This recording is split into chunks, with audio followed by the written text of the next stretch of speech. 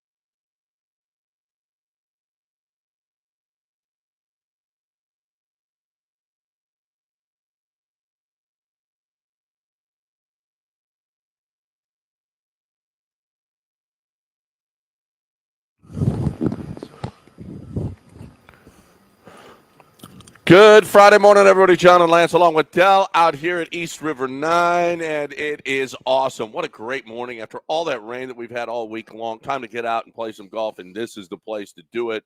And all you have to do, we're going to have our promotions table out here. All you have to do is come, sign up, and you could win those e-bikes, okay, which are pretty cool. $4,000+ value.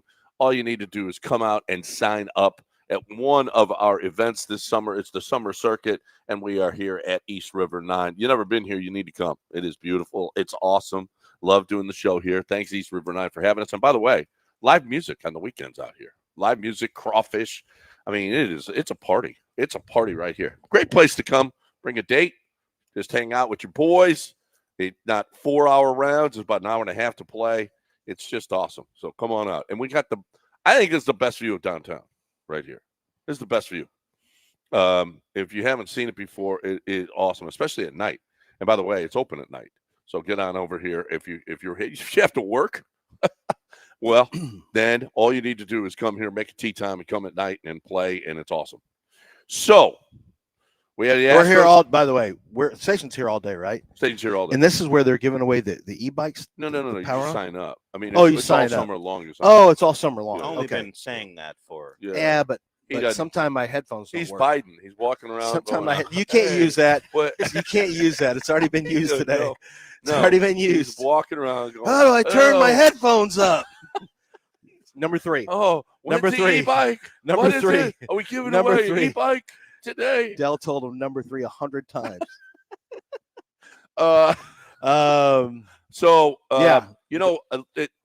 It was a nice game last night. You win by 1. Some early action in that one. You get down quick, 1-0. But the offense, I thought their pitcher I thought he had some decent stuff. I was like, this could get a little interesting. And then the Astros put a 3 spot on them, and from there's a boat race. Well, Fromber did what Fromber boat race is a strange way to put a 4-3 game.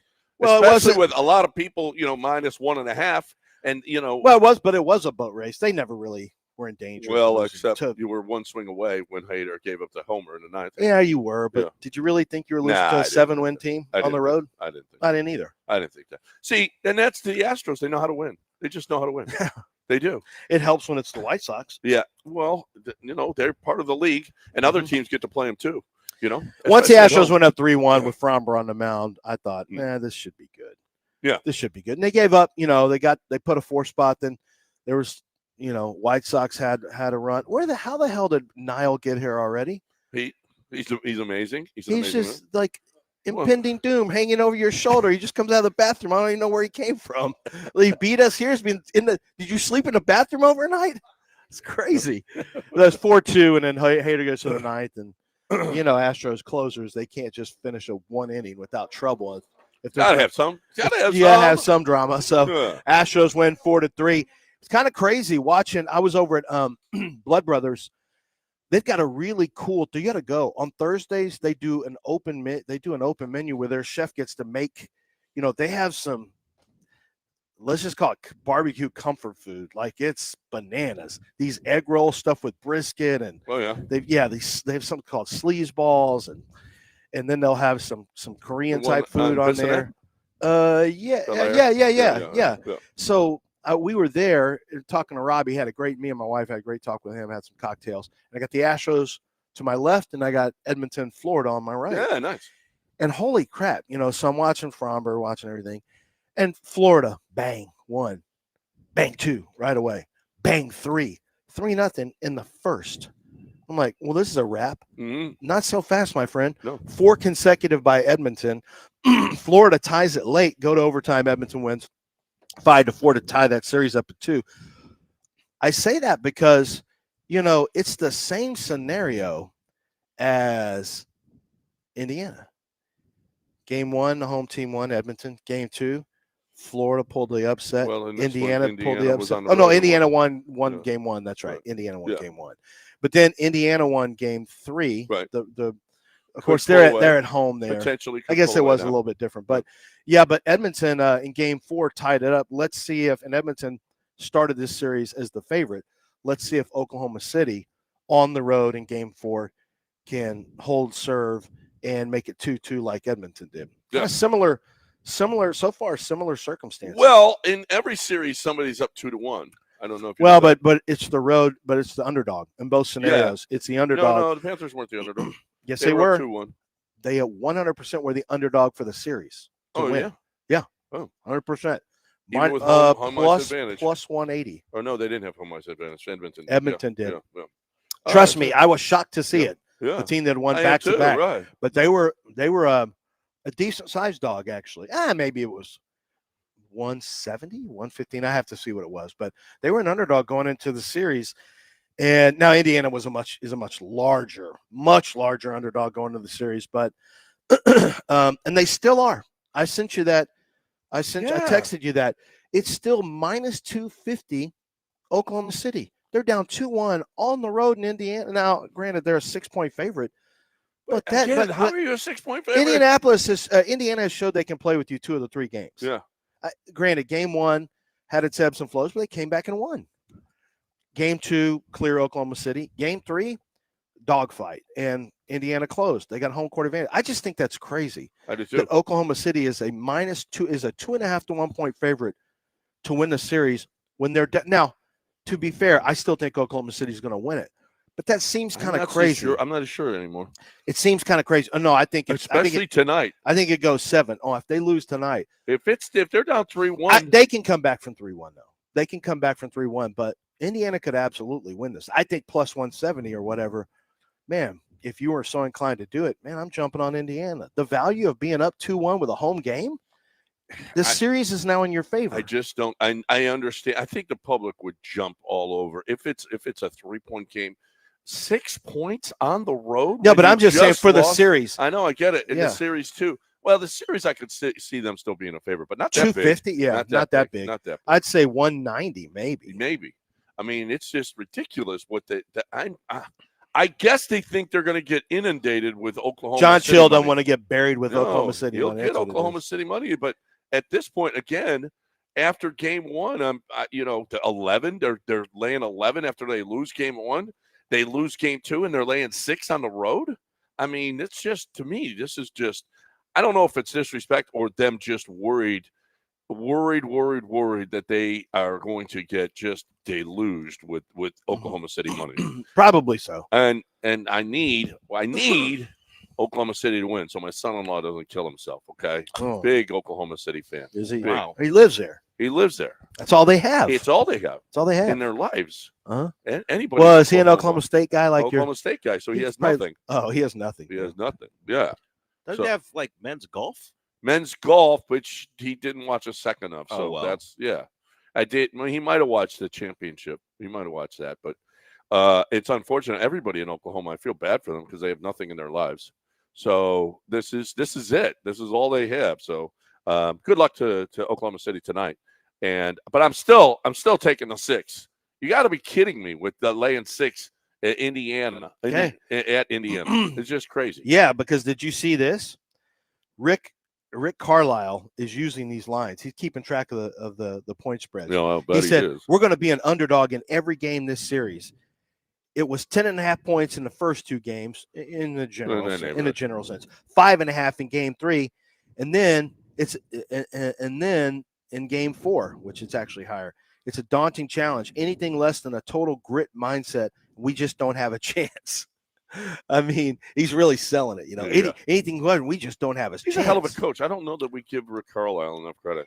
He always has been. Yeah. Everywhere he's been. Detroit. To beat that Miami team? Yeah, the Mavericks.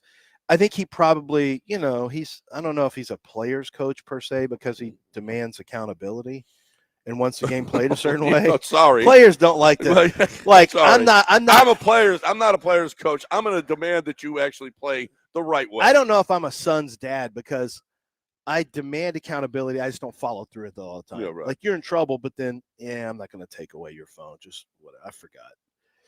So the players would probably like to play for me because I would forget punishments. Right. And I'd just be like, that's not convenient for me. Yeah, you can't just be a drug mule, but a coach, you're too forgetful. But Rick, I don't think players love playing necessarily. Not most probably love playing for guys that are Rick Carlisle-y. And frankly, our guy's Rick Carlisle-y too. If you really want to know the truth, Ime is pretty much the same guy. Oh yeah. I mean, not a lot of laughing and joking publicly. There's an intensity there. Ime's got to win more. Ime's got to win more than Rick Carlisle. Rick Carlisle is a Hall of Fame coach. Ime's only had 3 years as a head coach. Yeah. Think about that. Yeah. 1 year in Boston and 2 years with us. That's it. That's hard to believe. He feels like a longtime head coach. Well, he will be. He will be. But Rick Carlisle, I don't know if it happened for Rick Carlisle that quick, but I think it'll happen for Ime as long as the moves are good. Is Ime going to be Tom Thibodeau at any point because he wears on the players because it's? I heard the Thibodeau thing was the owner, James Dolan. Yeah, it was not Karl Anthony Towns per se. People had questions about that. Yeah, but Thibodeau has I think he the does. Reputation, the rap against him is how hard he works. I think you have to have certain players. Yeah. Just like Ime. Yeah, I think only certain players can play for him. Same thing with Kelvin Sampson. Only certain players can play for Tibbs. Yeah, and the problem with this is Kelvin can recruit the guys he wants. Ime has his guys in place for the most part now, so he's kind of lucky in that way. In a bit of a way, because he didn't have to get stuck with James Harden. He said, no, thank you. Well, that's what I mean. He also has some say. I don't know if Tom Thibodeau has a ton of say. And Leon Rose, their GM over there, was Thibodeau's former agent. So it's kind of a weird dynamic where that's why when people said Leon Rose is the one who fired him, not James Dolan, they tried to put that narrative out there. They said it. They sold that to Mike Francesa, and Mike Francesa was saying that on all of his shows. And the Mad Dog, his former radio partner, came out. Hey, anybody who tells you that this is Mike Francesa, that this is Leon Rose, is absolute garbage. And apparently, because the idea is Leon Rose, his former agent, gave him a 3-year contract extension last year, and then he's the one firing him this year, leaving on the hook. No, that's an owner's decision to pay that. What a mess. I mean, Barkley put it best. They're the stupidest organization. You get so close, and then look at you. Look at you. I mean, well, that's James Dolan. Stupid. That's why I hope we don't do anything stupid with Ime. Yeah. No. And Ime, let's do everything the right way here in Houston. Yeah, we did. Well, how we do it? We don't want the Boston stuff now. No, stop the. Well, you think Boston wanted to lose him? Although Joe Mazzulo's been I mean, they've got a good head coach. Yeah, well, he only had 1 year for a reason. I understand that, but we don't want the Boston stuff. No, we want him here for a long time. Yeah. No. You do want this stuff? No, I don't. Okay. Let the man eat. Let the man eat whatever he wants. Okay. But the point is, when he ate the last time, it led to him losing food his job. poisoning. Well, it did. It did lead to job poisoning. Yes. Job poisoning. Yes. I have a lot of man. Maybe a man learned his lesson. I've never been more excited about three coaches in Houston history than Kelvin Sampson. Espada's whatever. Kelvin Sampson. What the Caught a stray. Yeah, wow. he's fine. I mean, whatever. I mean, Joe Espada, does he do anything for you? You're doing a great job. He's fine. Yeah, he's fine. He's fine. He's like a banana for breakfast. This is fine. That's it's not you exciting. It's How fine. do you feel about the Astros that way? Fine. Yeah, the Astros are playing. Yeah, it's fine. That's how you feel This about the is Astros. fine. Joe Espada's fine. He didn't do anything crazy. No, He just does stuff by the book. He didn't, Dusty would do some crazy, but Dusty had some flavor to him. He had a little juice. Joe Espada's just like, yeah, and win. Okay, and that's okay. Let's have a 4.5 game lead in June. But he ain't got the D'Amico in him. He ain't got that dog. He ain't got Kelvin Sampson in him. No, well, that's a different neighborhood. That's a whole. You see any email in him? That's what I'm saying. I like that neighborhood. Yeah, except baseball can't be like that. Really. No, baseball is a totally different animal. Yeah. No, I'm kind of joking a little bit, but because it's like what manager can be. You can't be enigmatic. You can't be overly energetic. You can't in baseball, it's a 162. You can't be extra in baseball or it just you can't. Scott Service, right? At some point, you don't think Scott Service wore on his own guys? I don't know. I don't know if he was a player's guy. He's like a Draymond, where you like him on your team, but everybody else hates him. Maybe. Yeah. I just wondered what it would be like being with him for 162. Like Larry Durker, when he was the Astros manager, he used to be too honest. Although it changed after he had his aneurysm. Yeah. Because the players even said he got really super honest and almost to the point of being flagrant. Yeah. And it kind of rubbed some guys the wrong way. AJ was calm, cool. I'll tell you like a dad, like a 1990s television dad. I don't know. That AJ is pretty freaking good. He's doing this in Detroit. You knew he was good. Yeah, I know. I knew he was good, but he's taking. He tried to bust up level. You can do that here. He said, "Don't do the trash cans," and they didn't listen to him. Well, he kind of went, "Stop it." All right. Yeah. Okay. Well, when your dad says something, you should listen to what your dad says. He's disappointed in you if you don't. These kids didn't. These kids, led by Carlos Beltran, did not care what dad had to say. First of all, AJ was his stepdad. That was his Jeff. Yeah. So he didn't really care. Carlos was like, "You're not even my real dad, AJ. I'm not gonna listen to you." Well, because he wasn't. He was there for 1 year. He's like, "You're not my real dad." Well, and Uncle Cora, he also. Okay, he was also. He was letting you have your first beer. Yeah, he was. He was a great. He's uncle. 14 years old, Alex. That's all you right. shouldn't be giving him beer. You shouldn't be giving George Springer beer. And Springer's out behind the back drinking beer, hitting trash cans. Tyler White's like, "I want some." Marwin's down at 6 packs of trash can beer, trash can punch. Yeah. All because Uncle Alex was giving people an early taste. And the bad kid that moved into town, Carlos Beltran. Carlos Beltran was like, "You come to my house. My parents are out of town." Came from New York. Yeah. And he brought that. That's exactly what it is. That's exactly what happened.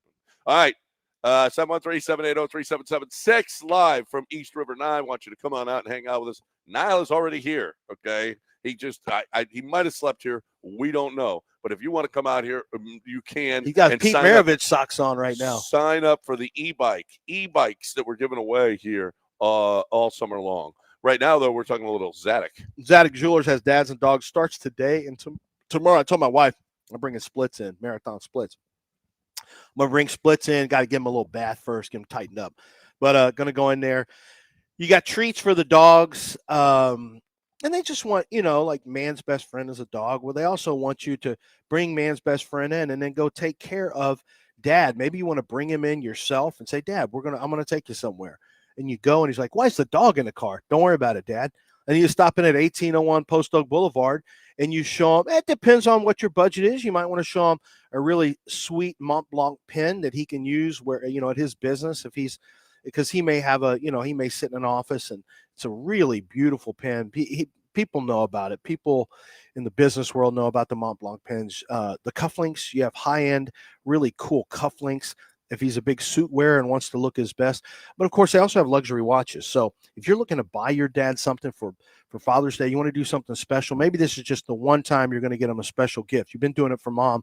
How about you hook up dad with a great gift like a luxury watch from our friends over at Zadig Jewelers? They've been the official jeweler of the city of Houston, unofficial, but I say official, for over 4 decades. And tomorrow they make it really cool. And I'm sorry, today and tomorrow. Because from 10 a.m. to 6 p.m., bring your dog in, get a treat for the dog, and do your shopping there at Zadig Jewelers, where they have selection for anything and everything you could possibly be looking for. Hey, bring your dog in if you're looking for a new set of earrings for your wife. It doesn't matter. Take advantage of it then. It's 1801 Post Oak Boulevard, 28,000 square feet of great jewelry waiting for you, Zadig Jewelers.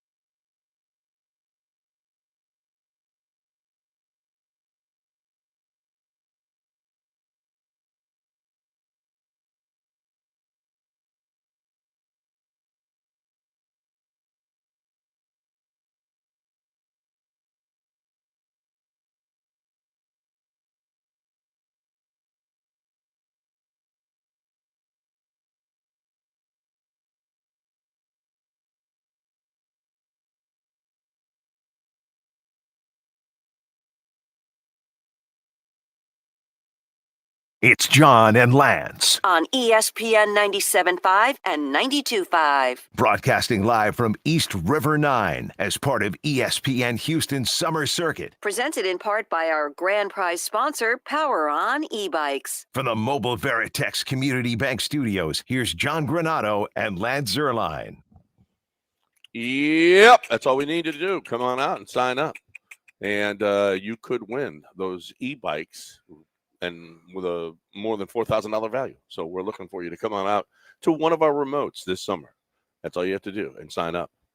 Law enforcement in Miami-Dade County is seeking to arrest former NFL wide receiver Antonio Brown on a charge of attempted murder, according to a warrant reviewed by the Washington Post. What a mess. He's having himself a big time. It took longer than I thought for him to get into real serious trouble. Actually, he did. Yeah. He hit the over. His freedom hit the over, I think. Yeah. It was a matter of time. I don't know what. I mean, he's had some dust-ups now. He hasn't paid for certain things. He had the very movers. very public thing with I want to say delivery people. Well, they're the mover stuff, but there was something else too. Like he's a menace. I mean, he's a menace to society. And this was, but I didn't see this one coming. I guess he took a security guard's gun, is what he fired did. a couple of shots and grazed the alleged victim in the neck. And $10,000 bond, which was not the highest bond.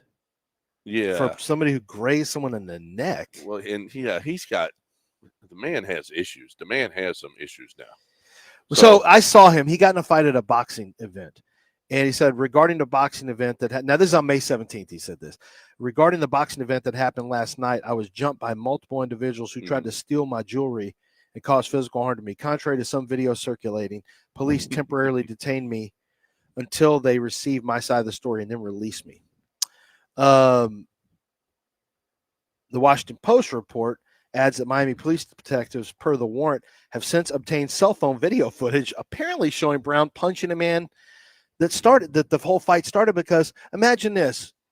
Someone says something and you just believe it, but they've got video footage that says he lied to us. Mm-hmm. He actually punched someone, and that's how it started. Further footage shows Brown appearing to take the gun of a security officer and running toward the man he had punched. Per the warrant, the footage also captures 2 gunshots as Brown approached the man, as well as the man ducking. So, he was this is, you should probably get in trouble for this. You fire a gun at somebody, you go to jail, you go to prison. Yeah. That's just what happens. I don't care if he has CTE or whatever. It's just what the law tends to be. This was an inevitable result for Antonio Brown. Mm-hmm. I mean, he is. I think there might be some CTE from that hit that he took, or he was laid out. He just has been a nut job ever since. And right, it's kind of sad. It really is kind of sad. Now, what's going to happen with Jimmy Ward, do you think? What do you think the Texans didn't have any comment yesterday. Jimmy Ward, for those of you who don't know, has had a family issue in which he's been charged with third degree. There's all kinds of different stuff, and I don't want to misspeak, but he had a domestic violence. I guess it's an obstruction of the air passage. Yeah, right. Like choking, right. So that's what's going on right now. He's been out. He's still out with a foot injury. I could see this being pretty big trouble for him. Third degree felony assault, family violence, impeding breath circulation. Victim Ward's fiance granted emergency protective order. All of that is we'll see what ends up happening. But currently, as it stands, before all of the facts are parsed and everything goes through, currently where it stands, really bad stuff for Jimmy Ward. Yeah. And the Texans, that he's being accused of felony choking is what that is in essence. I mean, strangulation. So a fiance gets a protective order. We'll see, how that moves forward, because obviously she could end up dropping that. I don't know. That doesn't mean that law enforcement has to drop it. It doesn't mean they have to, that they can't follow forward on something, but We'll see what that does with Jimmy Ward. I mean, that's an off the field stuff, and you gotta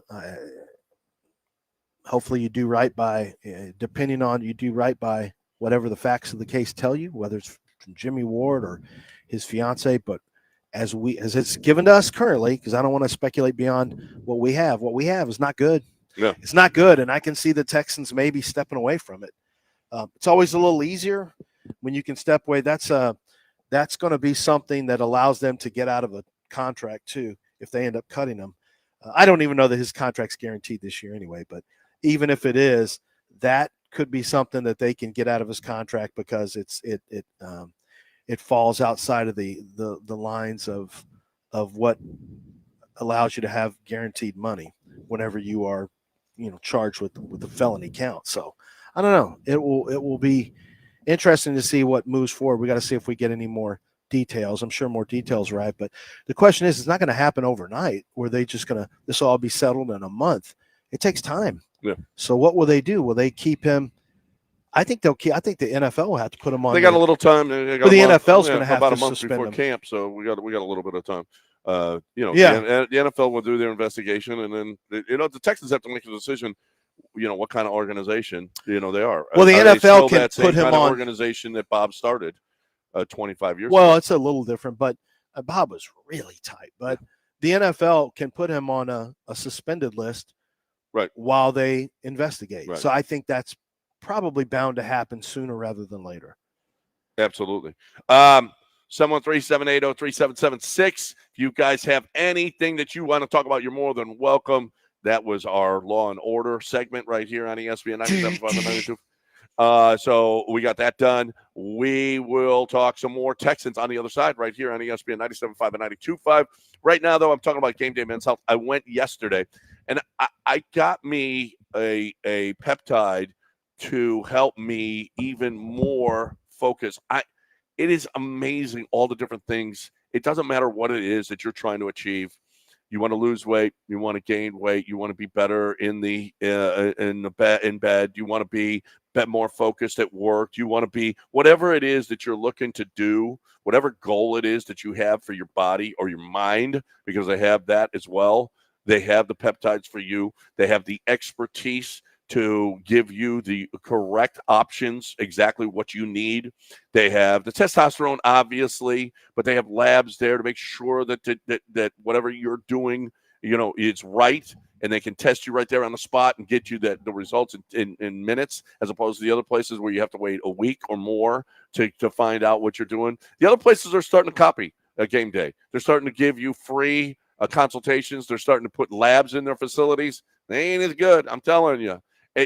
Each Game Day facility is just out of this world. I am a big fan, and I hope you are too. If you need testosterone replacement, GameDayMen'sHealth.com, GameDayMen'sHealth.com.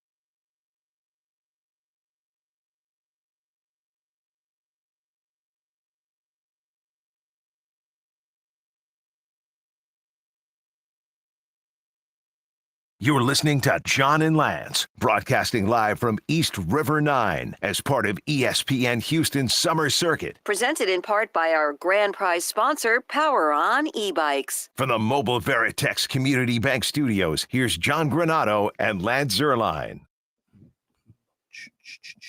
All right, welcome back here on ESPN 97.5 and 92.5, 713-780-3776. You guys want to get in? It's Friday, basically a holiday show because it is a Friday. It's a East River 9 Friday. We love East River 9. And if you haven't been out here, especially on the weekends with the live music, they got live music every weekend here. Saturdays from 7 to 9 p.m.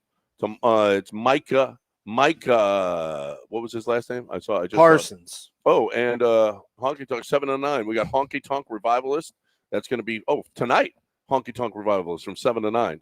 Okay, so get on over here and tomorrow night, tonight and tomorrow night. So weekends, you got not only June 14th is tomorrow, and you got Shakedown Band out here 7 to 9. So come on out and hang out, and you got Crawfish Boil. How about that? What a party place! Mm-hmm. Y'all are doing a great job out here. Bands and crawfish and golf and pickleball. Del, have you played pickleball here yet? I'm not a pickleball person. You're not. Don't you go to Chicken and Pickle? No, I've talked about this on my show. That stupid little show I do, as you term it.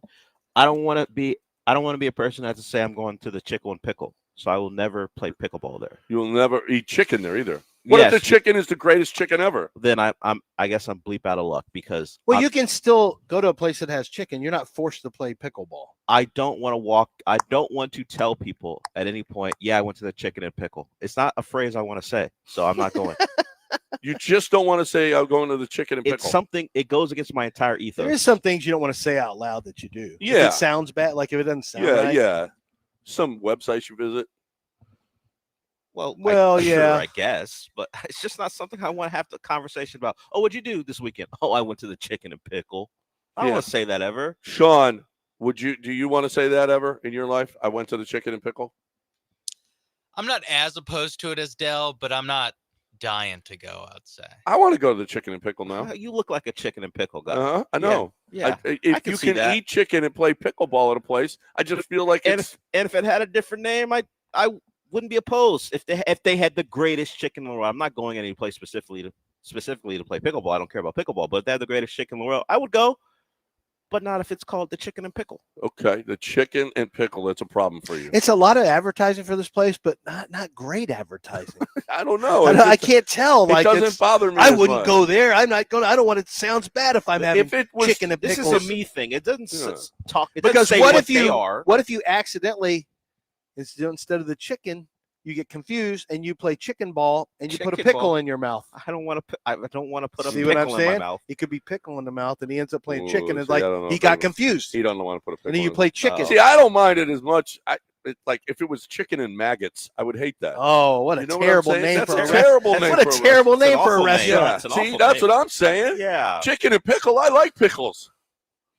So maggots are us. Yeah, right. You don't want a buffet for maggots? No, terrible. No one's going to go there. A bad name. No one's going there. I think. I don't know. Trying to clean That's dead just me, flesh. I just found out about a app on your phone that what you do is you sign up on this app. It didn't cost any money, and it alerts you to these restaurants that are around. It's like restaurants, kolache places, stuff like that, and they will like Too Good to Go or something like that, and it will tell you about places, and you have to get on quick to do it, where you can claim like $18 worth of, like Blood Brothers had one where you get $18 worth of food for $5.99 or $6. And you have to go pick, it's toward the end of the night, right? It's at the end of the night when they're closing.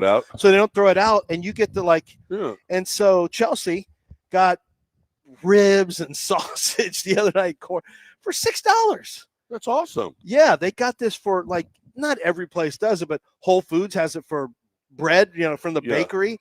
The kolache shop. That's good. All these, I just found out about this. It's not great because Chinese food. They have eating right before you go to bed is probably not the best. You can save it and throw it in the refrigerator. Oh, that's true. That is true. Chinese food. No one ever had Chinese food. Oh yeah, no. Chinese the next food day. Is great. The next. It's great the next day. You need it in an hour after you eat. So, I mean, you need it right away. So. Yeah. Right? Why am I so hungry? I don't know, because you eat Chinese. It wasn't low calorie. don't know. Go look at this. I don't know why you're still But I'm hungry again. I don't know what the hell happened there. 713-780-3776. I'm looking at a list of tight ends, the best tight ends. They got okay. I go through. I do this, and I'm.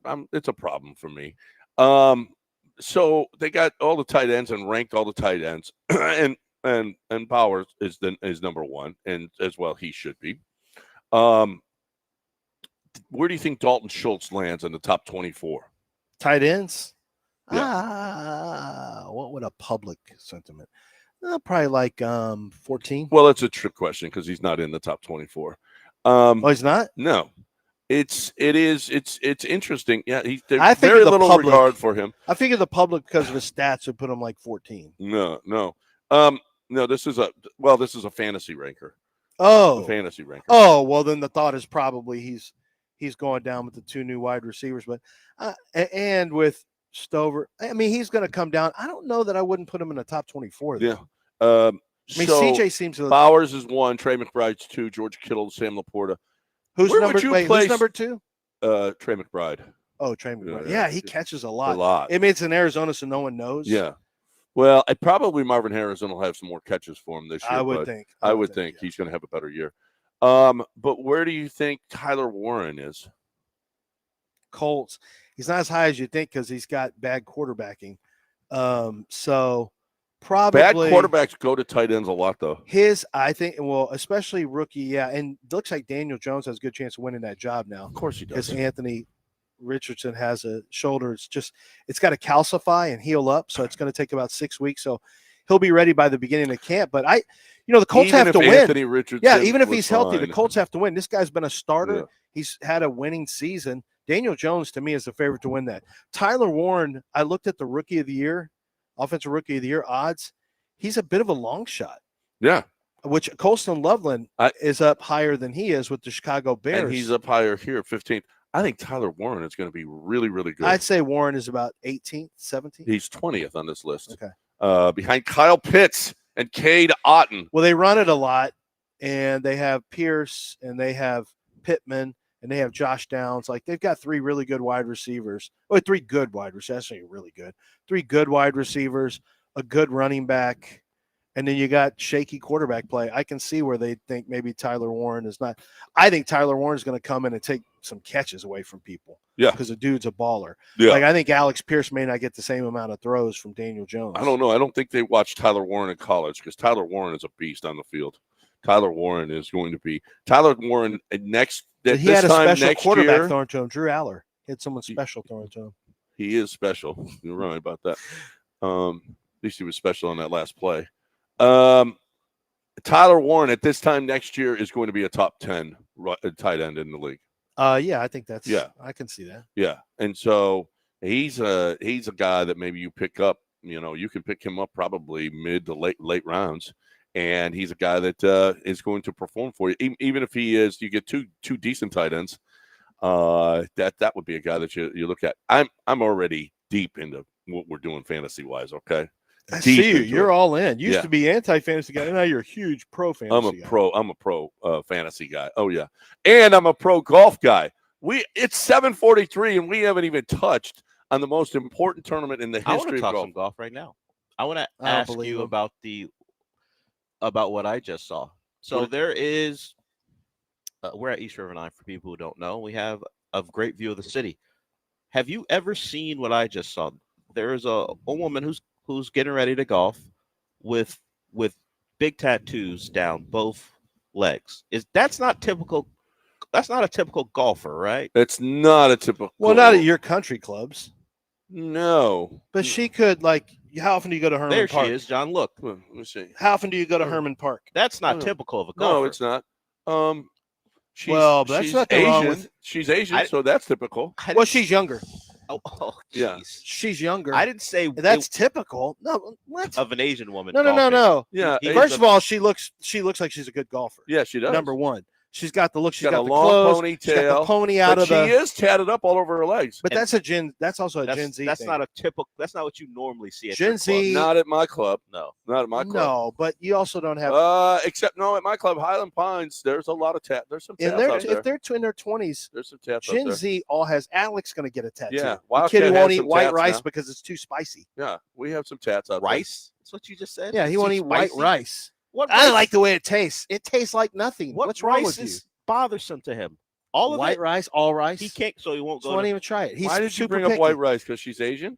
Racist. No, I'm saying because it's bland, and he won't Okay. even eat bland he'll rice. get Just a like tattoo. I don't like the way it tastes, but he'll get a tattoo. Mhm. You'll get a needle with ink in it. That generation, they're already like Sebastian. Like my first tattoo is going to be this. Mason says that. Yeah, like Drake already has about Yeah. 7 of them. That generation gets a ton of tattoos. Historically, golf and tattoos are not. It will be. It is. Yeah, it will be. You'll have a lot more Are there tattoos. is there anybody in the top 10, men or women, who has tattoos on their legs? on their legs. I don't know that. I don't know that. You wouldn't know unless they played. I haven't seen. No, I haven't seen that though. I haven't seen a lot of tats. Period on the tour. I didn't think so. Yeah, that's not the tour culture. It really isn't. So I don't know that she's going to make it. I don't know that. I don't know. Where She she'll will. be ranked. She looks. She is a young Asian woman, so she So probably she has a leg up, Has is what a you're has a saying? shot. She has a shot, but Just on the tats looks. are. Well, maybe she's good too. Well, And then she didn't have a must shot be. just because she's She Asian. has to be. She's Asian. She's got a shot. Yeah, I heard what he That's said. like you're Italian. You got a shot at being a fascist Yeah. because of the history of fascism coming out of there. At killing people. That's right. That's right. I got a shot. You and Antonio Brown. Enemy of America is what That's you right. are. At least in the 40s you were. Well, he is the problem. Yeah, you were an enemy of America at one point. At one point, I really was. Yes. Craig the Surf has tats, doesn't he? At one point, no. Craig not- the Surf is a tat guy. No. He's not. Why are you saying that? I don't know. I thought Craig the Surf was He's a tat weightlifter, guy. but he's not a tat guy. Yeah. Oh, I thought he was a tat guy. No. He's not. I know a he's ta- not much of a golfer. Never seen. He's not a tech guy at all. Now he has people working for him that are. Yeah, yeah. Gen Z. They're tattoo people. Doesn't matter though. They're still doing great service, great work, great job over there. Service department went over.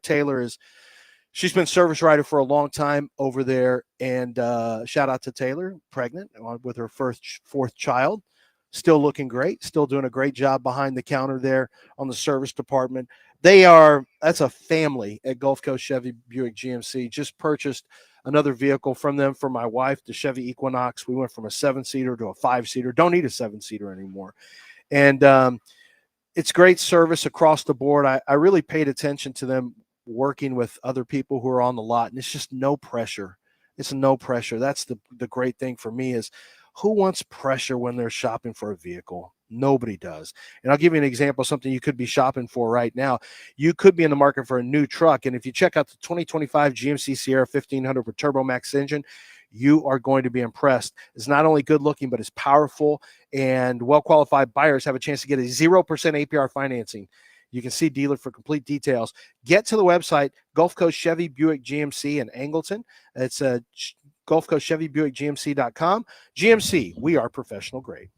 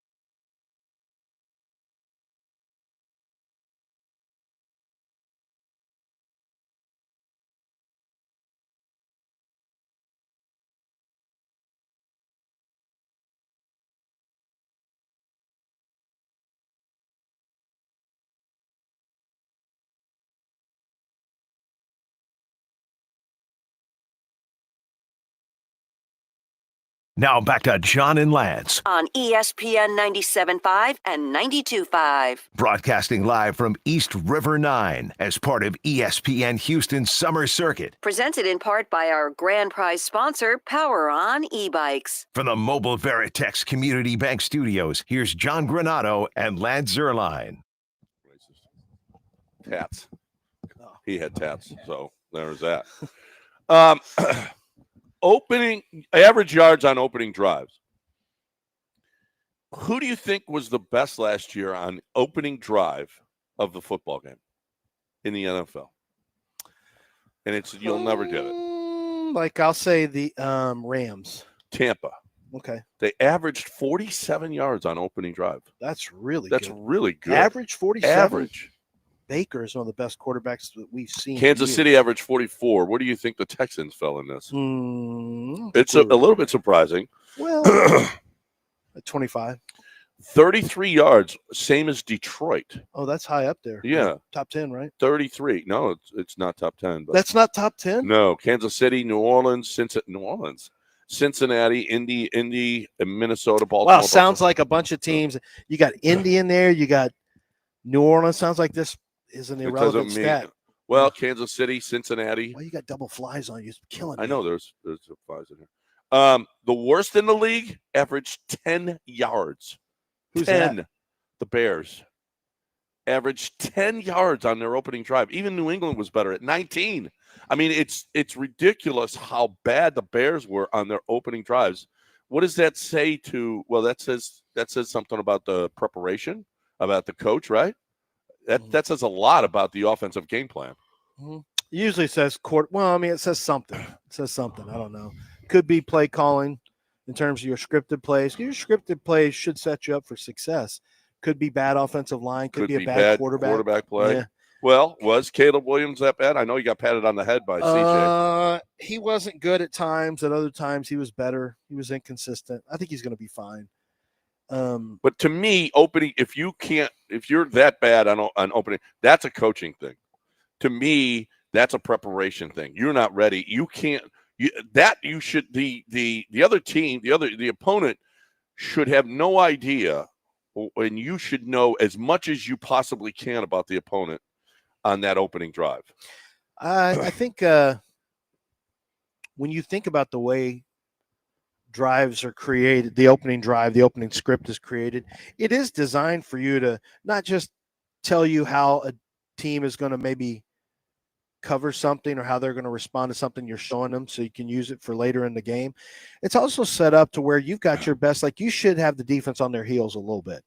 Yeah. You've got some good stuff dialed up they don't know what you're going to do. Yeah, so I would tend to agree with that. I think teams that get out quickly to quick starts, it's usually pretty favorable. A lot of times it is. Gary Kubiak used to be very good with his scripts. Remember that? Yeah. Kubiak had a lot of success with the plays were scripted. Scripted out the first 25 Kubiak did, I think, 15 play script. Yeah. And I'd love to talk to a coordinator and find out what the if-then statements of a script are, because you obviously can't just stay by it depending on down and distance. If it's working. Yeah. I'd love to. Yeah. Well, I mean, there's certain plays that may not be set up for down and distance. So I'm curious about how that's. I'd love to talk to an OC about how do you get it, like what happens when the script calls for you to get away from a run play or whatever based on down and distance. But yeah, Gary was really good. And then Gary was also notorious for not being very good at making adjustments to what defenses did. So the scripted stuff, great. Sometimes, he would go, his offenses would go through lulls then. Baker Mayfield, Baker had a good year last year. Baker is turning into a pretty good quarterback. Yeah. It's one of the cooler stories I've seen. He wasn't very likable early on in his career, kind of a bratty, arrogant, bratty guy. We know he had some edge in college, planted the flag. A lot of people love that at Ohio State.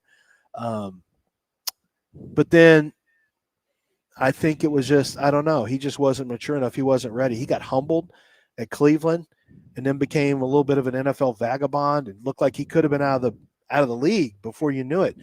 And then had one really good game with the Rams where he was joined like that week and they had to have he had to get in like he was a third quarterback. the second team quarterback got hurt. Baker came in and won a game. Do you remember that? Yeah. They could only call Yeah. a certain amount of plays Yeah. for him, and they won. And then he went to, was it Carolina? Or was it Carolina first and then LA? I can't remember the direction because he didn't do anything in Carolina. No. I think it may have been Carolina first and then LA.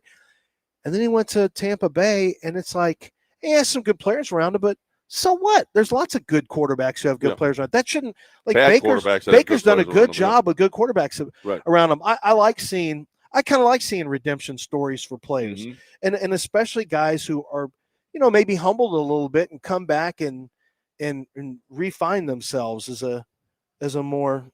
No, it's a good story. It Absolutely is. a good story. And he matured too. Plus, did you see this? Who was his first coach in Cleveland? The big guy they kept. Not Jackson. No. Well, it's his second coach. Yeah, who took over for Jackson. Freddie Kitchens. Freddie Kitchens. Yeah, he came over and he was pulling on Baker on the sideline, and on the sideline he's like pulling at his beard, or he had some stubble or something on his face. What? And he walks away, and Baker goes, "What a numbnut! Well, he says, what an idiot that guy is." Freddie was a bad choice. Although, listen, we can't rewrite history. Freddie took over for Jackson, and they were really good at the end of the season. And he was good with Baker. Like, he did a good job with Baker his rookie season. But he wasn't ready to be. Yeah, no, there's a lot of coordinators have no business being head coaches, and Freddie Kitchens was one of them. Right. 713-780-3776 is the number if you want to get in with us here on ESPN 97.5 and 92.5. You are more than welcome to hang out with us here.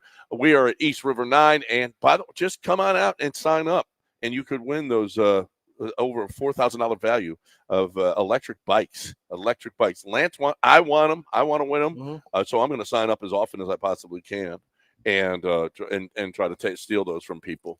So that is something that you have to watch out for. That's something something you need to watch out Todd, for. our boss, is literally he's saying stuff to the car. Idiots. Like, shh, don't say that. Don't say that. Don't say it. We're doing it right. We're going to do it right. We're not going to prison like we're at Channel 51. Okay, we're not doing that. All right.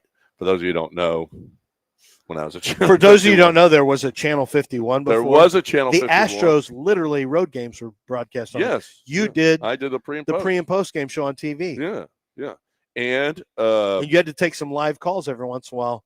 I know, right? I did, and from a lot of drunk people. And some of them weren't great. No, and yeah, one guy just threw some racial slurs on there, which we had to. You're an idiot. How do you do it? There was no dump on. Oh. There was no dump on, and we took live calls. Yeah. What? Yeah. There was no dump button at all. No. I didn't think you can't. No. But sometimes there's a delay where you can bleep it out, and you're risking your license that way. Absolutely. And you were hosting, and I was hosting. Yeah. And I was sober for huge risks. I was sober for the most part. Yeah, that's good. Not on Sports Night Live when we were at a bar every night. That was different. But listen, if you have a problem, if you have any kind of issues with employees like we do here with me, then you need HRP. You need listen. It's so important that your business runs smoothly, that you do it as efficiently as possible. A lot of people are counting on you. If you're the CEO, the CFO, that you make money so that they can stay employed, they can feed their families. You got to do it right. You got to do it well. And if you do it well, then and you don't succeed. Well, that's another thing. But if your business is succeeding, but it's not as profitable as it could be, maybe you're just doing stuff wrong. Maybe you're spending too much on payroll. Maybe you're spending too much on HR. Maybe your benefits packages aren't great. Your employees don't want to be there. Maybe you're spending too much time and money on taxes. Have the experts at HRP take care of this stuff for you. And they will. HRP.net, they're awesome at this stuff. This is what they do every single day. They got proprietary technology that the other guys don't have that's really, really good. So if you want to streamline your business, go find out. It doesn't cost you a dime to find out. HRP.net, 281-880-6525 or HRP.net.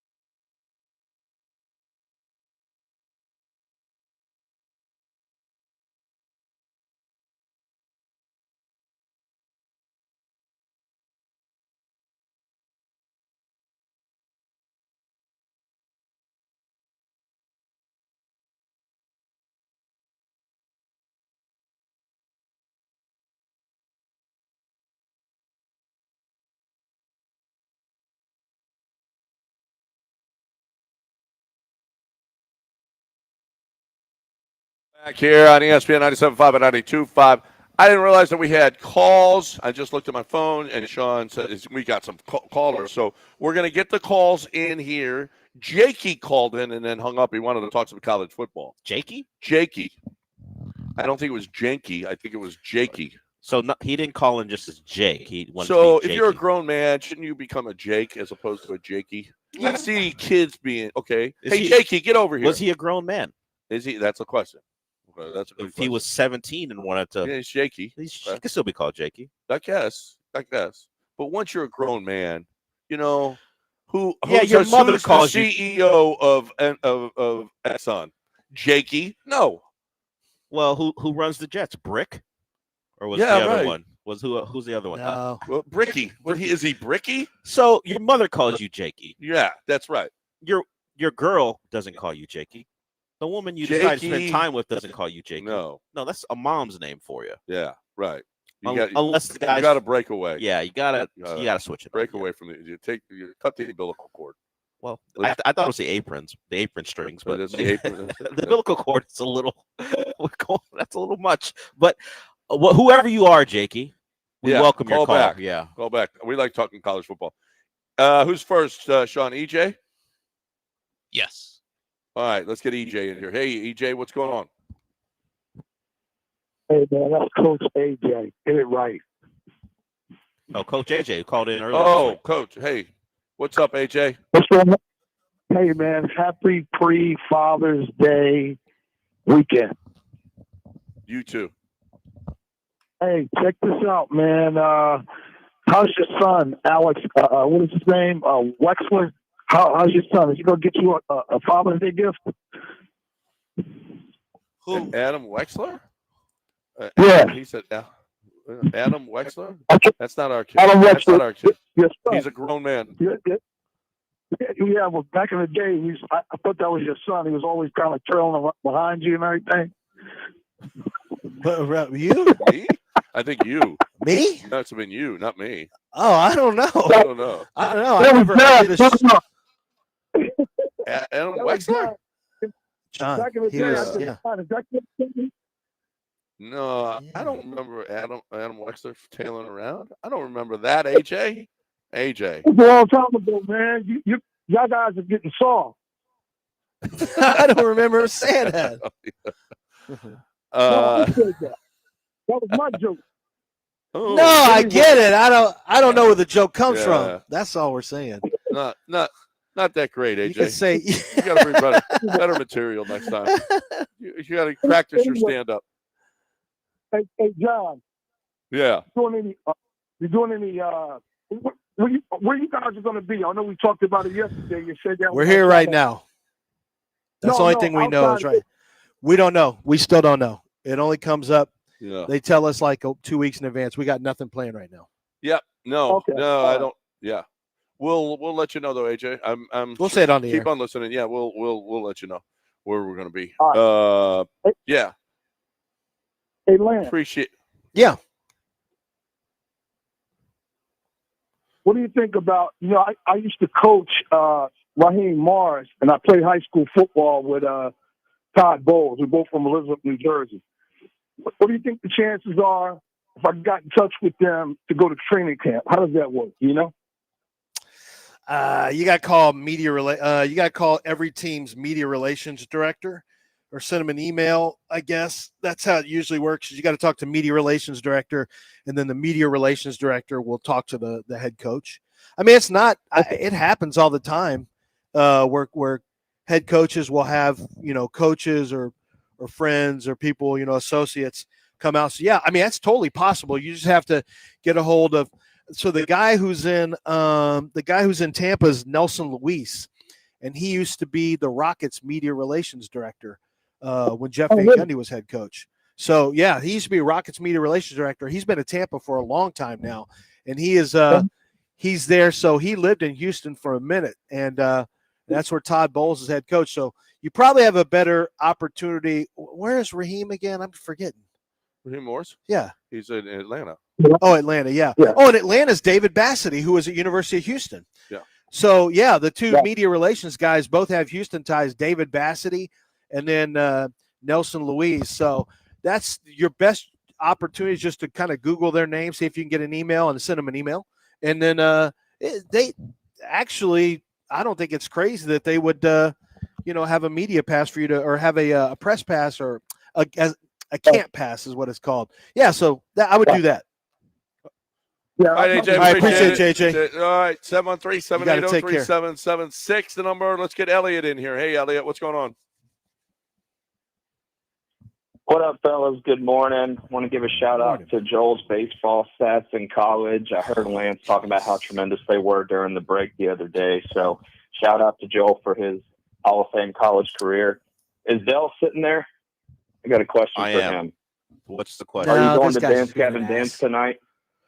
I'm thinking about it. I'm not sure I like the set list, so that's keeping me from What? this. You get to see what they've played in previous shows. It's the same songs over It's and not over. the same songs because they have a new lead singer. They're probably not going to play some of the songs they would Why would normally you even play. go if it's a new lead singer? Because I like the band still. That's all. I like the music, but maybe these songs I'm not into. You think John's going to Journey now that they've got a new singer? No. Yes. He's been to I've Journey seen before. him. What are you What do talking you think about? about him? He actually sounds a lot like Steve Perry. Yeah, Yeah. he does. He does sound This like other Steve guys. Perry. You're going to Dance I'm Gavin not sure I Dance. like the You're set list, so I'm probably not going. You're going. That's my answer, Elliot, right now. Probably not. Well, I'm going to keep an eye out for you. If I see you, I'm going to come give you a hug. So I'll make sure. Trust me, I will come by and stand look out. for you when I get Elliot, there. So hit I'll him keep with an eye out. hit him with a forearm. Trust Hit me, him with Elliot, an elbow. it's not going to be very hard to find me in that Elbow crowd. strike him. Elbow strike I'm not going to hit him. Absolutely. Thanks, Hey, Elliot. my All right, question beat it. though, and I'm sure y'all. My question though, I'm sure y'all touched on this week, but with the whole Nick Caserio setting the market, if you will, on this contract he's given his players, can y'all touch on that and what that's doing to the league? All these people holding out. Is this going to be a permanent, set the tone, fully guaranteed second round draft pick contract, or is this not? Yeah. The first thing, thanks for the call. The first thing you said was stupid, but that's a good question. Which one? The stats thing Joel or the baseball Dance thing. Gavin Dance? Okay. No, that was a legitimate question. If Okay. you're going, it shows that he listens and he knows that you listen. He knows that you listen to that band. That's actually a really good question because it is already causing massive upheaval. Very few second rounders. As of when we did the show on Tuesday, John? Yeah. 2 guys had signed at 32. Yeah. 2 of 32 had signed. Good players. Demetrius Knight. Obviously, Shamar is a first rounder, but I'm trying to remember all the second rounders. There's some good second rounders, and almost none of them are signed because this is completely upset the market. And every GM and owner is going to be like, what were you doing? You didn't have to, like, why your feet weren't put to the fire? Like, what were you doing? Why would you do this? We already get crushed in second contracts. Why would you do this? It's like baseball. If somebody did something to give up club control or gave something, or they offered something way above the standard for an arbitration number, all the other major league teams would be like, dude, what are you doing? Yeah. We already get crushed once it gets outside the 6 year. This is our one bit of leverage. And now a second rounder fully guaranteed that's why you're seeing NFL teams like, nah, that ain't it. This is not the standard. We're not doing this. Well, now you got battles between agents and GMs, and now every agent is gonna have to, whoever the agent is for Jaden Higgins. Actually, I know who the agent is for Jaden Higgins. That guy's got a huge advantage over other agents next year. With the second rounders and all of the guys that this is the most contract disputes I remember at this time of year ever. Ever. And the numbers are getting really high, so you can understand that. But also guys are trying to do things earlier than they used to. Players are. Because Trey Hendrickson wants it now. And the Bengals are like, no, we ain't doing it now. You're under contract. So it used to be, when you were when your contract was up or whatever. Now it's, this is, and it's lasting. But this was unforeseen. All these guys not being signed. I've never seen this happen in NFL history. So Nick has caused some major, I'll bet you he's had some interesting conversations with GMs, especially at the owners' meetings, because didn't that happen after he had already signed? I can't remember if he had already signed Higgins or not. I think he had maybe already done a deal with Higgins. If not, I guarantee you they'll have some comments for him. Oh, yeah.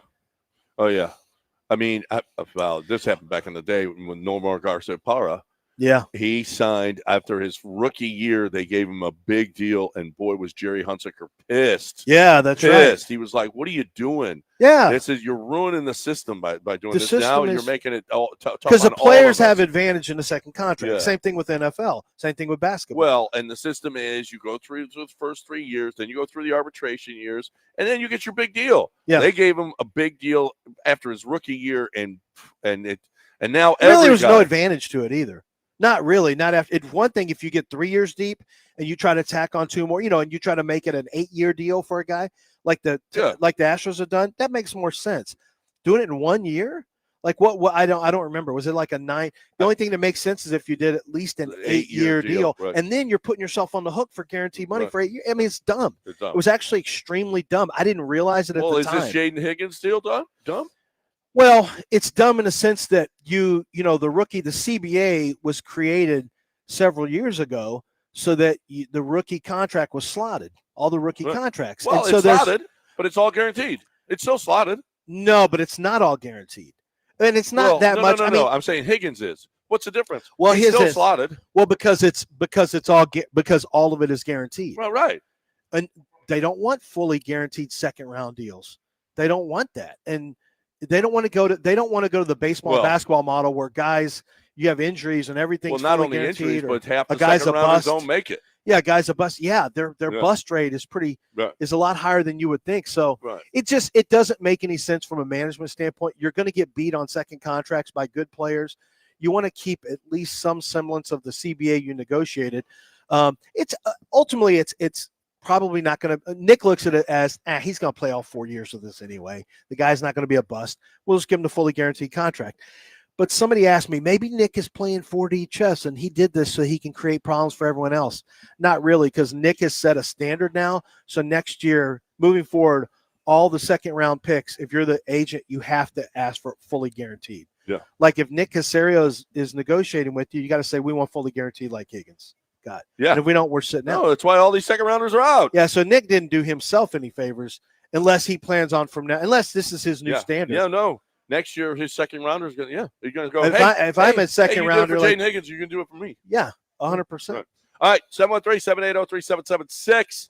If you want to get in here, you're more than welcome. Right now, though, I'm talking about Chastang Ford. Chastang, I love Chastang Ford. Actually, it's not that far from here. Actually, 610 and 59. It's just a couple of exits down it's 2 exits down. When you're traveling up 59, you get on 610, going east, and boom, you're right there. It's minutes from downtown. Actually, it's really, really close to here. And so if you're looking for the best way to get that Ford pickup or SUV, I'm telling you. Or if you're a business and you need another box car, whatever it is, they customize it perfectly for whatever you need. They've seen it all. They've seen it all at Chastang Ford. It's why, and this businesses all go to Chastang Ford to get their vehicles because they know they're going to get the best deal they can. They're going, and right now you got employee pricing. Everybody gets employee pricing. So that's just awesome, awesome, awesome. You get transparency, no add-ons, no markups, customize it perfectly for you, exactly what you want, what you need, not what they want to give you, not adding on, not marking up. Doesn't happen. Love Chastang Ford, bought my vehicles from there, and I'm going to continue to buy my vehicles from there. You should too. ChastangFord.com on 610 at Homestead, not Hempstead, just 5 minutes from downtown, literally 5 minutes from here, Chastang Ford.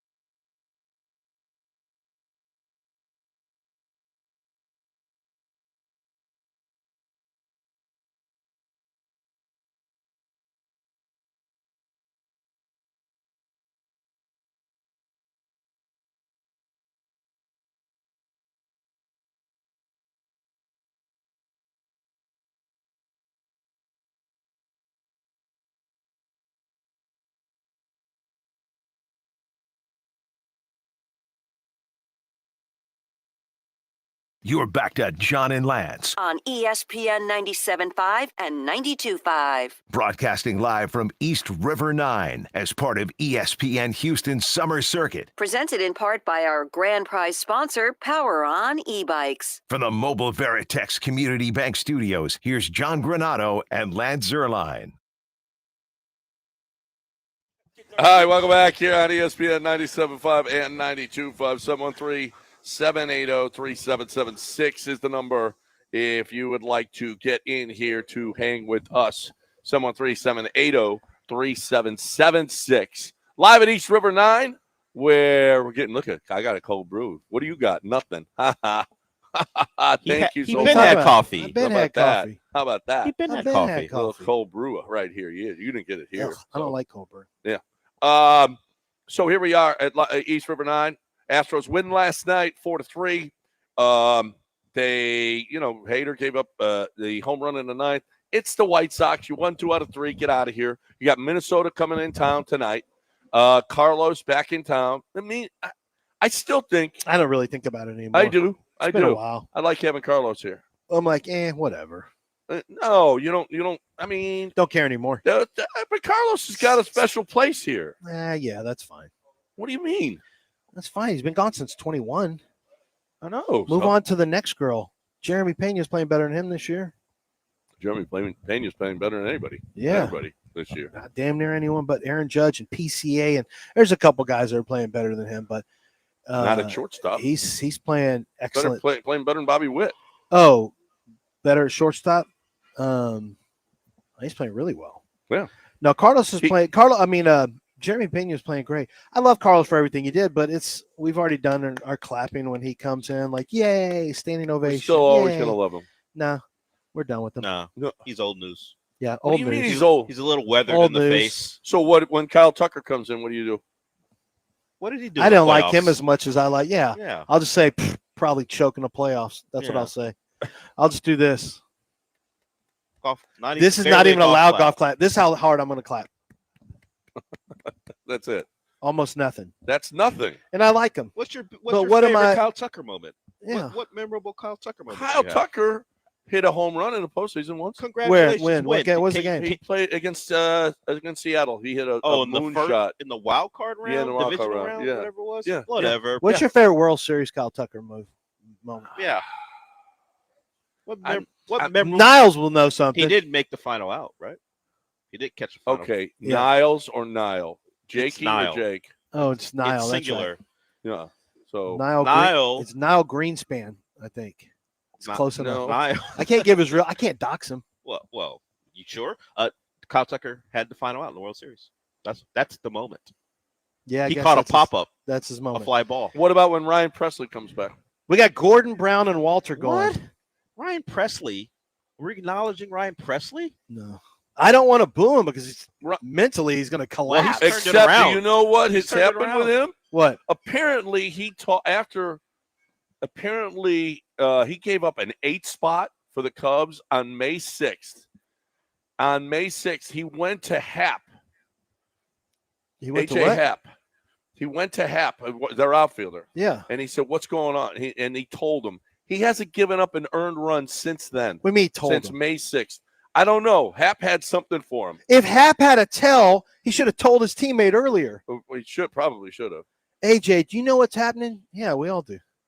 What were you waiting on? Well, can you tell me? Remember Roger said, well, it's a weird thing because Roger Clemens once told. Now, Roger is like one of the most competitive people in the history of sport. But Roger wouldn't tell hitters. He wouldn't talk to hitters because I don't know if I'm going to, I won't be on this team forever. I may not be on this team. I can't give all my secrets away. Exactly. I'm like, Raj, if you got the book on one of your own players, a tell, you got to help them. No, he won't. He wouldn't. That's And, wild to me. Yeah.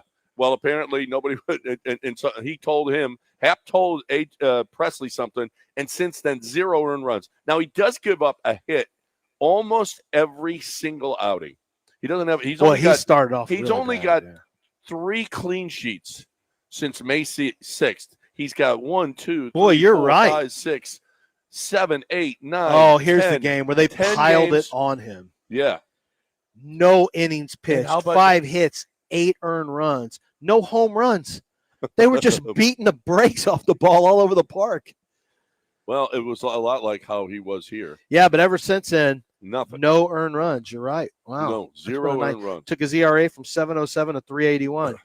Yeah. So Ryan Presley has turned it around, people. So I think listen, Ryan Presley was part of the best bullpen in Major League history, and he was the closer for it. That dude, he deserves a little love when he comes here. Tribute thing on the scoreboard, right? They'll get a video, right?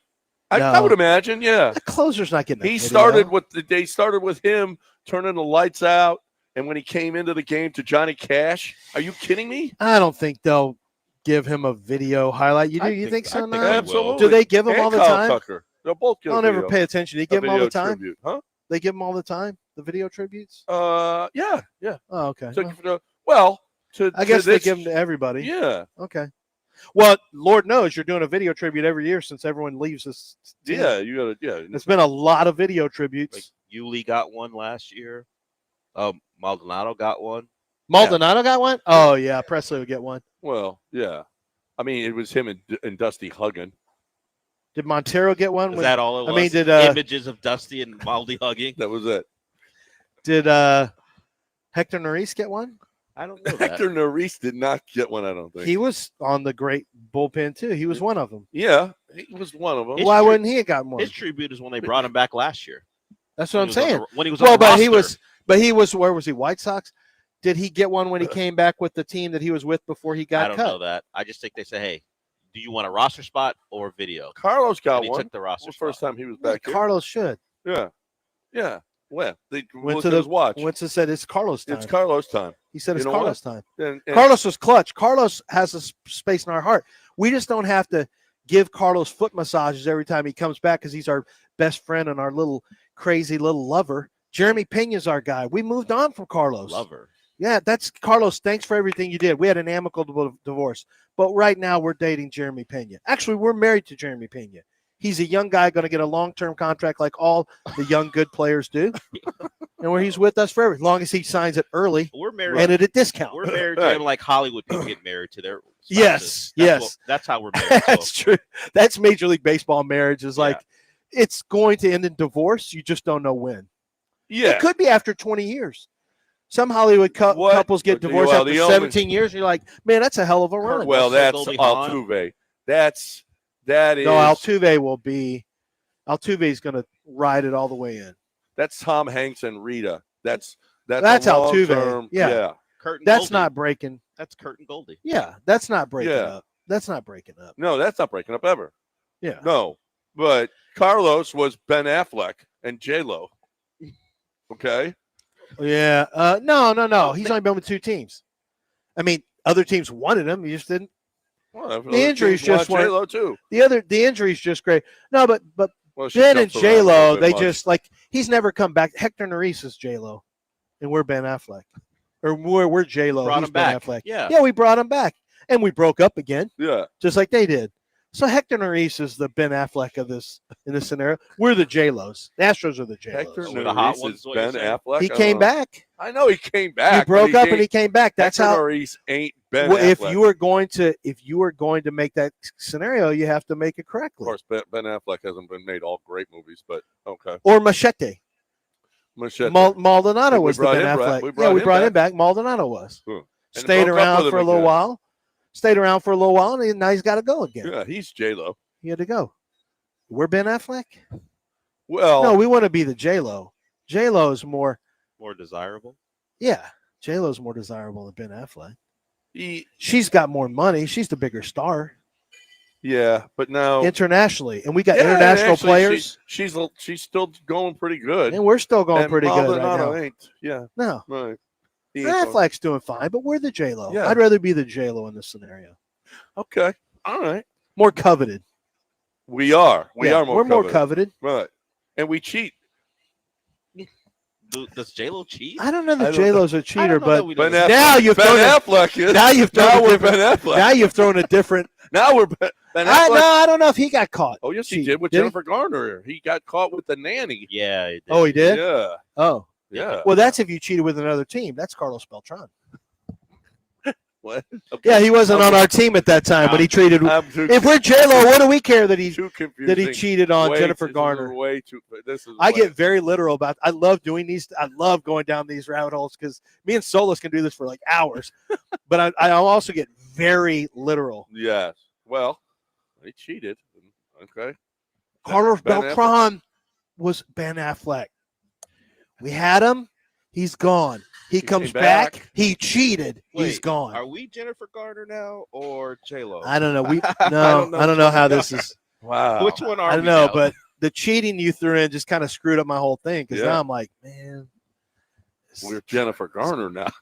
I don't want to be Jennifer Garner. Why? What's in your wallet? Yeah. What is she doing? That commercial? That's it. The Astros are in your wallet. Wait a minute. The Astros are in your wallet all the She's time. in an Apple show coming back for a second season as well. Nah, Jennifer Garner's been she's been What doing is J-Lo Capital. doing? She's doing Capital One commercials. Oh, you mean earning money? Yeah, she's a working actress. She's doing commercials. J-Lo's doing world tours. And she's got an Apple TV show. She's doing world tours. J-Lo's way ahead of J-Lo Jennifer doing Garner. world tours? Jennifer Garner. Probably. You just made that up. Yeah, but it's Yeah, probably but what? right. It's probably right. Didn't Jennifer Garner do it where she kicked everybody's ass in a movie? Yeah, that's big the deal. Astros. She did. Kicking everybody's ass. She was And on J-Lo She was a spy in Yeah. Alias. I don't think Jennifer Lopez is doing world tours. Not currently.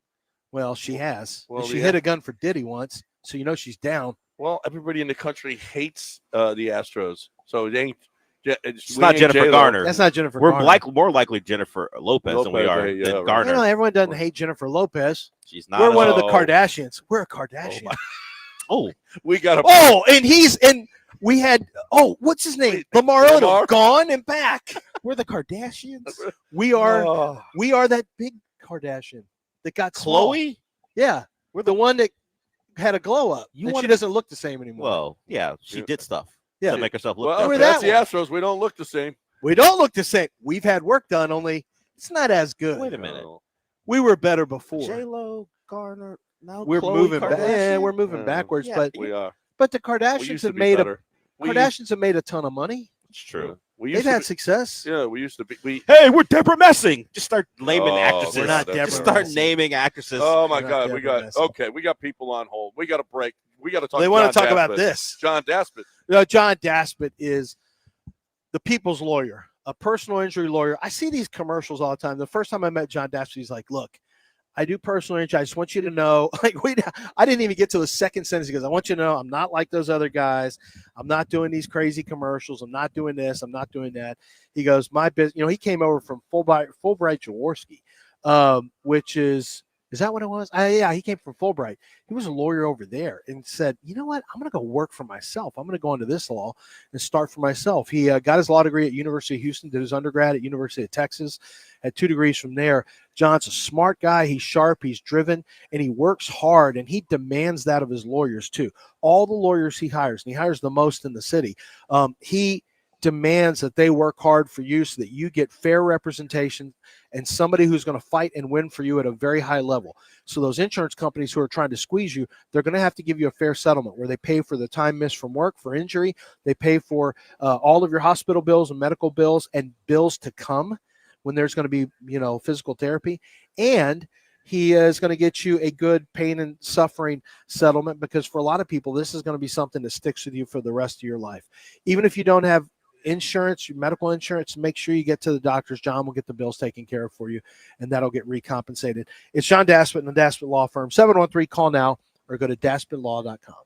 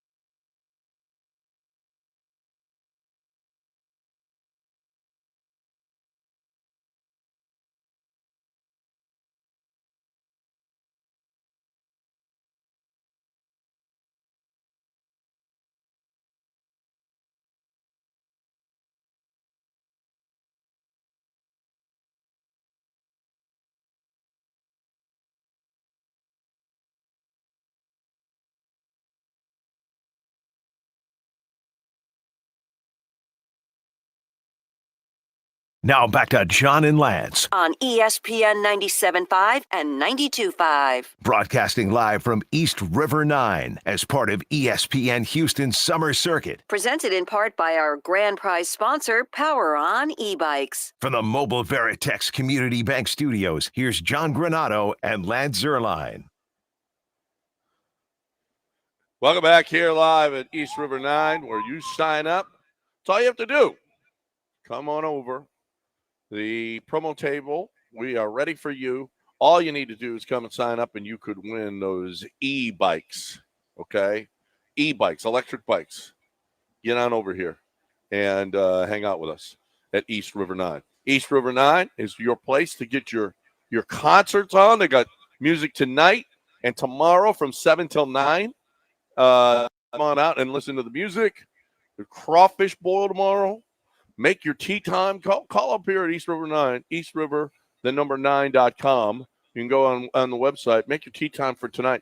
It's beautiful, beautiful, beautiful. Lights here, so you can play night golf, play night pickleball, the bar, restaurant, just wonderful. Great place. Great place. We love it. You got some callers, right? No. Let's also hang out. Oh. Anybody want in? 713 call now, right now. Shawnee will get you in right. We'll get you in right away. 713-780-3776 to hang out with us here on ESPN 97.5 and 92.5. Pacers and Thunder tonight. Yes. Yeah, because they got another one Sunday. It's got to be because TV. Yeah, I would imagine. Yeah. Who do you No, like? They don't play till Monday. Not till Monday. They're really skipping a Sunday. 2 days off. Yeah. I was surprised by it too. Well, Sunday's normally their day. They're staying steady to the Game 7 is going to be a Sunday then, if there is one. Monday, Thursday, yeah, probably. Yeah. I kind of like somebody's. Is that your? Oh, it's right here. Yeah, turn that down. I like Oklahoma City. I think Oklahoma City, they're the favorite, but I think Oklahoma City comes back and handles business. But if you don't, you have to get out on top. If you don't get out on top of Indiana and stay on top, and it gets close like it did last game, I think the same thing could happen. How about the way they close? Indiana's a closer, and they've got a loud crowd. Yep. Man, they got a lot of. It's loud. They've never won before, so this is this is a place they're not used to being. That's another one of those places that, like Oklahoma City, it's a rare instance where you got rabid fans. Indiana has the Colts, and they have, the Pacers, and for professional sports, there is no baseball team. Oh, the Fever! You're not gonna. Okay. Well, they have the Fever, but the Fever don't count when Caitlin Clark isn't there. They do count. Okay? Do they? They got their asses handed to them. Can you tell me one of their other players? Yeah. Who? Martha. No. Okay, Martha. That's a good one. It's not a Martha. There's an Aaliyah. Aaliyah. That's a Martha Aaliyah. No. No, it's not Martha Aaliyah. Martha Aaliyah. Right. Aaliyah Boston. Oh, okay. Yeah. Remember. Who's that blonde girl? Lexi Hull. Is that what her name is? Nah, somebody else. That's a female golfer. No, it's an American basketball. Lexi Hull, the blonde girl. Oh, with the ponytail? Sometimes I guess. There was one that that's not the one I'm thinking of. That's not her, but no. Where Caitlin's looking at her from the bench. No, the one that was sitting next to Caitlin in street clothes too. And she's hurt too. Oh, yeah, so. she was. Yeah, so it sounds like. Yeah, she was hot. Now. She's What? Who's that? What did you say? Yeah, who's that girl? That's Lexi Hull. That is her. Yeah. Oh, that may be her. Yeah, I think she's injured too. But yeah. Well, I just know this: the fan bases there are both rabid and loud. They've got some loud fans on both. Like that's why that home court. I was surprised for Oklahoma City if they lose the finals because they blew a 20-point lead and a double-digit lead in the fourth quarter. If they lose the finals because of that, oh man! And for Indiana, that's just what they've done. That's what they throughout the playoffs. That's what they do. Yeah, this is the girl you're talking about. Oh no, that's the girl. Sophie Cunningham. That's the girl. Who's injured as well. Is that the one that's hot that was sitting next to her? Well, I don't really describe athletes that way. Right. Oh, we don't say she's hot. the one who's injured and not women. playing. Women say that. Yes, oh, Tom Brady, he's hot. I like him. I'm aware. Yeah, but it just comes when off. They can do it. We can do it. It just comes off different when you do those it. People can do it. We can do it. Those people generally, and that's their fight, aren't on radio shows doing it. Oh. They may be doing it in private. Yeah, well, that's all right. Time to bring in Keith. You want to talk about the NFL? Hey, Keith. Hey guys, happy Friday holiday show. I'm really intrigued, Lance. I want to get your insight on this Trey Hendrickson, Shamar Stewart situation in Cincinnati. Obviously Trey's not signed, looking for an extension. Well, he should get extended, but the Shamar Stewart thing, he talked through okay, if he sits out a year, if he decides not to play, the process of potentially re-entering the 2026 draft, and the whole Bengals situation as a whole seems like a disaster. Yeah, the Bengals are basically trying to hold the line. They're saying in two instances, they're saying you're under contract, Trey Hendrickson. You're not going to push us around and force us to trade you. And Shamar, the Shamar Stewart thing is kind of weird because it's not that much money, relatively speaking. But the Bengals are saying no, we're gonna sit tight to our guns on what we believe is a fair contract, and we're not giving in there. Both guys play the same outside pass rush position. They're both very needed this year.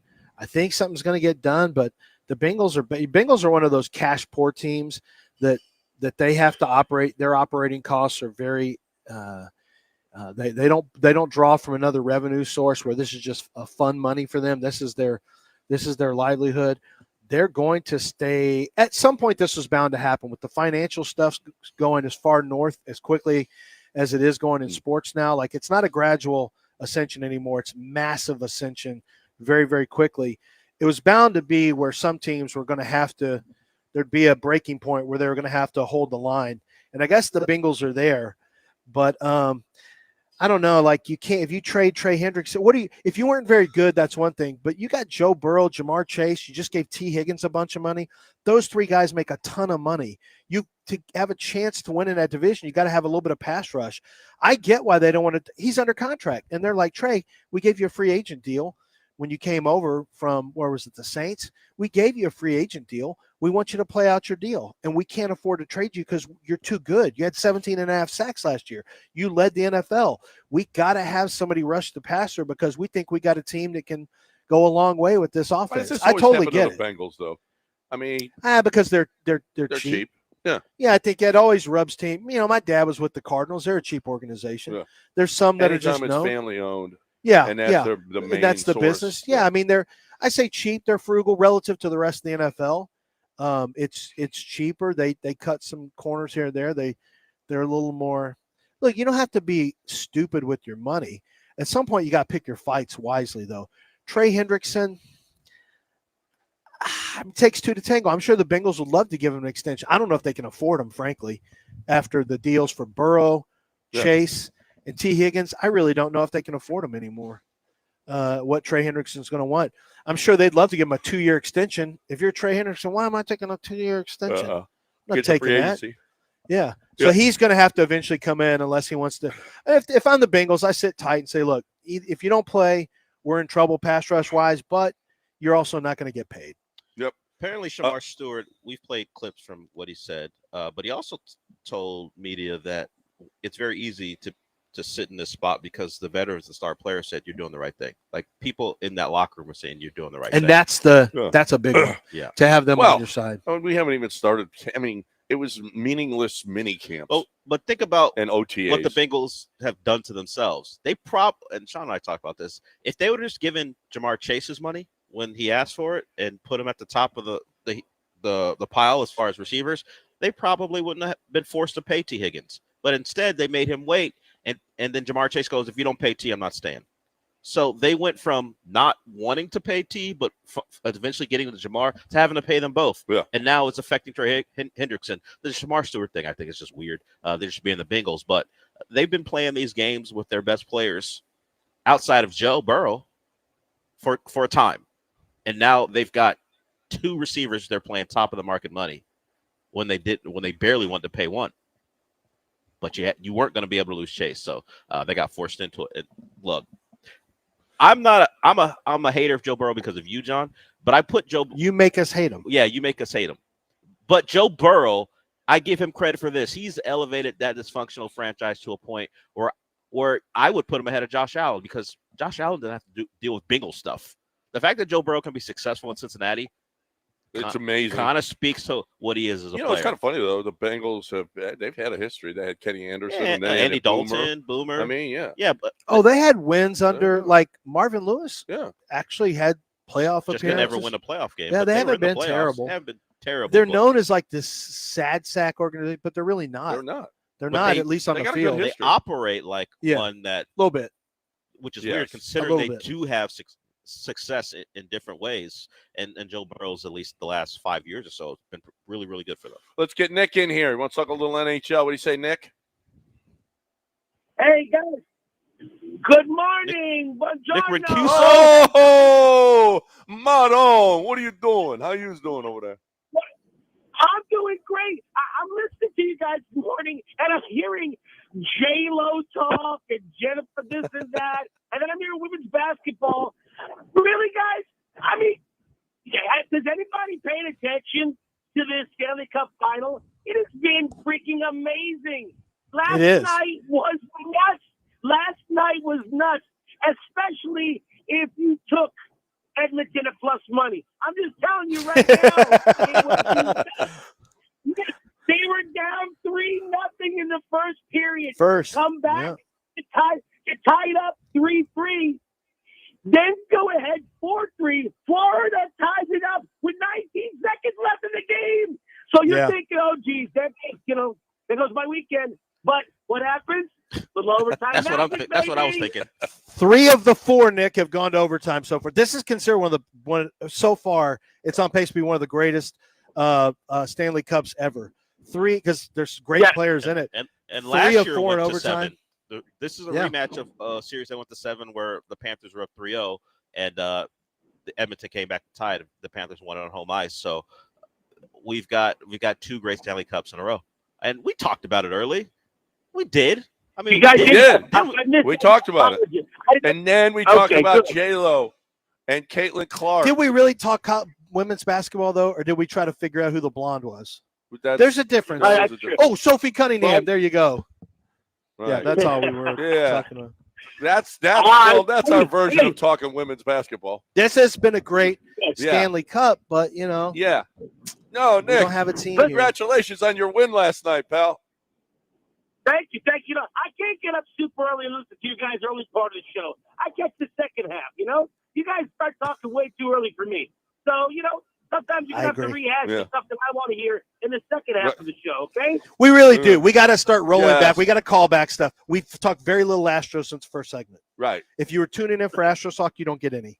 Because we 2 hours in. Right. Because we gave you the first segment. That's all you get. That's all you get. Hey, take it and like it. That's all you get. Just take it and like it. Okay, that's the way it is. That's how we give it to you. That's how you take it. We get it, John. Thanks. We get it. Nick. All right. All right. Have a big weekend, pal. Everybody get on over to Nick's Place and watch the game. Watch the Club World Cup at Nick's Place. Club World Cup, Nick. That's right, baby.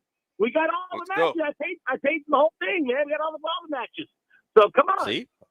Let's get on over there. You had that delicious pizza and a calzone to die for at Nick's Place. 2713 Rocky Ridge. He got a commercial out of it. That's what he called it for. I know. What are you doing? That's what he does. Thanks, Nick. That's our boy right there. That's our boy, Nick, right there. And you know who else is our boy? Billy Brown. Billy Brown, Aqueduct Plumbing Company. Nick, you got any problems plumbing-wise, you call our guy Billy, okay? And let him know that you got a problem. And if you've got a business or you got it at your house, doesn't matter. Billy Brown could do whatever. As long as it has to do with plumbing, Billy Brown can be there for you. Absolutely free. Come into your place, give you the estimate, and take care of your business, okay? Billy Brown is awesome in that way. Now, we're at a golf course. He's not awesome at that. He sucks, really, if you want to know the truth, at golf.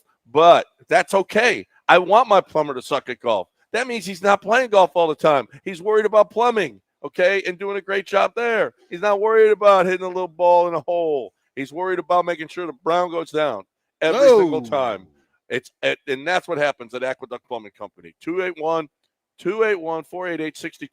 281-488-6238, or aqueductplumbingcompany.com.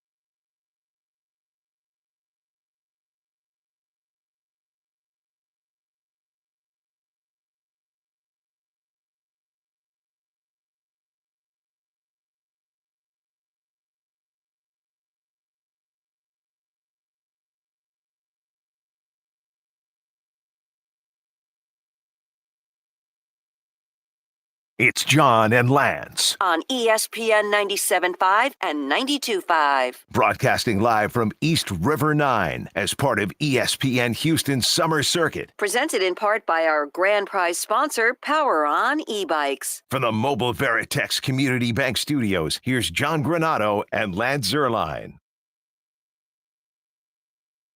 Live at East River 9. Come on by. Skylar's over here. And listen, if you're a very big person, that's all we have here. What do you mean? Oh, What are you talking about? She's got a 3X shirt over here. we Where's ran the- out there of she the is. other ones. There's That's Skylar. it. It's a white one. It's a cool one. I was going to steal it, and I'm like, 3X? How am I going to fit in that? Well, for someone who wants a comfortable sleeping shirt, there it is. Sleeping shirt. Well, that's a little more than a sleeping shirt. What- Maybe it shrinks 2 sizes. Yeah, maybe when What do you you wash think? it, We got big listeners over here? Well, okay. it's not a bad Triple. assumption. Triple. Look at Niall. Yeah, Niall went like this. He got some. He's got some. He's had a little calzone over there at Okay. Niall. Let's bring back Astros talk, Okay. shall we? Isak It's been an hour Paredes and left the 45 game minutes. last night. Yes, that's a problem. That's scary. It appeared to be the back of his is a hamstring-ish. We Mhm. don't know. Yeah, we don't know. And Joe didn't know, but he said he was going to get Isak told Joe last night that he would be back tomorrow. I'll be back tomorrow. No problem. Yeah, Okay, no we'll one see. in part of that organization has ever misdiagnosed anything. It's never happened. Player, training staff, managers, they've If never. he says he's coming back, I got to trust. Yeah, Well, he said it, not the Astros, right? Yeah. Who said it? Isak said it. Oh, that's more. But believable. you can't trust a player on no, that. you either. can't. You can't trust The a whole player. point is you don't let them make the Yeah. decision. No. We'll probably not see Isak for another 7 months. But So you think it's a complete rip off the bone? well, who knows? It's the Astros. Who knows? Okay. No idea. And they have no idea. It seems like they've been messing up lately and the injuries. It just feels that Do way you to want me. to check the papers of their doctors? Like, what school did you go to? Wow. What did you graduate from? That's a little No, disrespectful. I'm talking about diplomas. Huh? The diplomas. Are you a real medical doctor? You just Shouldn't that be up, or you catch me if you can? shouldn't that be up for debate? You think that they're Did you go to the school of Leo DiCaprio? I need to know. I need to see you in class. I need to see you in a graduation video, something. There needs to be proof. Because at this point, it's almost like the guys are treating themselves. Yeah. Listen, this is a problem, and unfortunately, we got a guy that we need. He's having himself a nice year. Okay, he's been everything that we wanted him to be. He's on pace for 30. So, I mean, we can't afford to have him, leaving a game like this. We need him back. you can't have him and Jordan be gone. Right? Like that's too much power gone. You just can't have that. I mean, Jordan thing I try not to think about it because this gets me a You little got ticked off. nothing. Boop, boop, boop. Nothing from Jordan all year long. Nothing. Yeah, but at the end of the day, if you get him back for the end of the race, for the midpoint to the He's end, still got a 4.5 game lead. yeah. Without all those pitchers and without Jordan. Honestly, I'd rather have hot Jordan at the end of the year than beginning of the year. So whatever. Yeah. I don't care. Well, is that hand ever? Well, really we'll find out. Is it ever really gonna? Does he ever? still He's have- only had 3 hand injuries Listen, so and far. he only had to get 10% better, right? Yeah, they were saying 70%. Then he right now is 60% healed. They want him to get to 70%, and then he can deal with the pain, maybe. And Yeah, if come he back can and deal with play. the pain, Yeah. it's not gonna hurt. It's not gonna. as opposed to getting fully healed. No. If you got a lead in a bad division, let's let him get beyond 70. Can I ask a question? And by the Wait a way, minute. How long does it take to get 10% better? Because You it's think he should already already a be couple 3 10%? weeks now. well, let me ask you It this: is broken. How did he get it? How did the fracture develop? He got hit on the hand. No. That's my concern. Well, he had He had to have hand surgery on both hands, and now he's got a fracture and he wasn't even hit. And he got Do both his knees. bones just break? He got- Yeah, no. Mr. This Glass? guy has serious injury concerns. Serious injury concerns that they better think about. It's been a couple weeks. Are we sure he still has the hand? You He's think got it's a been hand. cut off or something? He's got a Are we hand. He sure? lost a hand? It's the Astros. I'm not sure how they would diagnose and fix a hand injury. He's got a Are hand. we sure? No, I know he has one, but no, but I want to know how long 10% takes. So what is this, a 7-year injury? So you think he should be 10% should be in a week. You think he should be gritting this out now, playing right now? Yeah, okay. yeah. I would ask. Not me. I would ask to be 100% healed. I'm going to 85. I don't even need that in a bad division, as you said. Get 100% healed, then come back and play. That's all. Why can't we have our players be 100% healed before they play? I need my Jordan back. That's what I need. I don't know. This well, division without sucks. Isak now you got no Isak. Shea, now you got, it's Whitcomb time. Don't worry. You got great. We got Shea. 4 errors at third tonight. Okay, that was one time, John. I know he was never going to let him forget his 4-error game. Oh, one time. It doesn't take a lot of times, Dell. 4 errors in a game. 4 errors in a game seems like a lot to me. That seems like a ton. It doesn't seem like that's great defensively. Isak's been great defensively. Not ideal. Jeremy's been great defensively. Second base has not been a problem, even though they think Jose Altuve is like. And he made a leaping catch. It's only a leaping catch because he's not a tall person, but it was a leaping catch yesterday. A regular guy would have. Yeah, it would have been fine. A regular left fielder would have made that play. You know who's been a little disappointing is Christian Walker. That's a Gold Glove first baseman. He hasn't been great. No, he's been average. He's been average. He's been all right. He's not a Gold Glover right now. No, and he had 1 for 4 last night.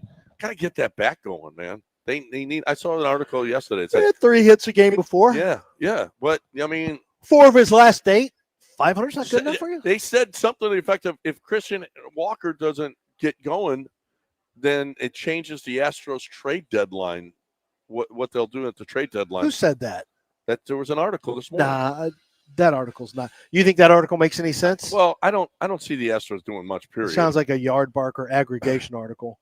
That doesn't make any sense. What does it trade? What does it change? You have to get it. Well, the Astros are going to give some more prospects in for another rental? No. Well, do you have to bring a bat in? No. If Christian Walker doesn't hit, Jordan's coming. Unless you think Jordan's out for the year, no. No, you've had Yuli there. You won a World Series. Yuli didn't hit the whole year. Yeah, it's from Chandler Rome, not a Yard Barker. Oh, well, he's legit, but still, I don't care. You didn't know. Well, what is his point? What changes if Christian Walker doesn't start hitting? What do you get? Nothing changes. You have to bring a hitter. You're going to bring in another first baseman? No, that's what I'm saying. He's saying if he picks it up, it would lessen their willingness to go add a bat to the lineup. He's saying, so if you have this bat, then you don't feel desperate to go get another. I think Jordan is the answer to is that. Well, he's even including Jordan in the equation when he comes back. So if Walker's ready to go or picks it up, then while Jordan either gets hot or is working his way back in, you don't feel the desperation at the deadline to acquire back because you know Walker's done for the rest of the year and you need the extra lift. So Walker puts less strain on them to make a move. Yeah. All right. 713-780-3776. I think Jordan is a much bigger issue. If he comes back, then Christian Walker can. Jeremy Pena looks like Jeremy's going to have a good year. Jake is probably going to be pretty good. Well, what level we'll see? But Jake he looks is starting to fall off a little now. He is. Well, there's going to be a regression to the mean. You just hope the mean has raised over time. Right. I mean, I've never bought into the Jake's going to have a great year thing because it's just historically it's not going to be close. No. But he's going to be better than he's been throughout the history of Jake Myers. Yeah. I think that's safe. Yeah. Pena's good. Paredes will come back and be good offensively. Altuve is going to be fine. Like, the lineup is not as great, and Christian Walker is a big part of needing to be there. Yainer Diaz will be fine. It's not going to be as good as it's been in the past, and your starting pitching is not as good. You don't have the same odds of winning the ALCS that you usually have. That's just the truth. But I'm not doling, man. I'm not giving away more. Personally, I'm not giving away more prospects just for rentals. You did it with Kikuchi. You don't need to do it again. All right, we got a break. 713-780-3776. We got to talk about Air Team. I love Air Team. I love what Air Team has done for me. Air Team was awesome. Air Team came to my house and installed 2 air conditioners for us and loved what they did. I mean, they're so professional, so great. I wish they had come. I wish I had known about them. I wish I had known that they could come and look at my air conditioning unit and make it and fix it. Whatever the problem I had, was it Freon? Was it a line? Was it just needed to be cleaned out? Whatever the case may be. But for a low price, they will come and they will inspect your air conditioner. And don't do like I did. Just ignore it. Do this so that you don't have to replace your air conditioner. It was like a big mistake, okay, financially. What you want is to make sure that you get your air conditioner working. Make sure it's working properly so you don't have to replace it. And if you do have to replace, either way, Air Team is the people for you. You're looking for a great air conditioning company. I love what they did for me. You'll love what they do for you. AirTeamLTD.com. That's AirTeamLTD.com.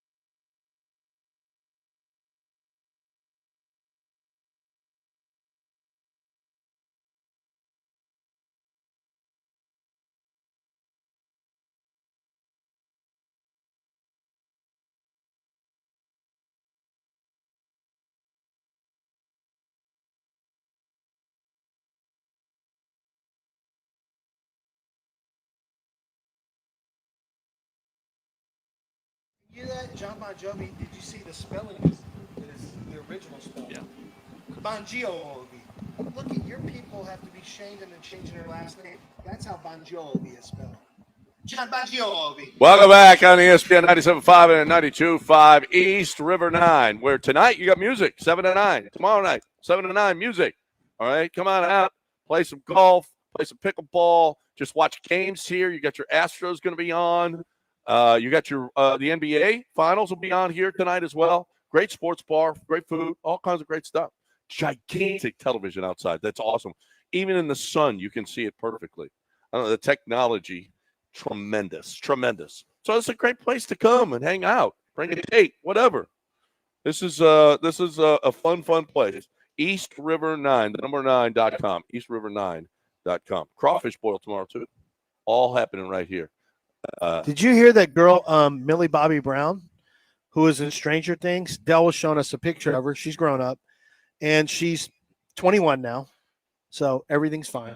What? I still Because have, he's I have a trying to problem make with us be creepy. because we knew when she was a little girl. Well, people They grow got up. tricked. Yeah. They got tricked. I showed them a picture of her without her From head behind. And John thought it was a lady boy because that's the personality of the show. No, You get tricked. because you are liable to trick. You I came in with the idea you're about to trick him. Here, I'm gonna show you trick you. something. Oh, okay, And you lady thought- boy. I told you. I'm not looking at But I this. told Lady you it boy. wasn't a lady boy because Lance, I did the same experiment on Lance. Yeah. A lady boy. That show's been around so long. She went from like an 11-year-old to married to John Bon Jovi's I can't believe kid. it's been around that long. Yeah. Yeah, and they And it's coming back later. and man, I just saw an article. They 2016 it premiered. they 4 seasons and the 5th season will be in 9 years. 5 seasons in 9 years. her husband Jake Bon Jovi, John Bon Jovi's son, who spells it the real Italian Bon way. Jovi. Bon Jovi. They introduced a new member of the family Is it yesterday. a They did a dog? post. It's a donkey. A donkey. Wait. Guys, we want to introduce you to Florence, our new donkey child or whatever. I don't know how they called it. New quote unquote member of the family. Donkey Oh, they boy? introduced a new baby Florence. And it That's not turns- a baby. That's a donkey. It's a Well, it's a- donkey boy. It's a donkey. That's a donkey, It's a donkey. period. That's a baby. It's a baby donkey. It's a baby donkey. It's a donkey. What do you do with a pet donkey? You don't. What's a pet donkey? Did What is Pinocchio turn into a donkey? Yeah. I don't Yes. Pinocchio did turn into a donkey at some point. Okay. But as far as having a Name baby it donkey, Pinocchio. I mean, that doesn't look like even remotely the same person. Well- She can't be on that show anymore. well, they're not going to put her The in character, that. she looks like she's been recast. They're not going to. Well, all of them do. It's been Yeah. 9 years. Yeah, she's not a kid. Don't you have to be a little kid I anymore? think she's supposed to be in the show. They're all supposed to be about 16 or something like that. Yeah. I mean, it's not like The Simpsons. They can be there forever. Yeah, it's not a cartoon. They grow up. At some point. Everyone's like, hey, why is it taking Hey, 9 years to Florence do 5 years? June 5 Bon seasons? Jovi, June 9th, 2005. There's our new ugly little donkey. Would you didn't give your pets the last name? Yeah, You didn't see, give Zierlein, no. right? No. See, but I have a problem with that with her. Okay, I mean, she's a really pretty girl, but I knew her when she was 11. I'm sorry, like Michelle Wee. I always had a problem. Had a problem with what? Her growing up? Yeah, growing up. That's on you, though. That's a you problem. I can't look at her like that. I gotta. Well, you don't have know. to. Yeah. You don't have to look You're at her not like that. forced to. Well, yeah. Skylar can't even believe she's at this show. I see her trying to stifle Right. laughs, and she's like, I wish she wasn't here, if I'm being honest. Now I feel like I didn't I feel know like I have to didn't do it know different. Skylar when she was 11, Yeah. Right? No, she just can't believe what she's hearing. right? And So- I just feel like we have to change this show. What would you like to move it to? Bullpen talk. Oh, Kurt? You want to talk about Kurt? Oh, And Kurt. Brian King? Or Brian you King. want to talk? What? Okay. What?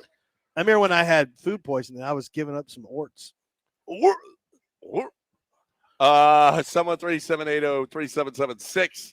The number. We if don't you have wanna hang mini out with camp. us We here. don't have If camp you've talk. got, yeah, We don't have camp talk now. Can't do that. no OTA talk. No We got- OTA talk. We did all the sound already. We heard everybody. I do have some Right. stories. Stories on. Would you like to know where Shador Sanders stands in the quarterback in the potential quarterback room every now? TV show I see saying Well, he's playing your really boy well. Colin Cowherd said Zach Jackson they- from the Browns says Flacco is the clear favorite.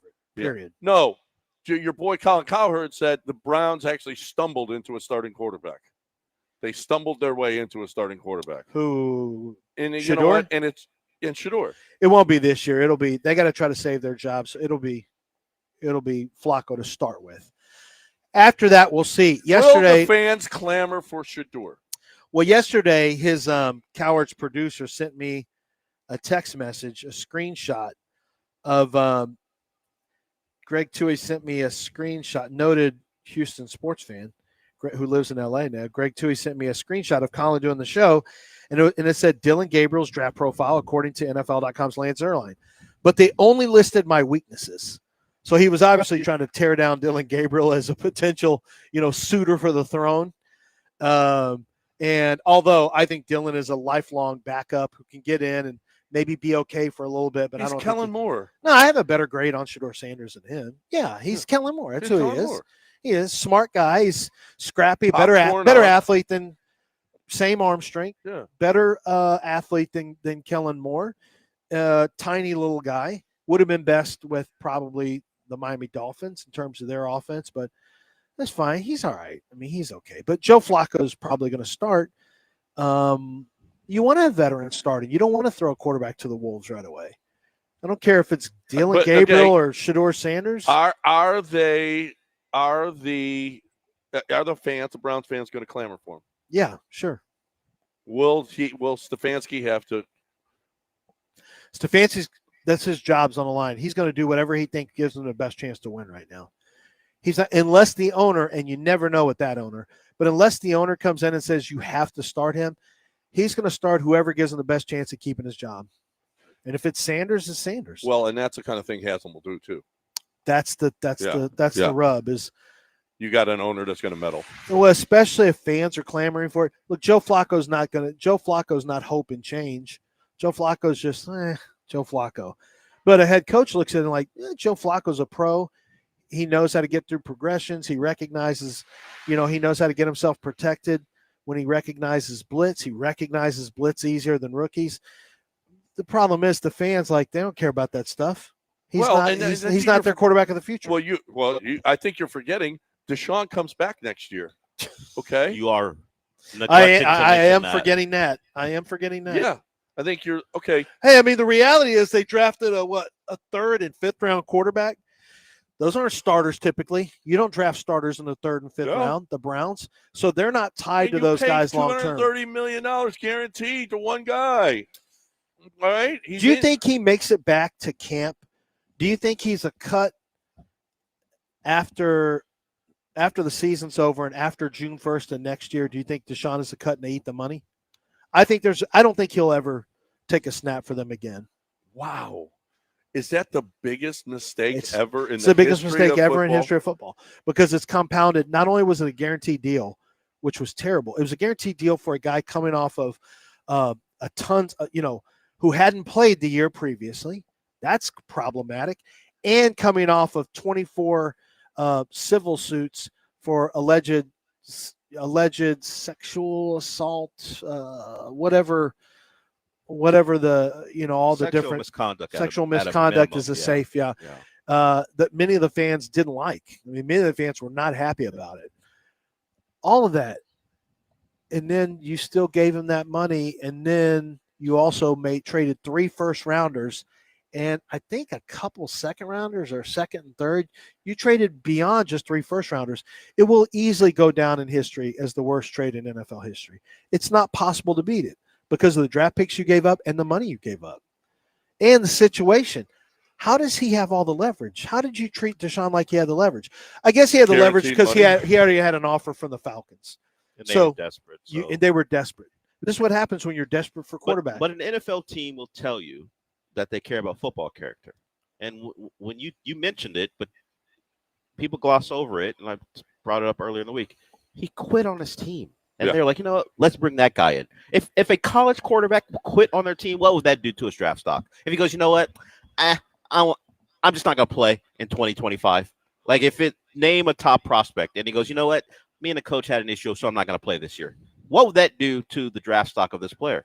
At least what would the conversation be? Maybe it changed that because the talent may overweigh all, and they may still draft him. But the conversation about a college quarterback quitting on his team in the middle of the year, he get killed. And the Browns are like, and the Falcons, and maybe some others. Well, we're like, he cool. didn't quit on him in the middle of the year. He quit on him in the beginning. But okay, fine. He quit on his team before the year as the starting quarterback. He said, you know what? I don't want to be here anymore. I'm going to show up at training camp. It'll be a circus. They'll film me jogging, but I won't participate in practice until they tell me to just stay home. And they're like, you know what? Let's sign up for that guy. Man, it is hard to find. This happens all the time in the NBA. I'm not playing for this team. I'm going to trade me. Get me out of here. We know the NFL thinks differently about that type of stuff, and they will kill right him. After he signed a deal and got right after he signed a deal, got a $29 signing bonus. He got 20 some odd million. 25, I think. Oh yeah, 20, 25, maybe that's what it was. It was in the 20s, and he never played it down under that contract. Yeah. He got that a year early, played his 5th-year option contract, and then never played a contract. It looks like a setup. Yeah. It looked like a setup to get paid twice by David Mulgeta, and I wouldn't put it past him. Several teams were like, honestly. sign us up for But that. when's the last time? I guess Michael Vick is Well, who you Cal, go to. but listen, Cal has some blame in this as well. How? Yeah, Cal told him, you're gonna have a say in the hiring of the coach. Are you sure he did? Yes, he did. According to who? According to Deshaun. I'm going to have some say in this. That he came up to him and said, Deshaun, you will play a role in this, and then nothing. I don't know if I trust Deshaun. Honestly, he could have been using that as leverage to make himself look better. The incompetence of Cal at the time. Do you trust Deshaun Watson? Does he seem trustworthy? Yeah, if you're going to have a party, I want. Do you trust Deshaun Watson? Do you trust Deshaun Watson to tell you the truth about the situation when he's trying to get out of Houston? At the time, there was no reason for him not to lie about it. Well, except that before any of this happened. Hold on, no. Not if this was a setup to where he was going to get out of Houston. Not if this was always a thing. But why would that happen? Why? Because you get paid twice. I believe Deshaun found the incompetence of Cal and said, I don't want to be here. It's possible, but it's also possible that because that team had already traded away the year before when Deshaun signed his deal. Before Deshaun signed his deal, they had already traded away DeAndre Hopkins. That team wasn't. You could have looked at that roster and said, "It's not great." We did. We said it could be headed down. You have you have a situation where you are in flux. This could have been a whole situation. The organization was a mess. It had Easterby and but it was a mess before then. Mess. Okay, this is conspiracy theory here. But David Mulgeta could have said, look, we take this contract, we get a signing, I'll get you as big a signing bonus as I can. And then if you don't like how things are going, we get out of here and we get another deal and I get you another deal. We'll restructure with another team so that they don't have to take on this contract. They can give you more money up front and get a more favorable cap space moving forward. So you get money all up front. It's possible. Mulgeta has helped get guys out of places more than once. Yeah, no. I don't think it's completely. No. I think both could be true. Both could. Well, we know it was incompetent. The incompetence. We're fed up with the incompetence, and that David Mulgeta was able to get. But I'm not giving Deshaun Watson a pick of who the coach is when you already see how flighty he was. Anyway, players can leave at any time. No. They All right, can we got to force break. their way out. Allstate Windows is what you're going to. Allstate Windows and Siding.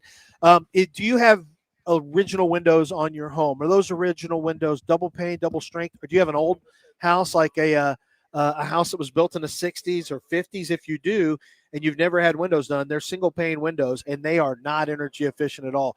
Allstate Windows and Siding can improve your energy efficiency. Your electric bill is what it means, by up to 40%. And how do they do it?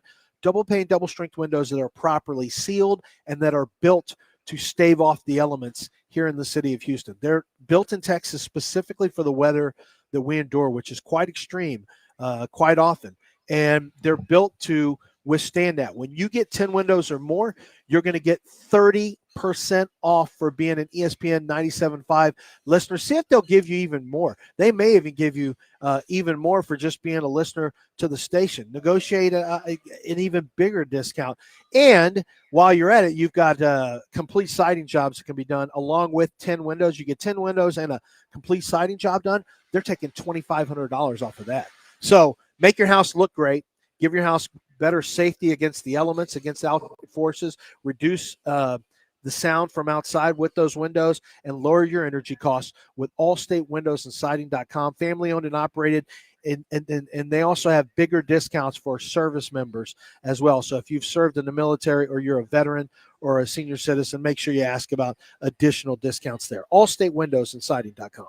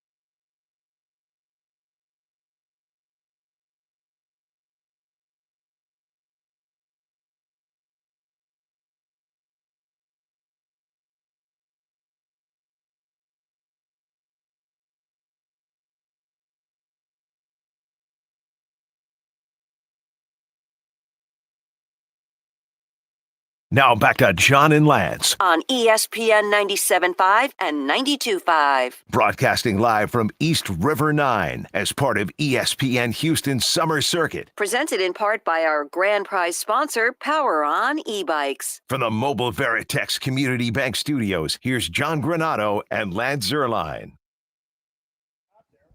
All right, we're back here on ESPN 97.5 and 92.5 live at East River 9. If you're a music fan, this is a place to come. Jeff is here. He was telling us that he's like.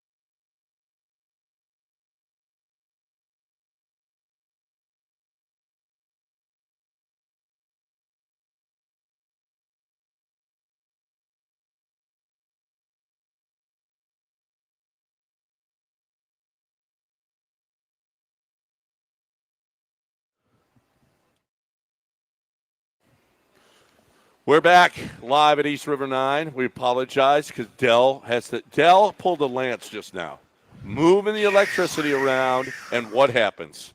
Off the air. Oh, nice job. John. Oh no, maybe the listeners were a little sad because I had something really important Do you to say, and remember now what it I was? forget what it was. Then it couldn't have been that important. It was if you that forgot it. important. No, I don't think so. It might have changed radio history, and here you do. I don't know. You knock us off the air. I think our. Oh no, I just said that we don't. Jeff said we just met a listener, and he's like 432. He's introduced. We don't know what it I means. don't know. He goes, What is when I text 432 on the text line, I when I know. say, "Oh, we don't use text line," We don't use the text line. but we will. Yeah. We'll start next week. Yeah. We may have some changes coming to structure. Art just blamed you for it, and it was really Dell. That Yeah, did it wasn't me. See how important it was? It was text line conversation. I mean, how could they do without Yeah, it? we don't use the text line. We always use Twitter or X, and that's how we communicate with the people. You'll read Or YouTube. Yeah, or Twitch. They don't. The Twitch line. Yeah, But Twitch, I think, is maybe going away. But YouTube is still going to be there, and some. But they don't. They're just pretty much listen. So text line is going to be perfect. Yeah. Along with X. We don't use it though. Along with X. We No, never but have. I We'll know. get you the But app. I'll start bringing it up. Okay. Yeah, I've got the app. We'll be able to. I'm pretty sure we won't be able to. Yeah, we won't will. be able to do it. It's not hard. I've done it pretty before. Sure you're gonna. I don't know. No. It's something not, will happen. It's literally you log in. You'll knock us off. You hit the a air. username. You hit a password. You hit submit, Yeah. and you're done. It's the same thing as X. It Yeah. goes on, and then it stays on. Yeah. Okay. Art's blaming Jeff for this. Okay. Jeff is the reason we can't hear anything. No, that's what Art said. So that's ugly. And he said something ugly to Jeff too. So that's terrible. 713-780-3776. We are heading towards the weekend. We got the Minnesota Twins in town. Astros win yesterday. Hader gives up one in the ninth. That's kind of a story, actually, that, first of all, if you had Astros minus 1.5, you're pissed off, right? Secondly, Not if you have Astros money line. Yeah, right. Framber was like almost 300 favorite. Yeah, that's a little much. It's a little much. It's a little much to be laying. But Framber got the W. Well, it's what he does. It's what Framber does. And he struck out 12. I mean, goodness, I know it's the White Sox, but that's still good. Striking out 12 guys is pretty good, I think. But it's just another Framber game. Just ho hum. Yeah. Framber did it again. And we're not going to say that next year. Well, we might say it for another team, probably another team. Right. Yeah, we'll be saying, Fromber did it again. But Astros win, and Isaac Paredes is a story because Isaac left the game with what appeared to be some kind of a leg problem. So we will keep up with that. That just sucks too, because without Jordan now, Christian Walker still isn't gotten into it. I mean, you're gonna struggle to score some runs here against some good pitching. Without Isaac, if Isaac is out any time. Yeah, we've really leaned. The Astros leaned on him hard. Yeah, I mean he's been good the entire year. He's been terrific. Yeah. I want to see because it feels like Christian is. I mean, it's not. It is really hit or miss with him. Now he does hit some bombs, so that's favorable. Right now, I mean, he is a 34-year-old, so it's not like he's young, but he's got 9 homers right now. He's on pace for about 21, 22 homers. Not terrible. Certainly down from his last 3 years. Much lower. But looking at his splits, I feel like he's been a little better late. Not just the last, obviously, 2 games. We had a 3 for 5. It feels like is he not coming around a little bit? Yeah, he's coming around a little bit this month. He's hitting 263 with the 764 OPS. That's not really what they signed. They were signing something better than a 764 OPS. They were hoping to sign. I think they were hoping to sign an 800 OPS. Yeah, 800. So it's not there. So even in the month of June, that's been his best month. He's still not at an 800 OPS. No, but I mean, but it's was better. Really bad to start. Yeah, I mean it's better. He's got some making up to do. Yeah, it's a little better. He still lives at about a 4-to-1 strikeout to walk ratio. So. We haven't. Okay, Victor Hovland's playing pretty well today. He's 3 under today, -2 for the tournament. Sam Burns is 3 under today, -1. Daniel Berger's playing well, -3 today, 1 under for the tournament. Brooks Koepka falling off a little bit. He's +2, even for the tournament. Sung Jae Im, +3, +1 for the tournament. So a little movement going on at the U.S. Open. Scotty Scheffler. Somebody asked if you can't be called Jakey. How can you be called Scotty as a grown man? Is that a problem? Is Scotty a problem? It's just one of those things. It's just one of those things that's allowed. I don't make the rules, but we're okay with Scotty Scheffler. It's okay. Yeah, I mean, if you're as dominant as Scotty Scheffler. No, it has nothing to do with that. Jakey just sounds like you're a little boy. Jakey is a little boy. Scotty Pippen. That's true. We've got a runway of guys being called There's been a Scotty. precedent. There's been a precedent precedent. No, Jakey. What about Deli? Who's the Jakey? No one's named no, Deli. Who's the Jakey that you know professional sports? I don't know any Jakey. There you go. There it is. Right? There it is. Jakey's different. Jakey, call back in and defend your name. Defend your honor. I don't know how he can, honestly. No, I don't know if you can either. I know you can. I know you can call Dream Rate and my man Kent Jones, 713-520-LOAN, 713-520-LOAN. Dream Rate Mortgage is the best way to go about getting. Listen, Kent Jones has been doing. He's a broker and he's been doing this. And normally, when there's a broker involved, you say, "Well, it's going to cost me." Okay, the broker is going to make this more expensive. That's not the case in the mortgage game. Actually, the broker that in the case of Kent Jones, the broker is actually going to can and more than likely will and does it all the time. Save people money. Save our listeners money. Incredible money. Like at signing thousands of dollars, he has saved our listeners and the life of the contract. See, there's so much that you don't know about the mortgage game. It is incredible. All the stuff that's got to be done. Surveys, insurance agents, title company, all of these things that add fees to your loan, right? Well, Kent Jones has got all the hacks. He knows how to get this as inexpensively as possible to you and how to make money for you. You are going to get a broker because a broker just does it better every time. And Kent Jones is the guy. Kent Jones, Dream Rate Mortgage, 975loans.com, 975loans.com, 713-520-LOAN.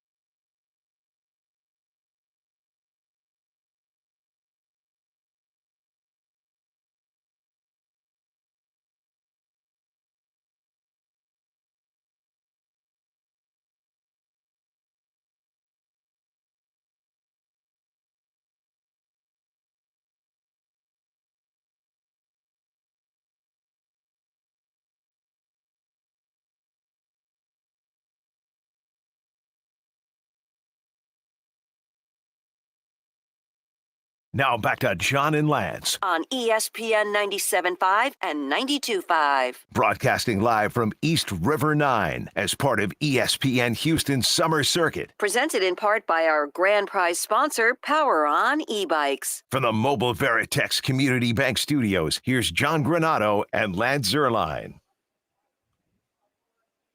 Welcome back here on ESPN 97.5, 92.5. 713-780-3776.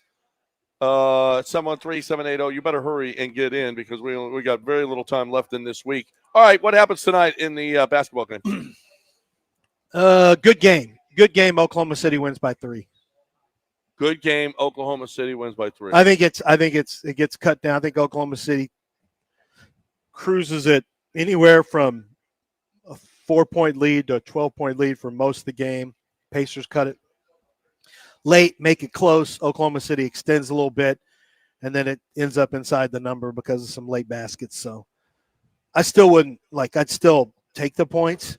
To me, Indiana's a take all the time just because the numbers are high. They're pretty high. Indiana was 5.5 the last game. They're 6 games. Even if they lose, they still got a chance to cover. Yeah. But for people who don't gamble on anything or don't care about point spreads, at what this point? This is a good, honestly, I don't know how you can. I know Oklahoma City is a better team, but that's really irrelevant at this point. Styles make fights. And I just think what we've seen so far is Indiana doesn't really scare easily. They don't get scared. Even when they get down, they don't panic.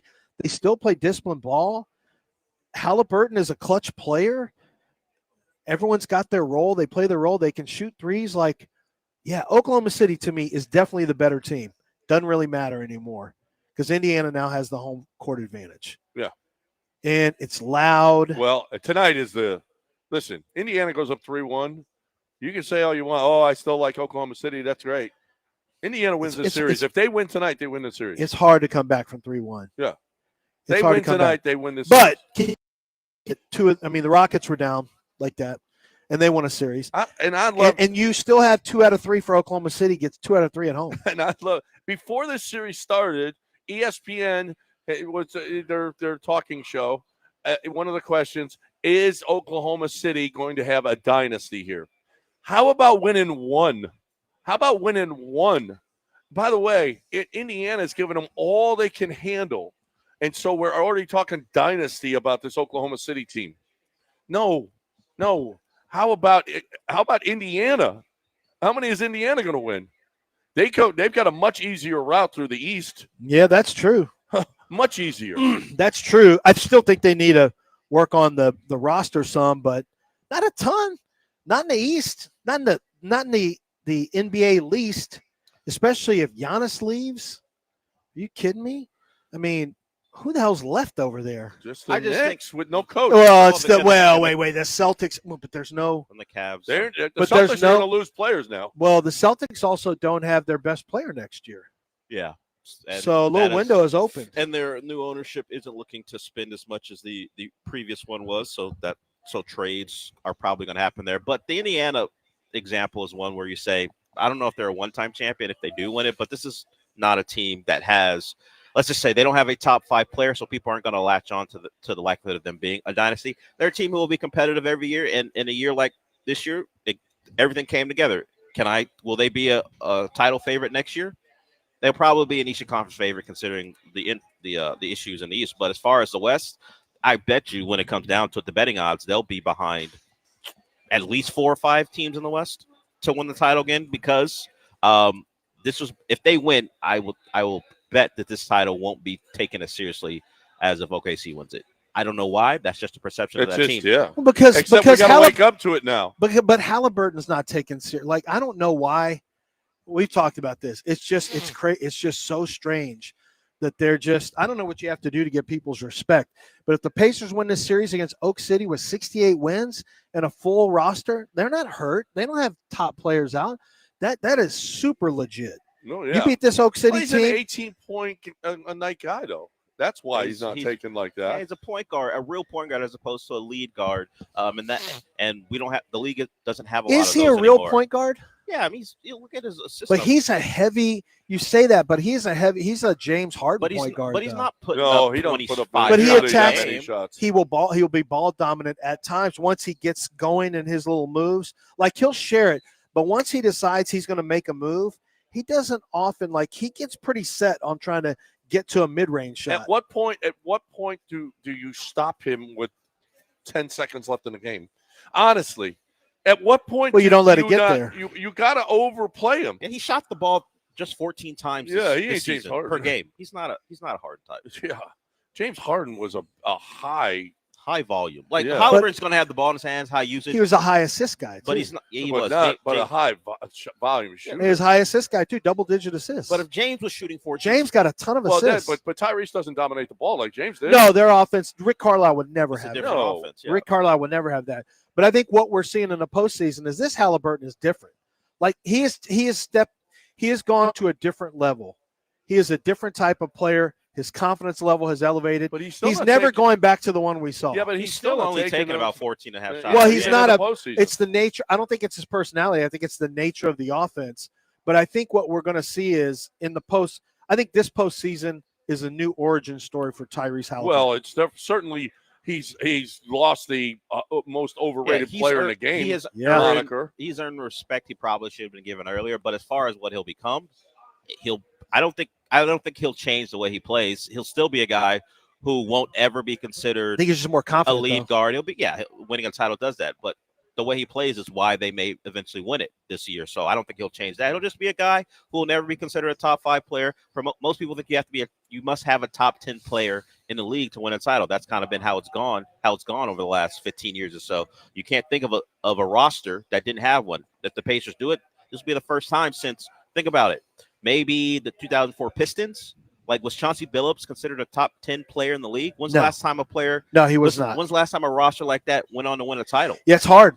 It's hard. Maybe the Spurs. This would be one of those rosters. Maybe you say the Spurs because Duncan wasn't at the top of his game, but they did have a Kawhi who was not fully formed yet. But so maybe the Spurs back in 13, you say they didn't have a top 15 player. I mean, maybe you have Tony Hall Parker of Famers. Yeah, you have future Hall of Famers. That's the difference. I'm not sure Pascal Siakam is a future Hall of Famer. Yeah, probably not. All right. We got a break. This is our final segment, News of the Weird, coming your way next right here, live from East River 9. Here we're here all day long, and all you got to do is show up and enter to win for the e-bikes. Okay, I just got a text from Michael, who was with us. Hey, how do we win those e-bikes? You just got to come out and enter. That's it. Just come on out and enter to win the e-bikes, which are awesome. For $4,000+ value. Let's break and talk a little GimmeTheVin.com, a little John Clay Wolf, a little, speaking of money, how about giving away $25,000 a month? $25,000 he's giving away.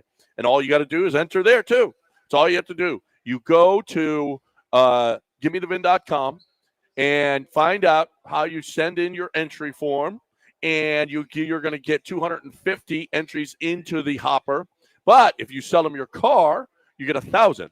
Okay, so you're going to have a much better chance. And people who are selling their cars are winning that extra money on top of the money that he gives you, which is more than anybody else for your vehicle. On top of that, you could win more money from John Clay Wolf, which is $25,000 a month he's giving away. Crazy. Now, he's giving away not all $25,000 to one person. He's breaking it up. One guy he sold his car and he won $14,000 more. Huh? Yep. Give me that. Give me that $14,000. GimmeTheVin.com. It's crazy. John Clay Wolf is nuts. He's giving away money. So why don't you take advantage of it at GimmeTheVin.com? That's GimmeTheVin.com.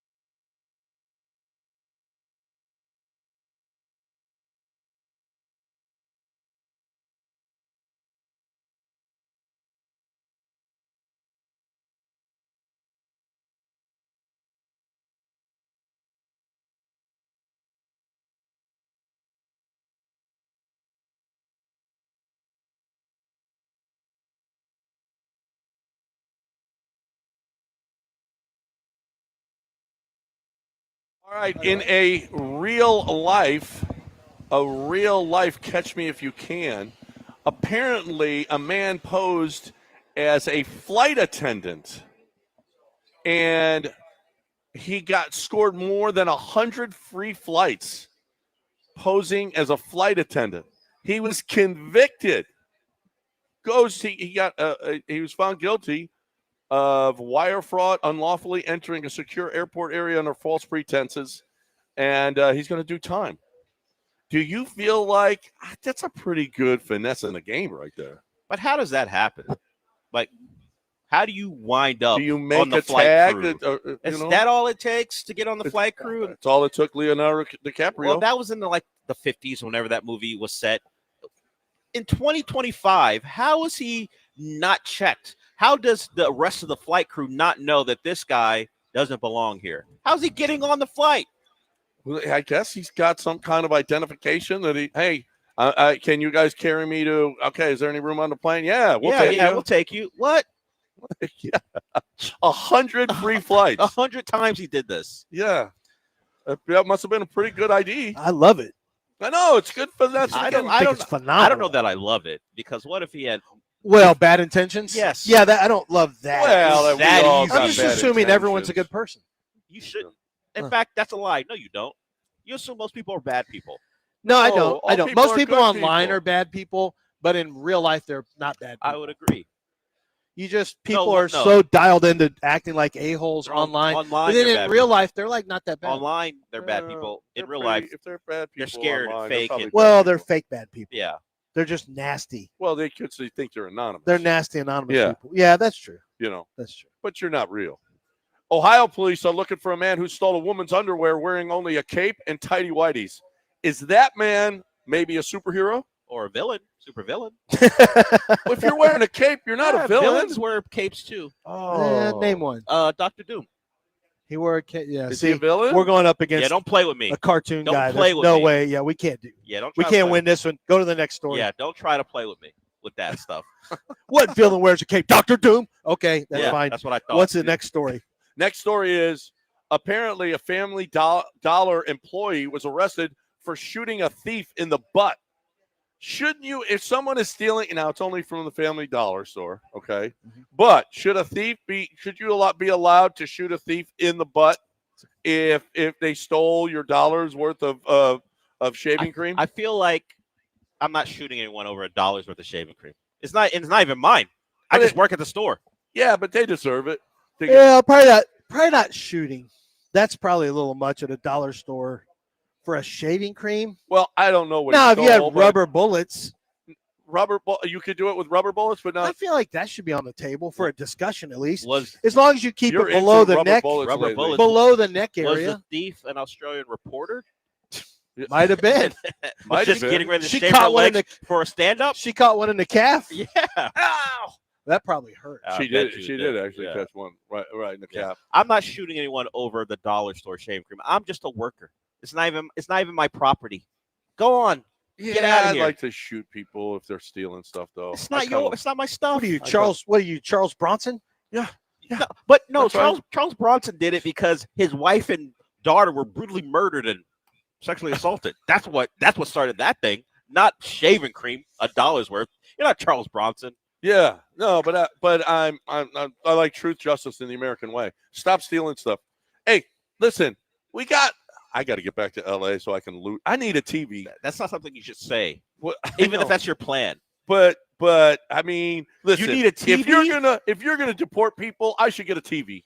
Okay. What? How does that Yeah, equate? I don't know. That's what looters think. If you're going to deport, I got news for you. Looters don't think they're not thinking about that. They're not thinking about that either. They're just waiting. Well, no, there's a chance now. Oh, you're going to deport Yeah, people? they just need now I got an opening. just Get a need TV. No, you just need a green light. It can be anything. Anything. Right. It could be that. Whatever it Well, is. you just need 5 people to I start just it. need a distraction. That's all I'm looking for. Yeah. Give me a That's all. distraction. That's all. Give me some looting. Give me an opportunity. I got to get back to LA and get some loot. You ain't got it. Give You me ain't an got that opportunity. dog in you to loot. You Yeah. ain't got that dog. No. in you. You could. I can John say- ain't got that I dog got in to him get to loot. a microwave. Nah, you got it. All You right. got a wiener dog in you. You ain't looting. You nothing. used to be a looter back when you were the Oh, animals. back in the day, you had that yeah. dog in you back then, but you're not that now. dog. I Not wish now. I- Now you're Sherman Oaks soft. I wish I was as good as I was back Look at then. you. I Look at almost you turned did. it off You again. just- Oh you did man, it. I did cause Yeah. problems. Yeah. I You just almost caused broke his phone. Almost broke his phone. Not my phone. the All right, we're station's phone. done. We will talk to you again on Monday, everybody. Hey, have a great weekend. Get on out here to East River 9. Don't forget, music tonight, music tomorrow, crawfish tomorrow, and all the golf, E-bike, pickleball, sign up for the e-bike. and sports bar. And sign up for your e-bikes. We're going to be here all day long. So get on over here to East River 9 before we leave. Houston Powder Coaters is what I'm talking about right now. Love what Robin does. Love the – listen. Hey, we're going to drive through downtown. We'll probably see about 10, 20 things that Houston Powder Coaters has done for our city here. You go down to Clear Lake, you'll see on the boardwalk, you see that. And you go downtown to Ferris Wheel. You go to the Woodlands Waterways. You'll see what Houston Powder Coaters has done there. It's incredible. Houston Powder Coaters is the biggest and the best, and there's a reason for that because they do it right. You're looking for a great way to save your patio furniture or your car parts or your boat parts or whatever, Bart, metal that you have that you need to save. HoustonPowderCoaters.com. Free pickup and delivery from Houston Powder Coaters. Tell Robin you heard it right here. HoustonPowderCoaters.com.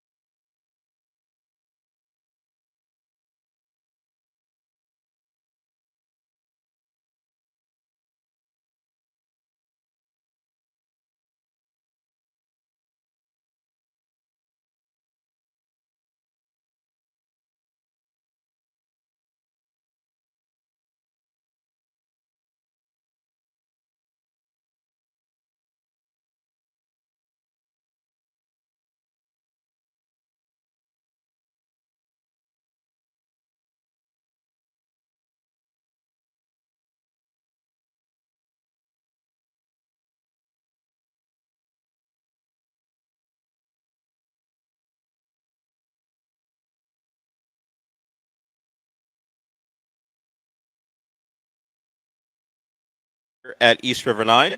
Well, at least I am. John and Lance, as Sean noted during the break, left here in record time. John had a dentist appointment, so he's gone. Lance, I don't know where he was going, but I know he left quickly because he left his phone. And, of course, you would like to tell someone they left their phone, but they left their phone, so you can't tell them. So we'll see if he rolls back in here. Right now, he's missing calls from Pete's Fine Meat, so I'm sure that's a big deal for him. So we'll see how that goes. Lance Starline may roll in here when he eventually realizes he no longer has his phone. But we'll be here till noon. At least this show will be, and then the entire station will be here till 6 as Paul Gallant will follow me, and then the Killer Bees are after him. And East River 9 is a great place if you're just looking to have a quick round of golf. There he is. Welcome. You notice something missing? You missed a call from Pete's Farm Meats. He says, damn it. Did you actually drive away? Yeah. He drove. You figured out, hey, how come I can't listen to whatever I want to listen to? So he's back and he's got his phone. So crisis averted. But as I said, we're here at East River 9. You can play golf, play pickleball. They got a great bar and restaurant and that giant TV that we always talk about if you want to watch your Astros a little bit later today. But you have an opportunity if you come out here and register. You have to do it in person to get a really nice prize brought to you by Power on e-bikes. You get a pair of e-bikes at a value of $4,000 where every ride is electric.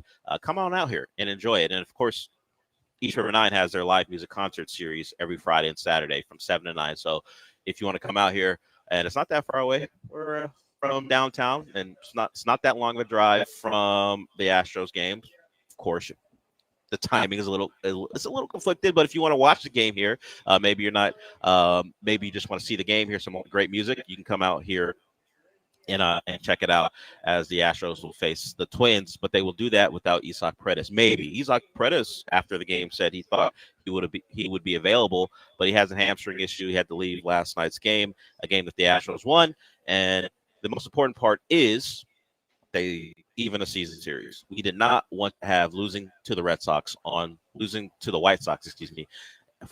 that season series on the resume. So we got that done. As far as Paredes, we hope. Of course, nobody in that organization has ever messed up a diagnosis. Maybe the players are more accurate than the training staff. We'll see. He wants to play. You would hope that they decide just let the guy take a couple of days. If it's the 10-day IL, let it be the 10-day IL. But he has been, you would say probably, Sean, has he been the best acquisition, new player on the roster this year?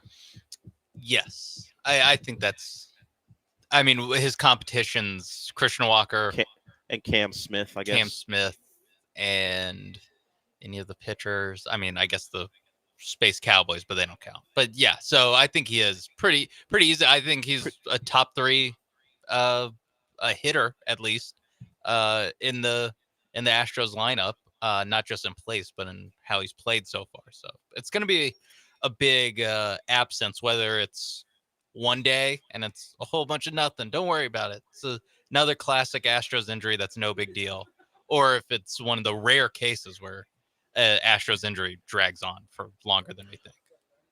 Yeah, he's up to 15 home runs on the year, and the big talk about him coming in was the short porch, the Crawford boxes, and how many home runs he would have hit if he was playing with the Astros last year. He didn't have a great second half of a season once he was traded to the Cubs, much better in Tampa. He's regained some of that power now that he's an Astro with the 15 home runs. He hit 19 last year, so he's well on his way to surpassing that. His career high is 31.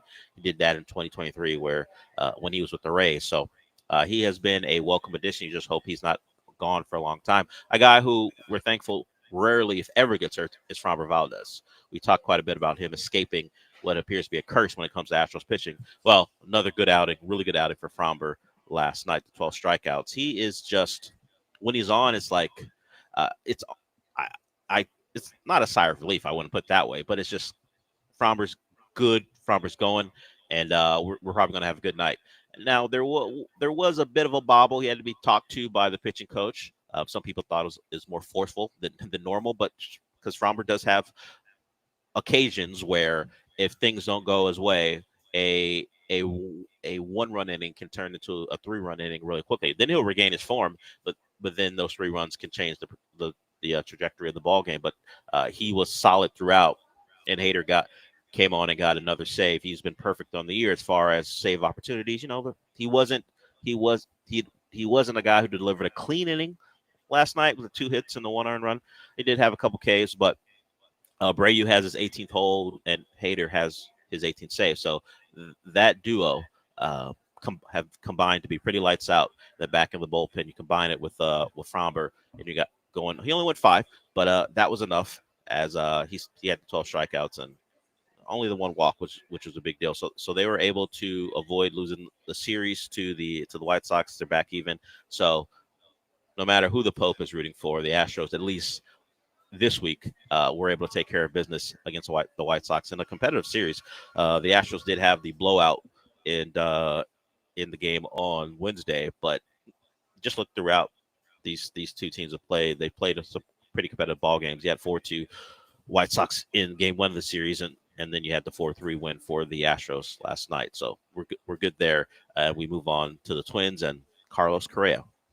And the discussion this morning was about the Astros fans and their reactions to former players. Sean, as a person who wears an Astro hat, not all the time, but consistently enough to know people will notice that you're an Astro fan. Where do we stand on that? Because you weren't part of that conversation. Whether it be tribute videos, the applause. Carlos Correa has been gone quite a while now. Do we still honor ex-Astros? Like when Tucker comes back, I'm sure he'll get his applause. Bregman, if he's healthy, and he probably will be, because I believe the Red Sox don't come here till August. He'll get his tribute video. Are we done? Carlos Correa, we get it. You played here, but now you've been a Twin for several years now. We don't need to acknowledge your existence with a loud standing ovation. My take is actually pretty consistent, whether it's a guy's first time, or at least for the fans, whether it's a guy's first time or now Correa's like 5th time coming back. And I think the first time you do the tribute video for anyone, like you guys were bringing up, like should Hector Neris get a tribute video? That's where I'm like, yeah, I mean, come on. But I think as far as fans are concerned, I think it's pretty simple. Like you just cheer him the first time he steps in the batter's box, and then after that, you're an opponent. But like, I don't know. Do Astros fans want to like any of the 2017 Astros other than Altuve? Because that's like really what the crux of this is like, you just hate them all because they all left. Yeah, I maybe the online fan. I don't think. We've had this conversation what we're before. Talking about. The online fan probably. Yeah. Like the online fan is the one who goes, "Screw Bregman, he left." Well, you kind of knew he was leaving, despite Altuve's pleas. This was always going to be the likely outcome, that he wouldn't be an Astro past 2024. But you turn on him because you turn on him, I guess. I can't really explain it other than you were given false hope because you heard about the Astros offering the contract, and the negotiation stretched longer than you would have liked, and he eventually wound up someplace else when he got the money he was setting out to get. So the online fans in a bit of a bubble, and they talk to each other, and they sometimes agree, sometimes they don't. But generally, they have a overblown feeling about how guys should be reacted to. Like either they're staunchly defending Christian Walker because other people are hating on Christian Walker, or they're killing Christian Walker because, hey, you were supposed to be really good here and you're not. So there's rarely any in between. I think the regular fan is generally like you, where the first time, even if it's like you said, the 5th time, hey, Carlos Correa is back in town. Let's give him applause. We remember what happened. And then after that, now you're the opponent. We'd appreciate it if you don't cause us a loss. I think that's how a regular person is going to react when he steps into the box today. Yeah, because like they literally won the World Series the year after he left with the guy who replaced a winning World Series MVP. It's like you should not be bitter about it. And that guy's having a great year this year. Won the breakup by a lot. He had 2 teams give him $300 million contracts and back out at the last second because of his medicals. And I mean, he still ended up getting like $200 million. But yeah, he still got his money. Like, guys, Why are we bitter about Carlos Correa leaving? That's really the question. Why would you be upset about it? But this stretches all the way back to Beltran, so you can't predict fan behavior and whether it's rational or not. I do think that you guys made a good distinction though with Kyle Tucker, where Kyle Tucker, like, to quote Draymond Green, "I'm sorry we don't love you like that," but I think the 2017 guys should get treated differently. I just that's generally my stance on this, is that if you're on the first team in franchise history to win the World Series months after Hurricane Harvey, like, I'm sorry, I'm just gonna like those guys a little bit more even after they inevitably leave, because this team only plays one guy from that team. I guess two now, but they only kept two members of that core. That's fair. It's also like 7 years ago now, or almost 8 years ago now. Like, of course, there's going to be a lot of turnover from that squad. Yeah, to expect a 8 years to have elapsed and for that squad to be anywhere near what it was, it's not realistic. Hell, the Astros run isn't very realistic. The way they've been able to stay not just competitive, but at the top of the baseball world for as long as they have, that's not the norm.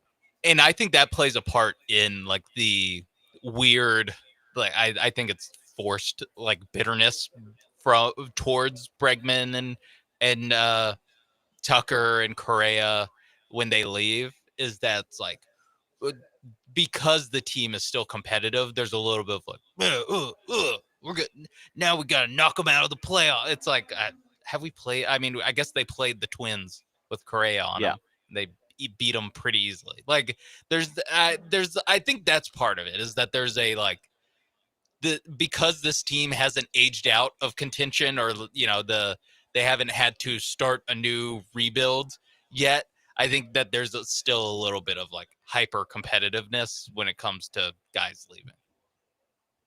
Yeah, you look out and go, we don't miss you, but really it's more about, hey, you left, we're still really good, and you lost out on this one. At least that would be my approach. Yeah, like, the team has not suffered from. There have been probably incrementally they've become less talented in some ways because of the homegrown talent that's left, but overall, they're not really missing a beat. And even in a down year, what was supposed to be the off year for at least in some people's eyes this year, they're very comfortably in the lead in the AL West, and you're getting contributions, at least as we talked about earlier, from one of your new acquisitions, and then you might have a prize on your hands in Cam Smith from the Tucker trade. So. From the day-to-day stuff we generally talk about, we get into some of the specifics of the missteps or whatever, and our jokes about their inability to figure out who's injured and who's not. But overall, there's not a lot to really complain about this team. But that's the nature of being a fan. You got to find something, particularly when you have a long season. Yeah, well, at least that's how it goes. I mean, I don't know if you have to, but it feels like that's the way it'll always go. But you win last night. You got the Twins coming in, who are a pretty good team, but we'll see how the Astros do. They have Colton Gordon going today, one of the Houston Space Cowboys. So another start for the guys we didn't know existed until like a month ago. We'll see how Colton Gordon does against Braddock from the Twins. All right, we'll go to break with that. Sean, our hate that we acknowledged yesterday with the Stanley Cup playoffs felt pretty good for a period, and then it all flipped. So we'll get into what happened in Sunrise, Florida yesterday, as the Stanley Cup playoffs are now even at 2. We had a guest appearance from maybe the biggest pop star in the world, and I don't think the hockey world reacted the same way the NFL world did. So we'll get into that when we come back.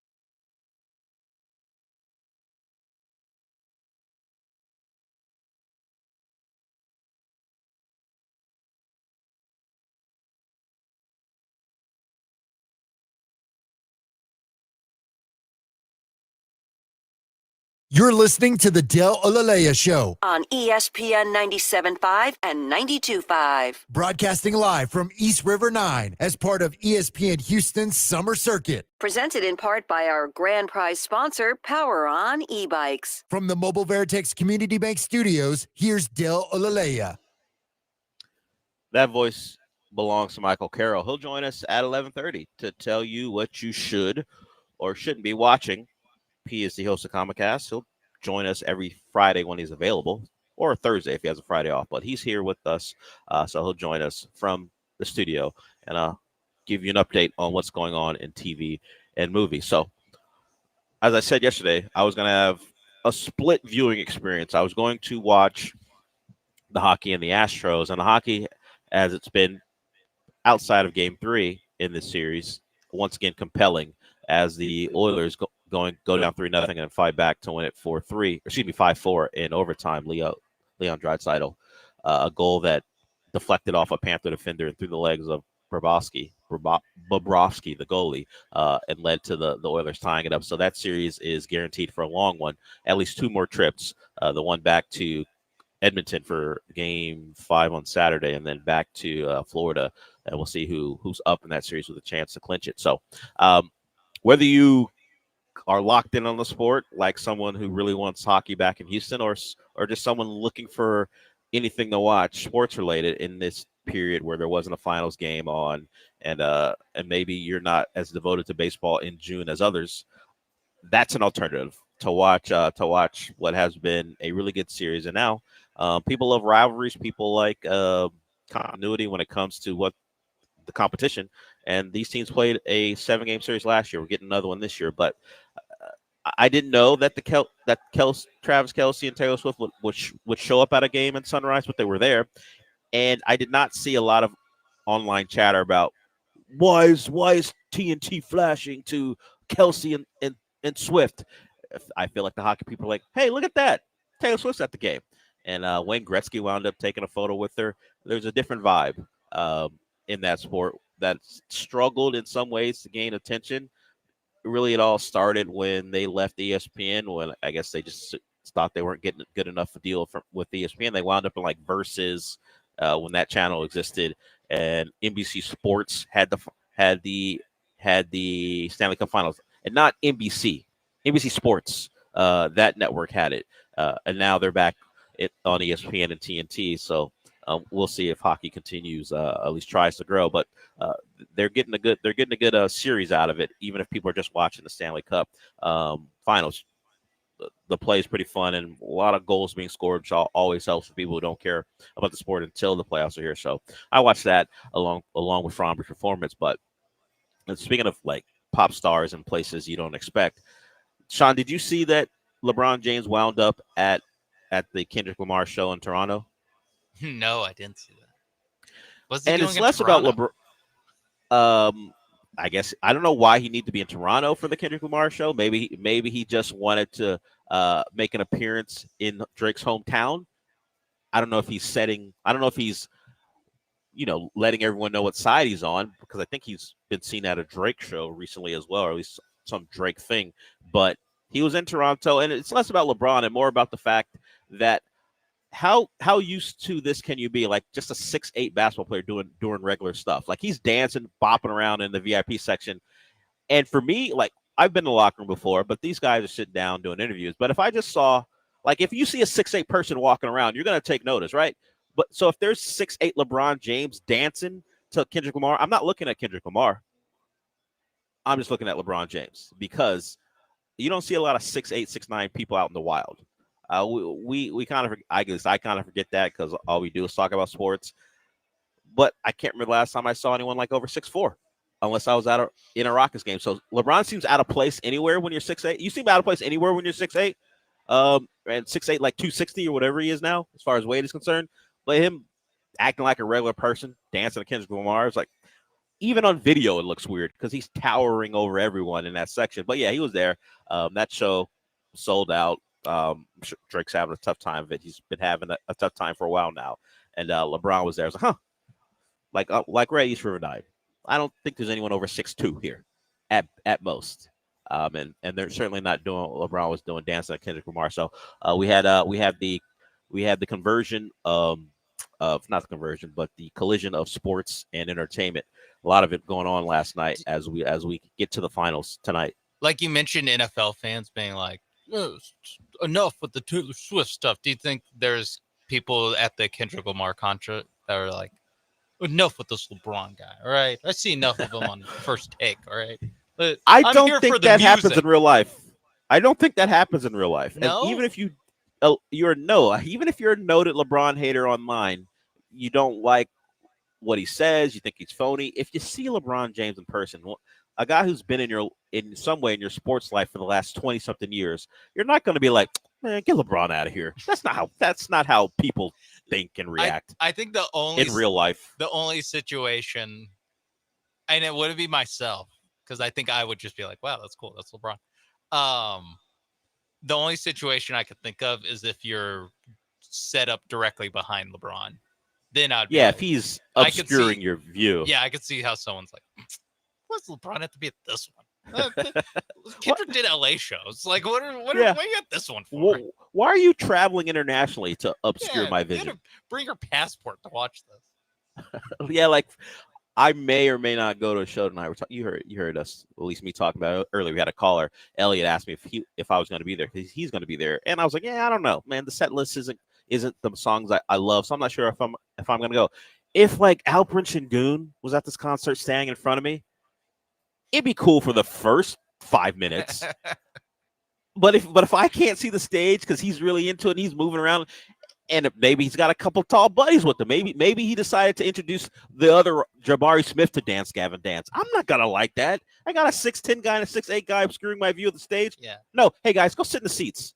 There are seats to be. You can buy seats. Go sit there. Why are you standing in front of me? But in this case, LeBron was in a VIP section. Oh, okay. In a space where he had plenty of space to move, so he wasn't obscuring the view of anyone in that section as well. But yeah, you don't want him standing in front of you. You just want to be able to look to the side and go, oh look, LeBron's here. Maybe try to get an autograph if you're into that sort of thing. Take a picture, but other than that, I don't need him near me. I don't need that. He was hyped for the show. I don't know. I don't remember what song Kendrick was doing, but LeBron was enjoying himself while Kendrick Lamar was in Drake's home city, because that's what you do. That one's never ending. I'm just going to show you that no matter who you are and where I am, I'm winning this, and particularly if you do it in this hometown. There are some people thinking that Drake would try to get that particular show canceled. Like, hey, we're gonna make sure Kendrick doesn't show up in my city. Did not get done there. I feel like you should be able to call in a couple favors and get that. If you're the biggest thing to come out of that place, you're probably not wrong. Just like, hey, Rob Ford, let's shut this thing down. I think Rob Ford is dead. Oh, is he not the mayor? I think he's even not alive anymore. So, yeah, Rob Ford died in 2016. God rest his soul. Could you get up on your Toronto history? I know it's all about Degrassi for you, but Rob Ford died in 2016. So he was not going to be able to do anything to stop the Kendrick Lamar show from happening, and no one else did either. We had a couple of people. It's so hard to look up Toronto mayor. It did, like, a name doesn't immediately pop up. Yeah, well, it's the mayor of a city that's not in your country. Like, you don't. Olivia I don't Cho. know the. I don't know the Olivia Link City Cho. mayor. Oh yeah, I don't know. Olivia Cho's like, hey, it's good for business to have Kendrick play at Rogers Center where the Blue Jays play. Is that a Chow? Is CHOW Chow or Cho? Either way, she didn't stop that from going down, and I'm not surprised. We had a couple people, particularly Dustin, respond to our Astros conversation about the hate of former players. He goes, it's different when guys are traded as opposed to when guys leave on their own. While I get that, I would say, did those guys really have any choice? If Correa's market value is one thing and the Astros aren't willing to pay it, there was no choice for Correa other than to go. No one in real life is telling someone to take less money, and that's another part of the sports fan conversation. We expect guys to do things we would never do. Like this other company is going to pay me 25% more per year than this company, and you want me to stay? That's just how people. I get it. I'm not immune to those feelings, But how can you really be upset about these Astros? Because from what we can tell, the offers, if there were offers from the Astros, weren't comparable to what was out there on the market. Bregman got way more than the Astros were going to offer. We know Garrett Cole was always going to get more. So maybe the Garrett Cole thing is more about wearing his agent's hat right after they lost the World Series. That could play a part too. But I get it. Everyone wants their guy to take a hometown discount. When if anyone asks you to take less for what you were doing, you go, get out of my face, stay out of my business. But part of the thing is we can be in their business, at least when it comes to their financials. So I understand the feeling. I just don't think it's a realistic or maybe even logical one to have. Okay, we'll go to break with that.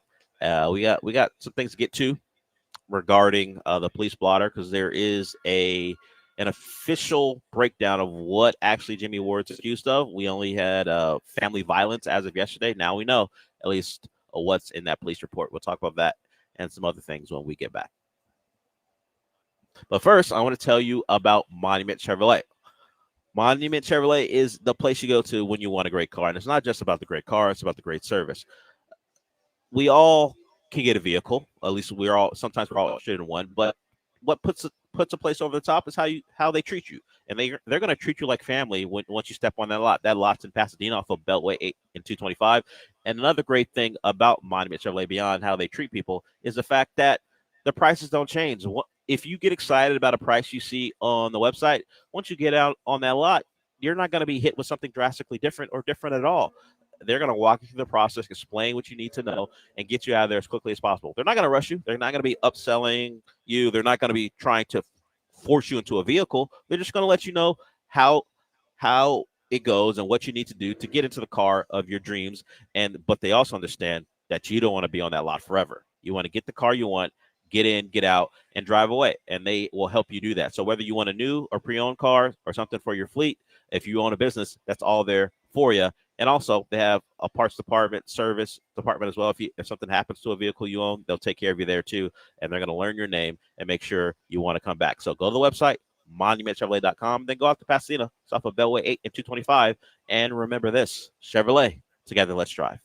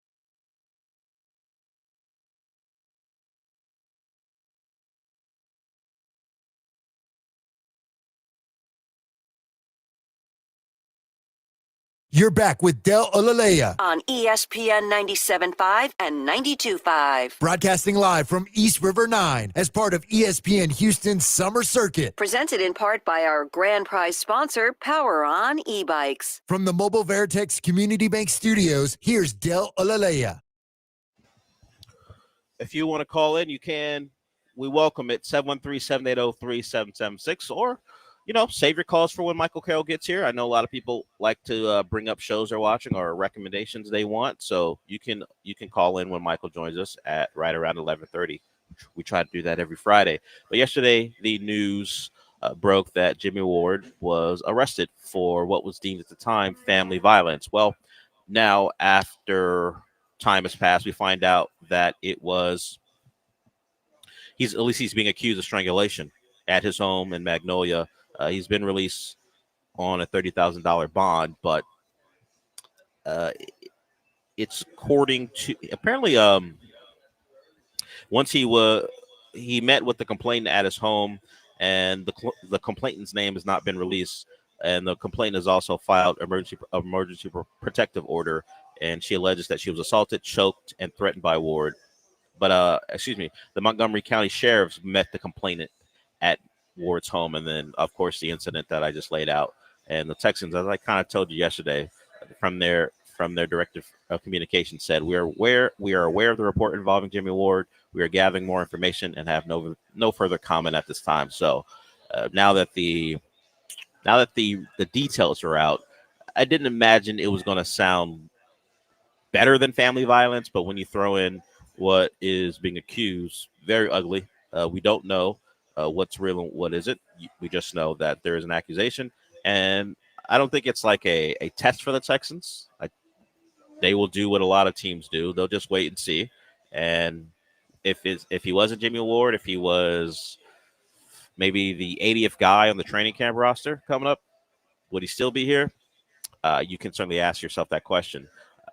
The fact that he is a D'Amico Ryans guy, brought him in from San Francisco, that may give him a little grace before they make a decision. And also, maybe this is just our policy. Until there's enough information out there, we're not going to make a determination about our roster.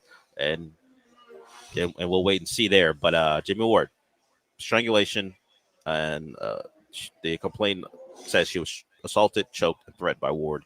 And that's in the Chronicle that you can find if you so choose. Okay, I mentioned we'll take calls, so let's get to Kenny. He wants to talk a little TV. What's up, Kenny?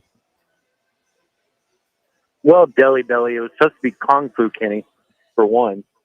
Oh, okay. It's not my fault. And we hate Popo, want to kill us in the streets. Post show. Anyway, have you got a chance to watch Netflix Mercy for None, dude? Because that thing is rad. Just want to get your take on it later. Before I answer that, Sean, after hearing La Salsa / Ryan do his thing, like, admittedly, when I heard it, I wrinkled my nose. I was like, ugh. But that was my reaction, but I just used a facial expression because I was letting him talk.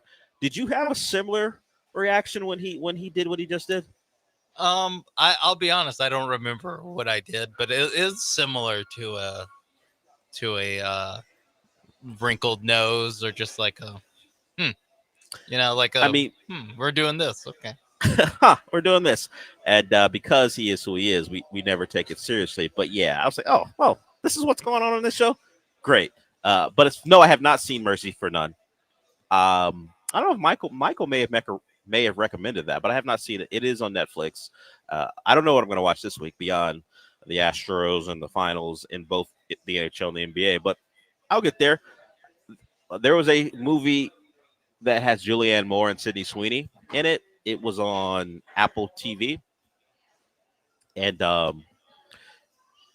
Mr. Irrigation's here. He's a longtime listener. Just gave me his card, but it's fine. It's like Sydney Sweeney playing a drug-addicted child of Julianne Moore.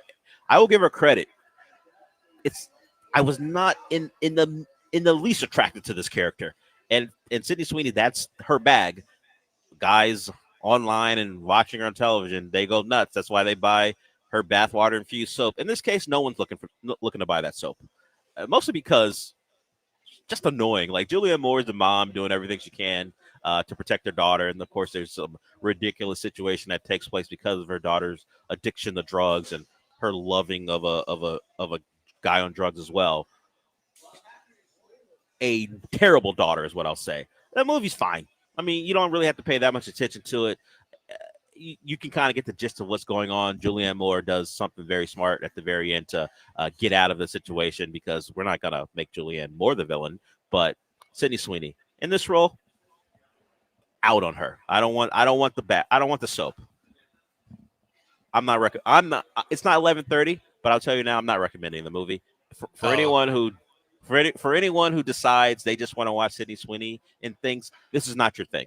This is not for you. There's other If you're just looking for the visual stuff, this is not the thing for you. It's a regular old movie that probably it's in the realm of like a stylized, you can tell there's a lot of money in it, Lifetime movie for the most part. Like it's the plot of a Lifetime movie with better actors and more money in it. Not a recommend. And Michael didn't bring it up. It premiered like last week, so Michael probably knew better. I probably should have stayed away from it, considering he didn't even talk about it. What's it called again? Echo Valley. Julianne's Moore runs a horse farm or something or whatever. I will say Apple TV Plus are the all-time kings of something came out and I had no idea, with stars in it that I had no idea. They don't do a good job, until it gets mentioned on this show.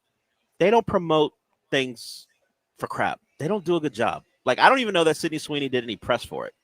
Like, I know she's around, and I saw some dude run up to her and, hey, sign this bar of soap that I got. But I don't know. I didn't remember her doing any press for Echo Valley. I don't remember the junket with her and Julianne Moore. Yeah. They do a bad job. Yeah. It's like, and yeah, like you said, you've got Julianne Moore in it. You've got, you mentioned, you've got the dude from, Domhnall Gleeson. Yeah, Gleeson. You got him. Who I don't know how to really pronounce his name, but Domhnall Gleeson. He's been in a lot of things. You're gonna recognize that face, and nothing. You just have to be scrolling on Apple TV Plus to figure out that this movie is available. Yeah, I saw more stuff for Immaculate than I did for this. I can't speak to it. You would think you have a bankable star, and Sydney Sweeney. Yeah, well, Sydney Sweeney as a nun. A pregnant nun, I guess, works for some people too. Yeah, Hulu, you're right, would do a better job of promoting. Yeah, like other streaming like this isn't a problem for other streaming services. Like it really isn't. Other streaming services can figure, like Amazon Prime, can figure it out. It's just I don't know. If Ryan Gosling is in that average movie, The Gray Man, I'm gonna know when it's coming out. Netflix is gonna do their job and let me know. Hey, you want to watch The Gray Man? And I'll watch it. Maybe, and I'll be, but I'll watch unmoved. it. Yeah. I don't care about any of the characters, but I'll watch it and I will be aware that it's on. I will look up from my phone every once in a while to watch it. Yeah. Yeah, well, as I'm scrolling, that's what it's built for. News. That's literally their business model. It really is. It really is. We don't want to upset you too much. We just want it on. Hey, you can watch it. You don't have to. You won't miss anything if you're not locked in. You can be on your phone. And then they got their legacy stuff like Stranger Things that'll be on that they kind of have. They know people are going to watch, so they have those things like Ozark when it was on. It's still on, obviously, because it's streaming, but when it was still having first run episodes and stuff. But now they have their other things, like you said, like The Gray Man, like that Gal Gadot movie that no one remembers the name of because it was terrible. Yeah, yes, okay, someone remembers the name of it. Of course, it's you. Yeah, like Red Notice. You're not supposed to actually care that Red Notice is on. You're just watching it because Gal Gadot's there with Ryan Reynolds and The Rock. Mm-hmm. Yeah, stuff like that. The Electric State. Yeah, a lot of money spent on these movies that get 5% or not 5%. Get 5 stars on all the rating sites out of 10. It explains They're why just my perfectly just like bleh, move. Yeah, it explains why my Netflix subscription continues to go up for no reason. It's not like the product's getting any better. It's just that they're putting a lot of money into it, and of course the NFL. That's probably the reason. Them getting into live sports as well. Okay, yeah. And and how much did we enjoy the Texans on Netflix last year? They Worth should have every given penny. us money. Worth every penny. Yeah. No one would have been out of their right mind to ask for a refund there. But hey, no, that wasn't going to happen. Okay, we'll go to break with that. Thanks for the call, Kung Fu Kenny, for people who don't know. And there's some people who probably don't. That is a nickname of Kendrick Lamar, someone we talked about earlier in the show. So we'll get into something when we come back. A player who could be on the trade market tweeted out that he missed a certain newsbreaker. I'm not sure why, but that has become a thing. People miss the guy who used to work for ESPN. We'll talk about the player and whether he's actually going to get traded and why anyone would miss Adrian Wojnarowski. We'll talk about that when we get back.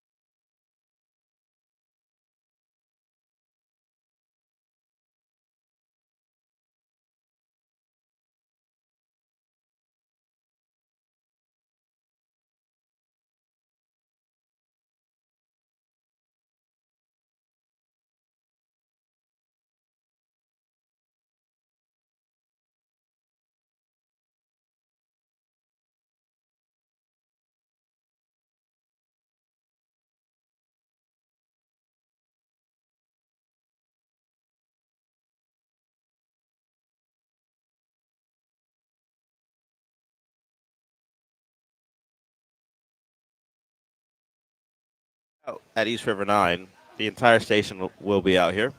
Paul Gallant will follow me, followed by the Killer Bee. So if you want to come out here and get a chance to win a really good prize. Now, we're not giving away the bikes today. It'll be something we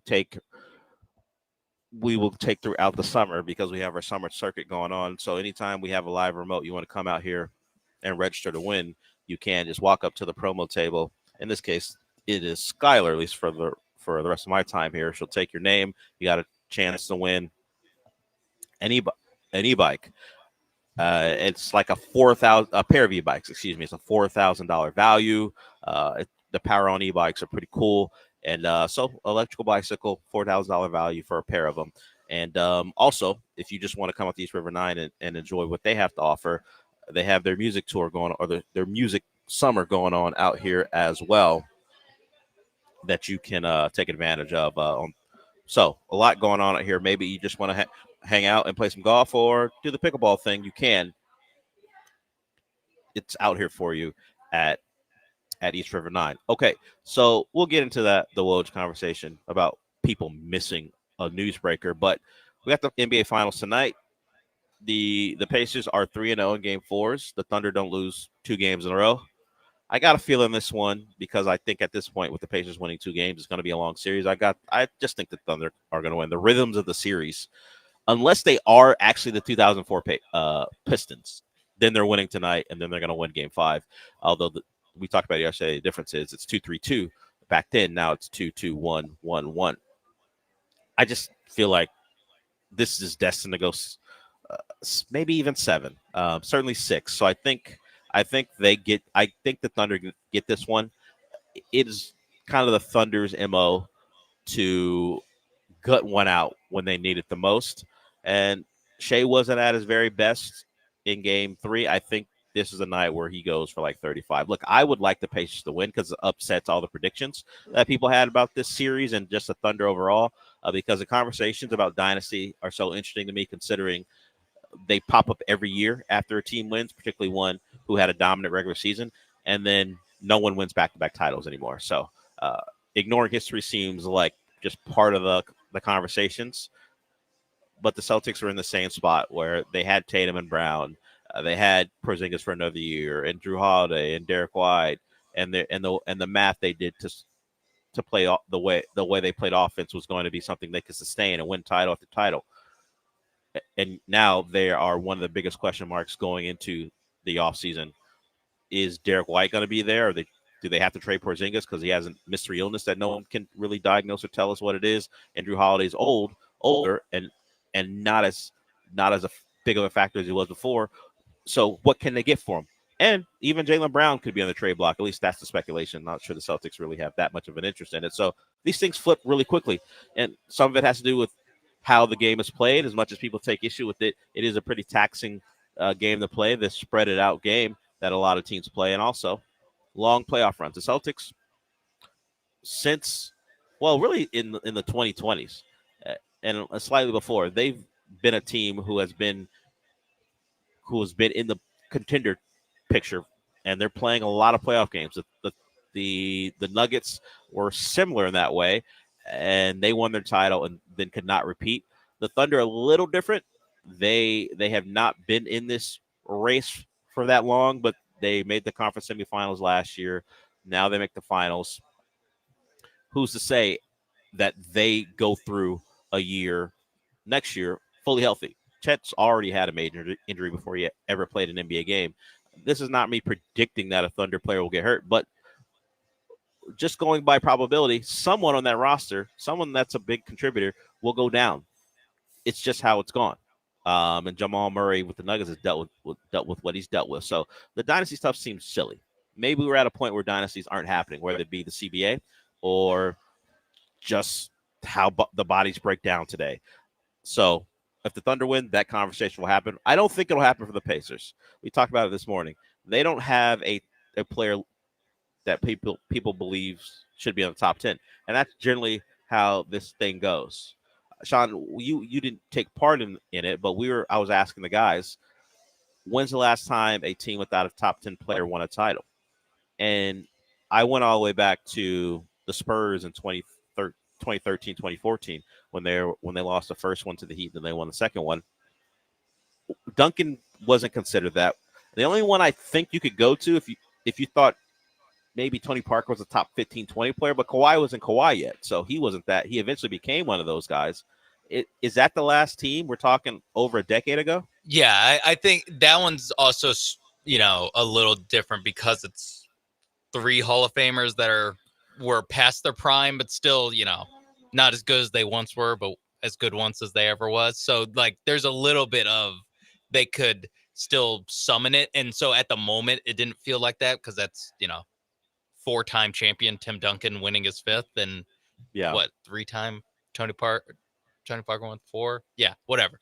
And yeah, like you said, that was kind of the series where Kawhi Leonard, I think, became a top 10 guy for most people. It's like after that series where people started taking him seriously as, again, a top 10 guy. I think a little bit later, he kind of became a top 5 guy for a few years there. But I think the Spurs are a good one. It's just that the way they did it was a little bit different. It was kind of the last ring of a run,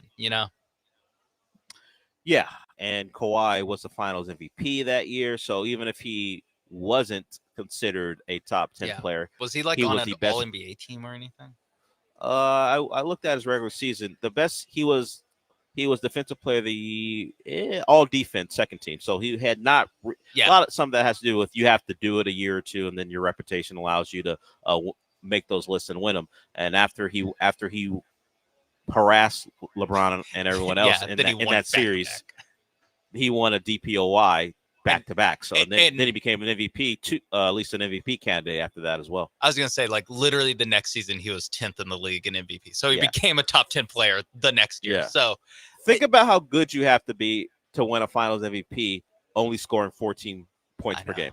I know. How good you had to be in all the other aspects to do that. I will say there was back-to-back years of that where the guy who guarded LeBron on the team that beat LeBron got the MVP just out of, I guess, respect of like, wow, you really Iguodala at least held your like Iguodala held his own. He didn't stop LeBron in any way.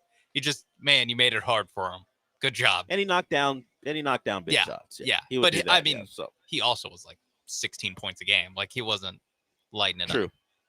Yeah, it was one of those, wow, look how good he's playing. And then he decided to give him an MVP for that as opposed to giving it to Steph Curry, who is at the time was their best player at the time and now still is. We're talking over about a decade later, still is the Warriors' best player. So we're talking what the Pacers may do hasn't happened in over a decade. And they're only 2 wins away. Certainly if they win tonight, then they should be the favorite to do it. Although I think series odds still favor the Thunder. Pacers 3-0 in Game 4. Is the Thunder don't lose back to back. So we'll see which trend breaks in Game 4 tonight in the NBA Finals. We'll come back for hour 2 here. It's me and Sean till noon. I'm at East River 9. He's back in studio. If you want to get in and call, maybe don't do what Kung Fu Kenny, otherwise known as La Salsa, did. But we'll welcome anything you want to say. Almost 713-780-3776. The second hour coming up.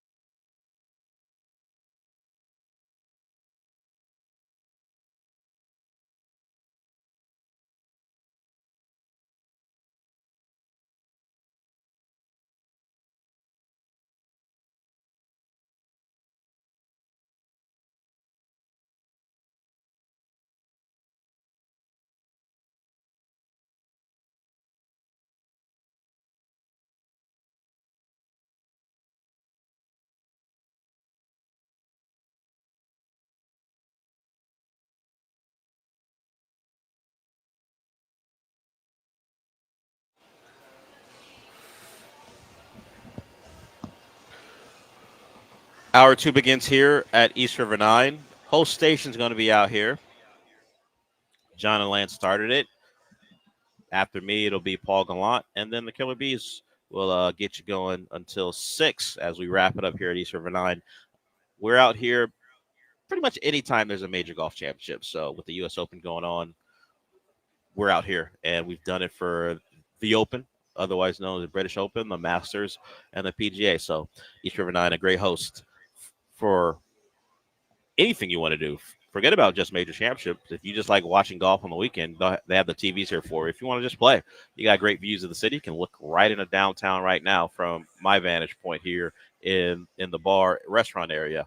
TVs are going, drinks are flowing. If you want one, of course, they'll serve you food as well. So you can get out here and enjoy your time out here. Good place to be during the summer. And if you come out here when we're out here for the next couple hours, you get a chance to win those e-bikes we keep talking about, a $4,000 value. And, of course, every Friday and Saturday from 7 to 9 p.m., they have their live music summer concert series here at East River 9. So there is an article on NFL.com. And, Sean, I'm not going to get to the Texans part of it, just to give you some time to think about it. Nico Collins is considered was the most unluckiest wide receiver in the league last year. I'm going to allow you some time to guess where that comes from.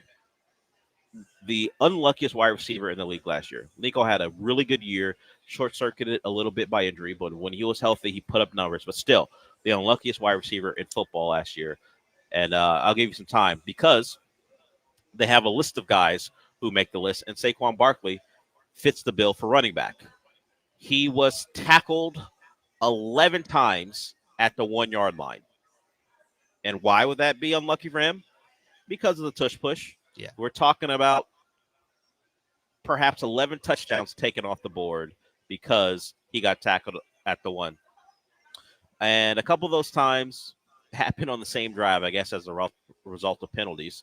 And also 7 of those times he was tackled at the 1 resulted in Jalen Hurts rush touchdowns, 1 Hurts pass TD, and 1 field goal. So he lost out on at least, according to the numbers compiled, 9 touchdowns because he got tackled at the 1-yard line. So Saquon Barkley, as great as this year was, could have been. We better. knew it would have been better Yeah. because if not for the touchdown vulture that is Jalen Hurts.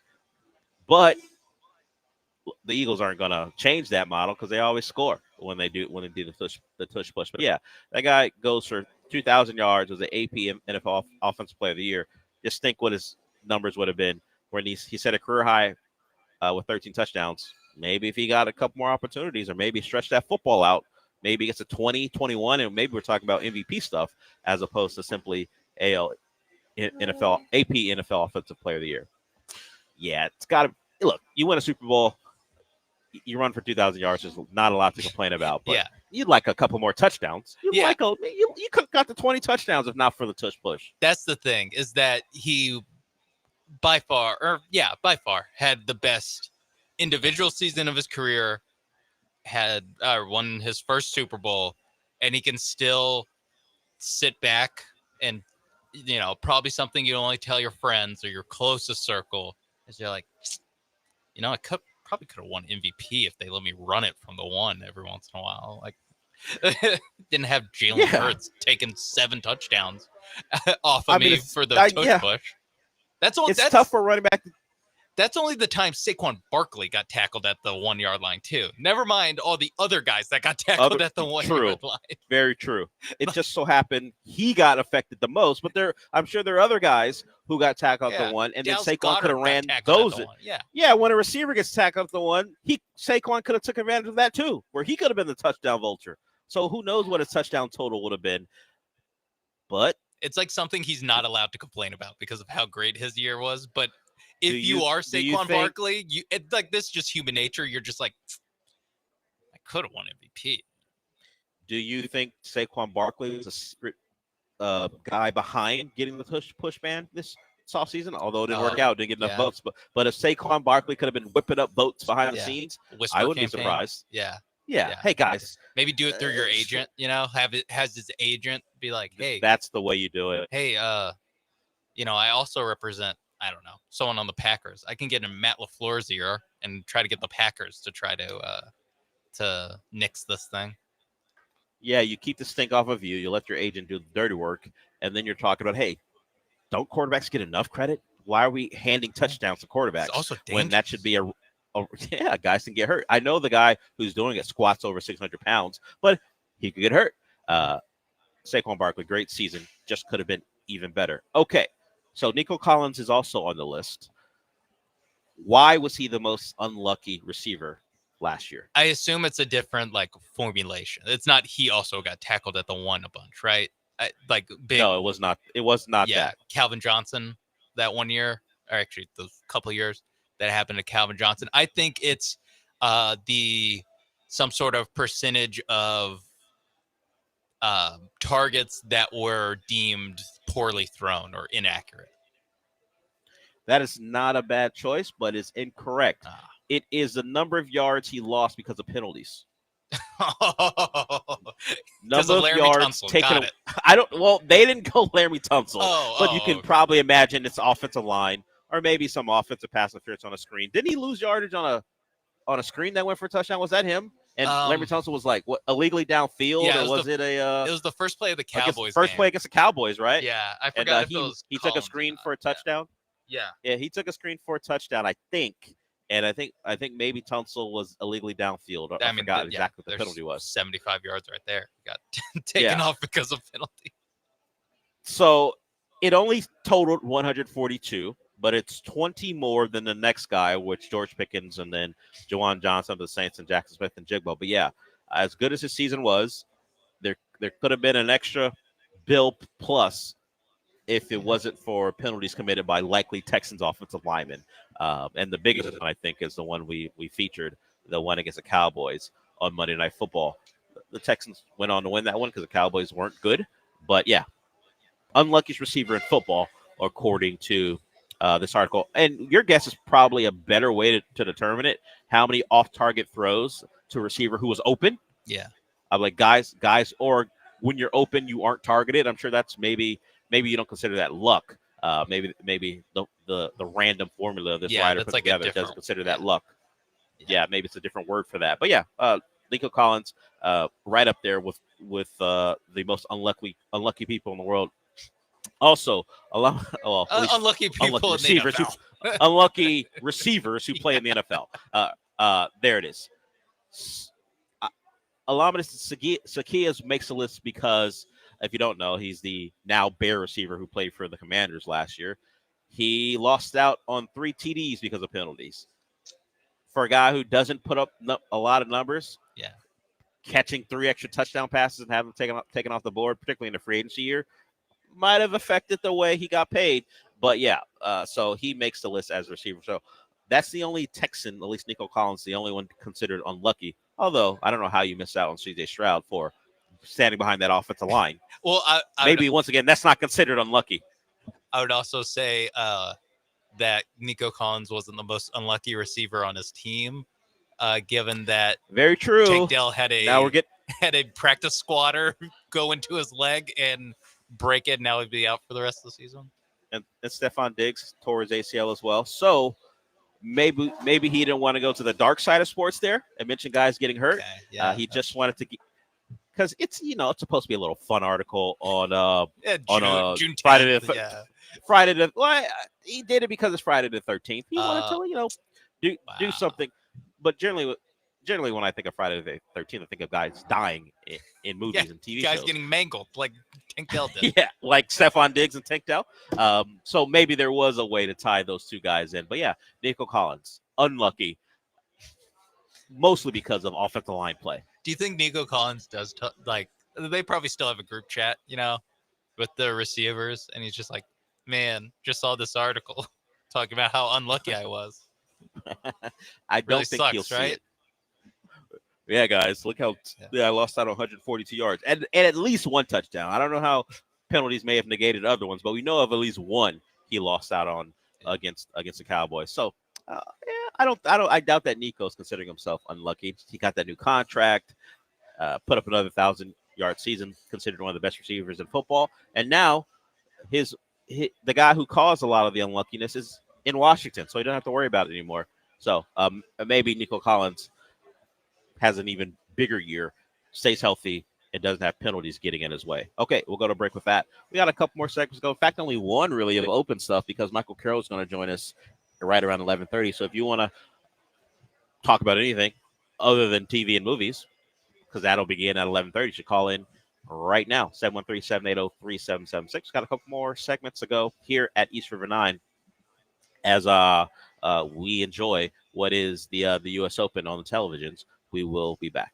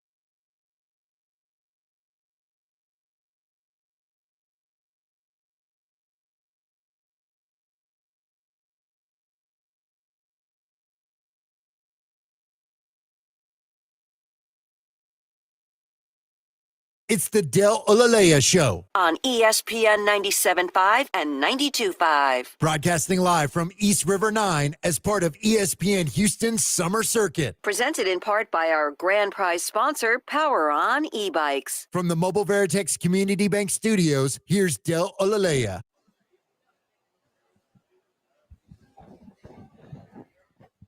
Michael Carroll will join us here in a couple minutes, maybe right around 10.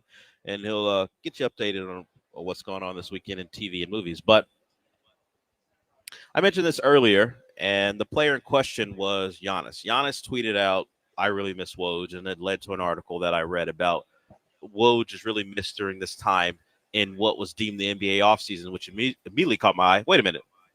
I know it's the off season for almost every team, but we do still have the finals. And I don't remember Woj breaking news because generally guys don't get traded. I mean, it's possible. Like once the season is over, I was looking it up, just trying to make sure you can trade someone now as long as they aren't up for a team option or player option and they're still under contract. You can trade someone now. Those things just generally don't happen in between the finals and the draft when that stuff picks up. But what is the is there a big hole in people's lives that Woj isn't around to intimate that things might happen? I think Shams is doing a pretty good job suggesting that a lot of news is going to happen between the end of the season and really the beginning of next season. But Sean and I have talked about Woj and going to try to make the Bonnies a basketball power. Anyone could tweet the news, man. Break the news. I don't need it to be Woj. I don't think Woj as a personality was someone I was looking to. We consume Woj through tweets. I think the void has been filled.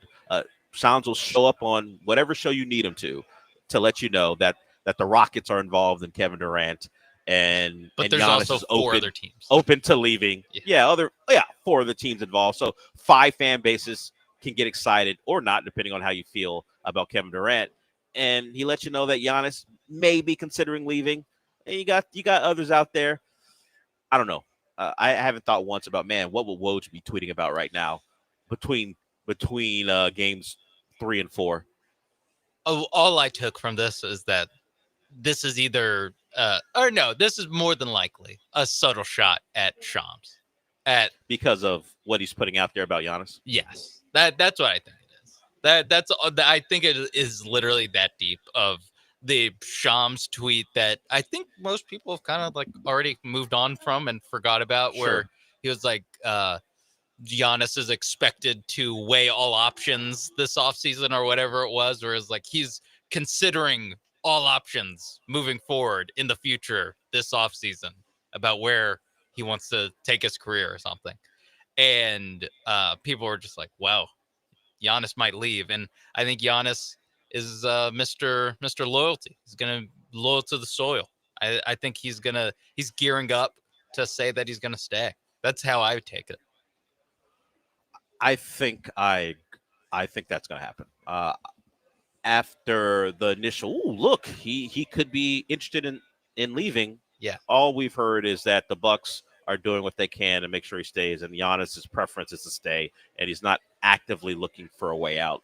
I think it would have to be where the Bucks go, you know what? We'd actually like you to go before anything really got serious, and we know they're not going to do that. Yeah. So you probably are dead on that he didn't appreciate whatever Shams had on him being put out in that matter, and now he's the one who's being questioned about his loyalty to the Bucks, where even in the actual tweet in the article, he hadn't made a decision one way or the other, which if you don't make a decision, then that means your lack of loyalty is in play, and now you have to push back on anyone says, I'm leaving.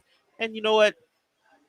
I'd rather have Giannis stay in Milwaukee, to be honest. Just get that one out of the way, because a Giannis potential trade feels like it's going to take forever to get done.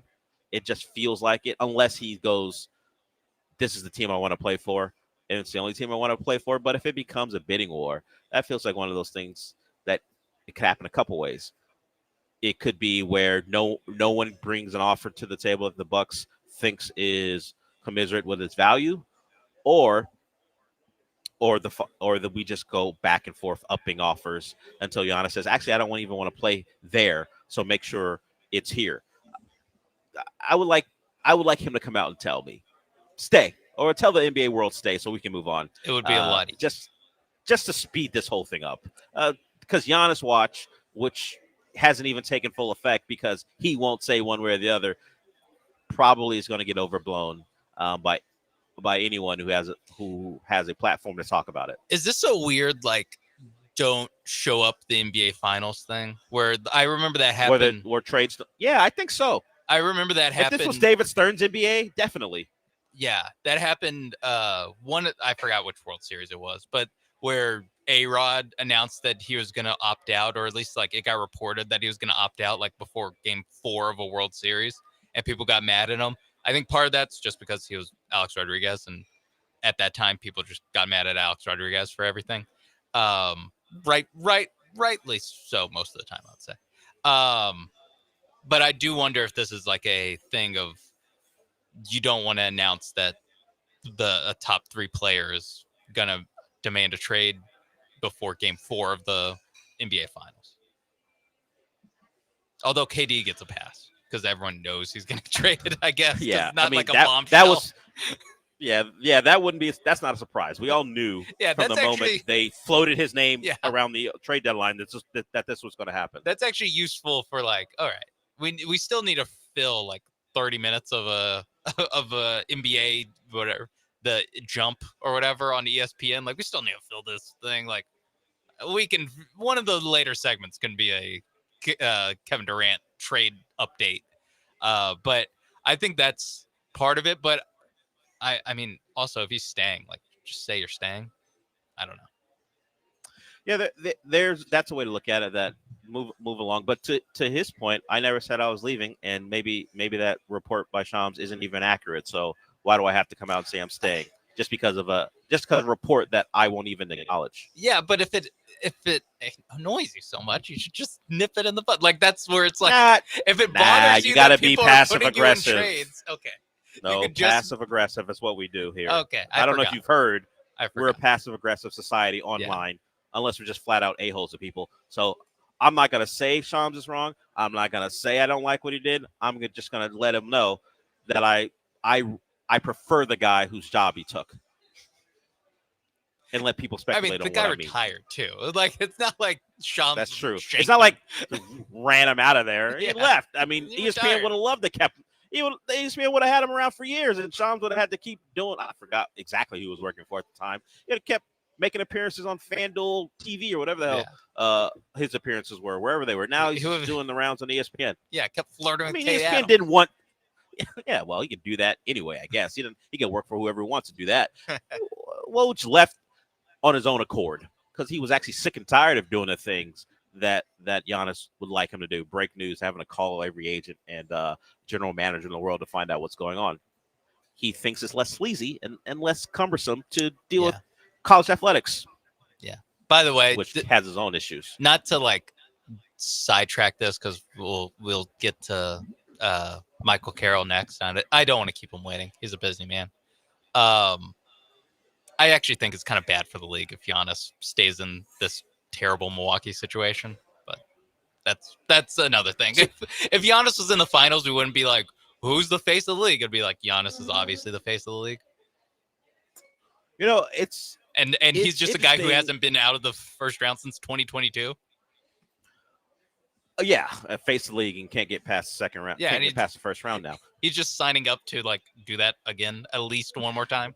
Well, it's funny because the guy on his roster that they traded for to help avoid that is a guy who did that for years. Where Dame is a guy who spent a lot of his time talking about, I'm not going to run from the grind. I want to win in Portland, until he got to his mid-30s, at least near his mid-30s, and said, nah, this isn't, I got to go. I don't want to do this anymore. So they made the move. Will Giannis suffer that same fate where he goes into his early 30s and goes, I'm not going anywhere. I want to win here. And then eventually he comes to the realization that I can't do it here anymore, so I got to go. And he leaves a couple years too late. Maybe. As far as is it good for the league, I know basketball nerd guys, the guys who do the podcasts, who make their living strictly talking about basketball, love the thought of Giannis staying. I don't hear a little. I think there's some, and people like guys staying with one team. That's what it is. That's a thing as well. It's the easiest thing in the world to be like, he needs to be a one-team guy. Where I'm like, I don't know. I would like to watch Giannis like play in playoff games. That would be cool. That too. matter more than first rounds. Yeah, yeah, and he had done that for a 3 or 4 year span in Milwaukee, and things have shifted where now it's all about is he healthy, or is Dame healthy, and can Kyle Kuzma possibly be someone you can rely on in the playoffs? The answer is no to that, by the way. But we're in a stage where he might simply not know. I ain't going to say what's best for him. He may just simply believe that Milwaukee can, after being talked to, fix whatever the issues are. And some people are suggesting a gap year. where they get their finances in order. But the question was asked about that gap year. What's going to happen in 26, 27 for the Milwaukee Bucks? Yeah, how do That's they going to improve change this things roster for them. Yeah, Yeah, like yeah. all the people saying that Giannis should stay. Like, how are you going to improve this already aging, decrepit roster around him? Which, by the way, you're paying Damian Lillard over $50 million to rehab an Achilles at 35 years old. Yeah, and of course, because Giannis is so great, you're never in a spot where you can use one of the draft picks you still do have control of to draft a potential good number 2 or great number 2. And that's what Dame was there for. And he's a small guard who now gets injured quite a bit. So if he wants to stay, cool. I don't have a real dog in a fight. Obviously, if it was a rumor that the Rockets and the Bucks were having serious conversations, then yeah, Giannis, say you want to be a Rocket. That's fun. But if it's just I'm not really sure, the Bucks aren't really interested in trading him, just get it out of the way and say he's going to be a Buck, and we can move on and not care about Giannis other than when he puts up his great numbers, but we know it's not going to lead to titles. There's enough else going on in the NBA where Giannis can hang out in Milwaukee and enjoy his time there, and we can focus on other things. So speaking of other things, we'll be joined by Michael Carroll when we come back. The host of Comic Cast will be here with us to give you an update on what's going on in movies and television. But before I do that, or we do that, let's talk again about Monument Chevrolet. So I've talked about the family atmosphere, talked about what they do to get you into a great car, and how honest and quick they will be about it, and make sure they do anything that you like to make sure you have a great experience when you're out there. Let's talk about their parts and service. So they're one-stop shop. It could be parts and service. It could be a pre-owned vehicle. They do it all.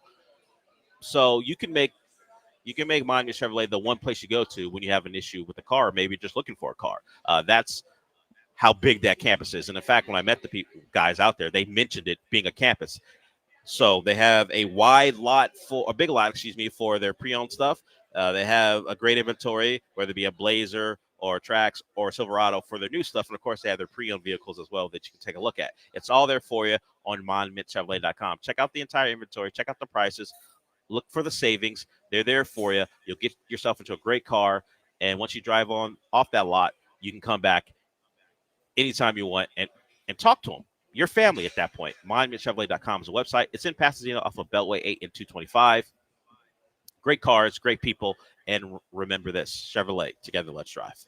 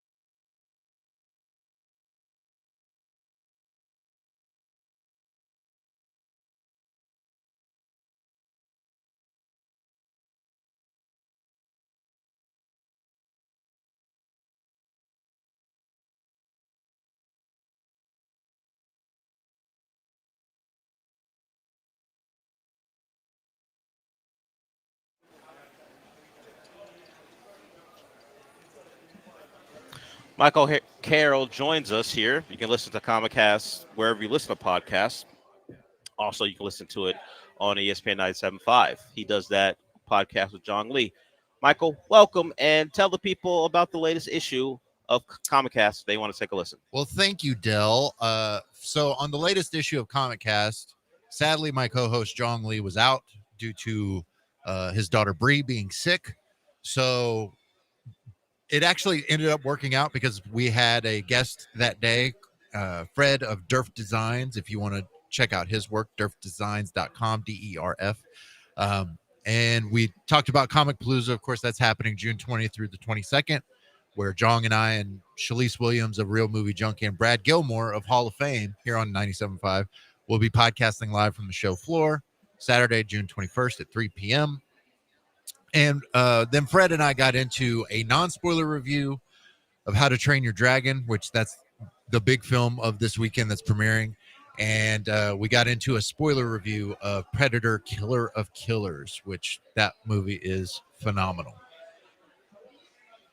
So you can hear that on Comicast anytime. That's the latest issue of that podcast hosted by Michael Carroll in this instance, but normally Michael Carroll and John Lee. So, Michael, I watched the movie. I talked about it earlier. It was on Apple. You did not recommend it. You didn't even mention it, and rightfully so. Echo Valley on Apple TV Plus, the Julianne Moore, Sydney Sweeney joint, where Julianne Moore plays a mom who is trying to mother a drug addict daughter in Sydney Sweeney. That's how I can describe the movie. That's what I've heard about this movie. It's kind of Yeah, and Sean and I talked about Apple TV Plus and their inability to market anything, even when they have big stars in it. Like, I somehow saw a trailer for it on YouTube, but I did not know that it premiered last Friday. I did not know it was available to watch. I just happened to go to Apple TV yesterday and go, oh, look at that. Okay, I'll watch it. And maybe they were right not to promote it so much. Maybe that's their model. I know we'll hire these big stars, put a lot of money into it, but if we know it's not a great product, we don't want to look like we're throwing promotional dollars behind it. Well, it's weird because this movie is actually premiering on What to Watch, like just not only my list, but other what to watch lists this week. Like, I didn't know this movie released last Friday. I had no idea. It said June 6th. Yeah. I know. I just Googled it and I was like, wait, what? This movie released last week? What is happening with Apple TV Plus right now? And it's a good streamer, but yeah, they don't market their stuff. I don't know. It's hit or miss with their marketing on certain things. And typically, I think a lot of us talk about Apple TV Plus as being great for quality over quantity. But in this case, maybe not so much. And it's disappointing too, because it is from the creator of Mayor of Easttown, which is by all accounts a very good show, but not in this case. Yeah, it's The Gorge. It's no. Thank you, Sean. No, it's not. Thank you. Yeah. True quality. He's Under right. Taylor Joyhead, stand up. That's right. No Sydney love Sweeney for can't hold a candle. Yeah, no love for Sydney Sweeney. No. Okay. I told a lot of misses on that IMDb page. Yeah, if we're being honest, look, I understand everyone loves a pretty blonde white woman. I guess at least enough people do that she's very popular. But if we're talking about the products that are being put out, this movie fits right in line with a lot of stuff. Well, if we're talking, Nate, Michael, yes. I don't know if you have her IMDb in front of you, but can you name a Sydney Sweeney project you actually liked because of the content of the TV show or movie? The only one that comes to mind, but I'm not a fan of it, is Euphoria. That's the only one I can think of that's like of a high quality, I guess. I don't know. This is me not knowing exactly. Anyone But You? Not an Anyone But You fan? No, but I haven't seen. Are that you either, a Glenn so. Powell head? Yeah, romantic. No, not romantic comedy featuring Glenn Powell. Not a Glenn Powell. I know. What am I doing? Yeah, I mean, she's I guess now in her mid-20s. She's going to have a longer career in front of her. Like you said, Sean, there's going to be some misses. I'm sure there'll be some hits.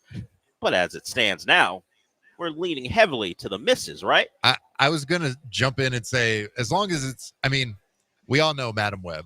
That released last year. We do all know Madam Web. But we do know that. Or Web connects us all. I feel like a lot of those stars got bamboozled on that one. So I'm not going to put that on. Yeah, I'm not Sydney going to blame Sweeney. her for that. Yeah. Looking back a year late, now that Isabella Marcet is on the TV show. Oh, The Last of Us. Yeah. In Yeah. Superman, she's in that Yeah, too. she's gonna be in Superman. It's like Peacemaker. She's in a that bunch was of stuff. a year ago. She was in this terrible movie. Yeah, they got all bamboozled on that one. Everyone got tricked on that. You give her credit, Sydney Sweeney, for The White Lotus. She was in that. Oh, there you go. Season, There's a there's couple one in season one. things. Immaculate. Yeah. So yes, Sean, we've heard your love of Immaculate when she plays a pregnant nun who doesn't know how she got pregnant. But moving on. Go ahead, Del. Don't let Sean derail you. Don't let Sean do this to you. I was figuring out a way to respond, but thank you, Michael, for pushing me forward. Okay, he'll pull you in, and it's just disregard him. Just keep going. What were you going to say, Del? Yeah, I don't want to get pulled into your web. The web that connects us all. Yeah, you're Madam Web, Sean. Good one. So Thanks. let's recommend something for people to watch that's actually good, or maybe that doesn't exist this week. What do you got, Michael? Well, for folks that are Madam Web fans, Dakota Johnson's in a new movie, Materialists, with Pedro Pascal and Chris Evans. It's more of a romantic drama and a deconstructed romantic comedy kind of thing. It's getting good reviews, 87% with critics, 75% with audiences. So if you want something of the more like relationship drama type thing, there's that for you, as well as The Life of Chuck. It's not a romantic drama, but it is a drama that I talked about a couple of weeks ago after I got a chance to watch it. 81% with critics, 88% with audiences. Phenomenal movie. Very good. It's more of a feel-good type drama, and it's got some comedic elements to it. Great cast. I highly recommend that one, but I understand it's not for everyone if you want to just zone out and chill at the theater. Yeah. Of course, it's directed by Mike Flanagan. Mike Flanagan, the guy behind all the horror stuff that you see on Netflix. This is a departure from that. You mentioned the great cast. Yes. You've got Tom Hiddleston and Mia Sarah's back. If you remember her, she was in Ferris Bueller's Day Off, and then I think she did some other things, but she kind of just disappeared. She didn't want to act anymore until she got this script and goes, you know what? You actually want me for this? I'll do it. So if you get someone out of retirement who went into it willingly for a movie, maybe give it a watch. And of course, you got Mark Hamill in it, Karen Gillan's in it as well. So as you said, a great cast. Back to The Materialist for a second. This is the movie. Pedro Pascal's in it, Dakota Johnson, and also Captain America himself. Chris Evans.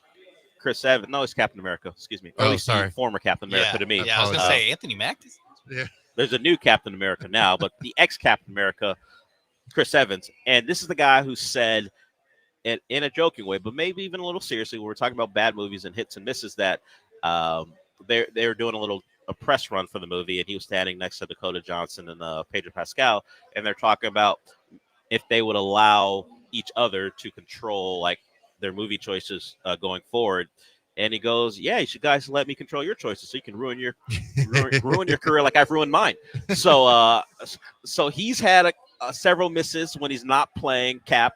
This one getting good reviews, so maybe Chris Evans is back.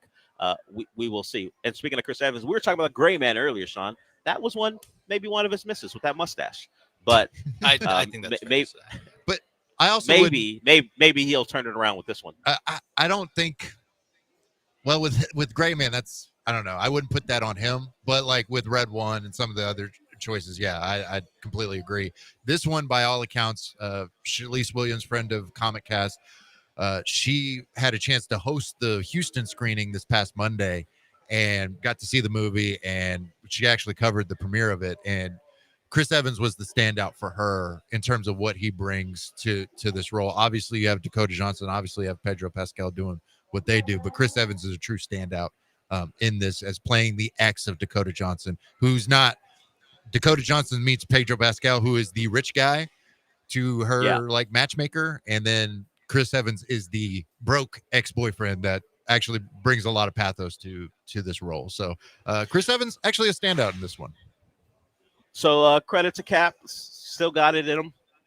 That's America's ass, as we've been told before. We'll see. We'll see if that ass is displayed in the Materialist, and I'm sure there'll be some romantic scene between him and Dakota Johnson. So is Captain America dating Madam Web, as we all tied into the things we generally nerd out about. We knew. And then we have Reed. So Reed Richards is taking Captain America's girl, who happens to be Madam Web. There it is. It all comes together. It all for comes us. together. What a tangled web we weave. All right. Okay. Thank you, Sean. You still got more in your bag. We'll find out as we continue. Let's get speaking of Reed Richards and the Fantastic Four. David's calling in about that. What's up, David? Yeah, so I am not really a big DC fan, but I am a follower of Superman, and I have seen many trailers on Superman. Mm-hmm. However, I have not seen anything at all, at least on TV, for any trailers of the new Fantastic Four coming out. Can you explain that? I have seen the trailers. When is the Fantastic Four coming out, Michael? Do you know the July date for that? 24th. Yeah, I think there's a 2-week difference in their release date. Yeah. I will say James Gunn has been very active on social media, and also you've seen the most recent Superman trailer came out this week. I think, what do we have, like 2 Fantastic Four trailers so far, like a teaser and then an actual trailer? Is that what it's been? Yeah, but there's been other stuff that's come out. It just depends on your algorithm, what you're watching. If you're watching a lot of like TNT or stuff like that, you're going to see a lot of Superman. Like if you watch a lot of the Disney owned networks, you're going to see a lot of Fantastic Four. Like there is marketing for it. It may not appear to you depending on your algorithms. It may not appear to you depending on what networks you're watching. Yeah, and it comes out 2 weeks later than Superman, so it is like a little bit later in the kind of push, the PR push cycle. Because with Superman, you're getting a big push right now because it's only 2 weeks away, and they're doing a whole special screening with Fandango that's, I think, already sold out in most instances on July 8th. I mean, they're really pushing Superman right now, so that's going to be the prime thing you're going to watch. Fantastic Four, it'll probably pick up after Superman, after that week of release. But there is marketing out there. It's just kind of depending on where you're at.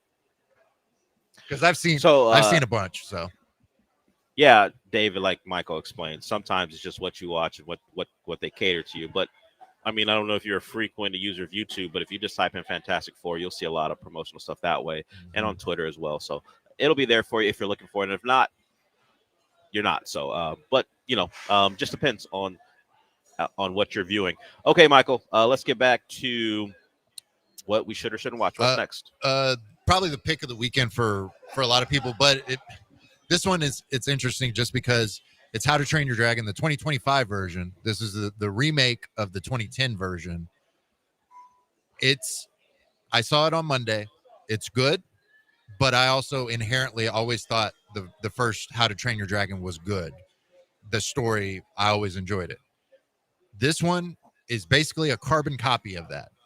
Like in video game terms, this is a remaster where they put a fresh coat of paint on it. There's some subtle changes, but for the most part, it's the same story. So nothing took me by surprise. It's not adding anything new to it, but that's not a bad thing.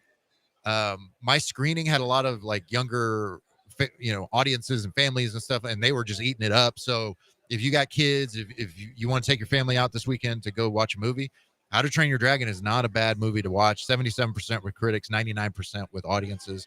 It's one of the better live action remakes, but for me, I have a hard time separating the bigger conversation of our studio's just gonna keep doing this where they remake stuff and they're not even adding anything to it. It's just a like carbon copy of that old version that we saw, and that's where you get into dicey like areas.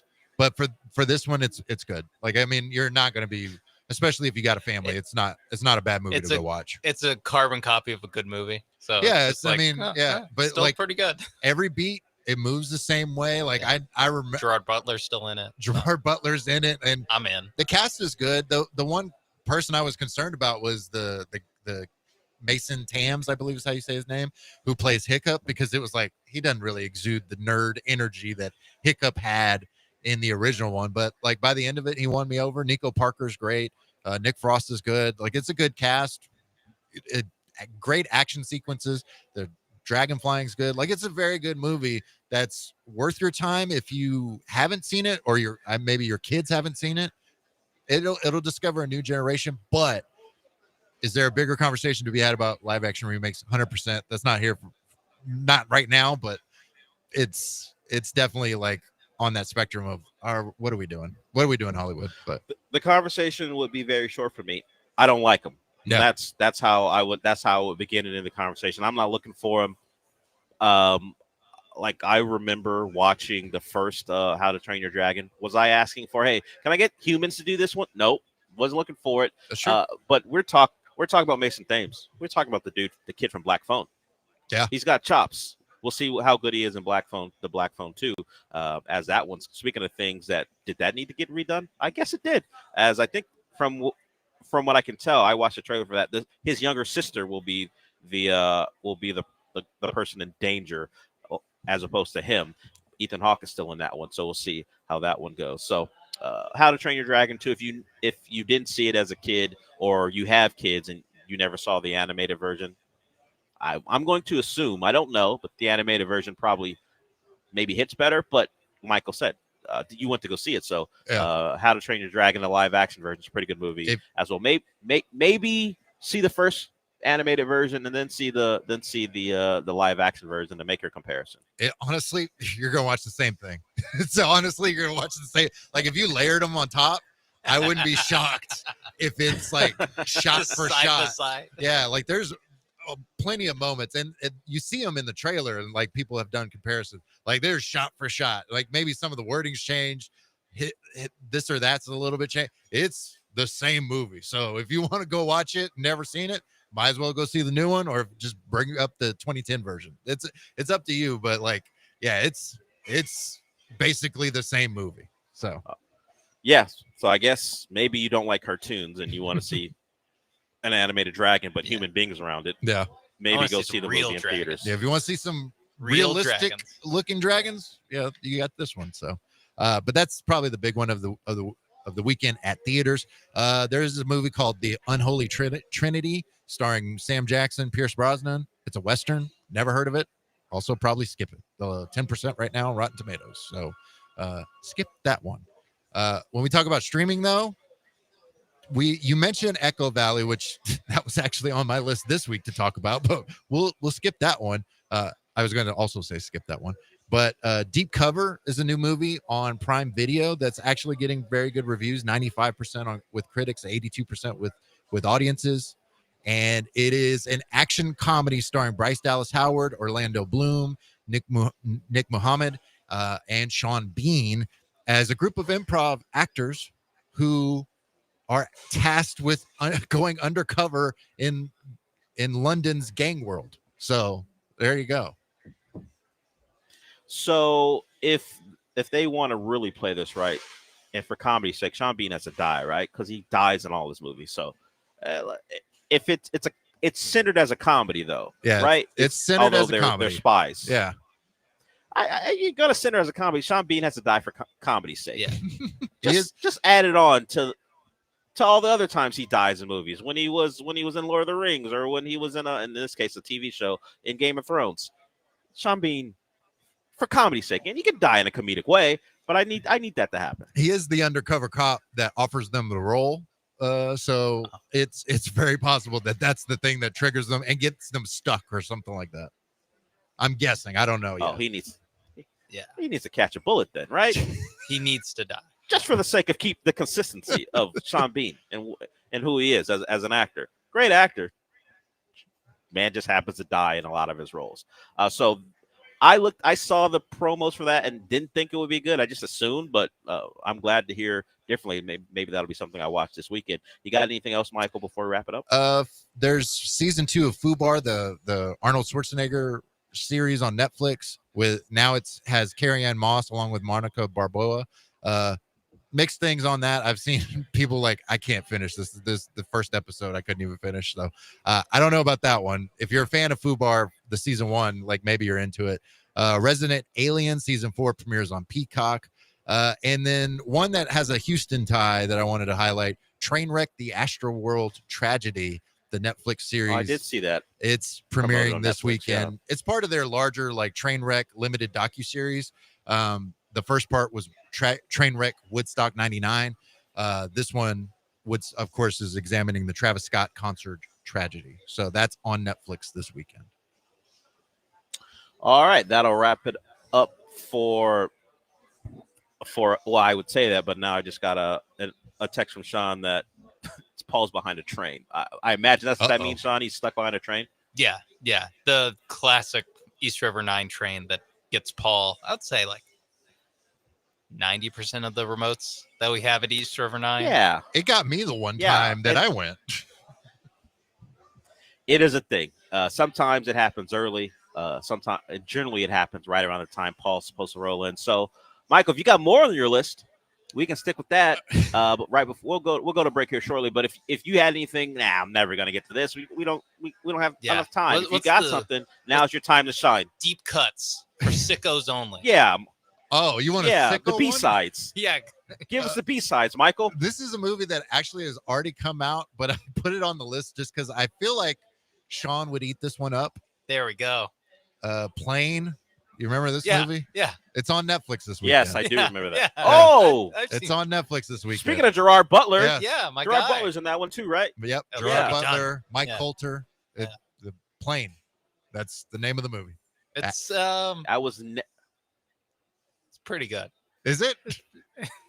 It's well, pretty good. Can we trust Sean when he says pretty good about It's something? pretty entertaining. How about that? In your sicko way. Okay, it's there it entertaining. is. It's pretty entertaining. There it And is. Is that That was not what we watch cinema for? Is to be entertained and transported to into a different world where Gerard Butler. A different world? Yes, a different world where Gerard Butler is a pilot who, through no fault of his own, crashes his plane on a remote island as he's, I think, trying to get back. Like, it's a little bit of a one last job thing because he's trying to get back to his daughter who's like graduating or something. Of course, there's always a daughter. Of course, this is also a Gerard Butler staple in all of his movies as a Gerard Butler historian. Believe it or not, he plays a divorced dad. So it's a broken home. He's trying to be there for his daughter, even though he can't daily, given the life that a pilot has to live, the lifestyle, the transient nature of their job. Please tell me you have a business card with that. Like, please, Gerard Butler historian. Please tell me. I need that. Cleaner is on HBO Max or Max, whatever you call it nowadays. That's the movie with Daisy Ridley as a cleaner of a window cleaner. I think she's. I have seen this movie. Yes, she was former military. We find out at the end why she's out. It's used as a way to denigrate her because you washed out of the military. Then we find out, of course, it was justified because, of course, it had to be justified. I will say, if you just want some Daisy Ridley because you love Star Wars, it's there for you. It's fine. It's a familiar face in a role. It's another one of those. I'm on my phone. It's one of those. It feels like, based off the trailers, it feels like just a whatever action movie that I'll put on and like, oh, okay, that was all right, and then move on. It's a transactional relationship of I need something to watch this afternoon, and I have nothing to watch, and Daisy Ridley needs to pay her mortgage, so that's why she's in this movie. There you go. Yeah, exactly. Yeah, because that Star Wars movie is a couple years away now. So until then. The one she's going to be in. I will say I'm trying to think. Magpie that she's in. It's a smaller movie. That one's actually pretty good. It's about a woman who has a young daughter who's an actor. Her husband's kind of just watch it. Her husband's not great. I'll just put it that way. And watch it. It's pretty. That one's pretty good. It's a smaller movie. It won't have the feel of The Cleaner, or Cleaner, but. I think if you just want to, but this one you're actually gonna have to watch. You can't be on your phone. But I will tell you, Sean, no subtitles, so you should be okay with that. If you decide you want to check out a Daisy Ridley joint that doesn't involve her as a window cleaner for for a skyscraper. I'll say I don't know if which is the plot of Cleaner. I don't think I've seen a Daisy Ridley joint where she's not playing Ray Skywalker. So, or no, I'm sorry, Ray Palpatine. Ray, but now, she changed her name. Okay, whatever. She did. Whatever. She did. That hence the name of the movie. What's the name of the movie, Sean? Rise of Skywalker. The Last Skywalker. Or The Rise of Skywalker. It is Rise of Skywalker, but I'd rather just call it The Last Skywalker and combine the second trilogy movie with a sequel movie to the third. Her mama named her Ray Palpatine. I'm gonna call her Ray Palpatine. All right. Her mama didn't name her Palpatine. That name got kept quiet until, in fact, I don't think until they remembered J.J. Abrams named her Palpatine. Yeah, we waited to the third movie to find out what her last name was. Until let's do this because we gotta wipe out what Ryan Johnson did in the second one. Okay, I think Paul is still probably stopped behind the train, but we'll go to break here. And if he's not here, we'll just do whatever random stuff we want since it's now part of his show. Thank you, Michael, for joining us. You can hear Comicast next week. He'll do that with John Lee. It's, I believe, 8 to 9 next week on ESPN 975 on Wednesday. Yes, correct. Right after the Hall of Fame. And Michael Carroll joined us every Friday. Thank you once again. This show's over, but apparently we're not done for the day. Sean is, I think, because he's been up since 6 o'clock. We will continue here at East River 9 through 6. Me until Paul gets here. We will be back.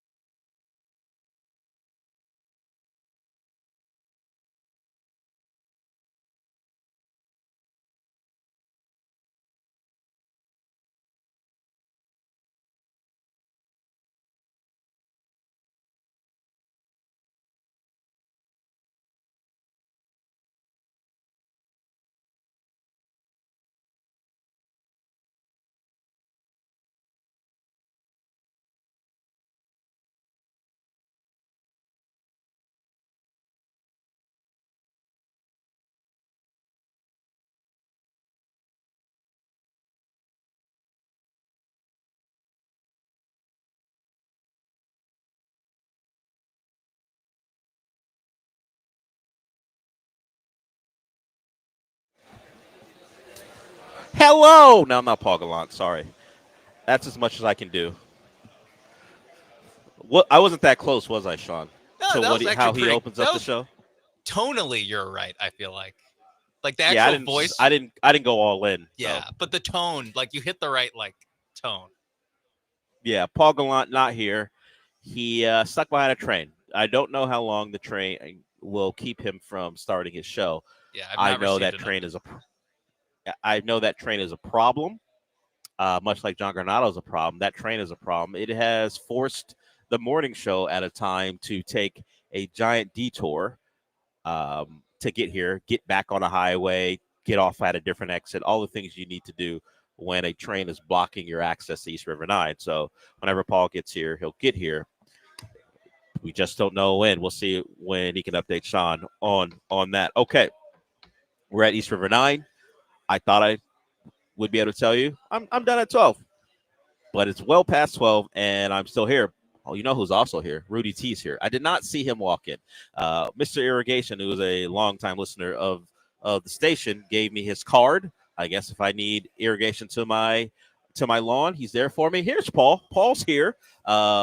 Paul suffers the fate of anyone who's coming East River 9 and that train is in the vicinity. So when Paul is ready to go, we'll pass it over to him. But Rudy T in the building. So you don't have to just come here for us. Maybe you get to see Rudy T and talk to him. I'd advise maybe don't bother him. But if you do see him, maybe come just to shake his hand as Rudy T is here at East River 9. And you can be here too. And whether you want to get an e-bike brought to you by us as part of our summer circuit, you can do that. And those e-bikes are pretty cool. Power On Electric Bicycle Company is actually the people who created those things, but we are partnering with them to get you a chance to win those e-bikes. Just show up here, register to win, and it doesn't stop today. You can register at our next event throughout the summer. The guys are going to be out and about throughout the summer for our summer circuit. Also, if you just want to enjoy live music, Fridays and Saturdays here at East River 9 from 7 to 9, they do that too. So while you may come here for the Astros game, you can also watch and listen to that live music as well. So fun to be had here, whether it's the golf, the pickleball, the food, it's all there for you all there for you here at East River 9. Okay, so Sean, you're still here with me as Paul gets ready to go. So we talked a little bit about the finals. I didn't actually ask you what you thought. You think the Pacers take a 3-1 lead, or do you think the Thunder even this thing up? It's a little bit, and this is not disrespect to the Pacers. It's more the Thunder. Like, if you are who we think you are, like, you gotta win this one. So I think you get a much better effort from the Thunder, more like the Thunder role players, and you probably don't get 27 points from Benedict Mathurin in the highest scoring finals performance for a bench player since Jason Terry. I think it regulates a little bit. I do think it'll still be close. I know the morning show guys, I think it was all pretty unanimous that they see a close one tonight. I kind of see it the same way, just because the Pacers are so hard to kill, you know? I would agree. I think we'll get one of those games where Oklahoma City's pushed to the brink and the Pacers don't go away.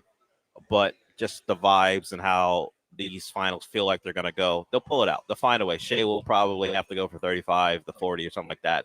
He'll get to the free throw line. He'll be certainly as assertive as he always is, but I think he'll be a little bit more efficient, and they'll find a way to pull through. And I think Chet will bounce back a little bit because Miles Turner had his way with him in that fourth quarter. I think he'll play a little bit better, and they'll find a way. We'll go to break with that as Paul is nearly set up. He'll start his show here at East River 9. I am done. I'll talk to you on Monday, and it'll be Paul and AJ going forward. Talk to you Monday.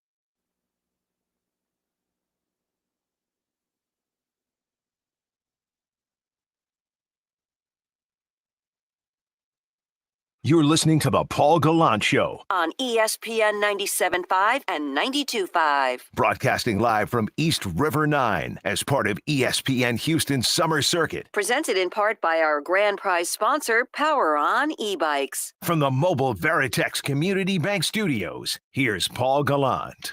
Got him. A dozen strikeouts for Framber Valdez. He's still a little frustrated about that RBI base hit. But 12 strikeouts, leading 3-2 after 4.5. For a guy that's got 12 strikeouts, he's had to labor a little bit, but a lot of swing and miss, and a lot by a great deal. Framber taking some of that frustration out of the glove. I want to take out frustration on a glove. I want to find the glove and get a hammer and beat it to death. Hello, and welcome aboard the Paul Gallant Show. We are live on a Friday. Gotta get down on Friday. Ask Gallant Anything Friday. Inside the River House here at East River 9, keeping tabs on the U.S. Open, drinking, getting our weekend started. Some pretty cool people here. Wink, wink, nudge, nudge. Look, I'm late. I apologize for that. There are trains on the east side of Houston that regularly stop. Normally, I have a route that I go around that avoids said trains, and guess what? There was another train at that stop. So next time around, I'm going to be using an entirely different route. I should not be as reliant on GPS as I am. You heard Framber Valdez getting his 12th strikeout after 5 innings in last night's game where the Astros took down the Chicago White Sox 4-3. They take 2 of 3 from Chicago. They split the season series against Chicago before a weekend series coming up against the Minnesota Twins. I like Mad Framber. He amuses me. Took him a lot of pitches to get through all 5 of those innings and to get all 12 of those strikeouts, but I think we can all empathize with Framber, even if he had a good day at the office, even if I'm about to have a good show on this radio station. Sometimes you're mad, and you're mad at yourself. And that's where I'm at. 713-780-3776 to call to text. YouTube at ESPN Houston. And on Twitch at ESPN 975 on an Ask Gallant Anything Friday. So, the good news is that the Astros won. Not enough runs for my liking from the Astros offense. They did get another Isaac Paredes home run. They did get 4 runs, which is, of course, in case you can't do math, more than the 3 runs that the White Sox scored. But I need more, and I am curious as to if the runs are going to be even harder to come by for the foreseeable future than they already have been. Because, yes, Jeremy Pena is having an all-star caliber year. He had 2 hits last night. Jose Altuve is playing well. Yainer Diaz might be hitting up. He was 3 for 4 last night. He had a double along the way. But there's a problem, and this is where we would do another episode of Astros ER because damn it. Yainer Diaz popped his hamstring. At the very least, it is popped in some way, shape, or form. What do we know going forward about Isaac Paredes and his left hamstring ailment, as it's being called by Joe Espada and the Astros? I don't know. Joe Espada said that we will know more about this hamstring ailment today. But since we have not heard anything new, I am assuming all of the worst things. Did he have a Dak Prescott kind of injury? Did the hamstring fall all the way off the bone?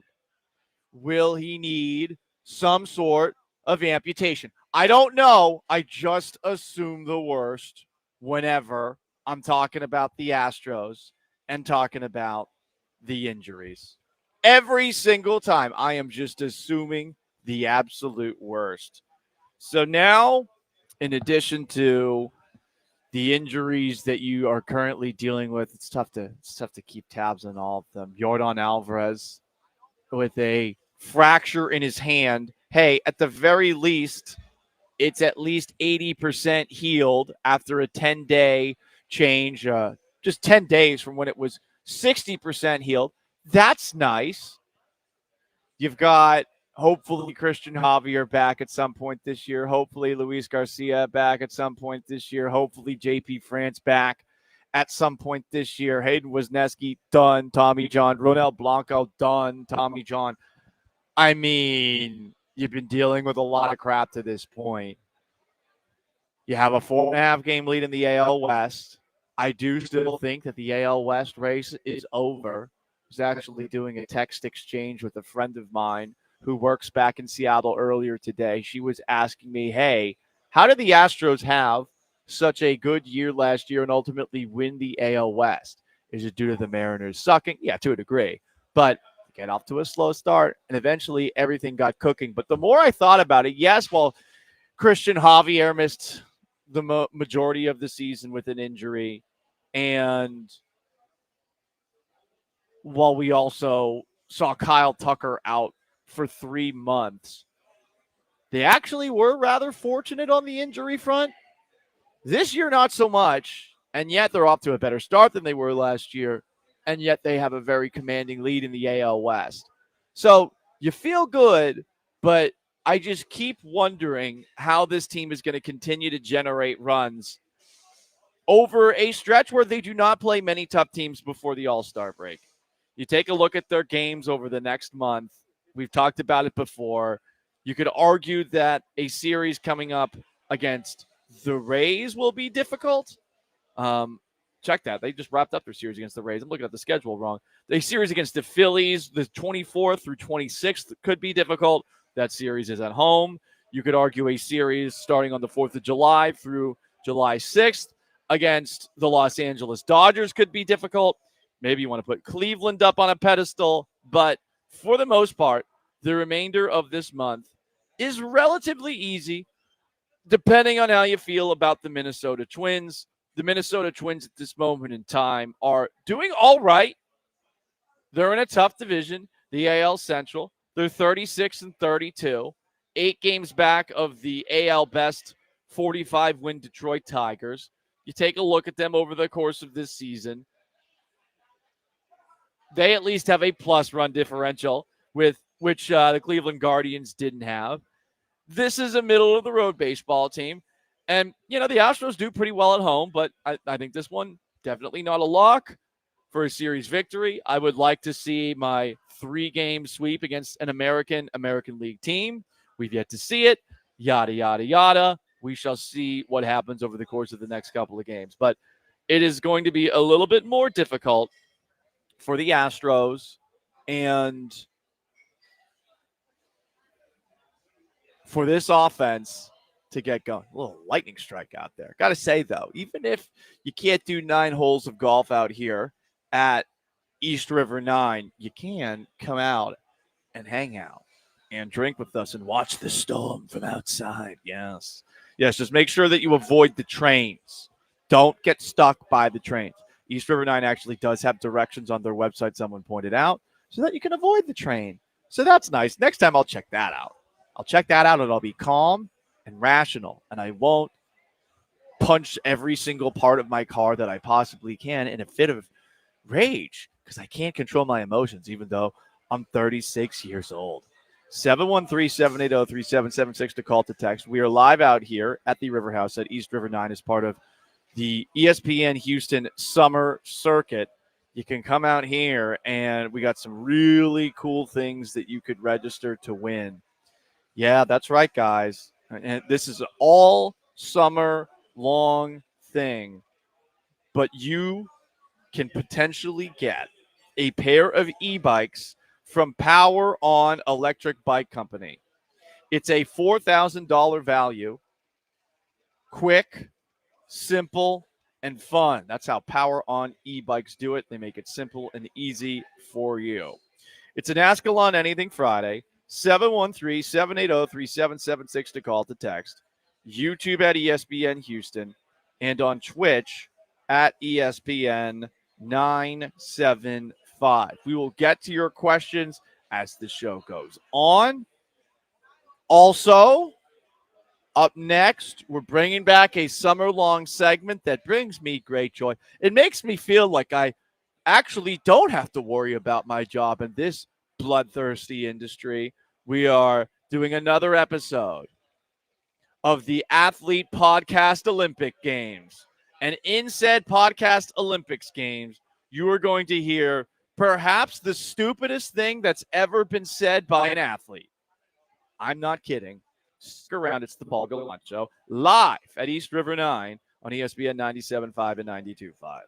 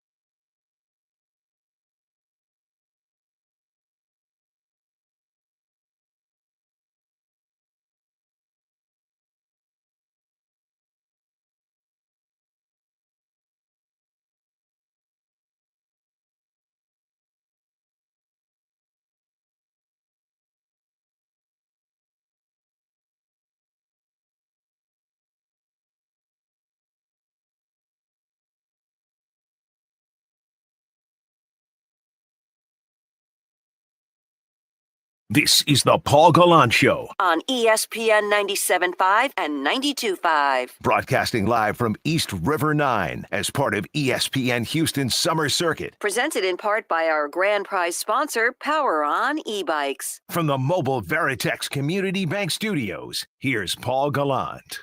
Clock pulls it. Cross-eyed pass. Right side, across the net. Score!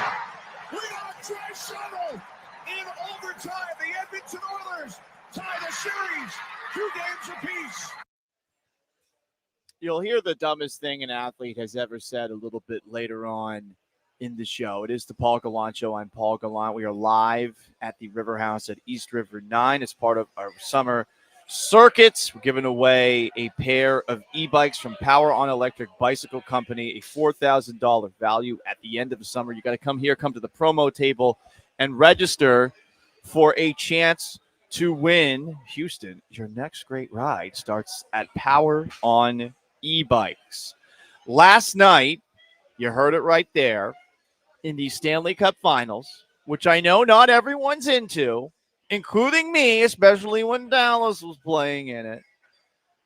And it was a hell of a game as the Edmonton Oilers evened the Stanley Cup Finals series at 2 games apiece with a 5-4 overtime win over the Florida Panthers. For those who care about NHL history, Edmonton was the first road team in Stanley Cup Finals history to rally from a deficit of at least 3 goals and win since 1919, when the Montreal Canadiens beat the Seattle Metropolitans in overtime. I mean, we're talking almost 100 years. By the way, the Seattle Metropolitans had some very cool Christmas-looking sweaters. I had a hockey sweater for them when I was living up in Seattle. They look cool. Now they're the Seattle Kraken. Seattle Kraken makes a lot more sense than the Seattle Mets. A lot of teams called the Mets back in the day, specifically the New York Mets. But the Oilers were down 3-0 after the first period. They changed goalies. They rally back. They even take the lead, which I saw live with 6:24 to play in the third period. This was right after the Astros-White Sox game had ended. The Florida Panthers pulled their goalie so that they could have a 6-on-5 attack, plus the goalie for the Oilers. And they actually scored a goal with 20 seconds left. Game goes to overtime. Stanley Cup playoffs are the best. And if we had a vested interest in hockey here in Houston, I think a lot of more people would have enjoyed that. I know there's a lot of transplants that live here that are from the north that maybe grew up loving hockey. Maybe you're from where I'm from, Boston, which is a huge hockey hotbed, or from Minnesota, the Midwest, et cetera, et cetera. But that game last night was awesome. And it has me, even though I'm not sure it will succeed, officially feeling this way. I officially want hockey in Houston, even if I don't think there will be support, even if there's success at first, and especially if there is an immediate success. I want it. I need it. I need another sport, a sport where I feel like I identify with the players a little bit more. What, Paul, because you're white? No, because there's no flopping. Guys play with a sense of honor.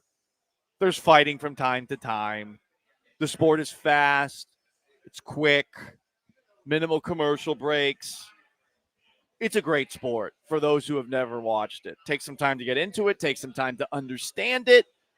But it's the best sport to watch live as well. So I watched that game last night, and first thought this morning I thought is, all right, maybe I'll squeeze this into a segment, but we won't speak about hockey for a full segment.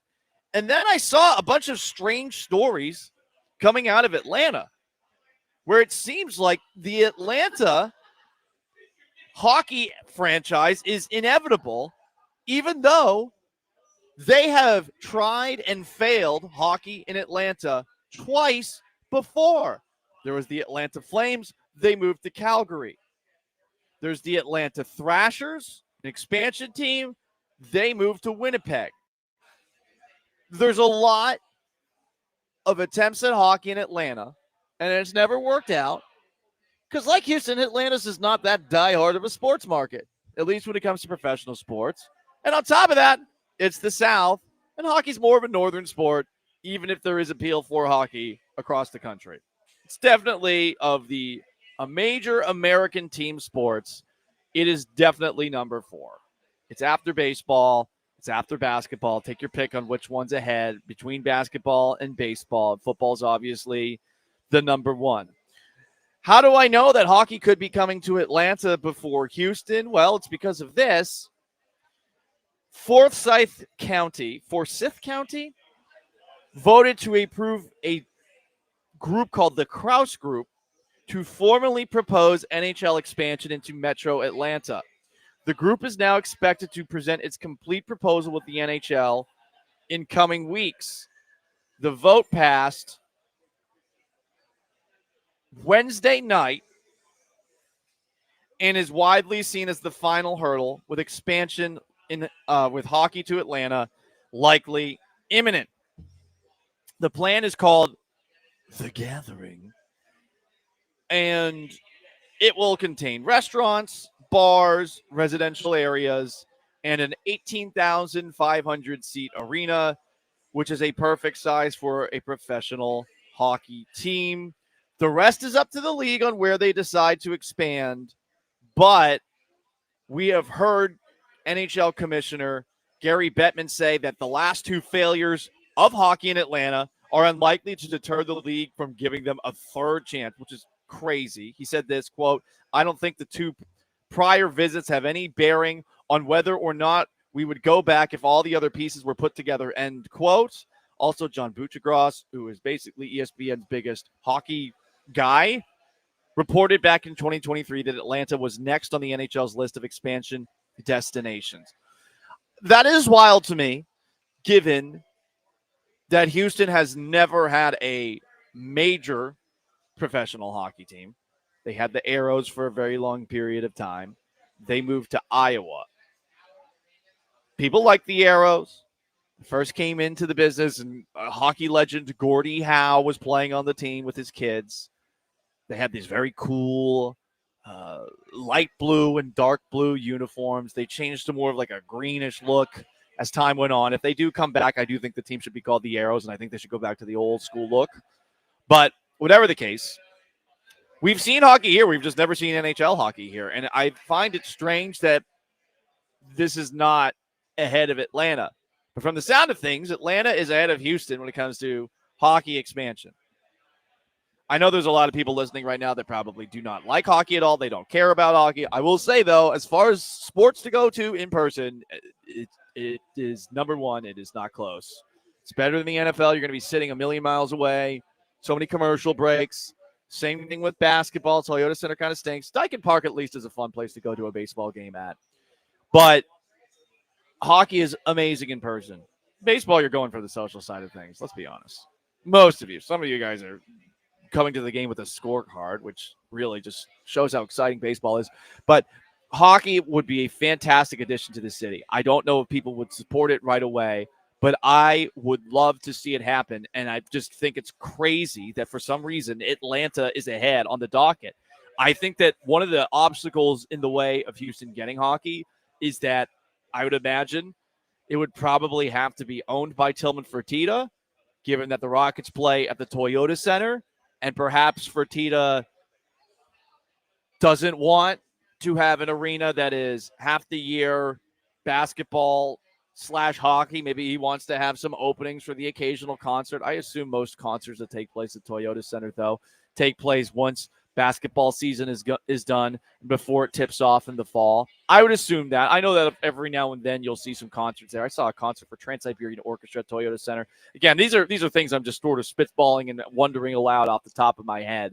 But I think that perhaps the reason that the NHL is not looking at Houston is because there is not a standalone arena for hockey, and that there is not a 100% all-in potential owner outside of Tillman Fertitta to purchase a team, to pay whatever costs are involved in just having an expansion franchise. Generally, every single league, you have to make some big payment in addition to, fielding a team. Fertitta's already got his hands heavily in what the Cougs are doing. He's also the ambassador to Italy. On top of that, he's, of course, owns the Houston Rockets. I'm wondering if the NHL is looking at Houston and says, well, where's the investor? Who's the person that's going to actually build an arena here? And I don't know the answer to that. I really don't. So that's the only reason I can think of as to why, at this moment in time, the Atlanta proposal is ahead of the Houston proposal for NHL here in town. But definitely pisses me off after watching last night's Stanley Cup Finals game, which was an awesome game. It was a really good game. 713-780-3776 to call to text. YouTube at ESPN Houston.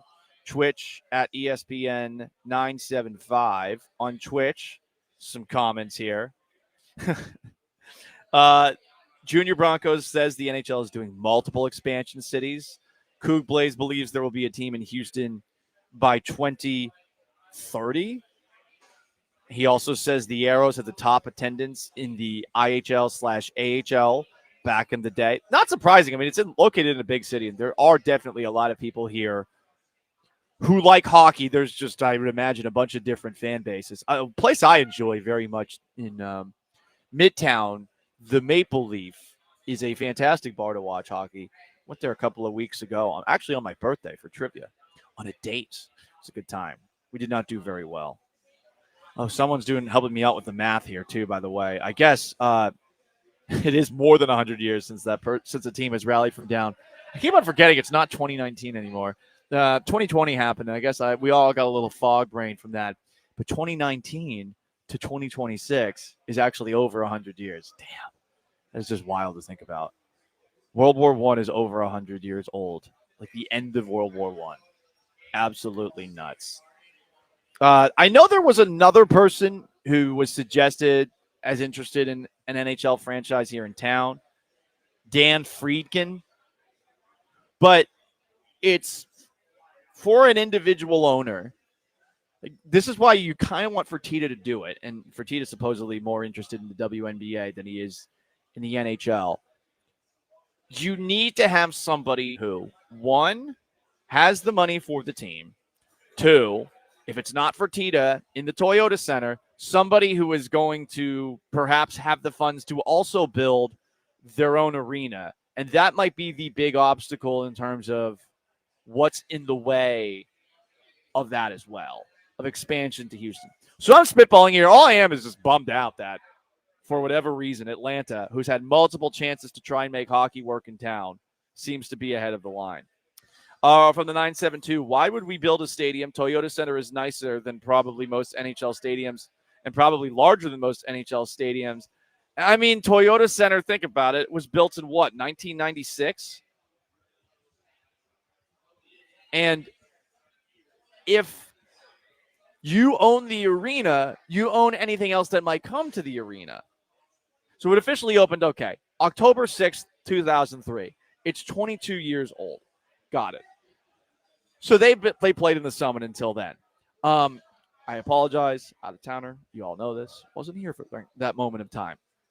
But I don't think that's going to help. I think generally the NHL is looking at the new arenas that all stadiums are building, and they think if we're going to get corporate money to invest in our league, we need to have the most modern possible stadiums we can.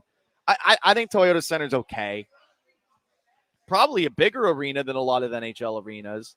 But I feel like if an owner is going to purchase real estate and then build its own arena and host events there, that makes a lot more sense, I think, financially for somebody than buying a team and then leasing out space in the Toyota Center. If you get what I'm saying here. I'm not an economics major, as you can tell as I spitball through all of this at this moment in time on the Paul Gallant Show, live at East River 9 as part of the summer circuit. You could definitely tell that. But if you're buying a team, you also want land. Because, yes, the team is generally a constantly appreciating asset. But if you buy land as well, you know what's an even more appreciating asset? Land. And you notice what we're seeing Jim Crane and the Astros do? They're trying to build an area around Toyota Center with all the construction that's going to take place near the highway in the coming years. You've noticed how the Houston Texans are sort of floating that out as well, how they want to build their own area, if not necessarily a new stadium that has bars and restaurants around it. All of these teams, yes, they're going to make money with a sports franchise, but they also want to have their own real estate, their own land. And if you have your own arena in addition to your own land around it, I mean, it just makes a lot more sense to throw a ton of money into a hockey team that might not get that much success at its start if the team isn't successful. So things to keep in mind. 713-780-3776 to call to text. YouTube at ESPN Houston. On Twitch at ESPN 975. Some people are saying the Toyota Center has major upgrades over the last 3 years. Like, yeah, guys, sorry, that's not going to matter. It doesn't matter the upgrades. It's like, is it new? It shouldn't be like that, but that's how it goes. So there you go. Someone else texted in, this isn't 2026. We're having a great day today. It's just an absolutely fantastic show. You know what's even better? East River 9. So come on out here. We're going to be here all afternoon. You want to register at the promotions table. We're giving away 2 bicycles from the Power on Electric Bicycle Company, a $4,000 value. Rediscover the joy of biking without breaking a sweat. Power on e-bikes. It's the Paul Gallant Show, ESPN 97.5 and 92.5. Stay put.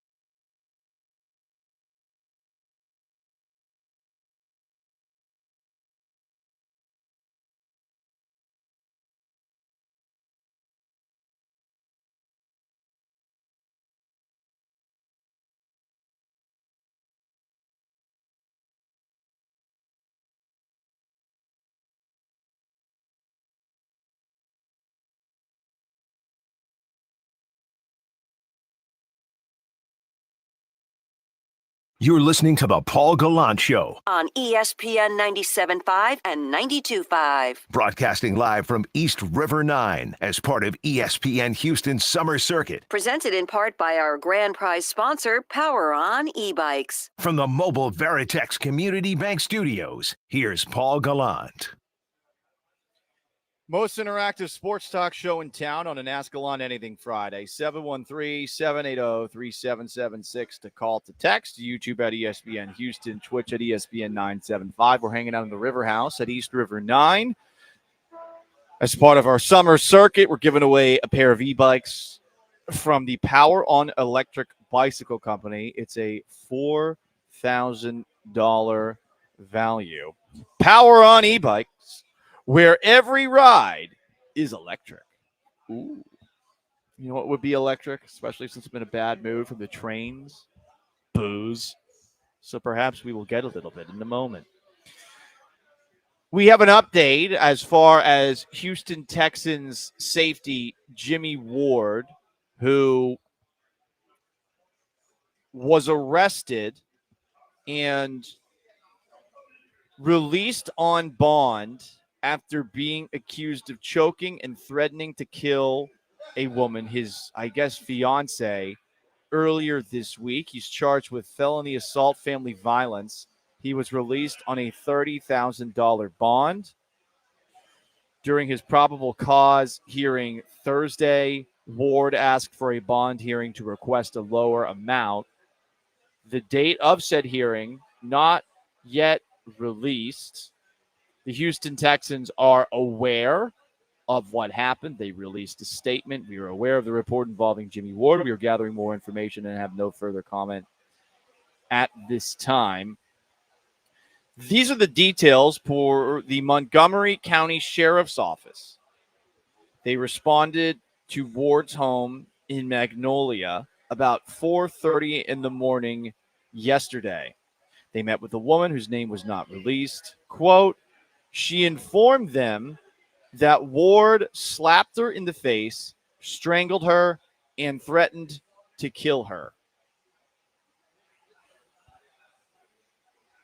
Per the Montgomery County Assistant District Attorney, the woman reported she was unable to breathe before she was able to get free. She then ran out of the home to call 911.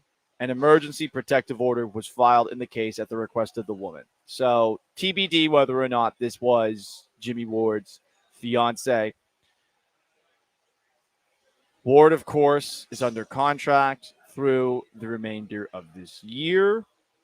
They added another year to his expiring contract last year. He's owed $4.5 million, $5.6 million cap number. I would imagine the NFL is probably thinking about putting him on the commissioner's list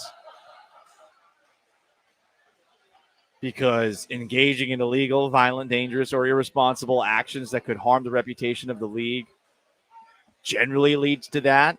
And then some sort of suspension. This would be the first Houston Texan to face a suspension in quite some time over something involving physical violence. Generally, over the last couple of years, the suspensions have been for Azeez Al-Shaair clobbering Trevor Lawrence. You had a couple of Texans defensive linemen get suspended last year for some violations of the NFL's drug policy, both for substance abuse and for performance-enhancing drugs. So I would assume the next step for Jimmy Ward is that he will be put on paid leave, the commissioner's exempt list, and then will probably get at least a 6-game suspension, depending on what the league finds further from this report about Jimmy Ward. These are pretty brutal sounding accusations that a woman was strangled by him and that he threatened to kill her. So we'll see what happens on that front. Here are some players suspended after being accused of domestic violence and violent crimes over the last decade or so. Greg Hardy, who was accused of assaulting his girlfriend and communicating threats. He was suspended initially for 10 games. It was reduced to 4 games. Quincy Enunwa in October 2015 was accused of domestic violence. Suspended only 4 games because of his cooperation. Charges later dropped. Ezekiel Elliott was accused of domestic violence by a former girlfriend in August of 2017. Prosecutors did not pursue criminal charges, but the NFL found he violated league policy. They suspended him for 6 games. Josh Brown, September of 2017. A Giants kicker was accused of domestic violence by his ex-wife. Suspended 6 games. Not criminally convicted in connection to that incident. Zay Jones in 2024 was charged with domestic battery November of the previous year. Charges were dropped, but the NFL suspended him 5 games.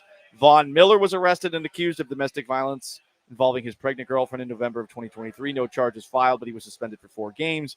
And Michael Hull Jr., arrested and charged with domestic violence in August of 2024. He pled no contest to a reduced disorderly conduct charge, was suspended for 5 games. Ward's never been suspended. He's been in the league for 12 years. I imagine he's played his last game for the Houston Texans.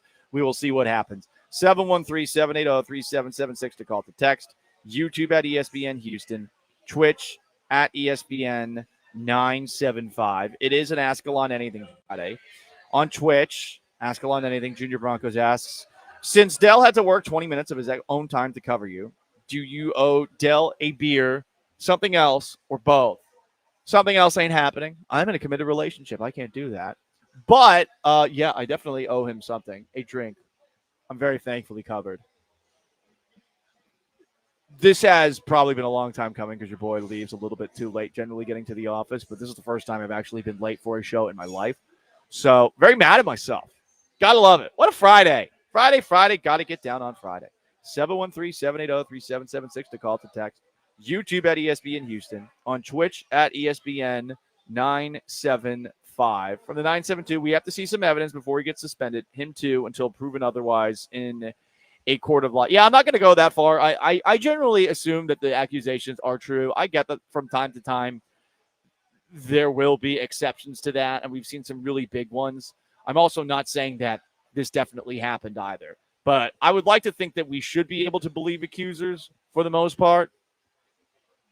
Again, we could end up being wrong on this front, but these allegations are pretty damn serious in nature. And sometimes, even when charges aren't filed, when charges are dropped because the person no longer wants to press charges for a variety of different reasons, sometimes it's because, hey, this person is the breadwinner in the family, and why am I doing this? Am I helping myself out? Do I have to overlook this? It's a crappy situation to be in for women and others who are perhaps in relationships feeling like, hey, if I leave, there could be repercussions for me, not just financially, also, someone going after you. So I think it's a tricky situation, obviously, to talk about at this moment in time, but I think the league will probably put him on the commissioner's exempt list while this is getting sorted out.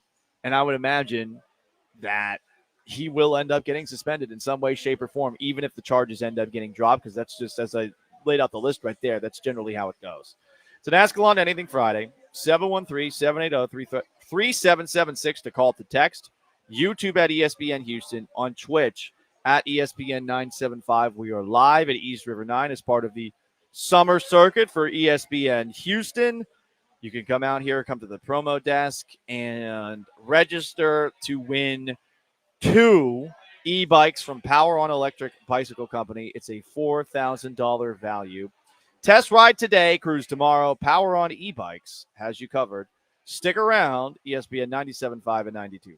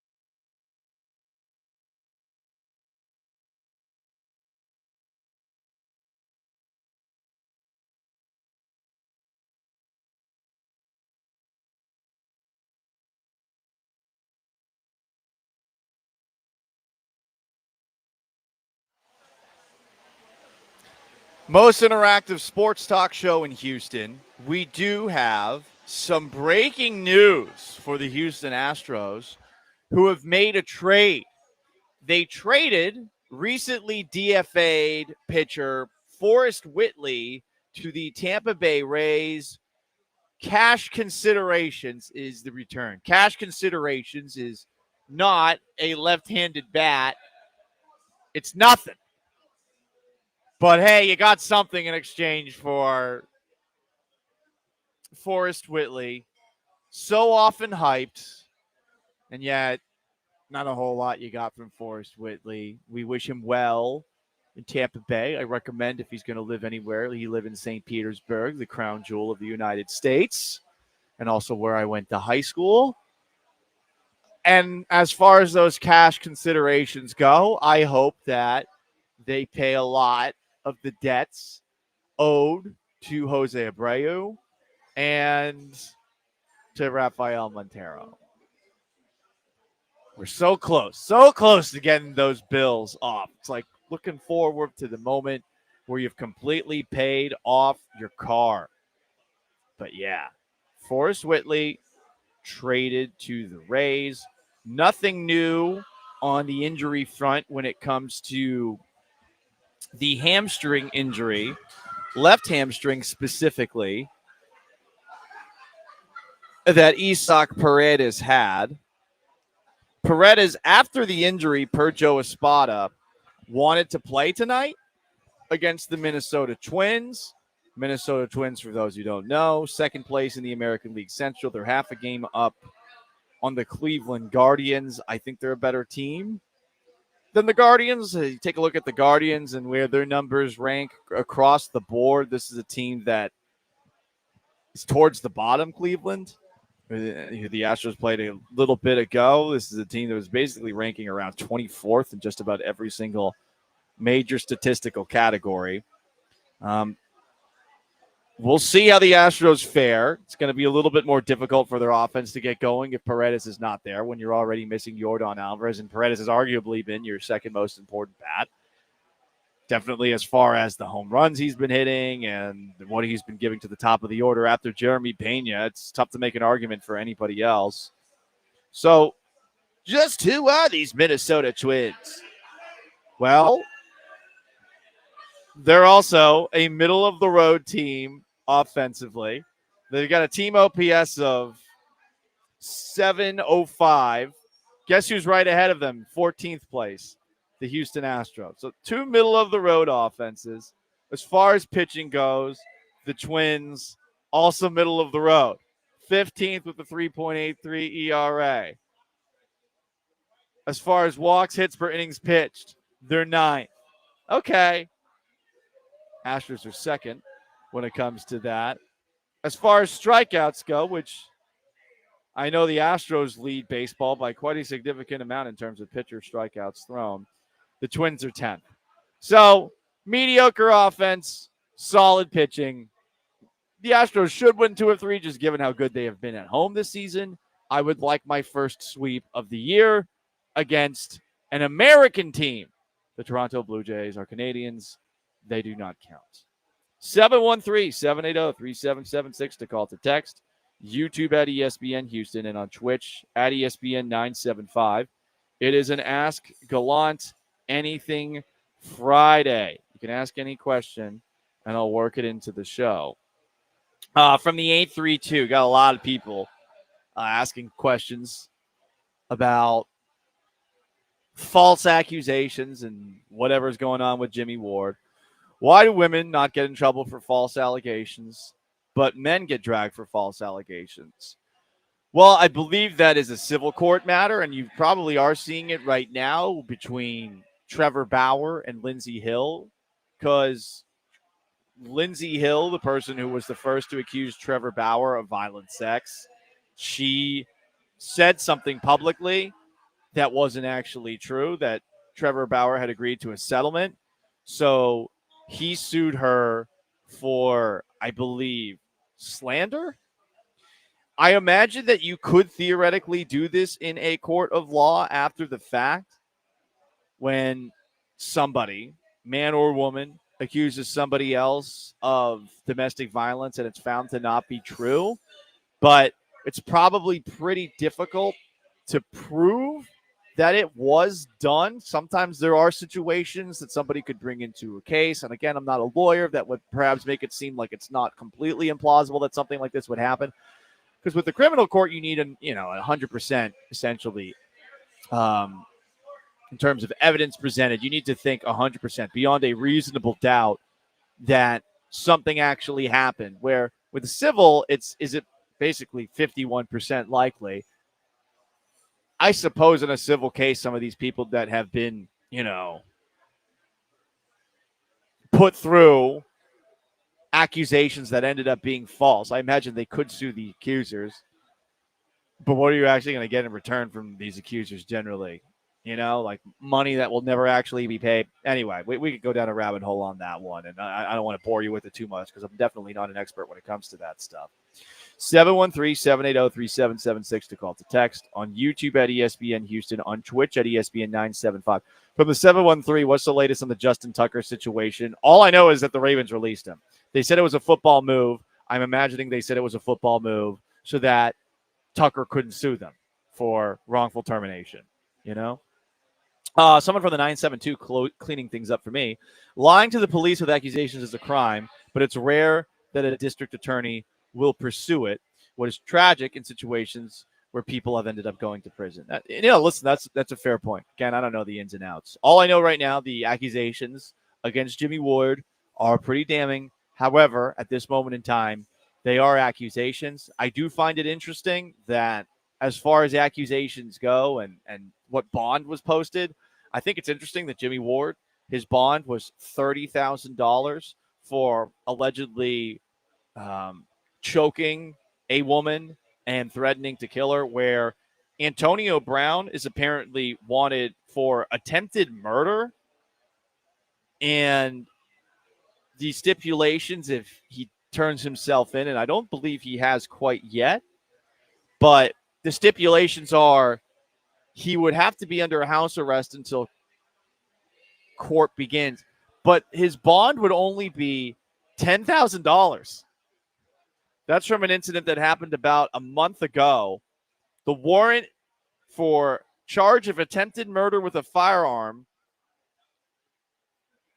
instructs Brown to post a $10,000 bond and remained on house arrest until trial, per the Washington Post. For those who don't know, Brown was detained by police after gunshots were fired at a boxing event hosted by online streamer Aiden Ross. Man, I keep on seeing Aiden Ross's name. I keep on seeing Antonio Brown's name.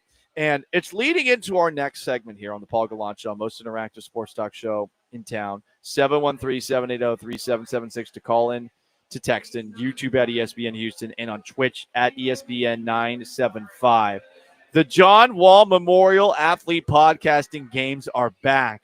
And that Aiden Ross guy had on an athlete who said literally the dumbest thing that an athlete has ever said. You will hear that and other monumental moments in athlete podcasting excellence next. It's the Paul Gallant Show. Stay put.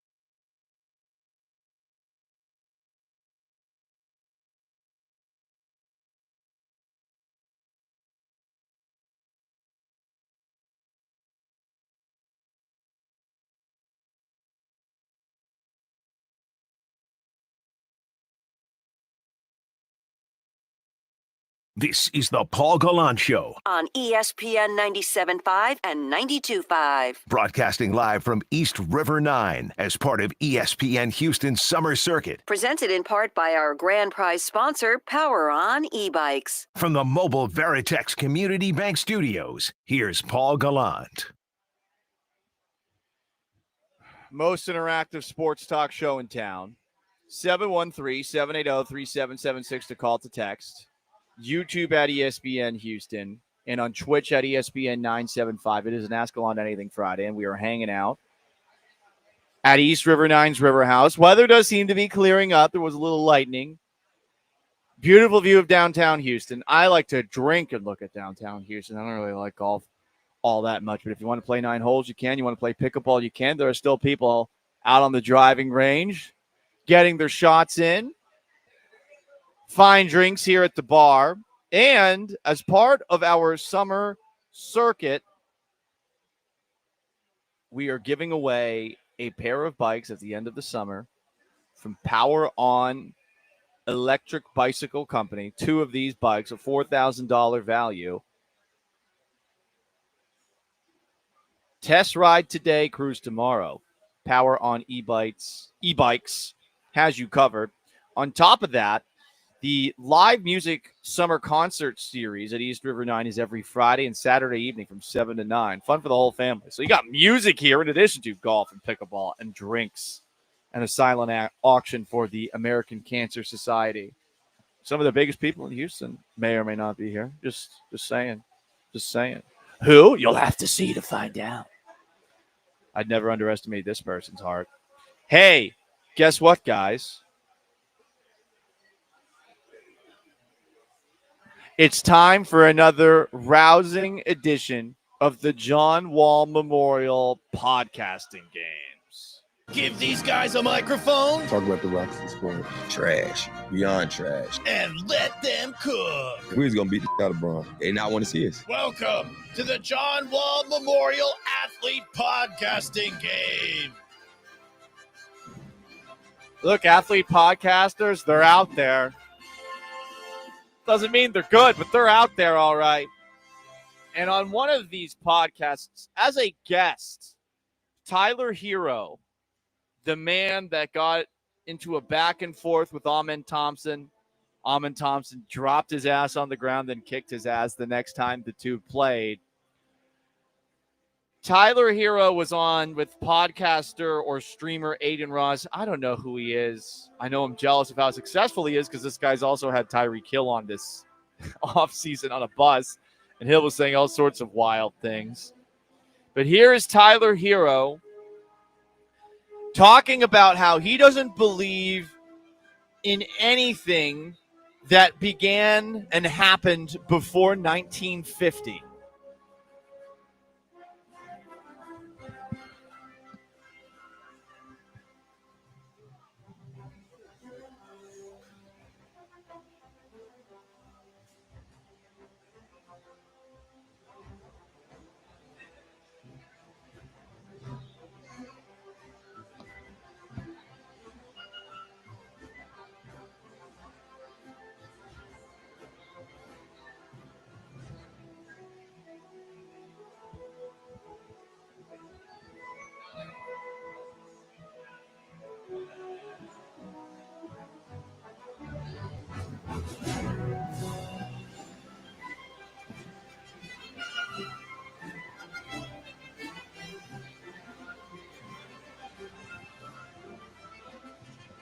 Oh, my God.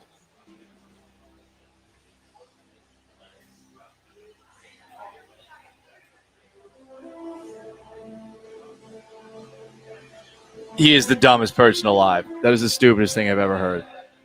Unbelievable. Nothing in history happened before 1950, and he says dead ass along the way. Like, can we deport him? Can we lie about whether or not he's a citizen and kick him out of our country? That is embarrassing. That is just completely embarrassing. That's the worst thing I've ever heard anyone say ever. Dead ass. Nothing happened before 1950. You are Chris Broussarded, sir, if you believe that. That is the stupidest thing I have ever heard. Nothing happened before 1950. Nothing. Who's the guy that want to cross the ocean? And then these dumbass bobos that are on with him that are just greasing him up. They're not pushing back at all. They're like, yo, facts. This is the funny thing with these podcasts these days. You get a celebrity, and they're surrounded by just complete stooges who enable everything that they say. They never push back at all and say, that's the stupidest thing I've ever heard, which it was. And then he just keeps going and going. Maybe that's the art, but that is truly the stupidest thing I've ever heard an athlete say. Unbelievable. What a moron.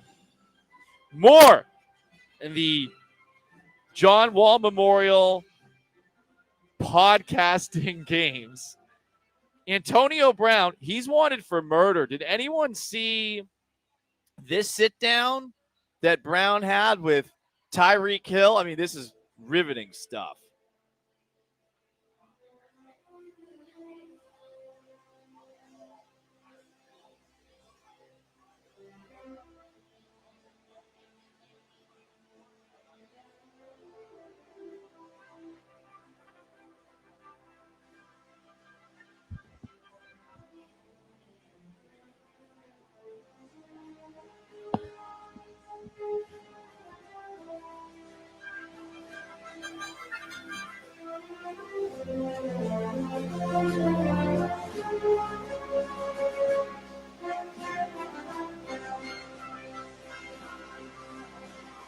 Oh my God.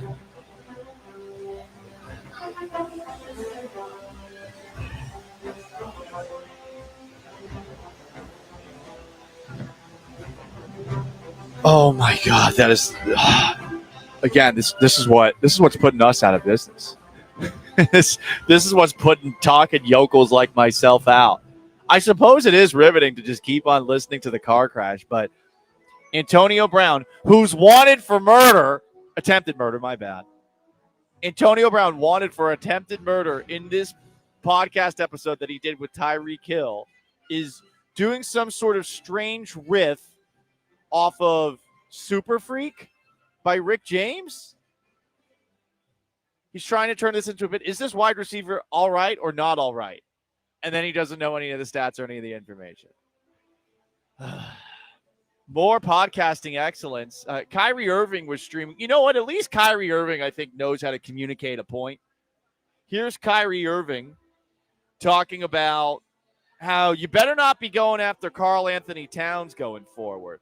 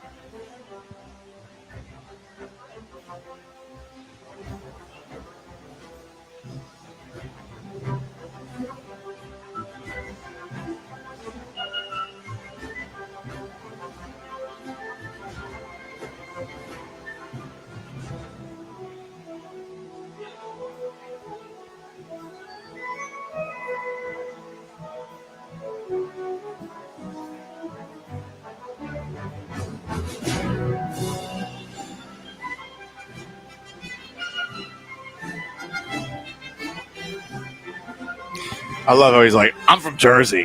If you're from Jersey, you're different. Like that. Well, that's his reason. Like, oh, he made it. He survived Jersey. Jersey people have such a weird inferiority complex when it comes to like, yeah, we're the toughest. Everyone says New York's the toughest, but we're not from New York. We're from Jersey. And then they like start showing some pictures of Tony Soprano eating at what's the place where they eat and they have their coffee, Salteraries or whatever the hell. I forget what it is. But whatever the case, there's some weird thing about New Jersey where New Jersey loves to act like they're so tough. And yet Kyrie Irving is basically throwing Jersey under the bus here, saying like, hey, man, stop the mean memes at Karl Anthony Towns. He's from Jersey. Usually people say I'm from Jersey as a threat. He's saying it as a like, oh, he's been through so much. His life has been so hard. I suppose it has been. It's tough to make it when no one when you have never pumped your own gas for the entirety of your life. The John Wall Memorial podcasting games continue. A couple of podcasts which I had very little interest in actually checking out. Titus Howard is doing a live stream with Texans Jacob in the near future. I would like our Twitch to be in attendance for this and to watch it for me, especially seeing as they, who knows what's going on with the Twitch in the future. But Titus Howard is going to do a Twitch stream with Texans Jacob on X. And also, Jacob asked Titus Howard what he thinks about playing right guard for the first time in his NFL career. Howard said it's been smooth, and he mentioned how the versatility is how you keep your job and that the Texans O-line is going to surprise people. So you've got that. And also, this is athlete-adjacent podcasting. Candace Cameron Bure, who you might know from Full House, and who is married to former NHL player Valerie Bure, thinks horror movies are a portal to demons. So that's fun. It's the Paul Gallant Show, ESPN 97.5, 92.5 on an Ask Gallant Anything Friday, 713-780-3776 to call to text. YouTube at ESPN Houston, Twitch at ESPN 975. From the 832,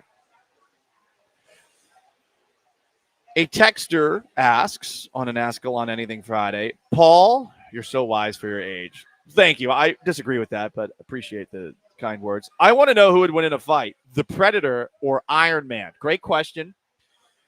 So look, the Predator can't fly. This is a serious disadvantage. It does have cloaking technology, but in all of the movies that we have seen a Predator, the Predator has generally been at a technological advantage against everyone it's gone up against. Like in the movie Predator, it's going up against a bunch of commandos who, did they even have night vision goggles? I don't think they did. And he easily dispatches of all of them until Arnold Schwarzenegger wises up and basically cloaks himself in mud. The alien, for sure, in Predator has an awesome blaster on its shoulder, but that's its most powerful weapon in addition to being pretty athletic and being invisible. I am assuming that Tony Stark, who has the ability to fly and probably has something stored in that suit of his that would be able to, like chaff or something like that would help him avoid those laser strikes. Also armor, which I would assume would at the very least somehow deflect some of that shooting. I feel like Tony Stark and Iron Man would win pretty easily here. I think that he would be able to have some sort of heat vision that would be able to catch the actual Predator, and he could just fly up in the air and just bomb him with a bunch of missiles and stuff, So I think Iron Man would win in that little back and forth. More on an Ask Gallant Anything Friday. This question is about the Texans. For the 713, hey, Paul, the Texans running back room looking pretty good. Do you think Dameon Pierce will make the roster? Should he be traded for an offensive lineman? Well, it generally doesn't work like that. I don't think someone's going to trade a good offensive lineman for a running back. There's just a supply and demand thing. There's more running backs that are good than there are offensive linemen that are good that teams are willing to move on from, it's 5 places on a roster. A team is much more likely to just keep their offensive lineman. You're going to get a draft pick if you get anything in return for Dameon Pierce. It would probably be a late round draft pick. We're talking like 4th round pick or later. I think Dameon Pierce has talent. I think Dameon Pierce will make the roster. I am not convinced Nick Chubb will make the roster. If I had to pick between the two right now, and again, we'll see what happens with Nick Chubb, but I do think it's a level playing field at this moment in time. We'll see what happens in training camp. We'll have a better feel. Chubb is saying that he's back to 100%, but he's had serious injuries the last 2 years, a foot injury last year and a torn, busted knee. MCL, I believe, is what he tore the year before that, and he's up there in age.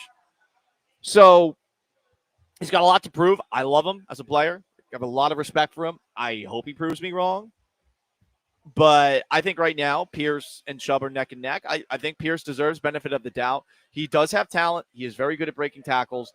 We've seen him as a kick returner. At the very least, he's going to have a chance to do that, especially if kickoffs have a little minor change of the rule. Like he can do more than just play running back.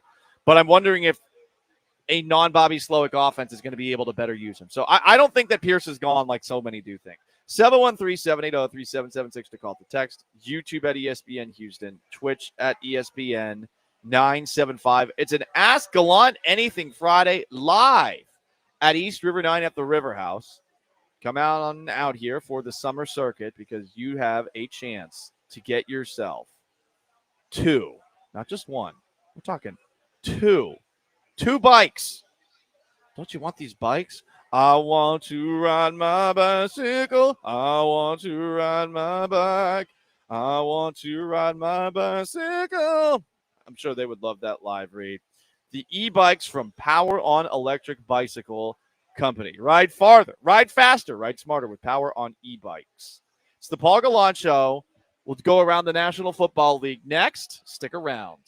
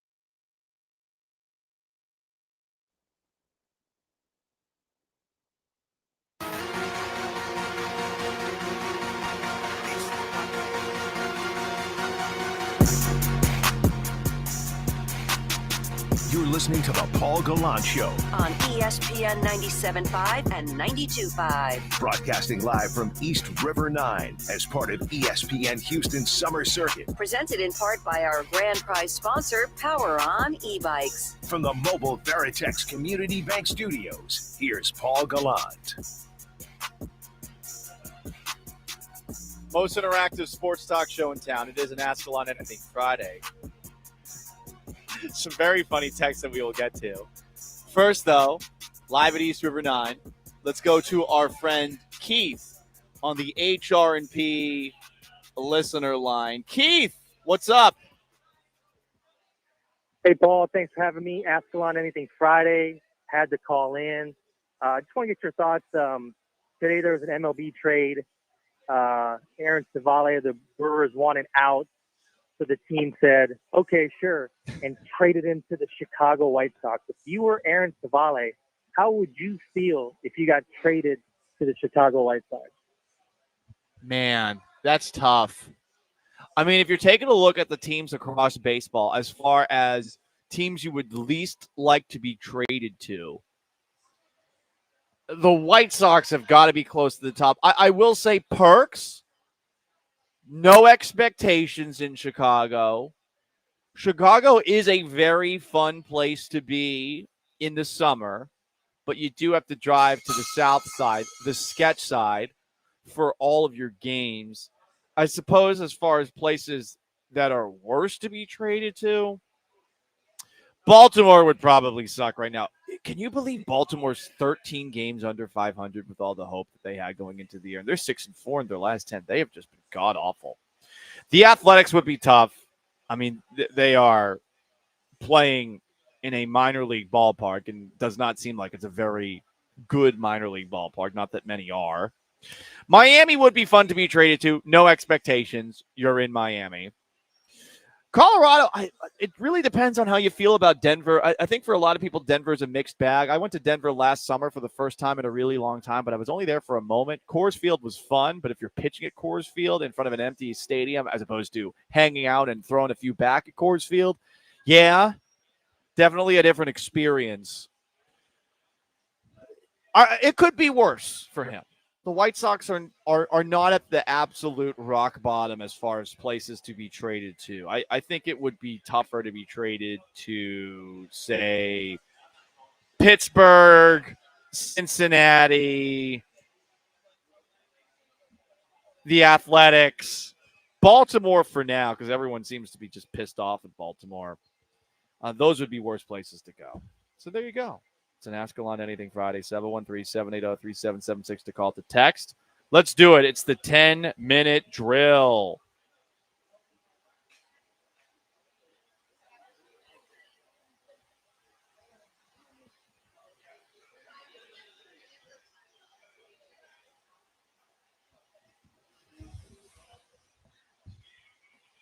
Yes, it is football time.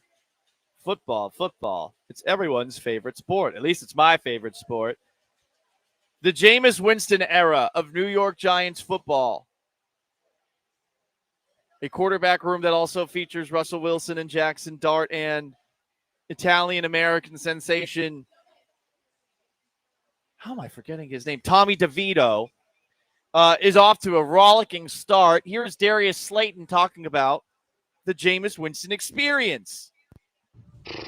It's so hard to describe. It's just like how I'm talking right now. He'll be talking just like this, and it's just the random thoughts that come to his head, and they just come out. And it's like, we were talking about, a slant. How did we get to Kentucky Fried Chicken? It's like just hard lefts. Like, I can't think of an exact example, but like that's how best I could describe it. It's just like random hard lefts, but then he comes right back on topic. So it's like, am I tripping or are you tripping? But he's a really fun guy to be around. He is a rascal, that Jameis Winston. An absolute rascal. I hope he wins the gig. I think Giants teammates are probably going to like Jameis more than they like Russ. I do not know how they will feel about Jackson Dart. It's going to be very interesting to see how the Giants handle this because the Giants are trying to make it that Russell Wilson is the starter going into the year, but I'm a little skeptical about that. They will stick with that. More across the National Football League. This is kind of embarrassing, and this is spoken by a Patriots fan.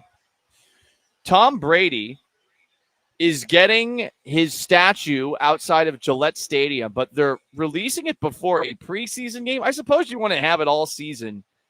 And, hey, this, I guess, gets people to go to your August whenever. It's going to be released August 8th, but before their game against Washington. But come on, you got to do this before the first game of the year. And the entire game, the build-up to the game will be about Tom Brady's statue. That's what I want. Maybe they're trying to take pressure off Drake May. I remember when Tom Brady came back with the Bucs to play the Patriots, there was a big thing about how they did not want Mac Jones to feel threatened by his return. I would have been okay with that in retrospect. It's all about Tom Brady. So he's getting a statue before a preseason game. Also, the late Jim Irsay is being inducted into the Colts Ring of Honor. For what it's worth, the Colts did win a couple of Super Bowls with Jim Irsay running the show, but that's more about Peyton. Hell, they only won one, actually. That's more about Peyton Manning, though. Because remember, Colts, they won that one Super Bowl against the Bears, and then they lost the other Super Bowl to the New Orleans Saints, where Peyton Manning threw a pick six to Tracy Porter. You hate to see it. Sick onside kick also by Sean Payton in that game. Want to know an interesting tidbit about the National Football League right now? Did you know that 40 players remain unsigned that were drafted in this year's past draft? One of them, of course, Shamar Stewart, the only first-round pick that is unsigned. 30 of those 40 unsigned players are second-round picks. So that means all but 2 players drafted in the second round, all but 2 are unsigned. One of those 2 is Texans wide receiver Jaden Higgins. And I am very curious to know how the whole National Football League feels about Nick Caserio, because for those who don't know, when the Texans gave Jaden Higgins, the first player they picked in this year's draft, they gave Higgins a fully guaranteed contract, and it was the first fully guaranteed contract in the history of NFL draft picks in the second round. So I imagine the rest of the NFL hates Nick Caserio because he decided to change things forever. A pioneer when it comes to treating second-round picks well. That is wild. And I bet all these other second-round picks are like, I want a fully guaranteed contract. So basically, Nick Caserio has shaken up the entire NFL. I think he's a good general manager. That part's a funny little tidbit to add on. So there you go, guys. It's the 10-minute drill. Paul Gallant Show, most interactive sports talk show in town. You want to jump in, 713-780-3776 to call it to text on an Ask Gallant Anything Friday. From the 281, Paul, how many foot-long wieners do you plan on taking down for the 4th of July? Generally a 2 hot dog guy. If it's the 4th of July, I'm going to be looking for a grill, and I'm going to be probably barbecuing a steak and or a burger first. Hot dogs aren't bad, but I feel like hot dogs are appetizers. I don't think they're like a full meal. So there you go. Paul Gallant Show on an Ask Gallant Anything Friday, live at the River House at East River 9. Come on out here as part of the ESPN 97.5 Summer Circuit. 92.5 as well. We're giving away 2 pairs of bicycles from the Power On Electric Bicycle Company, a $4,000 value. You just got to go to the promo table to register.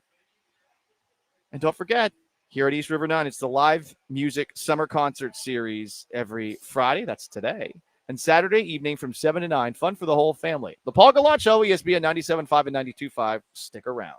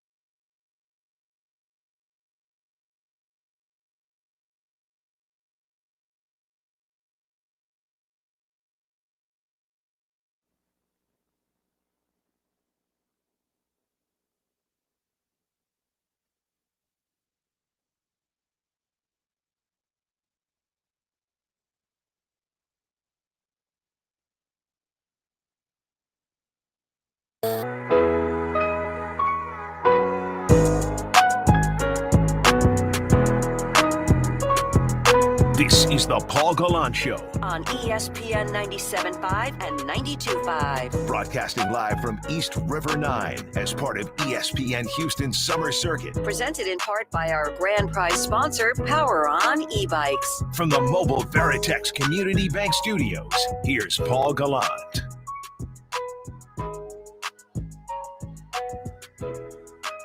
Most interactive sports talk show in town, 713-780-3776 to call in to text in on an Ask Gallant Anything Friday. You can join on YouTube as well at ESPN Houston or on Twitch at ESPN 975. From the 817, grilling a steak or burger is not barbecue. Cool, man.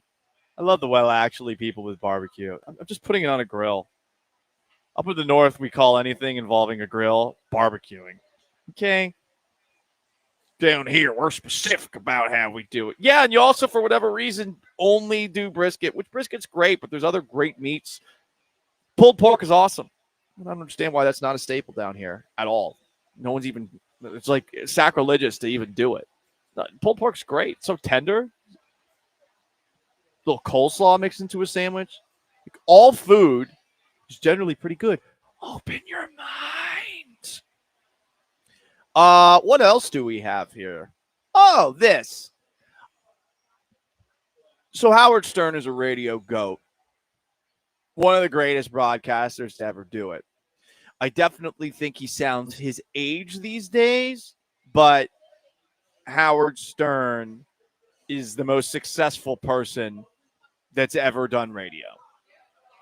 And I am very envious of his success and wish that I could have some modicum of it. I will never get close. I've accepted that. The guy had a movie made about him.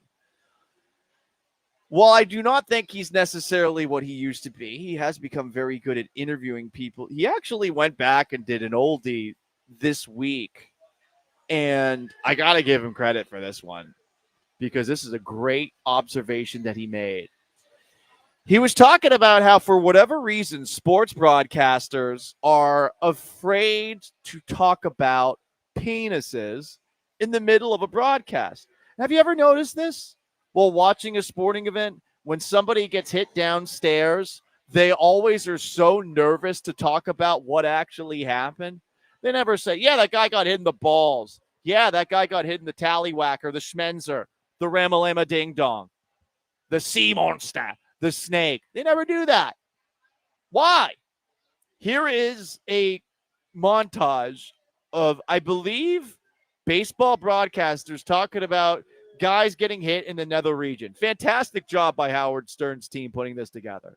He took that right where the sun don't shine. Took one in a sensitive area. He got that one in the athletic supporter. Got hit right in the midsection. Got Garrett Stubbs in a very tender spot between the wickets. Not a great spot. A little 1-on-2. Yeah.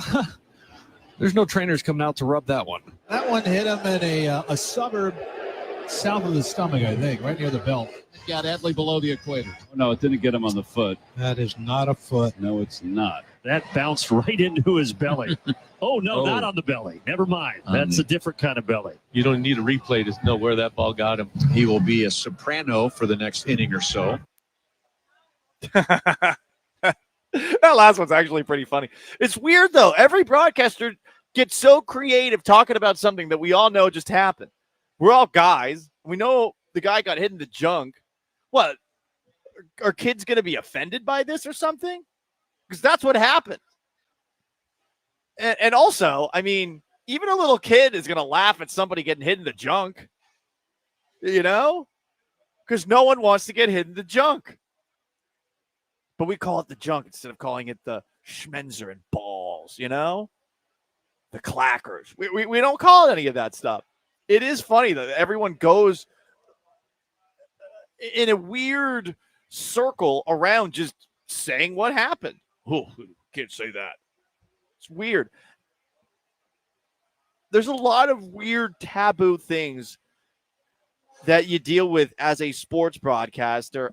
I'll admit that I've dealt with it. I remember once at Syracuse, I was doing a pregame show for, I believe, women's basketball. And I was spitballing. I used to script this out because I was nervous that if I didn't say exactly what I wanted to say perfectly, that I would sound unnatural. Then I found out that, no, you just speak. Because whenever I read, I generally do not sound like I'm actually talking to anyone. I think you can hear that I'm reading. But in the midst of a broadcast, I said, yeah, they got a buttload of offensive rebounds. And I remember the people that were running the board for me were horrified. These Syracuse Big J journalists that I was never really one who fit in with them. They were so upset, and they pressed the dump button. So basically the last 5 seconds of audio after I said buttload were completely removed from the radio airwaves. No one ever heard it. And I always thought, like, what a ridiculous thing to get upset about. Like, buttload, we all know what you're talking about. You know? It's a load. A butt-sized load. It's the biggest muscle in the body. Am I talking about other things, perhaps, by saying buttload? I don't think so. What if I said a crap load? What if I said a bleep load? It's strange. I don't understand why that one was dumped as if it was so horrible, so horrendous. You know? I'm just a normal person speaking to people as if they're my friends, as opposed to talking down from them from my Syracuse University-built ivory tower. But there's other strange taboo words in this thing that we like to call sports media. I looked this up. This is from artificial intelligence. Per Google, offensive language in turn includes terms considered obscene, indecent, or profane by the FCC. Examples include derogatory terms for genitalia, hateful words, and religious profanities. Okay, but is a penis a derogatory word for genitalia? Is it? No, that's just what it is. How about testicles? No, that's what it is. Those are their scientific terms. But we don't say that for some reason. Hateful words, religious profanities, racially biased or insensitive terms. Can't say those things. You're also not supposed to use phrases that trivialize serious issues or use language that could be perceived as unprofessional or biased. You're not supposed to say we. Some broadcasters do. But, hey, man, can we get back to just saying what is? What's what? I don't understand why we can't say that. It's bothersome to me. So there you go. It's an Ask Gallant Anything Friday. 713-780-3776 to call, to text. YouTube at ESPN Houston. Twitch at ESPN 975. Ooh, this is a great question from the 832. What's the best way to nurse a hangover? So I'm not a board certified physician or anything like that. But what I generally do, and you can get big bulks of these at Costco, I usually get Pedialyte. I have Pedialyte before I go to bed. I don't think it's advised to have ibuprofen after you've had a bunch to drink, but the best way to do it is at night, a little Pedialyte and a little ibuprofen. You'll probably still feel a little bit rough when you wake up the next day, but that's a good way to start. Say you forget Pedialyte. Yes, some of that. And I'm a big believer that you nurse a hangover with Bloody Marys. As someone who has been nauseous before while skiing, I remember I had a Bloody Mary and realized, oh my God, I'm back to 100%. Now, again, it's a little bit of the hair of the dog kind of situation there, but I believe that is how you do it. Either you take care of things before you go to bed, or you just keep on drinking the next day. If you're working on the Monday, sorry, you got to do the Pedialyte before you go to bed with the ibuprofen. I'm not a board certified physician. From the 281, how close are we to World War III, Paul? I hope far, but last night was something else, huh? Jesus. What else do we have here? It is an Ask Gallant Anything Friday. 713-780-3776 to call, to text. YouTube at ESPN Houston, Twitch at ESPN 975. A couple of people are asking me questions about dating. Someone said, would you ever date somebody in the media? Another person asked, what's the oldest woman that you would try and date, or man? I'm happily taken, guys. So neither. How about that? How about that? It's the Paul Gallant Show, most interactive sports talk show in Houston. 713-780-3776 to call the text. It's an Ask Gallant Anything Friday. We're hanging out at East River 9. One more hour to go before I turn things over to the Killer Bees. Come on out. Weather's clearing up. Got some people on the driving range, some people playing pickleball, and some people at the bar having fine libations to ease themselves into the weekend. Don't forget the live music summer concert series is here at East River 9 tonight, 7 to 9 p.m. Tomorrow, 7 to 9 p.m. And you come out here, you have a chance to win a pair of 2 e-bikes from the Power on Electric Bicycle Company. It's a $4,000 value. All you got to do is go up to our promo table and register there. From the bayou to the boulevard, go electric with Power on e-bikes. I'm Paul Gallant. It's an Ask Gallant Anything Friday. Stick around.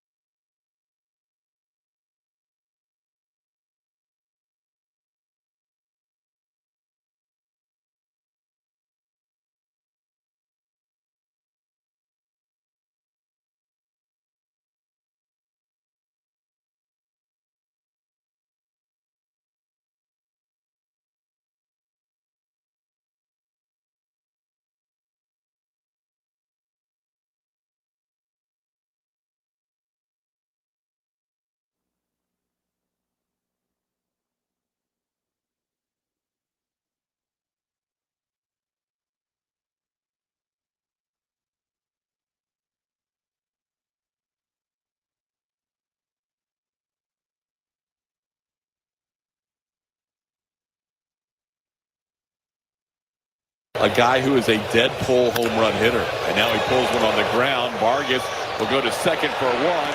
Oh, Paredes is hobbling, and that's not a good sign. Isak would have probably beaten out the double play, but about 4 or 5 steps shy of the bag, he started hobbling, and that is not good. Astros leader in home runs and runs batted in. Yeah, that's definitely concerning. He's still not off the field. Comes up hobbling. I didn't see him grab anything, but it's definitely something in that lower left leg.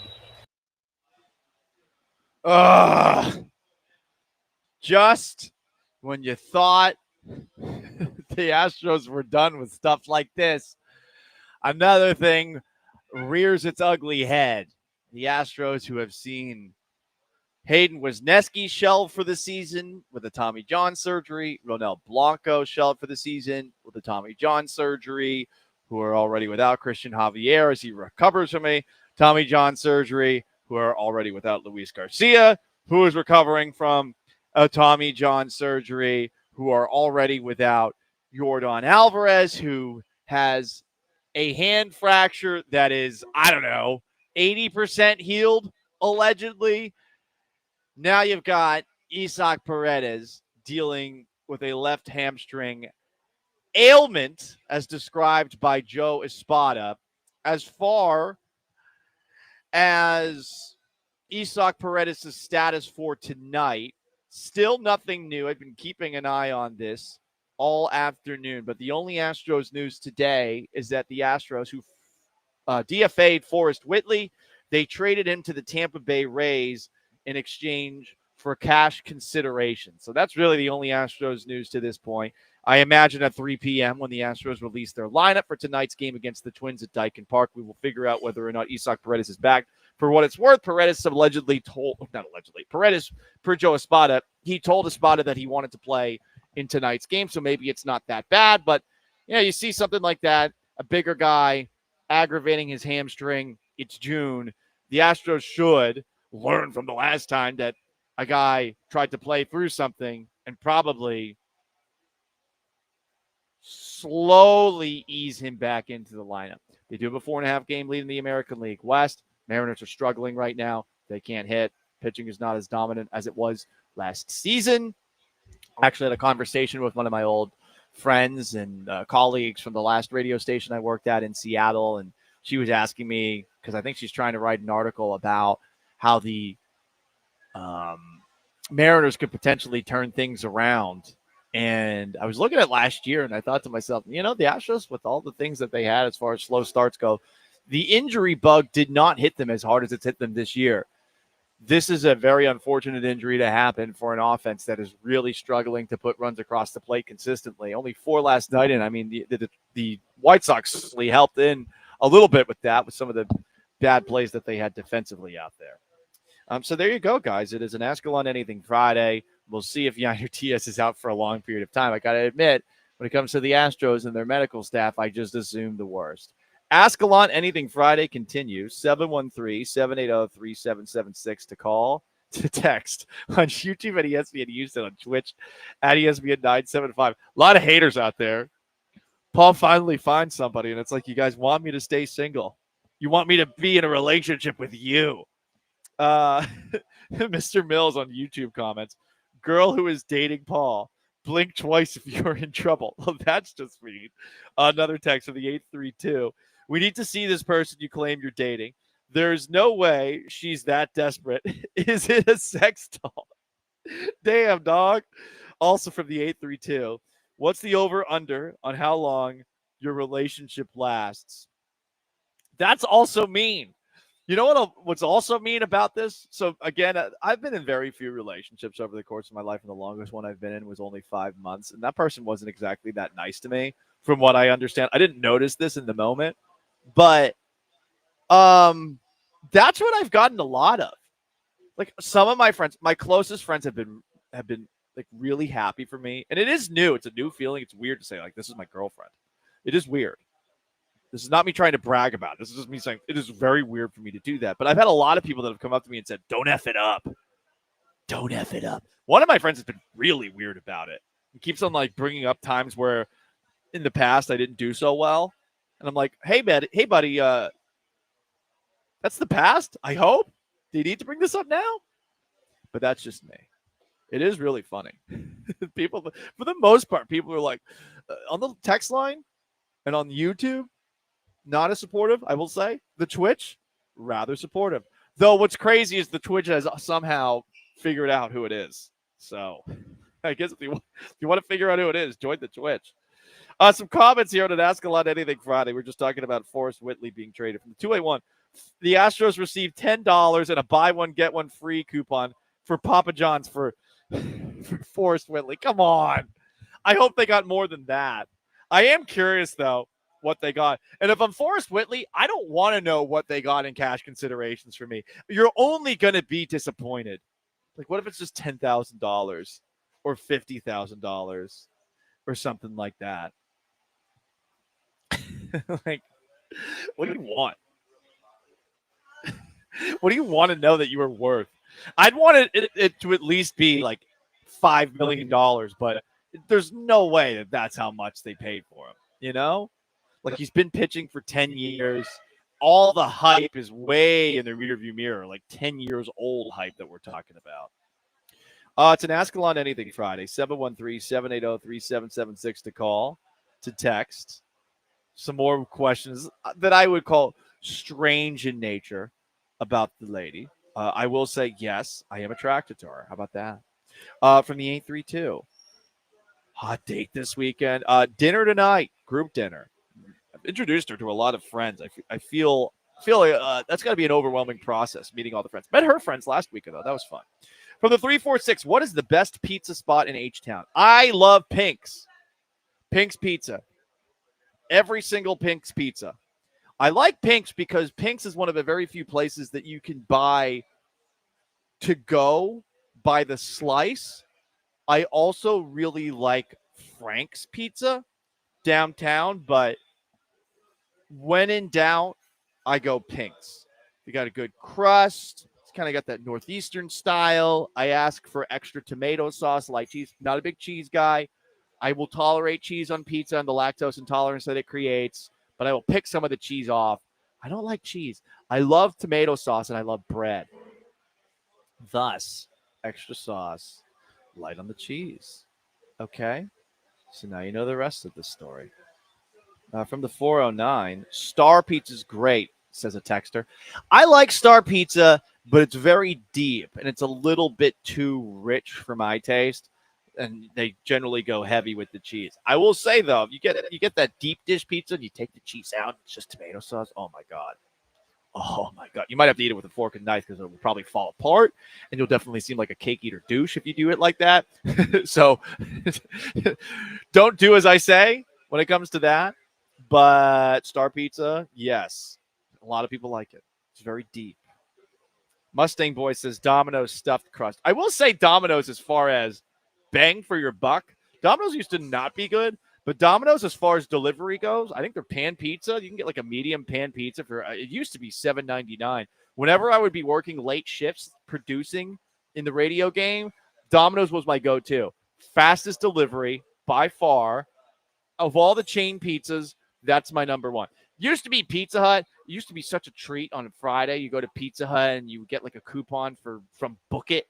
If you were a millennial kid of the 90s, you might have remembered those. Yeah, you would read books and you would get like a gift certificate, I think, to like for a free pizza at Pizza Hut on Fridays. The pan pizza, the crust of a pan pizza is very good.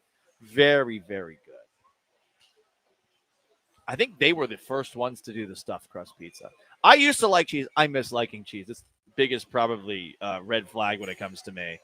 You know? Is that I don't like cheese.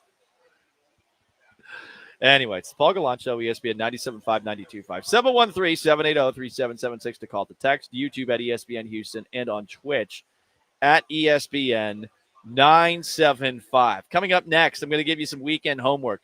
Everything from the sports world to cinema that you should watch or can do this weekend in H-Town. Stick around. We're live at East River 9 in the River House, the Paul Gallant Show.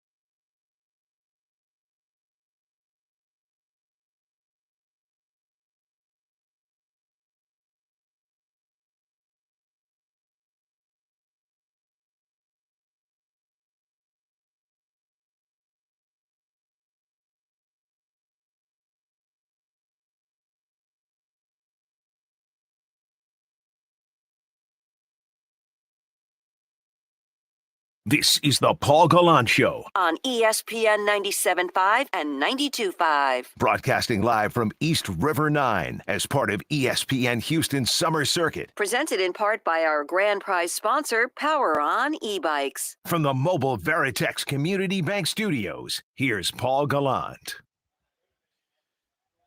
Most interactive sports talk show in town. 713-780-3776 to call in, to text in on YouTube at ESPN Houston, on Twitch at ESPN 975. We are hanging out in the River House at East River 9. About to get myself margarita. Was that offensive? I'm sorry. I take Duolingo. I'm trying the best that I can, okay? But it's in progress. The U.S. Open at Oakmont, if you want to watch that. JJ Spawn is tied for Tristan Lawrence of South Africa atop the leaderboard. Spawn is through 7 holes in the second round. He was the leader at the end of yesterday. Lawrence is through 2 holes, 1 under par. Sam Burns has had himself quite the day, 5 under. He is in 3rd place in American at the U.S. Open. Ben Griffin still hanging around. And on top of that, Victor Hovland rounds out the top 5. You got a bunch of guys tied for 6th, a bunch of guys tied for 9th. All right, guys, it is 2:15 on a Friday. It's time for your weekend homework. And in your weekend homework, first off, tonight, the Astros open up their 3-game series against the Minnesota Twins. Twins in 2nd place in the American League Central. They're middle of the pack in most statistical categories. Shout out to East River 9. Just got my frozen margarita. Also, shout out to Sam, the social media savant, for plopping this thing on my table. Hang on. Let's have a sip. Oh, that's good. That's good stuff. So tonight, for the Astros on the hill, you got Colton Gordon. You got Hunter Brown Saturday, a 3:10 first pitch. Sunday, once again, Brandon Walter towing the rubber for the Astros against 3 Twins pitchers with respective ERAs over the next 3 days. 7:10 first pitch tonight at Daikin Park and a 1:10 first pitch on Sunday at Daikin Park. You've got tonight Chris Paddock, who's 2-5 with a 3.53 ERA. You got Joe Ryan on Saturday, 7-2 with a 2.96 ERA. And then Sunday you have Simeon Woods Richardson, who's 2-3 with a 5.74 ERA. Something tells me that those 2 pitchers for the Twins the next 2 nights are the kind of pitchers that are going to make it low-scoring affairs between the Astros and Twins, and you hope the bullpen can take care of business and that the offense can get going, especially if Isaac Paredes is dealing with a hamstring issue. Tonight, you got NBA Finals, game number 4. Pacers with a 2-1 series lead on the Oklahoma City Thunder. Tip off at 7:30 on ABC. So obviously you've got the Pacers against the Thunder, but you've also got Tyrese Halliburton against the liberal media. Here is Tyrese Halliburton with a drive-by against the talking heads. No, not the band, the blabbers who talk about basketball on the big networks. Most of the time the talking heads on the major platforms, I couldn't care less, honestly. Like, what do they really know about basketball? He couldn't care less? You couldn't care less about the Talking Heads. A great band. Psycho Killer. Home. I love the Talking Heads. And in the days go by. All right, I'll stop. Stephen A. Smith heard this. And naturally, instead of talking about how the Pacers pulled off an improbable Game 3 win to take a improbable going into the series in the eyes of many 2-1 series lead, Stephen A. felt the need to make it all about, you guessed it, Stephen A. and the 4-Letter Network. Let's get to Halliburton, because this bothers me, Magic. I'm going to tell you why it bothers me. First of all, the media includes folks who played. Charles Barkley played.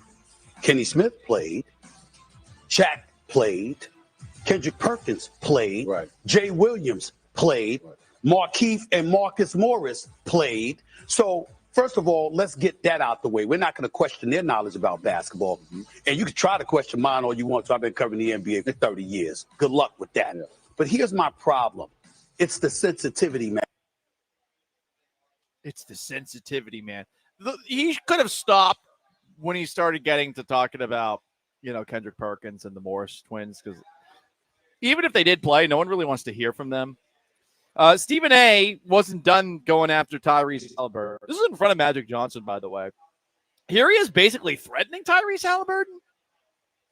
Let's get to Halliburton, because this bothers me, Magic. I'm going to tell you why it bothers me. First of all, the media includes folks who played. Charles Barkley played. Kenny Smith played. Shaq played. Kendrick Perkins played. Tyrese Halliburton. You're averaging 20.8 points a game on 48% shooting in wins. You're averaging 12.6 points on 43% shooting in losses. So the subject has been about whether or not he's a superstar and all of this other stuff, which I don't believe he is. Yeah. He's the guy I wanted the Knicks to draft years ago.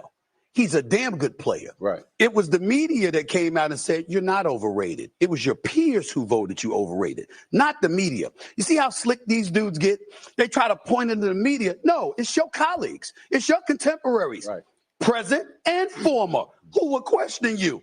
People like myself and others, other than the actual superstar debate, have done nothing but rave about Tyrese Halliburton. So the heightened level of sensitivity that you want to give off, like Magic said, focus on the damn finals. You ain't win it yet. You still got two to go. So there you go. That's Stephen A. Smith, who also said this, just in case he was talking about me. Players far more accomplished and far more superior have made their efforts trying to call me out. How has that worked out? I don't know, man. I don't think anyone really cares. And I love Stephen A. Smith.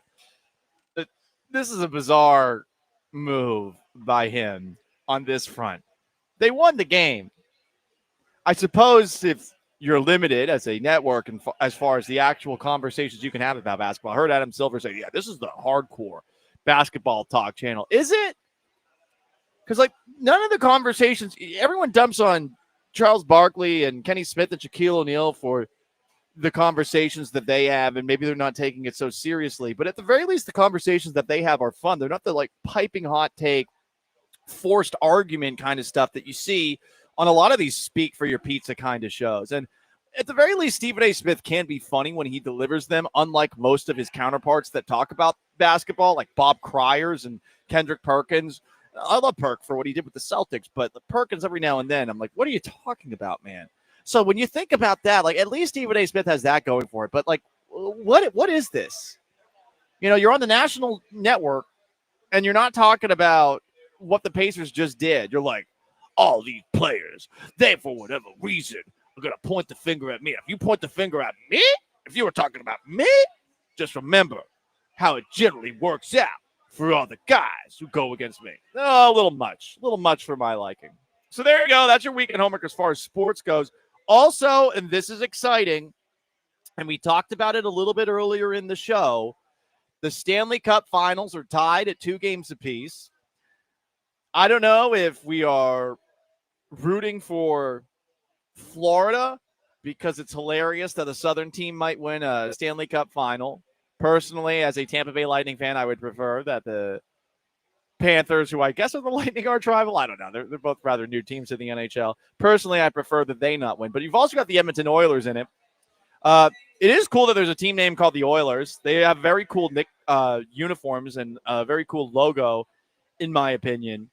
But I would prefer that Canada also lose. I don't want Canada to win their first Stanley Cup since 1993. So I guess I'm hoping for both teams to lose. But while wanting both teams to lose, gotta say this.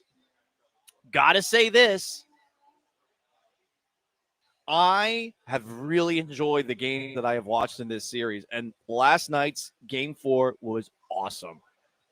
Edmonton down 3-0, came back and won. First time a team's done that in 106 years. it looked like they had clinched the game with 6 minutes to go with the goal that they scored. I saw that live. Florida pulls their goalie, 6-man attack, and they score with 20 seconds left in regulation. They force overtime. Overtime hockey is fantastic. And, of course, the Oilers win and they even the series. Tomorrow night, 7 p.m., Game 5. This game in Edmonton. Tickets for this game, $802, the lowest price. If there's a Game 7 in Edmonton, lowest price for that ticket, $1,834. That's the lowest price. Goes to show you, Canada, they're starving for a cup. They haven't won one since 1993, over 30 years. Isn't that wild to think about? So that's also something you can watch. You can watch the U.S. Open, of course. As far as things to do in Houston, there's a great post on Reddit that's done every single weekend.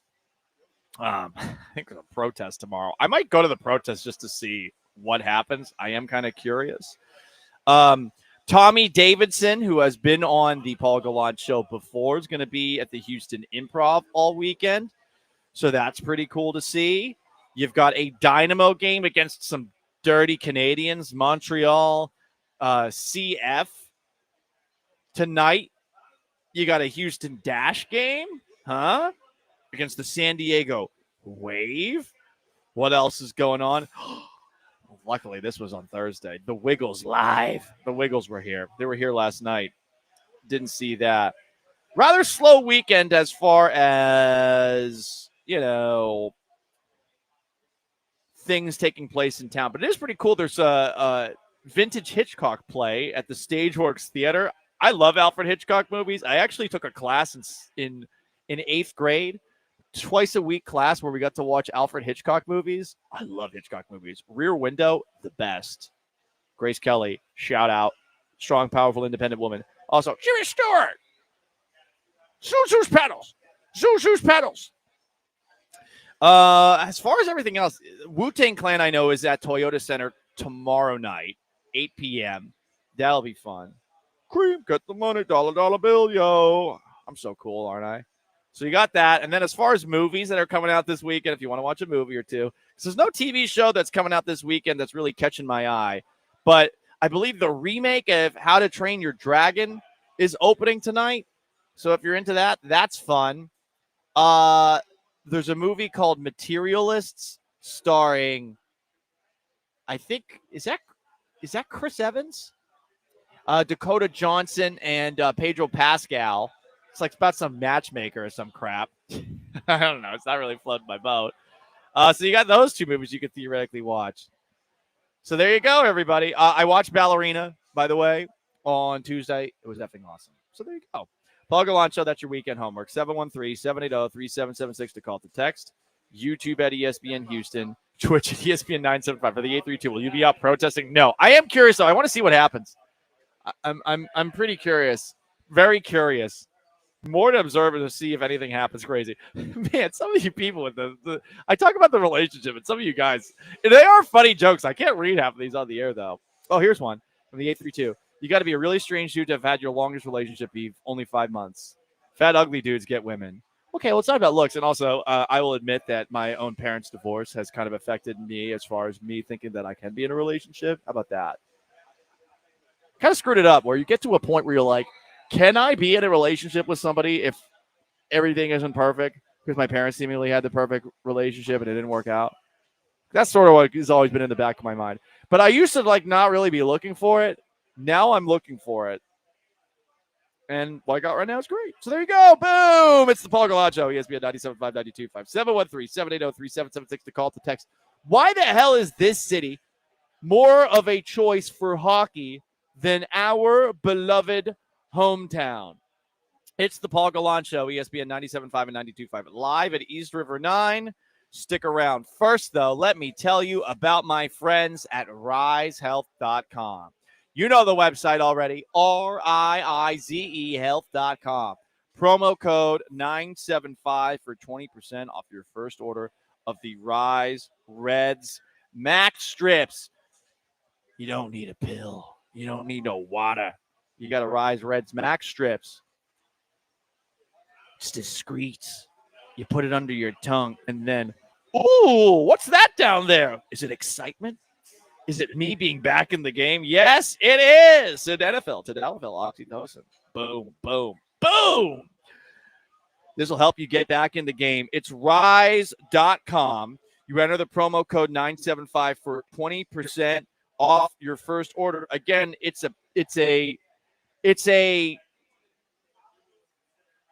strip that you put underneath your tongue, and you'll be good to go in just a couple of minutes. It's risehealth.com. Again, promo code 975. You'll rise up, you'll rise up with risehealth.com.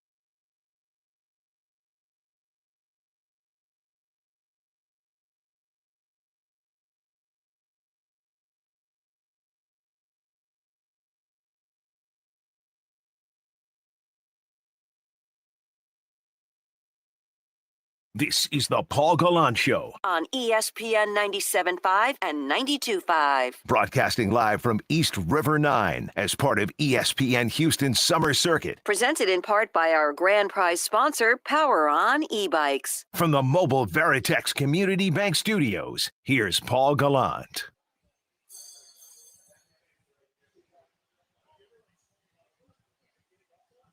Most interactive sports talk show in town, 713-780-3776 to call to text. Live on YouTube at ESPN Houston, on Twitch at ESPN 975. You can watch along, see my pasty white face, a little 5 o'clock shadow, my Astros El Tiempo hat, as I sip on a frozen margarita here in the River House at East River 9. Come on out here.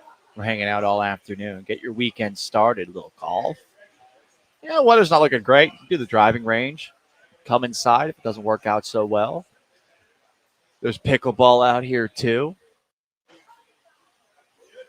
I got to say, like, if you want to watch a storm, unless you got a high-rise downtown, this is a pretty cool place to watch a storm. Am I selling you enough?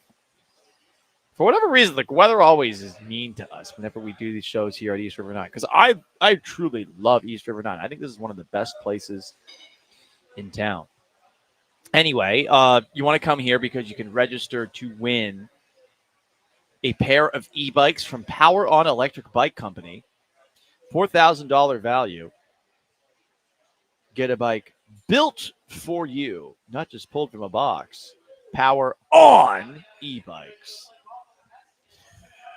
On an Ask Gallant Anything Friday. So earlier in the show, I was talking about Game 4 of the Stanley Cup Finals between Edmonton and Florida. I have no rooting interest, and I'm definitely not a hockey expert, but I do love this sport.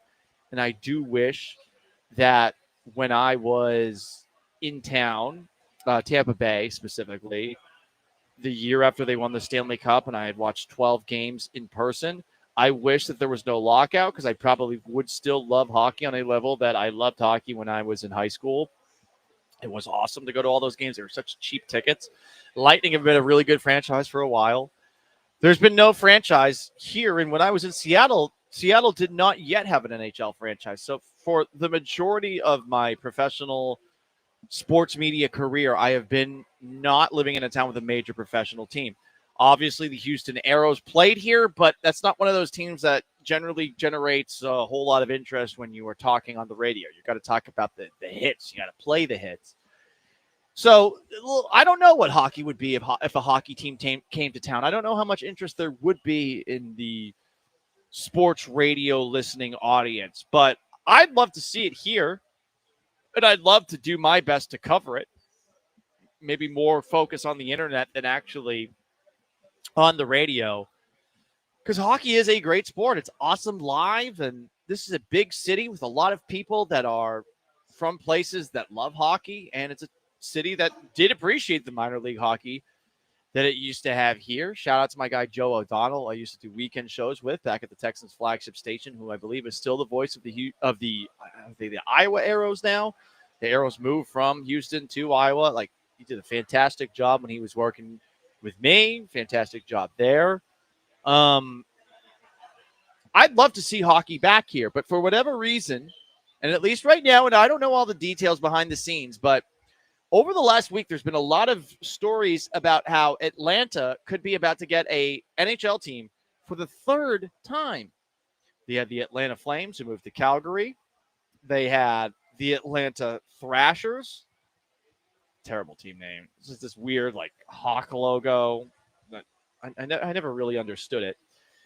They moved to Winnipeg and became the Jets. They were only around in Atlanta from 99 to 2011, the league's 28th franchise.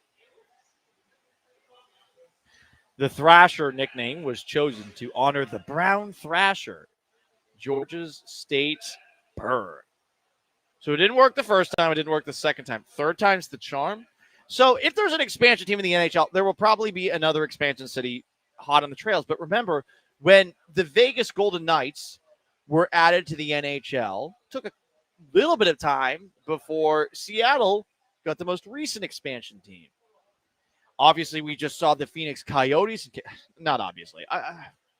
We have a bad habit in sports media of saying obviously about things that are not that obvious. And I gotta work on that. Hand up. But for those who don't know, the Phoenix Coyotes played in Phoenix for a very good amount of time. They moved to Utah to a team that was at first called, I think, Utah Hockey Club and is going to be called the Utah Yeti. They just decided to change their name, right? It's the Utah Mammoths. Right, it's the Utah Mammoths. My bad. I thought it was going to be the Utah Yeti. The Yeti would have been awesome, but yeah, the Utah Mammoth, singular. That's going to be the team name going into next year. So it's not an expansion team, but a lot of people thought, hey, maybe the Phoenix Coyotes will move to Houston. They didn't. So you would think that Houston is like the next team in line for another team, and that's not the case. It seems that Atlanta is, because Atlanta has approved an 18,500 person arena that would be able to properly host NHL games. I am just really surprised that Atlanta, which has seen hockey fail twice here in the past, seems to be ahead in the queue, as they call it in England, because it's failed there twice. Would people support hockey in Houston? I wonder. Who would actually buy the team? An expansion team here in Houston and maybe foot the cost for a brand new arena here? I don't know. I think that you'd be hard-pressed to get taxpayer funds for a new hockey stadium maybe a new football stadium, that's more believable, or something that the rodeo could use, that's more believable. But for hockey, I just have a hard time believing that there's going to be public funding for something brand new. So that means that there's got to be someone who's really rich, and obviously Houston has a lot of rich people, who's willing to pay the costs for an expansion franchise, and perhaps also on top of that, the cost for a brand new arena. Because are you going to want to build a new? Are you going to want to have an expansion hockey team, but also like lease the rights for where you play? No, you probably want your own building, and I think that's the big obstacle right now in the way for a Houston franchise. Like, there's not really a concrete plan from anyone other than, I think, Tillman Fertitta's rumored to be interested in it. And I know there was that other billionaire that lives here in Houston who has thought about it, but I think the big obstacle for him, and sorry, his name is eluding me now, we talked about him earlier, is he going to be willing to build an arena? These things cost a lot of money, and where would you build it? I think someone suggested earlier in the show that wherever the Northwest, up in the Northwest, there's a spot that theoretically could be used. I forget what place was floated. Hell, I would say in this immediate area of East River 9, there's certainly, this is supposedly, from what I understand, the part of town where real estate will eventually have a boom, and this will be the next Heights or something like that. That's at least what's being said. There's definitely room here for things to be built. I know it would probably involve a little gentrification and all that crap, but theoretically something could be built around this part of town, but it needs someone who's actually willing to build it. Like, no one's gonna say let's repurpose the Astrodome and turn it into a hockey arena. Yeah, that's not gonna happen.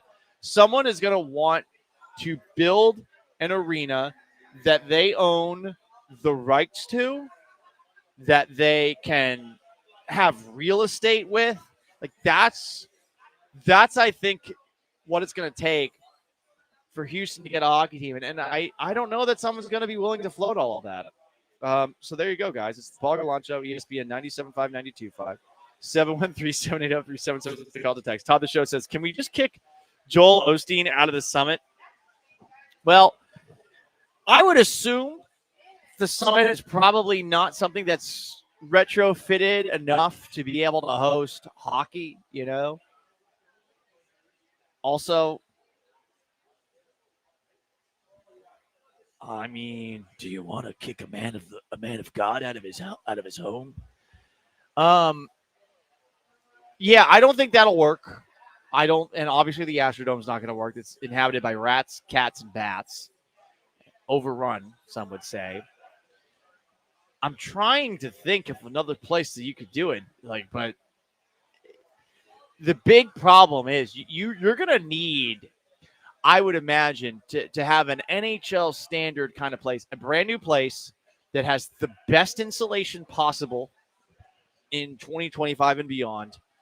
Because, there's a big issue specifically in I would just say Tampa Bay, where I went to high school, and I would imagine in Florida, where the ice melts because these places are being played in places where this time of year it's like 70 degrees minimum every single day. 80, 90, more regularly. You got to build an arena where the ice isn't going to turn into a swamp. And I would argue this is one of the hottest places in the country. It's between here, Phoenix, maybe South Florida. You need to have an arena that's going to be able to handle all the heat on the outside, because even if the arena on the inside is able to have air conditioning that keeps the ice relatively cold, man, that's a lot of energy. That's a lot of power.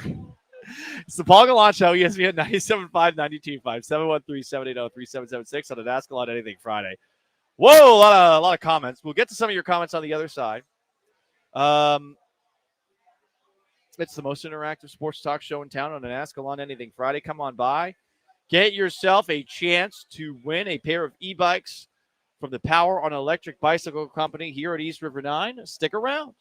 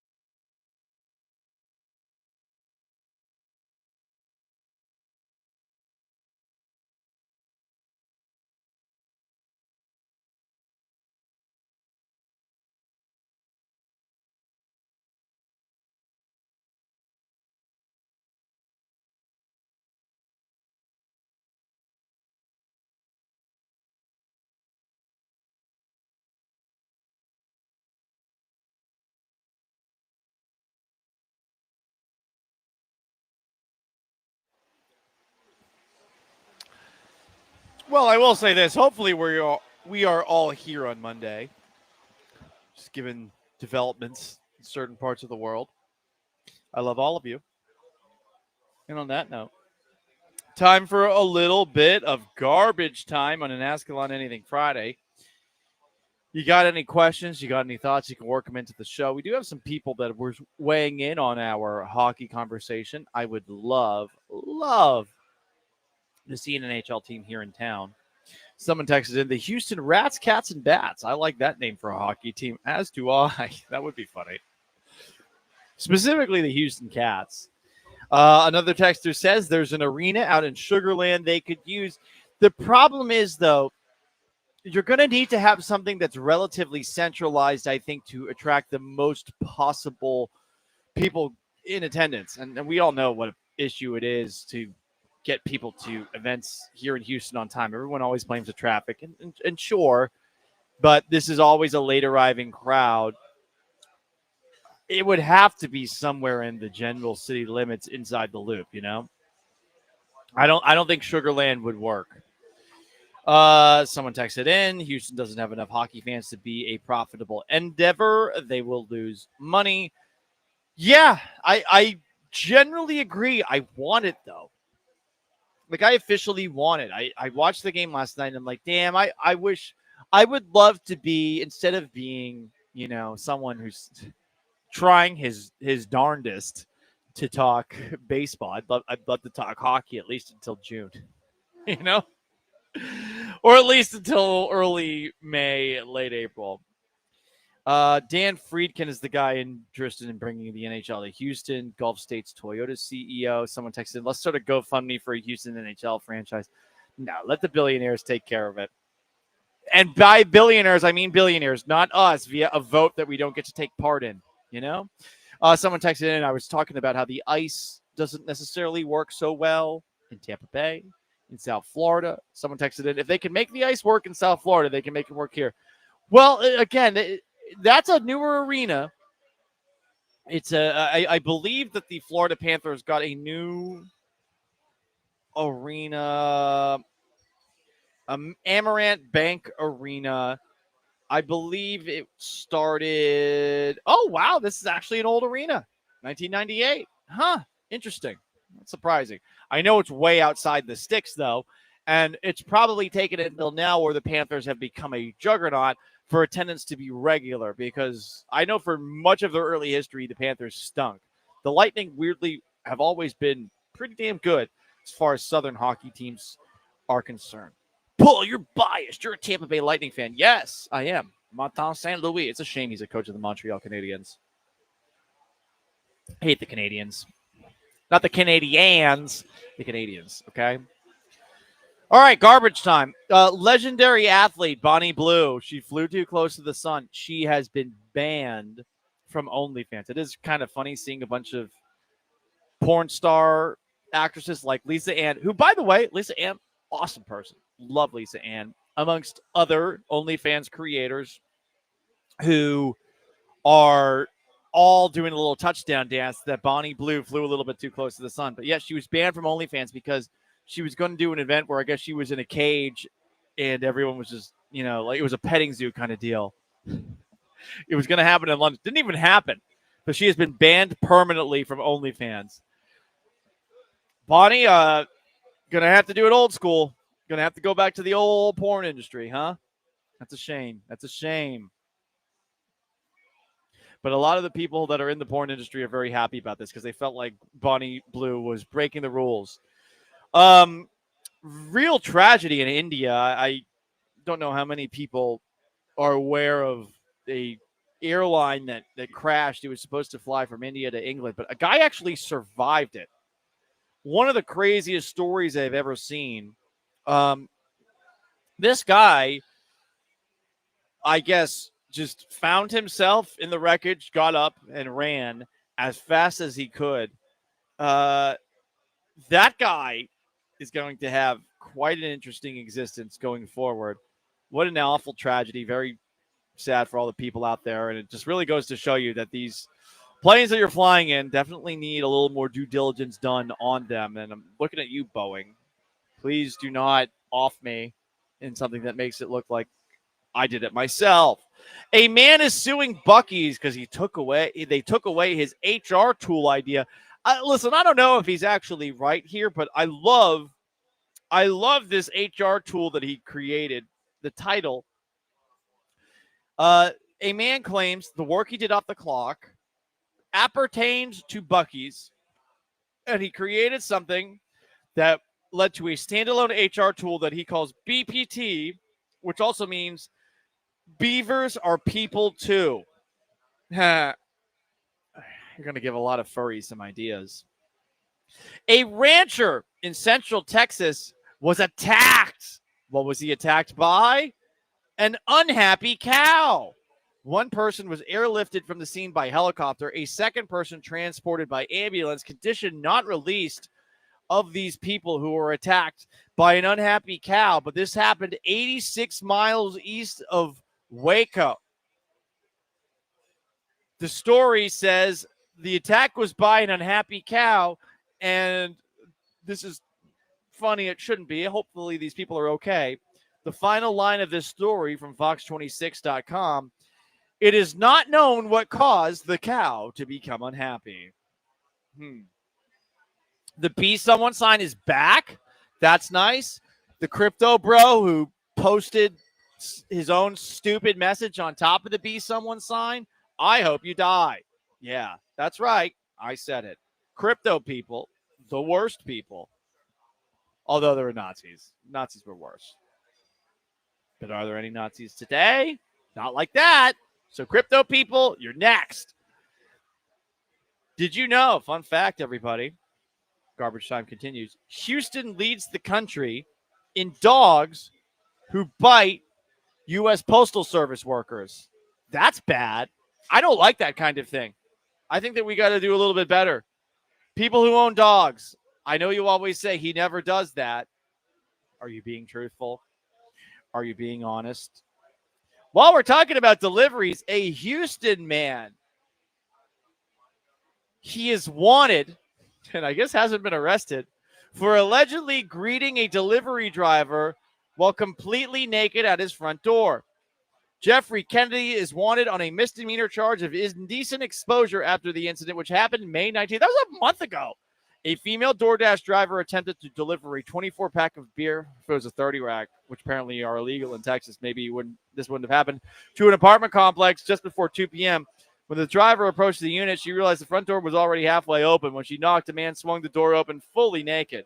The driver told the man to put some clothes on. He giggled at her, ignoring her request. She asked again. The man walked into his house. The woman said she then walked away to her car uncomfortably. The man emerged from the apartment wearing red shorts, a gray T-shirt, and a hat. He followed her towards her car. After she got in, he walked away. She reported the situation to DoorDash, who promptly canceled his account with the service. All right. And spoke with the apartment's leasing office, who said they've had several incidents involving the man before. They did not elaborate on his past behavior. I want to know more about Jeffrey Kennedy, 53's past behavior. Jeffrey Kennedy, if you're a listener of the Paul Gallant Show, and you do kind of sound like one, no offense, you're going to need to call in at some point in time. And on that note, that's going to wrap up today's edition of the Paul Gallant Show live at East River 9. Big thanks to everyone who came out and said hi. We saw Choi a little bit earlier. Big thanks to all of our YouTubers, Twitchers, listeners, and texters, and of course to AJ Rush back at Mission. AJ Russ, goodness gracious. The margarita has me slurring a little bit. Back at Mission Control, I am merely Paul Gallant. So long, farewell. Have yourselves a wonderful weekend. We'll be back at it on Monday. The Killer Bees are next. Peace.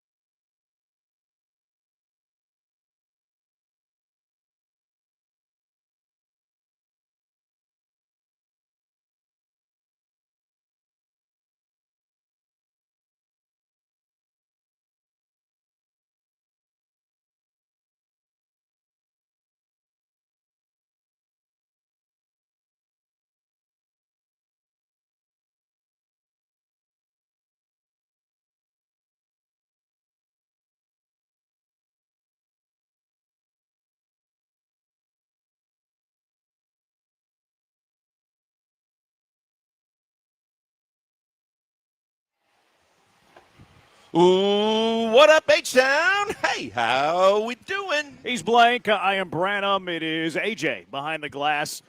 Branham out here on-site engineering, too. Not getting paid extra to do it, though. But I'm just kidding. We're out at East River 9, ESPN 97.5 Summer Circuit. Great time, great food, great drink. Watching the U.S. Open, second round going on right now. Thurston Lawrence. Who had Thurston Lawrence in your winning the U.S. Open pool? Just started today. He's 3 under through 4 holes today. Thurston Pretty good Lawrence. I'm not a fan of the U.S. Open leader being under par. It should be over par always. I hear you. Always. It is supposed to be the ultimate challenge for any golfer, so you would expect that they aren't going super low. But you got his name is Thurston? Spelled Thirston. Thurston. So you got a Thurston and a Maverick in the field. Do you think that they had really tough childhoods? I mean, they're golfers, so probably not. Yeah, I think they were probably taken care of. Thurston's he's not from America. I think he's South African. I think the spelling. And then Maverick's an American. Yeah. So, I think Maverick probably had, a silver spoon. I shouldn't say that. I have no idea. I will. I would believe that he had a silver spoon. Yeah, I mean, I shouldn't say that. The odds are for that, I agree. But, I mean, I shouldn't make those assumptions. Lots to get to today. Todd Callis, the TV voice of the Astros, he'll be joining us a little bit later. Also, lots to get to. Apparently, the Rockets are finalists for Kevin Durant. We'll kick that around a little bit later. We are your home for the NBA Finals, after all. So, of course, we're going to talk some NBA Finals. Astros, we'll talk Isak's injury maybe a little bit later. Now, I haven't seen a roster move, but the lineup is out today, and Isak is not in the lineup today. So no Isak Paredes in the lineup today. Trying to beat out a double play yesterday came up lame. I couldn't figure out what it was at first with Isak. I when I saw the replay, I'm like, that's a hammy that he felt, and hopefully he pulled up in time to have it not full blown pop or go to the extent of the severity level of when you really have it go. But it looked to me like he felt his hammy about halfway down the line and pulled the chute. But yeah, the minute he started pulling the back, I was like, well, he's definitely not playing tomorrow. We're going to hear discomfort. We're going to hear all kinds of day-to-day. And you just hope that he doesn't hit the IL or that it's too long of a time. I wanted to hit the IL, but I'll make my case later on that. I think it's the pants. I think it's his pants pulling on his ligaments. He has the pants tucked down so low that it's yanking his cleats, which makes it more strenuous for his ligament. I think that's why it's it. I'm just kidding. But did you notice the pants? I have noticed it since you mentioned it, and then I'm curious then because, like I said, some guys have their equipment guys put the notches in there so the cleats fit through the pants. I'm like, if you don't, doesn't that create an extra with trying to get your cleats to dig in? Yeah. Wouldn't that prevent it? It's weird. I've seen, like I said, Bagwell used to wear them over the heel, but never over the spike. Yeah. I think he's as egregious as I've ever seen with the pant leg pulled down. I thought it was his ankle at first because he didn't reach for his hammy, but then whenever they showed the replay, there's no sign of an ankle roll, so it wasn't that. Then he got into the dugout, was still standing around, so it's okay, is this maybe did he cramp up there because he was downing the fluid? It looked like Pedialyte to me. I don't know what it was for sure, but it looked like Pedialyte for me.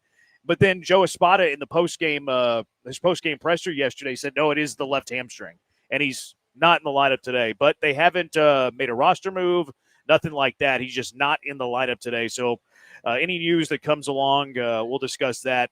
Astros do win the series, though. We don't complain about series victories, even if it's against the White Sox, although the White Sox are a little bit better this year. Framber Valdez, we'll start there. Let's start with the pitcher of yesterday's game. What did you think of the greatest lefty starter in Houston Astro history, Framber Valdez? The thing is, I don't want to take anything away from him. And I've heard people, it's the White Sox. Okay, great. But again, we were talking about would another pitcher this year for the Astros get to 12 strikeouts. Strikeouts were great. I don't think he was at his best. I think he's pitched better this year. Yes, from a strikeout perspective, it was impressive. But you think about how many times he had a runner in second, nobody out, a runner on third, and nobody out or one out. Pitched out of a lot of it and really pitched well. But I guess because his pitch count was up too, I would say that he has pitched better. But again, another outstanding performance by Framber in the way that he was able to get the job done, pitch through whatever kind of issues and traffic that he got, and got his team to a point where they felt comfortable going with the 6, 7, 8, 9 guys. Yeah, it wasn't his best start. I agree with you. Like, that's not the most dominant we've seen. Although 12 strikeouts, pretty impressive. His stuff was nasty. I felt like I actually tipped my cap to the White Sox yesterday. Like, I felt like the White Sox had a good approach against him. Like, they got deep into counts. They forced him to throw a lot of pitches. They were putting the ball in play. You know, like that one switch hitter guy that had a couple of base hits through the right side, had a couple of ribbies. Like, I actually thought the White Sox had a pretty good approach against him. He wasn't his best, but at the same time was like nasty. Like, it could have been worse if Cam doesn't make the catch in right field with 2 outs either, because there was a runner on third base. You could have gotten a run there. So that's why I think, as good as the results were, I've seen him pitch better, be in more control, basically not throw as many pitches, kind of avoid a lot of the traffic. But you got to, like you said, you got to tip your cap and say, hey, he fought through the adversity of whatever he was. And for the most part, with his stuff as nasty as it is, even with a runner on second and third and 1 out or left, he's one of the one pitchers that have the pitches to get himself out of it. Yeah, I mean, he's capable of a 12 strikeout performance every time he pitches. He just chooses not to a lot of times. He kind of pitches to contact, tries to get deep into games, but it felt like every at bat it was a deep count. Because, and I agree with you about the command, but you look at one walk, like that's fine. But it was command early in counts. He wasn't walking a bunch of guys, which is fine. I thought he was fine. I thought he was fine to good. His best outing, no, but still punched out 12, did enough to get the win. Cool. Like, that's a good turn through the rotation. Nothing wrong with that. I've been looking at the baseball savant numbers recently because Fromber's spin is elite. He had 26 pitches yesterday of 3,000 plus RPM pitches, which are all his curveball, but that's insane. It is. When we talk about the upper echelon, the elite level is anything over 3,000, and the fact that he is just hitting that number that often. And like I said, it's not just his curveball and the spin rate on it. As a lefty, with everything that he throws, it moves. Mm-hmm. But his sinker, and when he puts the ball low in the zone, it's moving left to right. There have some other times it dips a little bit.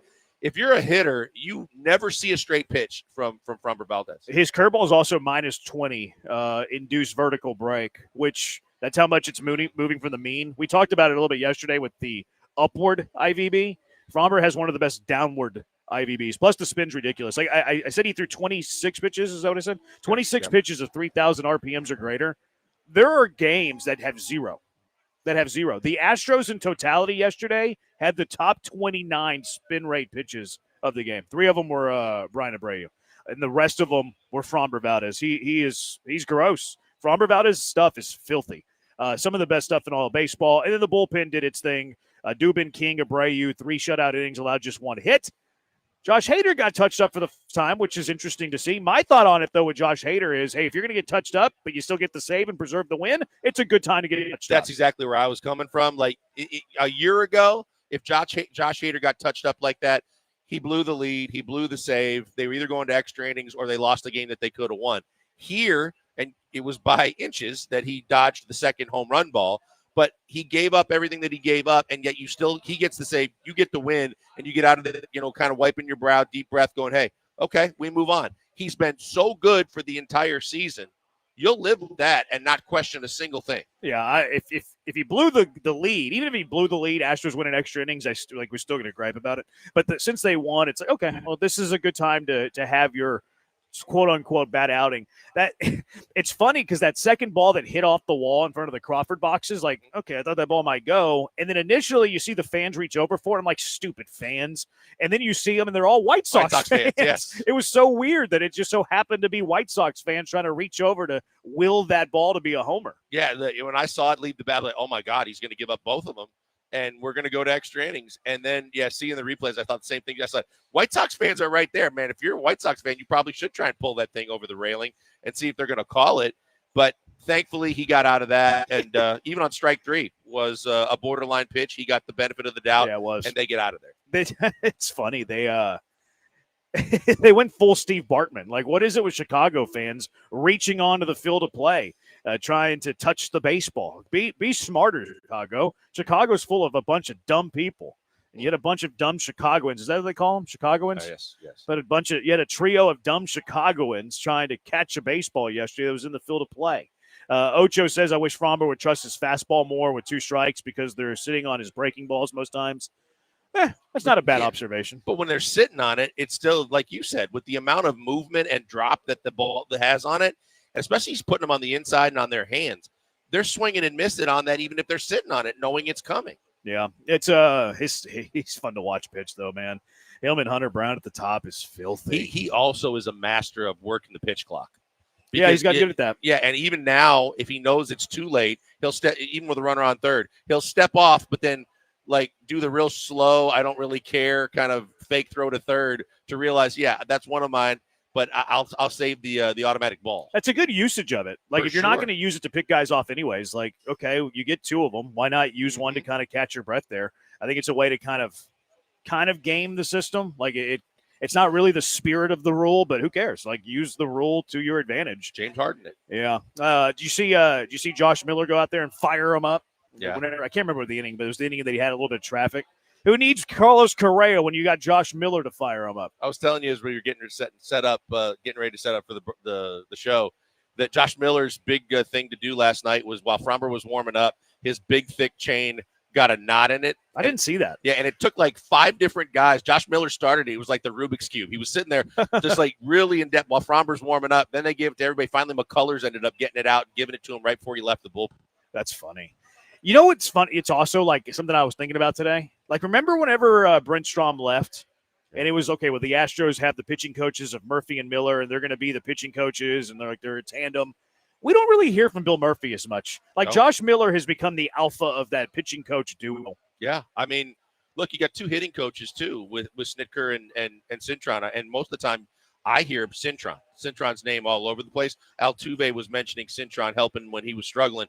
But kind of similarly, it's Josh Miller that you hear about. You see he's the only guy that makes the appearances out on the mound. And now it's weird, and I don't know if it's the new the fill-in sideline reporter or what, if she has a relationship with him or not to get him to do the TV. But I think the last 2 days he's been doing pregame interviews while the starting pitcher's warming up. Yeah, I heard it. I watched the McCullers. pregame. I watched the pregame show the last 2 days. I heard it one day, and maybe I missed it the other. I don't know. And McCullers was actually warming up while they were talking about McCullers and what pitches were working and what he was working on. And then he was out there again last night. She was out there when Fromber was warming up. They're doing a lot of the interviews, like whether it's that or if it's like in game. In game, like Dana does them, like he's been doing them. But like Espada will do one every blue moon. Sometimes they'll talk to. I've seen him talk to the pitching coach during the game Well, before. Colt Gordon did one the other night. Yeah, I like that you're getting players that aren't scheduled to pitch in the case of pitchers, but I like the fact that you're getting more in-game interviews and sound bites. I don't like it, and I don't know if you saw this or not. The Yankee game last weekend was the first time that managers always worry about mic'd up, then you make a bad play. And it was Jazz Chisholm, and he was in the middle of a play. He got a charged-in ball, threw it away, went all over the place. And you could just kind of see Boone was like not happy that he was doing the interview. He was mic'd up, yeah. Like mic'd up or doing the interview? He was doing the interview during the game. Oh, yeah. Yeah, those are weird. All right, 713-780-ESP. We'll get your thoughts on the series finale yesterday. We'll get to the Isak news here in a bit. Really no Isak news. They're just lineup news, and Isak Paredes is not in it. How would you handle that? How if he's out for whoever? I mean, I don't know how long he'll be out, but is he the guy in the Astros lineup that they cannot afford to lose? 10 days is 2 months, For the Astros, yeah, it's like dog years with them sometimes. We'll talk to Todd Callis coming up later in the program as well at 4:30. Todd Callis will be joining us over from the dike, talk about the Astros getting ready for Carlos Correa. Carlos Correa and the Minnesota Twins. Lots to get to today. We're broadcasting live at East River 9. If you're looking for something to do on your Friday evening, this is the place to do it. They got the U.S. Open up on TV. They got the College World Series going on. I'm rooting for my Big 12 brethren, Arizona. They're currently tied at 4, but great food. I got a chicken sandwich. They got some cold beers, good drinks. Let's see if the rain holds off, but maybe some golf to be had here as well. Killer Bees, ESPN 97.5, ESPN 92.5, broadcasting live from East River 9. One of the great car dealerships in the area is Monument Chevrolet. You've heard me talk about Monument Chevrolet for a few months now. You got to get out there if you're in the market for a new car or a pre-owned car. They have it all. And what's great about Monument Chevrolet, a lot of great things, family feel, family atmosphere, the culture's fantastic, good people. But what does it really mean for you? Well, it means that you're not going to be taken advantage of with whoever's selling you your car. That's one of the great fears whenever you're buying your car. Are they getting one over on me? Am I paying too much? Are they upcharging me? Warrant, all that stuff you don't want to deal with. And you're a little uncomfortable with because you're not that aware about it. Well, Monument Chevrolet is the dealer that you can trust. Transparent, no hassle pricing. Get your car shopping done fast. They're fantastic. Monument Chevrolet has been serving the Houston area for 50 years, and they've helped generations of families get into new vehicles. These families keep coming back because they trust the fine people at Monument Chevrolet. So if you're looking for that vehicle, get out to Monument Chevrolet now. It's 225 in Beltway 8. Massive dealership. They have roads run through their dealership. They even have street names on those roads. It's a massive, massive place, which means they have a giant inventory. You can't make it out there? That's okay. You can check out their inventory at monumentchevrolet.com, monumentchevrolet.com. Get a fair deal, a fast deal, an easy deal without wasting your time in aggravating, stressful negotiations. Monument Chevrolet. Chevrolet, together, let's drive.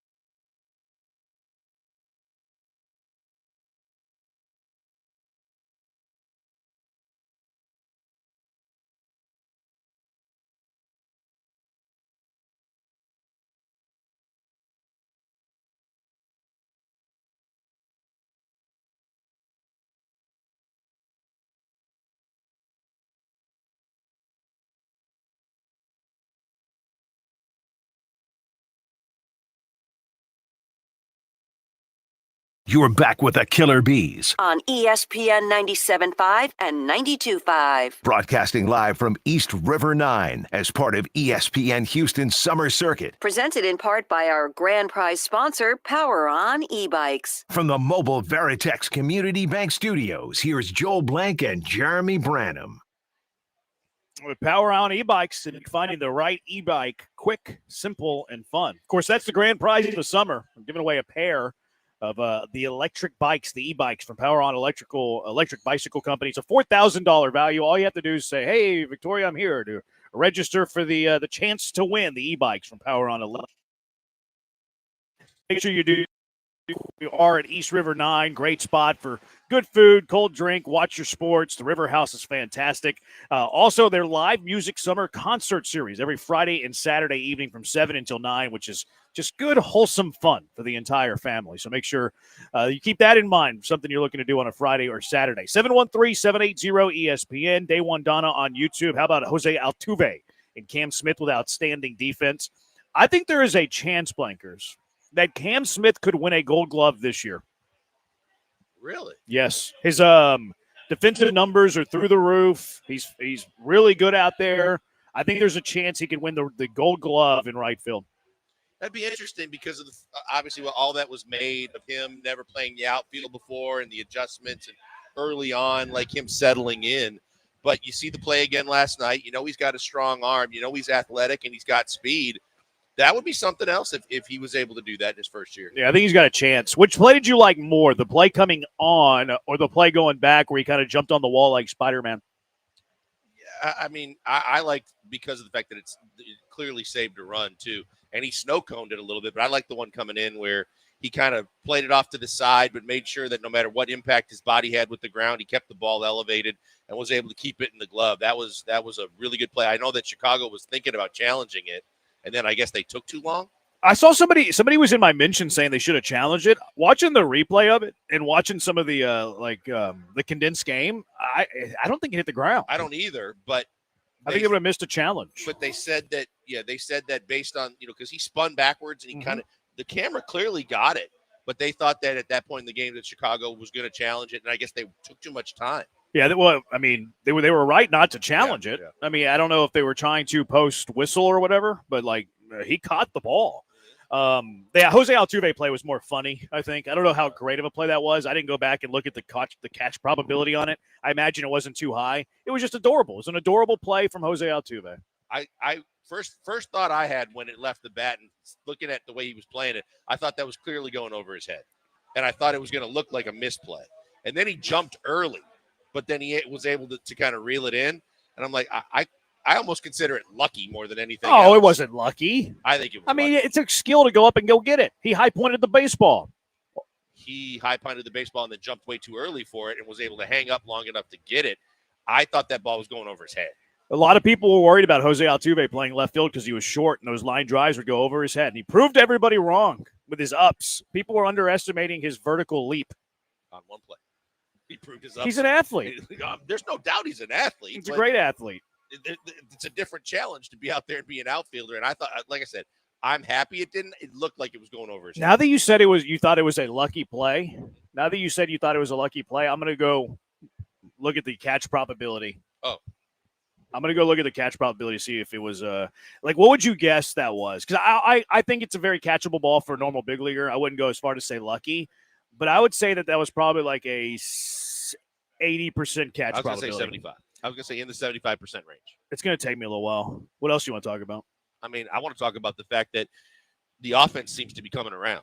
And, you talk about Altuve with 3 straight multi-hit games. You talk about Yiner, a guy that we've been waiting to see kind of get back to the Yiner we were used to seeing in the last couple of years. He's getting multi-hit games. He's starting to hit with a little pop as well. Christian Walker had another knock. Paredes is a guy that I think has been really the catalyst of this offense, which is something we'll get to. But he with a big knock. Someone said to me that, or I think I saw someone tweet it.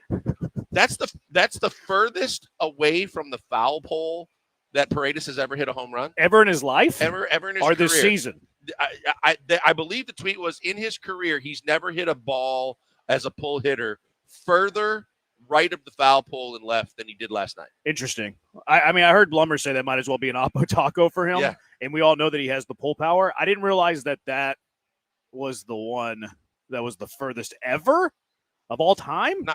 That's what I saw the tweet say. And I didn't have time to, I'm not going to sit there and go look at every home run he's ever hit. Why not? I'm doing it right now. Oh, okay. It looks like it is.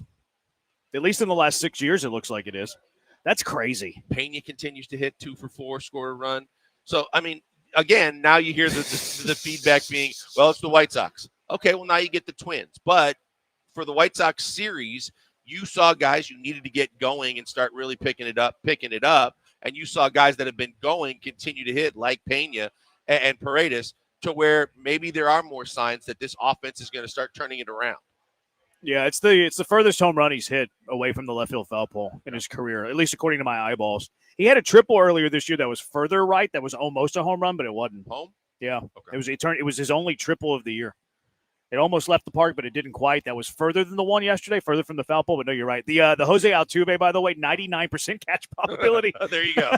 There you go. And what great defense Jose Altuve had. He caught a ball that 99% of the time gets caught. Yep. Timed it right. Good job. 99%. That's hilarious. No, the offense, I thought the offense was good. Look, Yiner Diaz is coming on. Like, people don't love – Yiner's hitting second today, which is very weird because of no Isaac Paredes.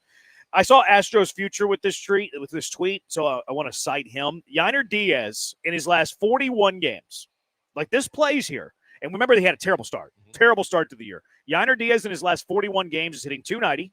Okay. We'll take that. Yep. 7 home runs. Okay, 7 home runs in 41 games. He's not playing 162 games, but just multiply that by 4. You're looking at a 28 home run pace over 162. Like, I don't need him to hit 30 home runs, but hit 20 for me, big guy. He's doing that. He's got 20 RBIs over the last 41 games. And the other stat was a nerdy stat, but yeah, I mean that's going to play. That will play for him, right? Yeah, and the same thing with Walker. I think Walker over his last month or so, I believe it's like 296 with OPS. I think over 8 to where he's really picking it up. So those are the 2 guys that we were worried about the most, was finding it for Yiner and Walker finally settling in. And then you've got Paredes that continues to hit. Altuve, after his slump and his slow start, he's figured it out.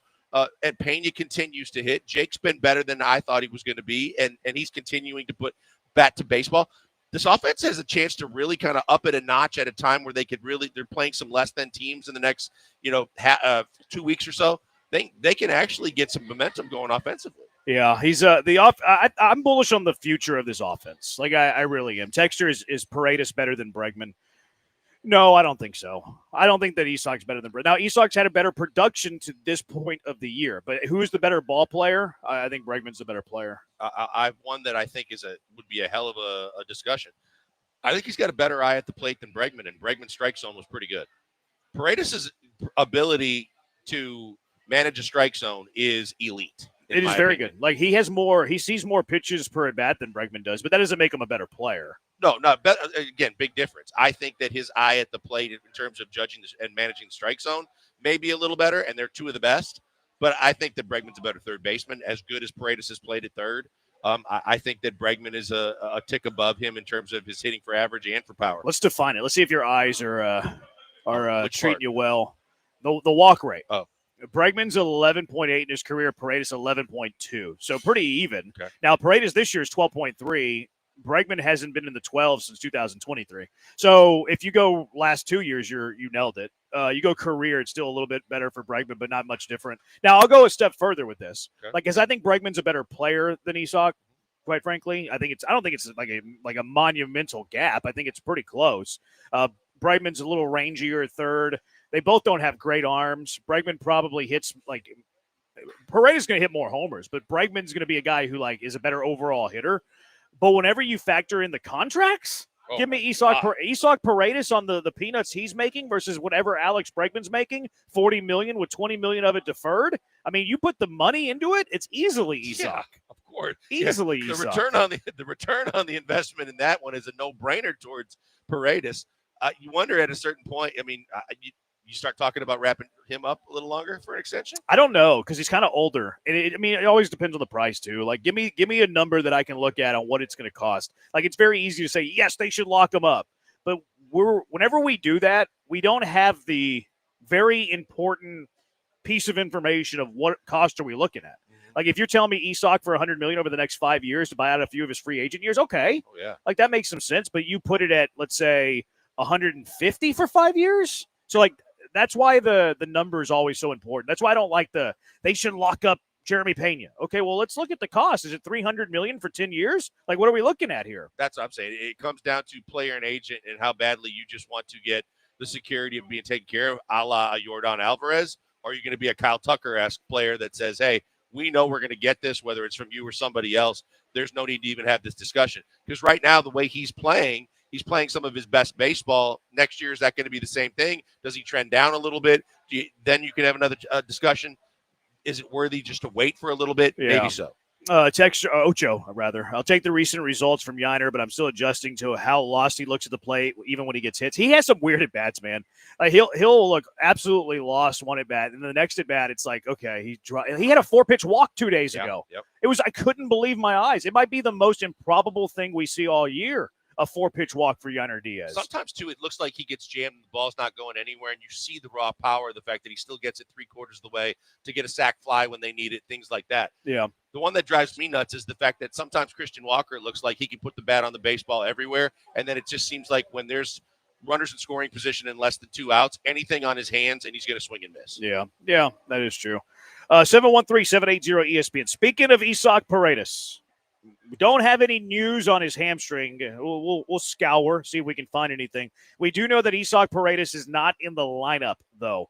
How should the Astros handle Isaac Paredes? He's the guy in the lineup that the Astros cannot afford to lose. We'll discuss next. Killer Bees broadcasting live East River 9 on ESPN 97.5 and ESPN 92.5.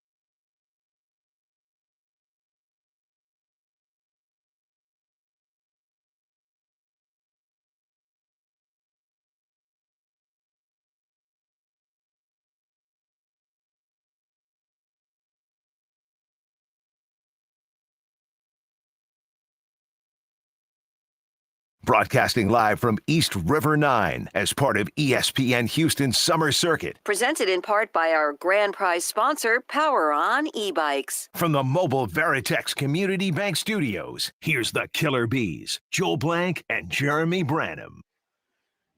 Houston, your next great ride starts at Power On e-bikes. You can register to win a pair. If you come out to any of our stops on the Summer Circuit, register to win. We are broadcasting live today from East River 9. Great spot. Their live music summer concert series continues tonight and tomorrow from 7 to 9. Great fun for the whole family. All right, 713-780-ESPN, HRP listener line, 713-780-3776. So Isaac Paredes came up lame yesterday trying to beat out a double play on the day that we were telling you that you shouldn't hustle in baseball. Now, a little different. Last night's game was close. I'm not blaming Isaac for Paredes for hustling down the line in a close game. But if it was an 8-run game, I'd be yelling at Isak saying, "What are you doing? What are you doing?" This goes to the conversation we were having yesterday a little bit. But if I'm the Astros, if this is anything more than a cramp, I'm immediately putting Isak Paredes on the 10-day injured list. Immediately. No doubt about it. Even if I could get him back in 3 or 4 days, I don't care. Like, if you told me there's 2 outcomes to Isak Paredes' hamstring, he's going to be back in 5 days or he's going to be back in 15 days, what do? I place him on the 10-day IL. Many reasons for this. The first reason is I don't want Isak Paredes to be rushed back. I don't want him to be rushing back because Isak Paredes, if he's not on the 10-day IL, he's like, over there in the dugout, I know that I could be playing if I'm well enough. I'm going to tell the guys that I'm good to go when I'm 90%. What do we know about hamstring injuries? They're easy to re-aggravate. We've had so many soft tissue injuries in this city. Secondly, it's June 13th. June 13th. You don't need Isak Paredes today because it's June 13th. You don't need anybody today because it's June 13th. Also, you've built a comfortable lead in this division of 4.5 games. You don't have to be hell-bent to win every single game on June 13th. You have to take the long-term health of this team into mind. And Isak Paredes, if it's anything more than a cramp, should have been placed on the injured list last night. Yeah, the thing that scares me, I said and put on the run, he's the guy that you could ill afford to lose for a long period of time in this offense. He's been the most consistent. He's been the guy with the pop. He's led the team in home runs. He's been the catalyst in so many ways when this offense needed runs that I don't need him going through Astros injury PR releases of discomfort, IL, then a day-to-day situation or IL stint of 10 days turns into a month or 2 months, and he's out when you need him so much. Espada was talking about it after the game last night. They were talking about the fact that he wanted to play today. He felt like he wanted to go back out there. Great. Keep him out of his own way so that he can't do something that is disastrous for this team. Because if they are lucky enough to dodge a bullet and he felt it and he pulled up in time that it didn't do significant tear damage inside the hamstring or whatever it is, maybe you can get him back in 10 days.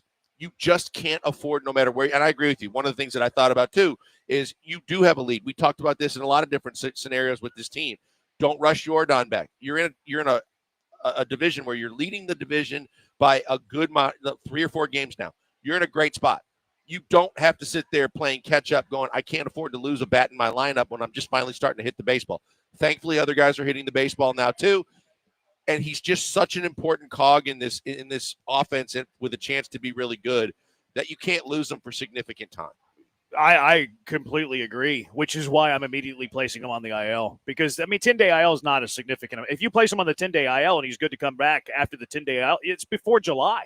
Like, you get him back, but he probably beats Jordan back. He does beat Jordan back. Yeah, probably does. And that's the fear to me. Like, I'm not worried about him pulling a hamstring, and, I like that he wanted to be in the lineup the next day, all of those things. And hopefully this is very minor. I hope all of those things are true. And I kind of expect him to be true. It didn't look severe to me. And the fact that he didn't, immediately go into the clubhouse right away, okay, that's a good sign. Telling Espada, hey, put me in the lineup tomorrow, that's a good sign. I'm here for all of that, and I don't think that this is going to be, a month-long injury. At the same time, we know how tricky hamstrings are, that you need to protect Isak Paredes from Isak Paredes. What is the ultimate goal for the Astros in 2025? To make the playoffs. Yeah, let's just go make the playoffs. Yeah. And then maybe, make a run to the playoffs, obviously. But, the first big goal of the year is to make the playoffs. If Isak Paredes is shut down for 10 days, does that dramatically decrease the chances of you making the playoffs? Not dramatically. Slightly, yes. But it's only 10 games out of 162. Place him on the IL. Protect him from him. Here's the other part of this. I'm thinking about it first and foremost offensively, but then how do you replace him defensively at third base? Because I've heard some people say put Cam Smith there. Why are we suddenly thinking that Cam Smith should be a solution at third base when he settled in nicely to right field and settled one of your biggest issues for the most part in terms of who's going to play the outfield and were they capable from a throwing and fielding perspective?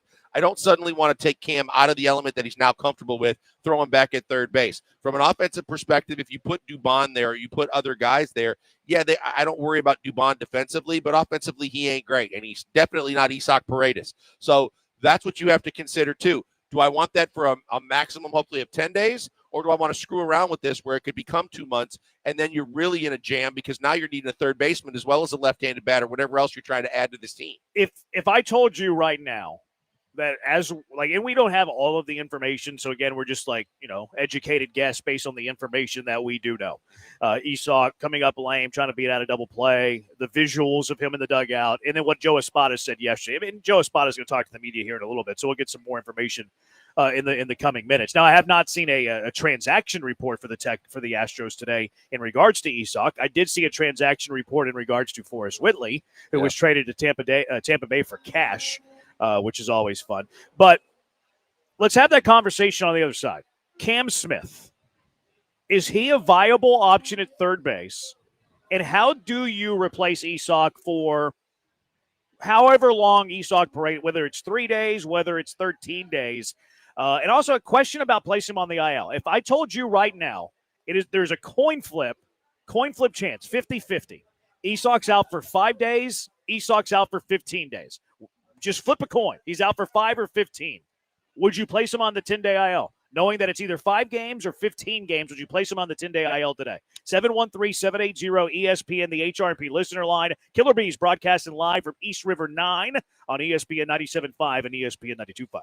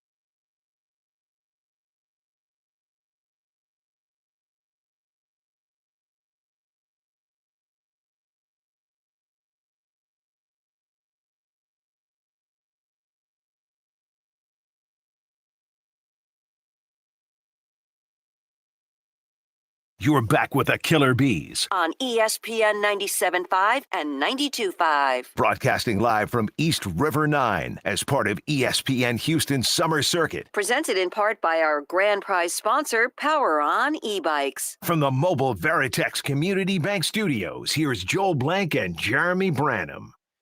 Rediscover the joy of biking without breaking a sweat. Power On e-bikes. That's grand prize of the summer. A pair of e-bikes from Power On Electric Bicycle Company. It's a $4,000 value. You just have to stop by the promo table to register to win, and they could be yours. Killer Bees broadcasting live, East River 9. I always like the hot chicken sandwich here. I've made my way about halfway through that. The beer is flowing. The sports are on. Sports are on. U.S. Open going on now. Of course, this is your spot to watch it. J.J. Spawn has jumped back to the top of the lead, was the round one leader. He's 4 under, leads Sam Burns, who shot a 65 today. Isn't Burns an Aggie? I think Sam Burns might be an Aggie. He's in second place, tied for second at 3 under, and then Thurston Lawrence, Jennifer Lawrence's brother, is also tied for second at -3. Sam Burns almost won the tournament last week in Canada, too. At TPC Hole? Yeah, he's been playing really well. Oh, no, I messed up. Sam Burns is from LSU. Okay. All the LSU listeners are not going to be happy that I just called a Tiger an Aggie. I'm down on my knees asking for your forgiveness. I am sorry that I called one of yours, LSU fan, an Aggie. That is my bad. I will own that. I apologize. Please accept my apology. If there's only one misstep, that would be worse for them. Bama? Arkansas? There's a lot. UT. No, I don't think so. I think LSU fans hate A&M more than Texas because they've been conference rivals longer. Maybe I think. I don't know. I think that they would hate A&M Bama's more than probably they hate in the conversation. Bama would be. I mean, everybody in the SEC's there, but Texas only being there 1 year. I think A&M would be more insulting than a Longhorn. But what do I know? I'm not a Tiger. I'm a Texan. So you see, I don't know why we needed the live look this morning, but one of the really cool shots from the coverage this morning was the fact that they went live into Arnie's golf room that I think they preserved at the course, and it had hundreds of clubs in these like bookshelves and the machines to actually build the clubs and all of his golf bags and all these things. And they said he tinkered constantly and no one like touched how the whole shop was set up. It was really cool. That is pretty neat. It's like the JFK hotel in Fort Worth that he stayed at the night before he got shot. Like they preserved that room too. Like they haven't touched anything. Is that right? Yeah. Like you can go to the door, but you can't actually go into the room. Texture, if he wanted to play today, I'm not putting on the IL. Absolutely not. Okay, well, that's cool logic. That's what Yordan Alvarez did for about 2 weeks with a sore hand. So, yeah, if you want Isak Paredes to go running around on a 70% hamstring and then have this linger around all year, that's on you. It's a bad take. You just made the list. It was interesting watching him stay in the dugout last night. And that I actually thought there was a chance because it was a close game that he really wanted to go out there. And I'm glad that they didn't put him out there. And then Espada talked about it after the game. But, yeah, you look, he's been a huge bright spot so far. You don't want to face a situation where you rush him back and then he's out for a significant amount of time. Yeah, just nip it in the bud. We've seen it. Like, this doesn't need to be a season-long thing. 10 days, 15 days, and let's just nip it in the bud and not have to worry about it the rest of the year. Ocho, blah, rub some dirt on it, throw on a leg compressor, and put him back out there. That's what we need to be doing. Less than halfway into the year, we need to be playing at less than 100%. When you have a 4.5-game lead. Rackham Pete, Astros need to put Isak on the IL. They've made it this far without Yordan. They can survive without Isak for a few games. There we go. That's why Rackham Pete's so smart. I agree. You mentioned the Cam Smith to third base thing, and not a fan of that, huh? I'm not. Because I already had question marks when they acquired him and then in spring training about is he a major league third baseman? But the fact that he has taken to right field so quickly, and if we're having a conversation during the course of a show about him potentially being a Gold Glove candidate at the end of the year, then you don't need to move him there. I think he's fine. And again, because it's a very volatile year because it's his first year in the big leagues and everything is under a microscope. He's really getting comfortable right now in a lot of ways at the plate and in the field. I'm not messing with him right now. I'm leaving with him in right field. Yeah, I couldn't agree more. I thought there was a decent chance he was an outfielder whenever they acquired him. I thought it'd be tough for him to stay in the dirt, especially at third, maybe more at first, but they already had, well, I guess they didn't already have Christian Walker. They signed Walker later. But no, he's an outfielder in my mind. In the moment that you made the change, you've committed to him being an outfielder for a long period of time. On top of that, to your point, his defense has been unbelievably good when you factor in the context that he's played less than 80 games out there in his life. I'm not messing around with a rookie. And then, like, you also wonder what it does to him with the bat. Like, there was that talk with Altuve. Well, Altuve's struggling because he's learning a new position. I don't think it's real with Altuve. I think it can be real with a young player who's has a lot going on in his first year in the bigs. I wouldn't even think of the idea of moving Cam Smith to third base. Let's also think about it, Jeremy, because you're right. Every situation individually is different, and guys react differently. Whether you believe it or not, you believe there's anything behind it or not, when Jeremy Pena has moved closer to the top of the lineup, he seems to be a different hitter. We saw it when he was moved up to the 2-hole a few years ago. When he goes back down to 6, so do his stats to a certain degree. But now as a leadoff, he is flourishing. It seems like that's where he wants to be, whether that's just, the fact that he feels more comfortable or whatever the case, and maybe there's no correlation. He's been great in the leadoff spot, so I don't mess with him. I don't mess with Cam Smith in right field if he's feeling comfortable and he's relaxed a little bit to where his offense and his defense are settling in. I'm not messing with that. No, to me, also, I don't expect this to be a multi-week injury. I think it's 2 weeks, 3 weeks tops. So, that's too short of a time. Okay, Cam, you go play third. Okay, now you go play right field once Esoc comes back. Even if it was a year-long injury, if Esoc was just done for the year, he's not. I'm just throwing the scenario out there for the sake of the conversation. Even if it was that, I'm not making that move. Maybe when DeZinzo comes back, we can talk about him playing there, that sort of thing. But Cam is my full-time right fielder. He's my right fielder for as long as he's in this organization. I'm not touching it. I think to your point about how long he's going to be out too. If you just think about it from a basketball perspective with Steph Curry seemingly caught his before it got bad in the playoffs. Yes, it probably had a lot to do with them not doing well in that series against Minnesota.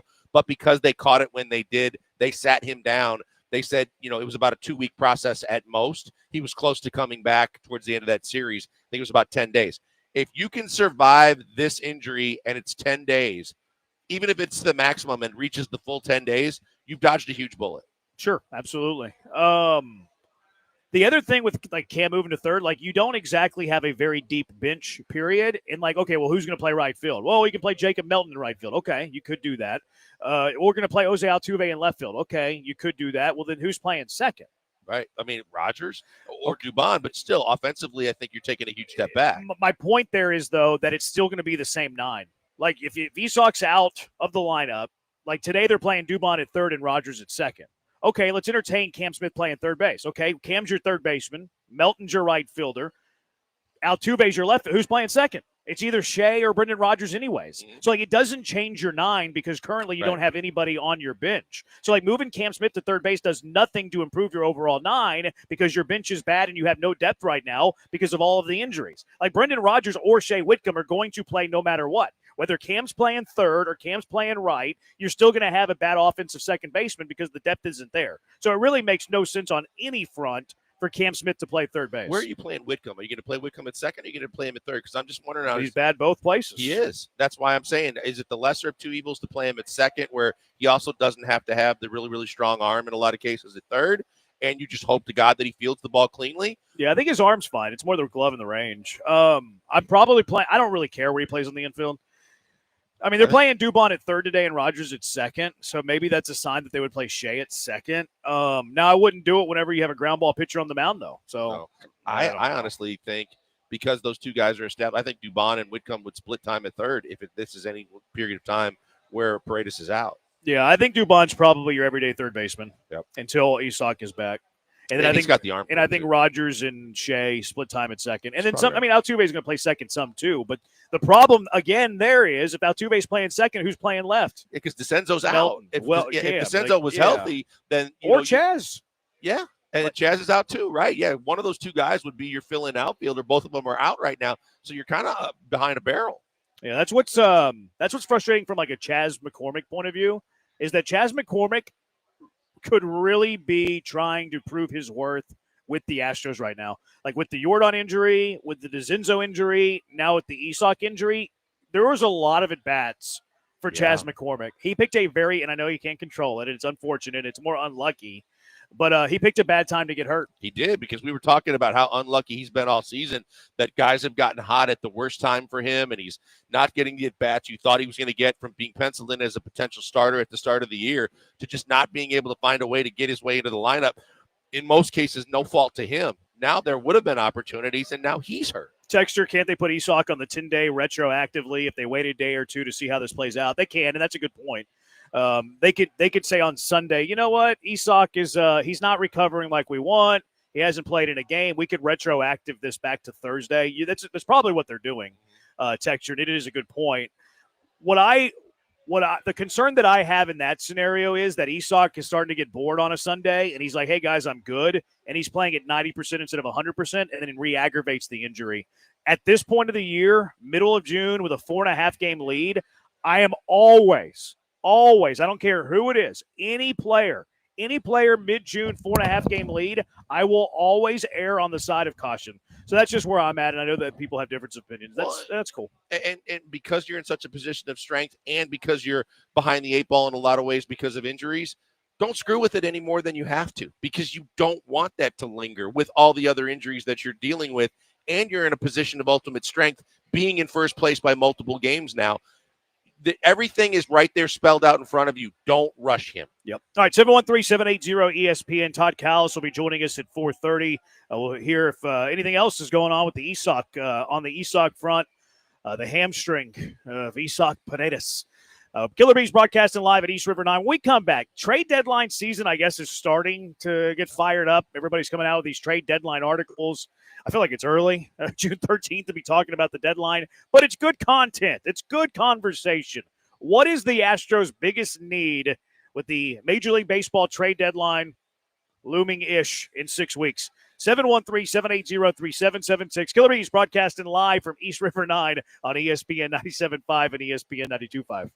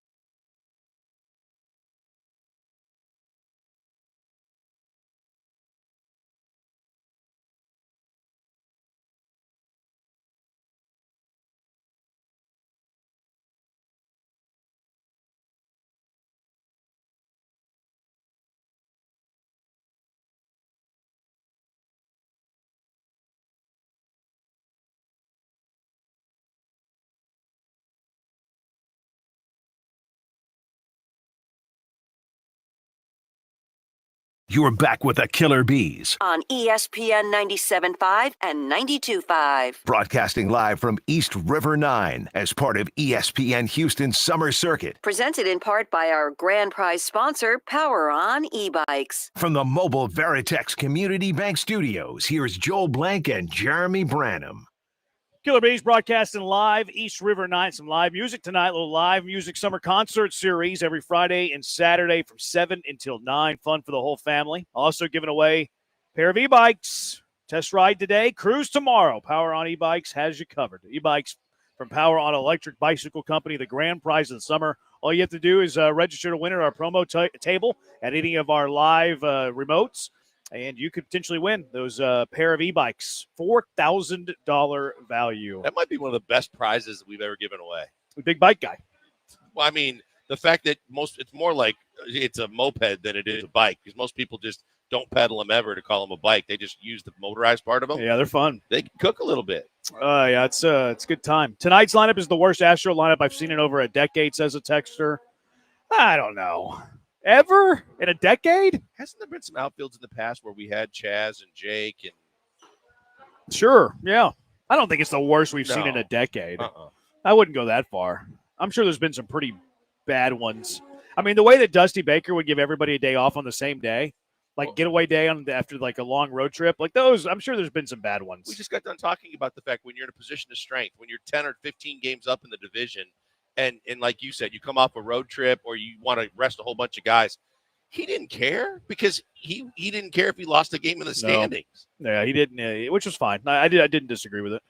Hard to unring the 10-day IL bell. Yeah, but it's 10 days. Like, it's a week and a half. Like, it's going to be okay. It's not that big a deal.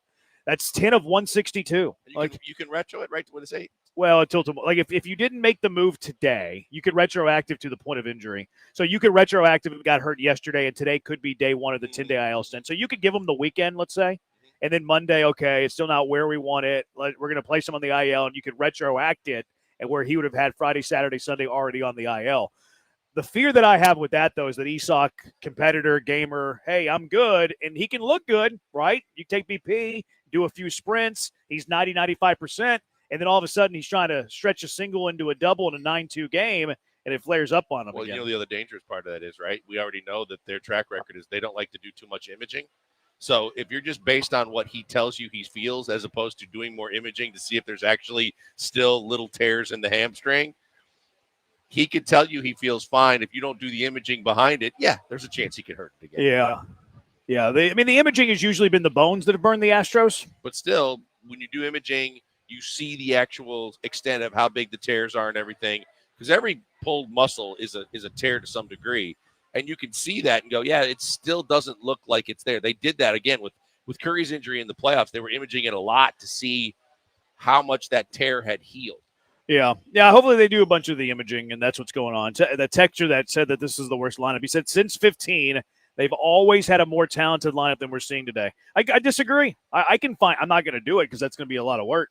But, I mean, Jordan wasn't here until 19. Jordan's had years where he's been hurt. You had dusty lineups. Altuve's missed a bunch of games over the last, 3 or 4 years. No, there's no way. There's no way today's the worst lineup they've had in the last decade. I would think not. I just think that there's too many, like we just said. I mean, there's too many guys with a bench that was decent enough. There were too many guys that got starts and got playing time that would have given you a less than look on paper going into a game. Yeah, not buying it. All right, Major League Baseball texture, when should DeCinzo and Chaz get back? I don't know. I saw them both in the dugout yesterday. I think Dana Brown was asked by Salisbury on Wednesday, an update there, and he's like, no update. So it doesn't seem like the return of DeCinzo and Chaz is imminent. That's not good because you're looking for options. Oh, you know, the other one that I saw people begging for if Paredes is out for a while is Matthews. Yeah, I think it's still too soon. I do too. I don't want to do it yet.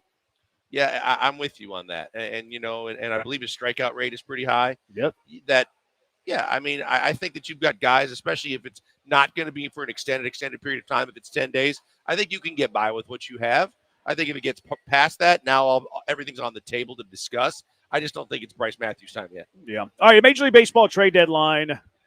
Into July. I don't know the exact date this year. They move it around nowadays because they want it on a very specific day. I think Tuesdays. I think they like it Tuesday midday or Wednesday midday. This year it actually is on July 31st. So a little old school. Trade deadline July 31st. The conversation starting to pick up with this. Passon's put out a story. Rosenthal's put out like a little trade deadline primer. I saw Chandler Rome have a little bit of an Astro trade deadline primer.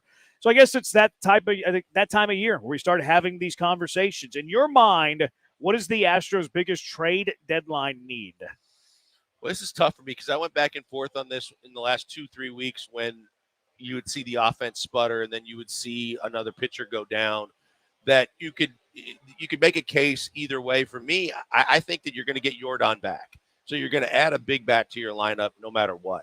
You have some guys we just got done talking about like DeCenzo, like even a Chas McCormick that can come back to your lineup. But the pitching woes continue to build on you. You don't know. And when Dana was doing one of the interviews with the flagship, he's talking about late July or August for 3 of the pitchers as it relates to, and maybe 4 of the pitchers if you include JP France, but Javier, Garcia, and even Arrighetti coming back from the thumb where he's finally start throwing off the bump. Pitching is so important in this league, and your pitching has been so good all year, but we know that it's basically been a crapshoot with your 4 spot, your 5 spot in the rotation, and Lance has been kind of, yes, he had 2 good ones. He also had a not so good one last time out. You got the horses at the front with Brown and Fromber. I think you got to look at pitching first because that's going to be at a premium come trade deadline, truly at the 31st. Most teams aren't going to want to be doing something early unless you overpay. But I think if I had to just say I can only do one, then I'm looking at pitching. Yeah, it's hard to ever say no to pitching. It's just more complex, right? Like to trade for a good starter that are immediately better than Gordon, Gusto. If you want to throw Walter into the conversation, Arrighetti should be in the conversation. Arrighetti is going to come back. Like I'm not worried about Arrighetti coming back. He had a broken bone. Now, I'm not going to count on Javier and Garcia. Prove it to me. Like I'm not going to count on them. And even if France is healthy, I know you're not the biggest fan, but France is okay. Like he's the a back conversation becomes: is he better than Gusto, Gordon, guys like that, and Walter? See, the price is going to be difficult there because to trade for a starter that's clearly better than those guys, it's pretty dang expensive. And the Astros don't have a great farm system. And I've heard they don't want to trade Miguel Ulula. So that really thins it out there a bit because he would probably be the most prized possession for a team that's trying to make a trade with the Astros. Matthews would be up there. I'm sure Yannick would have some love from other teams too.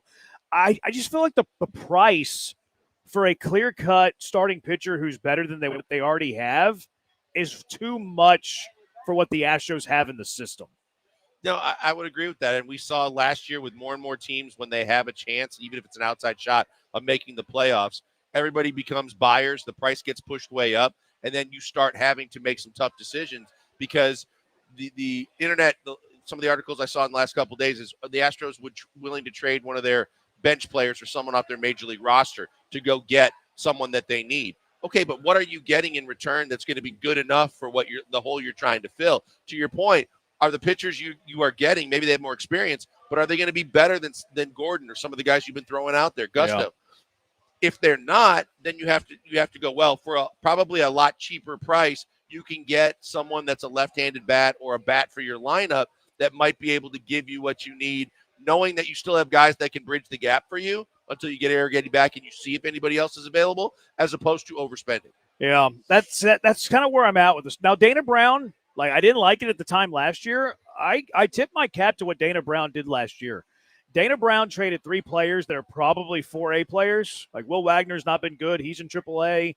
Loperfido has not been good. He's been demoted to AAA. Jake Bloss, who's the one piece of that trade that I was probably the highest on, he's been shut down. I think he had TJ. He did too. So he's done for the year. And Yusei Kikuchi was really good down the stretch. So Dana Brown did a pretty good job last year of conjuring up a bunch of 4A players that he didn't believe in their future and actually got a significant piece to their team. So maybe there's something like in that avenue where Dana Brown can put together a package of, like the Shea Whitcombs of the world and get back a starter that can help you.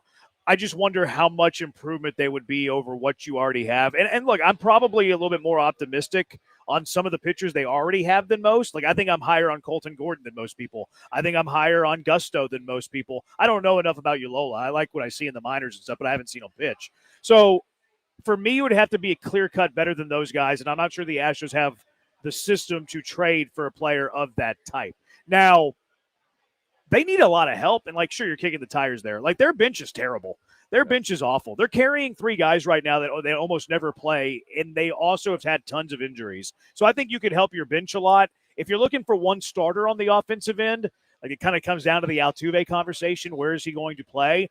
I would like to see a left-handed bat that can play multiple positions, maybe second, first, left field type. And like trading from the big league roster to find a player that can help you, I think it could be a Chaz type where you trade Chaz for a like player, except he's left-handed, that maybe has less years of club control. Maybe he's a rental, because Chaz does have still a few years of club control. So a team that's out of the race might be willing to trade a left-handed outfield bat that has 3 months left on his contract to get Chaz, and let's see if he has anything left. Yeah, I was thinking you're either looking at a rental or you're looking at a veteran that not like immediately like the Jason Hayward type of a year ago, but you're looking for a guy that maybe has more veteran experience, because I think teams do look at Chaz. It's the first name I thought about a guy that has playoff experience, a guy that's had success in spurts. He had a down year last year, and understand that he really hasn't had a chance to show where he's at this year, but they have outfielding needs. The Padres have constantly been looking for another outfielder.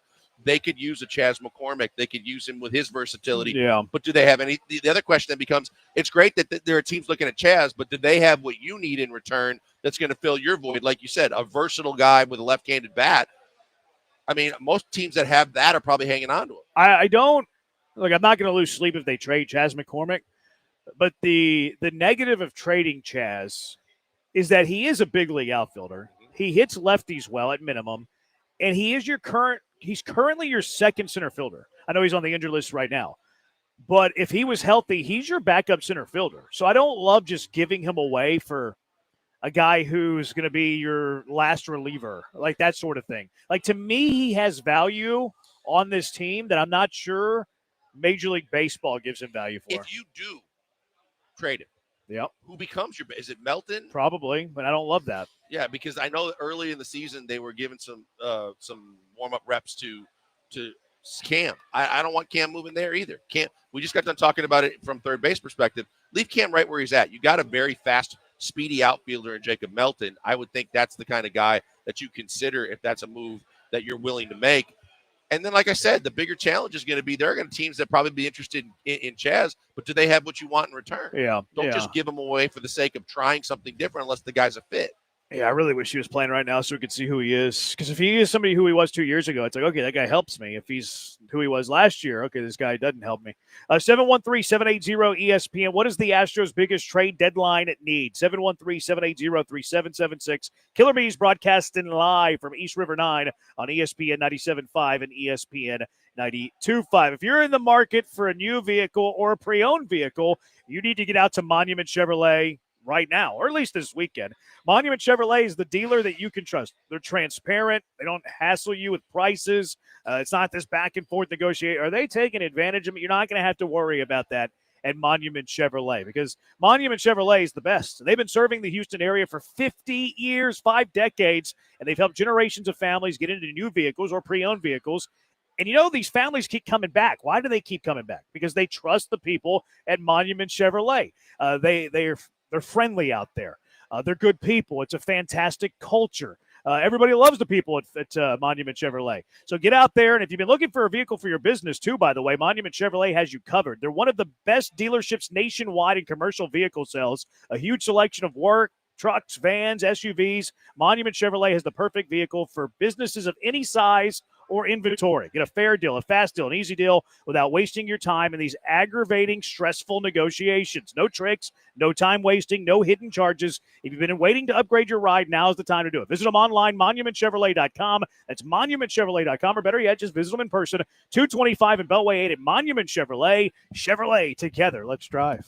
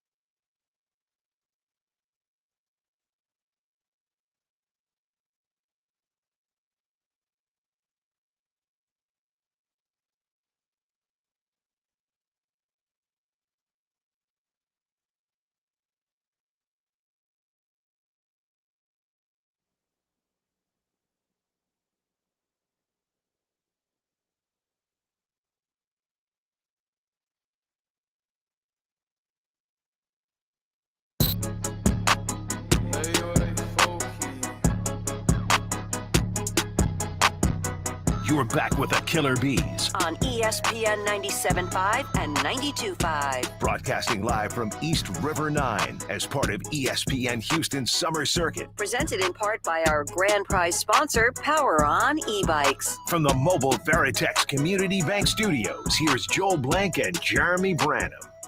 Ride farther, ride faster, ride smarter with Power On E-Bikes. Our grand prize of the summer, all you have to do is register to win at our promo table, and they can be yours, $4,000 value. We're broadcasting live at East River 9 today. I just had our boy stop by, so he was about to go play. Was happy to see us, which told him, hey, we don't need the compliments, but yeah, good to see you too. Live music summer concert series every Friday and Saturday from 7 to 9. Fun for the whole family. Of course, your spot to watch the U.S. Open, NBA Finals. They have some college baseball on. Unfortunately, Big 12 brethren, Arizona just went down to Coastal Carolina. Maybe this, I don't want to call them a Cinderella because they're not. Maybe I don't want to phrase this.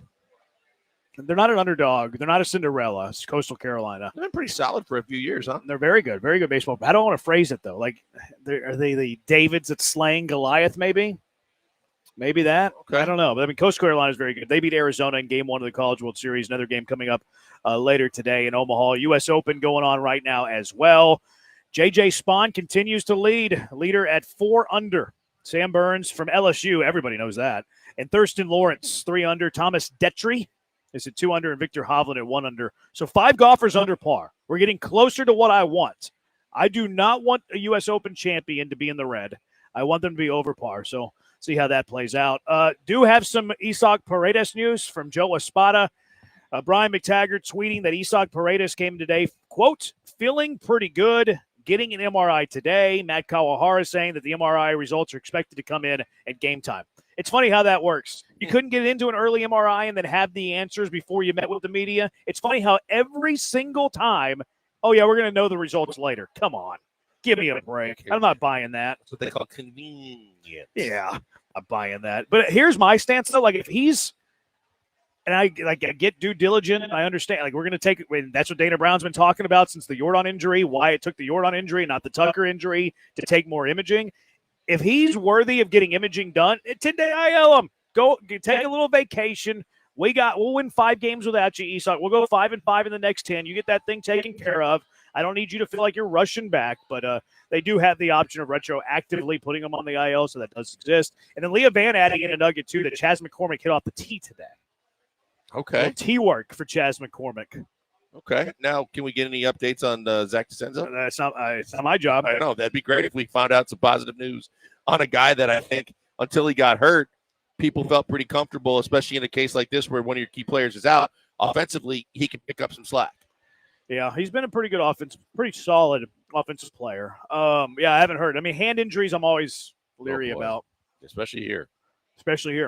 Yeah. Although I do think that DeCenzo is going to get the best medical that the Astros are capable of because it's right off the heels of Jordan. Sure. You know what I mean? Yeah, but did you see that? I think Chandler was getting into it with one of the Astros fans about, where DeCenzo is and what's going on. And he just got snarky and was like, yeah, like telling a guy that he was ready to hit when he wasn't ready to hit and throwing him out there so they could be hurt and be out longer. Who was that, Jordan? Yeah, he's talking about Jordan. Oh, he's talking about Jordan, yeah. Yeah, Chandler's pretty snarky yes, he about is. the Astros.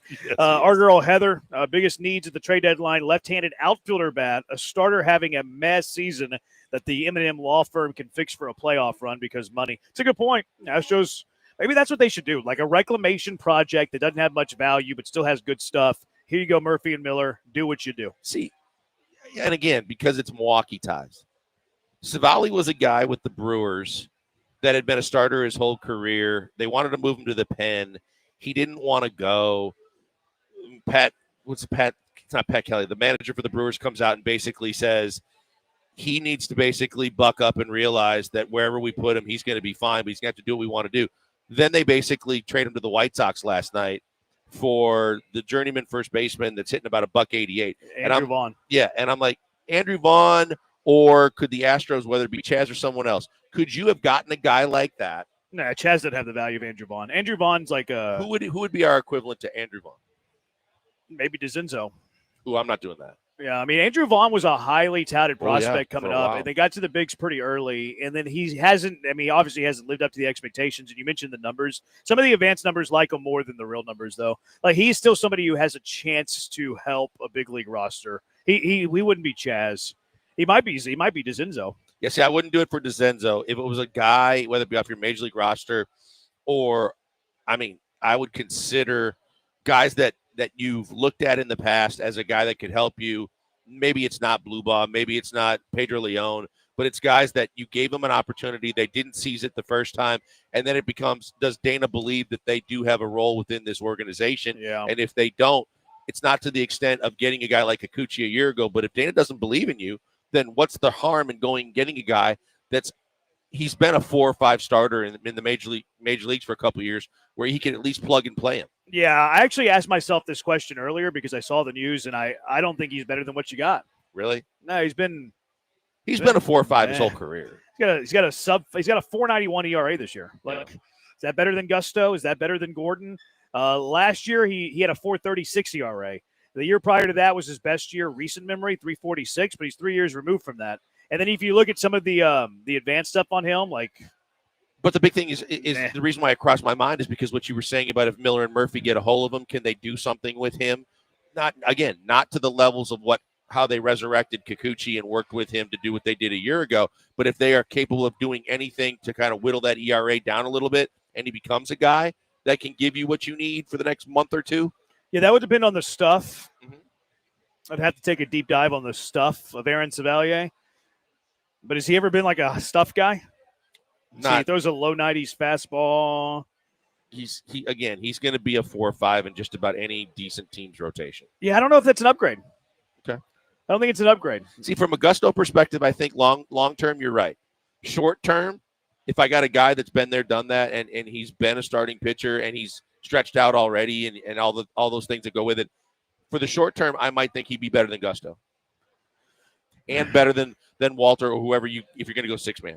Yeah, I mean, I think that they're kind of equal, Gusto and Savalier, where they're at in this current part of their career. But you also have to give rid of something. Like, I know that Vaughn is like a prospect that's been a bust and all that, but like, I still think he is valued a little. Well, and in their case, they're constantly looking for a guy that can maybe plug and play some power, that can play first base, and I think he's also is he caught at one point in his career?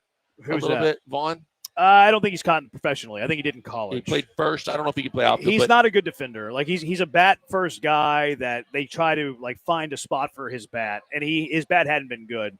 Okay. Hadn't been good. But I think he's a guy who can probably play against lefties. He's probably better than what his numbers have been. He's had like a couple of decent years. Like so, he's not a bum. Like he belongs on a big league roster, and like he's still somewhat young.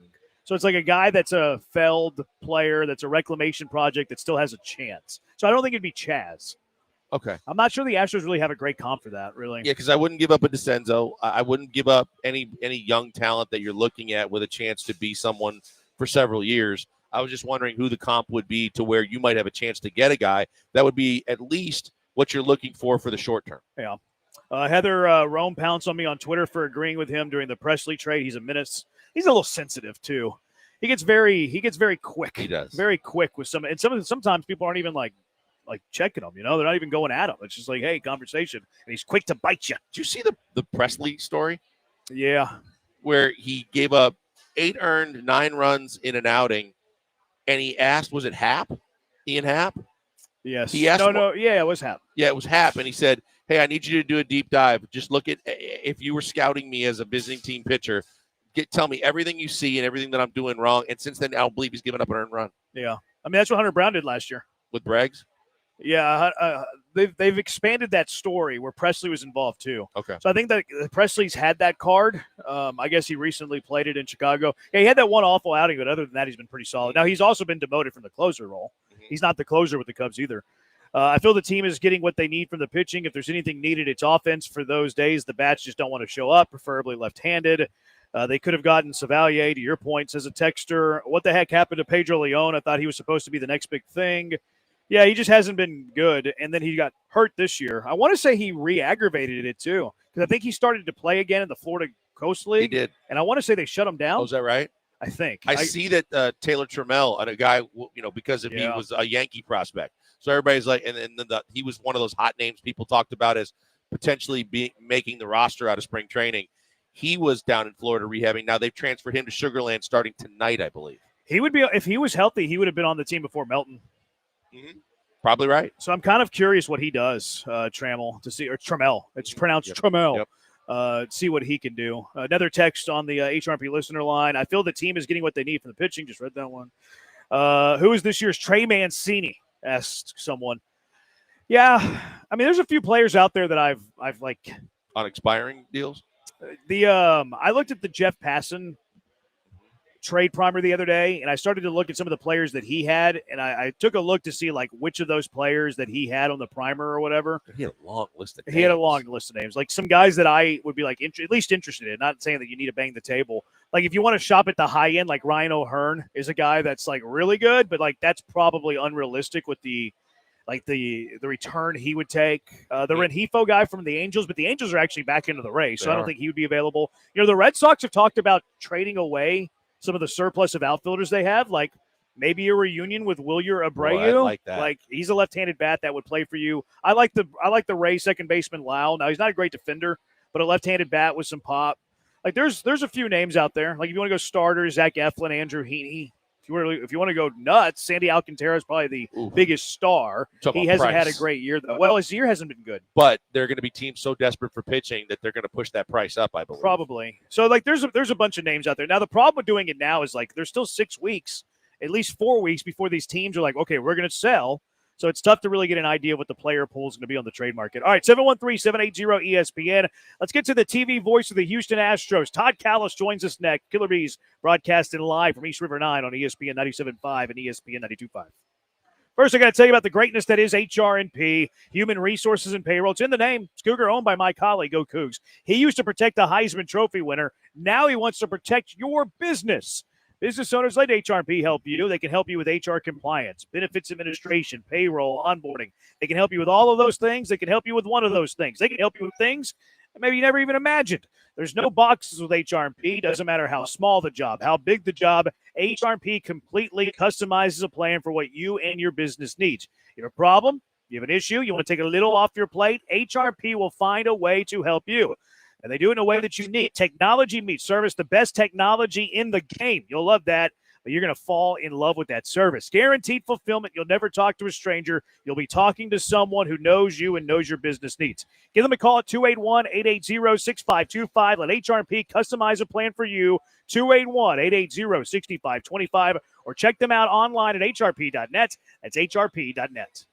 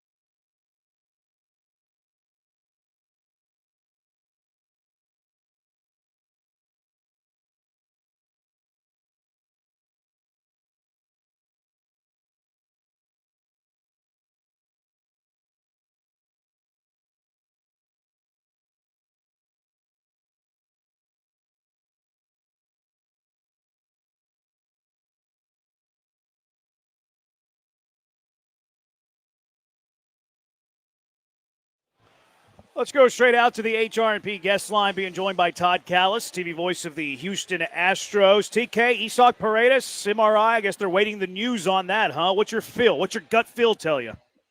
Yeah, it's hard. Until we know the results of that, it's hard to have a gut feel.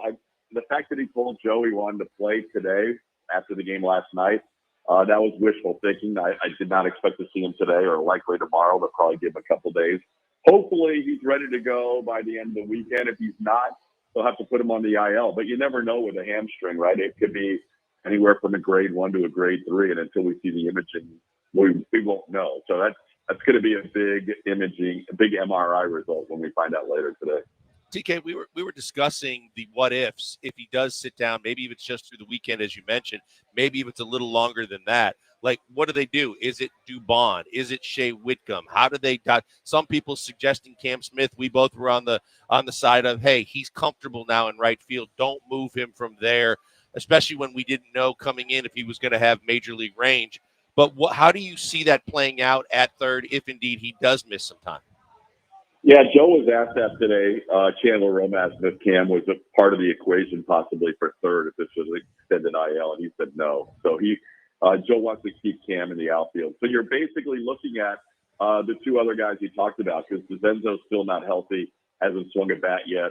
So it's either going to be Dubon, who's in there tonight, or Shea Whitcomb, who hasn't had much of a chance to play since he's been called up, but had that great first, especially last month of May, but also a great first couple of months at AAA Sugarland. At the minor league level, there's Luis Guillorme, who can play all over the infield, and we saw him play a lot of third in spring training. I think they like Bryce Matthews to be at second base right now, so I don't think they'll move him around. But yeah, so you're looking at those two options right now on your active roster, and then possibly Guillorme, but he's not on the 40-man right now. So we'll see how they play it out, but those would be your two guys for now. Todd Callis, voice of the Astros, joining us on the HR&P guest line. How about the performance of Framber Valdez yesterday? 12 strikeouts. Maybe not his best line score, but the stuff really played last night against the White Sox. Yeah, I guess first time ever. I didn't realize that till after the game. First time ever a starter has gone 5 innings or fewer with 12 strikeouts or more. So that was another franchise mark for the franchise. Yeah, he was just so much swing and miss, but it was kind of wild. Like, the White Sox did a good job of putting a lot of pitches on him with a lot of foul balls and deep counts, but he still had 12 strikeouts. The guy who finished ending up with 5 strikeouts, Austin Slater, had one of the better battles for a guy who struck out 5 times that I've ever seen, including a couple against Framber. But yeah, it was not easy. Edgar Caro seems to own him at age 22, 3 hits and 2 RBIs, but Framber got through 5, which is unusual for him. When he only goes 5, it feels like he hasn't done a day's work, and he did in terms of his pitch count. That's why Joe had him out of there after 5. TK, are we close to seeing maybe as close as we've been all year to this offense looking like it's going to reach its potential? Walker seems to be coming out of it. Yiner with a big 3-hit performance. He's got some power back. He looks like he's more comfortable. Altuve, back when we talked to you a few weeks ago, we were wondering if he was struggling, if he was going to figure it out, when he was going to figure it out. Unfortunately, Paredes goes down, but otherwise, it seems like this is the offense we were expecting from day one. Yeah, a lot of those guys are starting to click. Yiner, Christian Walker, really better results lately. And Yiner's on that 2 spot today. So you have Jeremy Pena, Yiner Diaz, and Jose Altuve, the top 3. The great thing about Paredes being in that top 3 is that he can take pitches. Those 3 guys in there tonight could have 5 pitches in, the bases loaded, or they could be out of the inning after 5 pitches. That's how aggressive they are. But, yeah, it's getting there. And it's crazy to say that this is the offense that they were hoping for because they're doing it without their best hitter in the lineup for the last month plus in Yordan Alvarez. And now they're going to do it with maybe one of their 2 most important guys other than Yordan in the current lineup, and that's Isak Paredes. He and Pena obviously have been carrying the load. So it'll be a struggle to figure out who's going to carry the load if Isak's not in there more than a couple of days. But yeah, good signs out of Yiner, good signs out of Christian Walker. The team continues to figure it out, and here they are 4.5 games ahead, doing it without their best hitter, which is kind of remarkable. And 3/5 of their starting rotation from opening day. It's pretty Yeah, impressive. oh, by the way. Todd Callis joining us. Conversation brought to you by Pipe Fitters Local 211. They do it right. This question's a little inside baseball, TK, but when you're calling a game, how much are you looking at the monitor versus watching the play live? Just real time. I never watch the monitor. Okay. I know I have seen some guys in the middle of a call go from live to the monitor, which I think is amazing to have faith that the camera is going to always be on the ball there. Sometimes guys do it just to see a little better shot of the outfield than they can with their own eyes. But yeah, I always stay on the play live. And then on close pitches, a lot of times as soon as the pitch is caught or put in play, I'll look to see where that pitch was. But, well, if it's put in play, I won't. But if the pitch is caught or if it's fouled back, I'll look quickly to see if the pitch was on the plate or not. But other than that, yeah, I'm always going live with the call. But I think Blummer is checking out the monitor a little more. You don't have to be on top of it as much as an analyst. You're more of, after the play's over, giving the analysis as opposed to while the play's happening. So, yeah, I always stay with it live, and I would be scared to do it any other way. Yeah, Blummer's itchy trigger fingers are always working on exit velocity and what parts the ball got out of and all that stat nerd stuff that we love. I'm curious also from that standpoint, TK, an argument we get a lot when we see McCullers have two big starts, when we see guys like we mentioned start picking it up offensively. Yeah, but it's the A's. Yeah, but it's the White Sox. Yeah, but how much do you put weight into that? It's a Major League Baseball team. And again, people think it's the A's of the past. The A's are no slouches. They've got some good young talent. But I think the White Sox, to some degree, have talent, especially for the pitching staff. Yeah, it's definitely a better White Sox team than we saw in the past couple of years. And you're right. Their pitching is for a lot of young guys in that rotation and on that staff in general, they are really talented. The guy we saw on Tuesday night, Shane Smith, is probably an all-star as their representative this year. But going back to your original question, yeah, I mean, there's something to be said for that. But at the same time, you want your guys to know that you might be able to get away with a few things against bad offenses that you can't get away with when we're back here for the next homestand when the Phillies and the Cubs are going to be in town. So, yes, you have to just dance with the person that's on the schedule for that particular start. But at the same time, like if Colton Gordon goes out today and throws a lot of two-strike pitches down the middle and the Twins don't take advantage of it, that's not necessarily going to play out the next homestand when the Phillies and Cubs are in the mix. So I do think the Twins offense is fine, by the way, so they're not really a great example. I think the Twins offense is not the reason why they've struggled lately. But, yeah, you have to just face who you're facing and know that at times you are going to get away with a few more things against the weaker offenses, but you have to really be sharp once the bigger boys come into town. You mentioned the Twins' recent struggles, but still 4 games above 500. Obviously, we know their shortstop very well. What are the Astros getting this weekend with Minnesota? They're getting a team that's kind of licking their wounds after a rough stretch against the Rangers. They gave up 2 games of 16 runs against Texas, and then they won the other game, the Twins did. So, yeah, this is a Twins pitching staff that is last in majors in ERA in June, going against an Astros pitching staff that is best in the majors in ERA in June. So I don't anticipate the Twins staff will stay that way the whole month, but they've been going through a rough stretch lately. So we'll see. Their offense has not been the problem, averaging over 5 runs a game this month. Their OPS is top 5 in June. It's been the pitching that's been really problematic. But tonight's guy's been good. Chris Paddock, kind of a local guy, born and raised in the Austin area. And so I'm sure he'll have family and friends in attendance. And he's been really good since a couple of rough starts at the beginning of the year. So it's a good test. This is, in between facing the Chicago White Sox and the Athletics, you get the Twins, who are probably going to be right in the mix for a playoff spot. So I think this is a good test for the Astros to see where they are, especially tonight without Paredes in there along with Jordan. I know you only know what they tell you, TK, but just curious in terms of like all the injuries and some of the updates. We heard about JP France potentially throwing. We heard Arrighetti has a chance to maybe start to throw a little bit off the mound.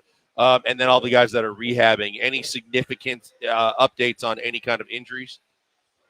We got a couple. So JP had a live bullpen today down in West Palm Beach, so we'll get more information about how that went. But he's still building up That's going to be a fairly lengthy process for him. Once Spencer Arrighetti starts throwing off a mound, then we can start to project.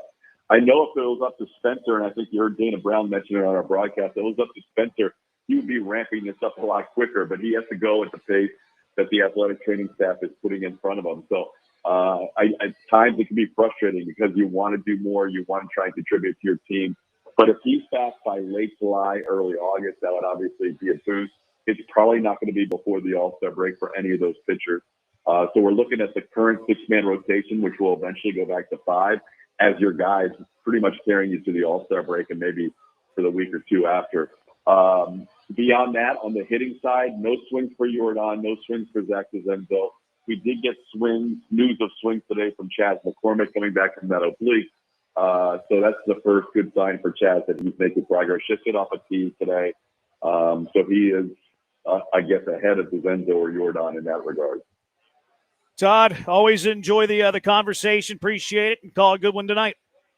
Thanks, guys. Always good talking to you. Talk to you next week. It's Todd Callis, TV voice of the Astros. Our interview presented by Pipe Fitters Local 211. They do it right. It's 4.5 game lead, June 13th. Take your time with all of these guys. Take your time. Although I would like the bench to be a little bit better. The bench is dreadful. You have Isak who can't play. You have Cesar Salazar who doesn't play unless he's pitching in a game where you're down or up by 7. Shea Whitcomb hasn't played. I think he's had one start since he's been up. And then you have Isak who can't play. Did I mention him? So there's 3 guys right there that do not play baseball. And now Rogers has to play. Rogers has to play. It's not a good bench right now. It's really not. All right, 713-780-ESPN. Total Dallas says, hey, do you guys see the truck approaching in the rearview mirror called the Texas Rangers? Looking at Todd. Look at Total Arlington sending us his first text of the baseball season. He's talking up his 4th place. Texas Rangers. Texas Rangers are in 4th place, and he's saying they're the truck in the rearview mirror. At least be in the half of the division first, Total Arlington. You can't be smack talking when you're in 4th place. TK gave you the only positive that they actually put up some big runs against the Twins. But other than that, every article you read is the Rangers could be big sellers come deadline. Really? Yep. I do have a hot take that they finished 2nd in the division. Ooh. I think they finished 2nd in the division. They've been pitching it pretty good. I don't think their offense can be this bad all year, but maybe it can be. Yeah, but Total Arlington, you can't be talking trash and smack talking when your team's in 4th place. Come on, man. That's brutal. Father's Day's on Sunday. What is your ideal Father's Day? 713-780-ESPN, HRP listener line, 713-780-3776. Killer Bees on ESPN 97.5 and ESPN 92.5.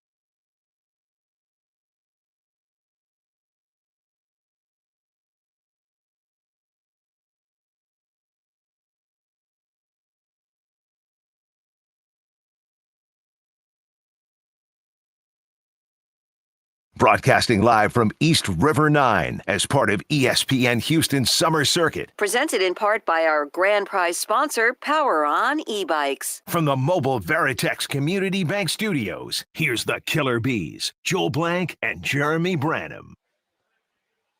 Killer Bees broadcasting live East River 9 on ESPN 97.5, ESPN 92.5. Live music tonight, by the way, 7 to 9 here at East River 9. Live music summer concert series every Friday and Saturday. Fun for the entire family.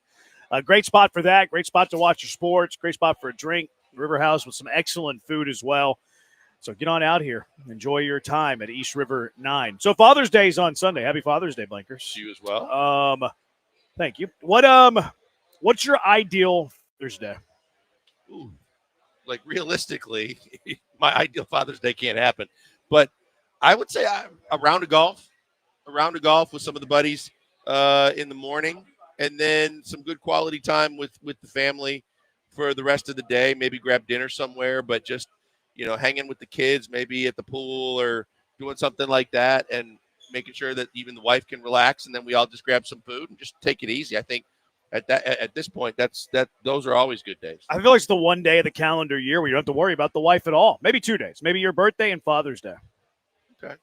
Yeah, I mean, we're normally on the weekends, it's all family stuff, and we all do a lot of stuff together. And the kids love to go to the pool and do the pool slides and do all the things that they have that we can just kind of relax while they're doing that. So, yeah, I mean, that's where I'm happiest. My ideal Father's Day is to be right here at East River 9, the moment that it opens until the moment that it closes. So that's my number one. If I had to settle for my number 2 ideal Father's Day, just to hang out, chill out, watch the U.S. Open. Astros will be playing on Sunday. Of relaxing, don't do very nice food, maybe a drink or two, but just hang out, chill, do very little. That's my second ideal Father's Day. Yeah, that would work. I mean, as much, especially you doing the 2 different gigs for the most of the year, it's always nice to relax. But with our schedule, it's the same thing. I mean, we're always blowing and going all over the place. That it's nice when we get the opportunities over the weekends to just kind of take it down a notch. Texter says, so what's your ideal Father's Day? 713-780-ESPN, 713-780-3776. Texter, my kid's baseball team giving me more than a one-and-done Sunday in their tournament.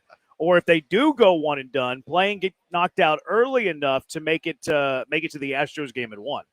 So that's pretty good. You have like a contingency plan in place. Like, cool, if we win the first one, cool, we're playing more than one game. But if you do lose the one game, you want it to be early enough. Oh, save the day. That way that you can. In this case, he wanted to go to the Astros game and play. They play at 1. Get there for a Father's Day game. Nothing's worse when especially your select ball and you're out of town somewhere, and you make it to Sunday, but you're in the loser's bracket, and you got one game to lose, and you're out, and you lose the first of the day. It sucks, but at least you're got the rest of the day, although you have to drive somewhere. The worst part of that is you get deeper into the loser's bracket, you win a couple of games, and it's like 2:00, and you're like, oh, you're out, and the rest of the day is shot because you're driving back. You've blown the whole day. So do you have softball this weekend? No. Wow.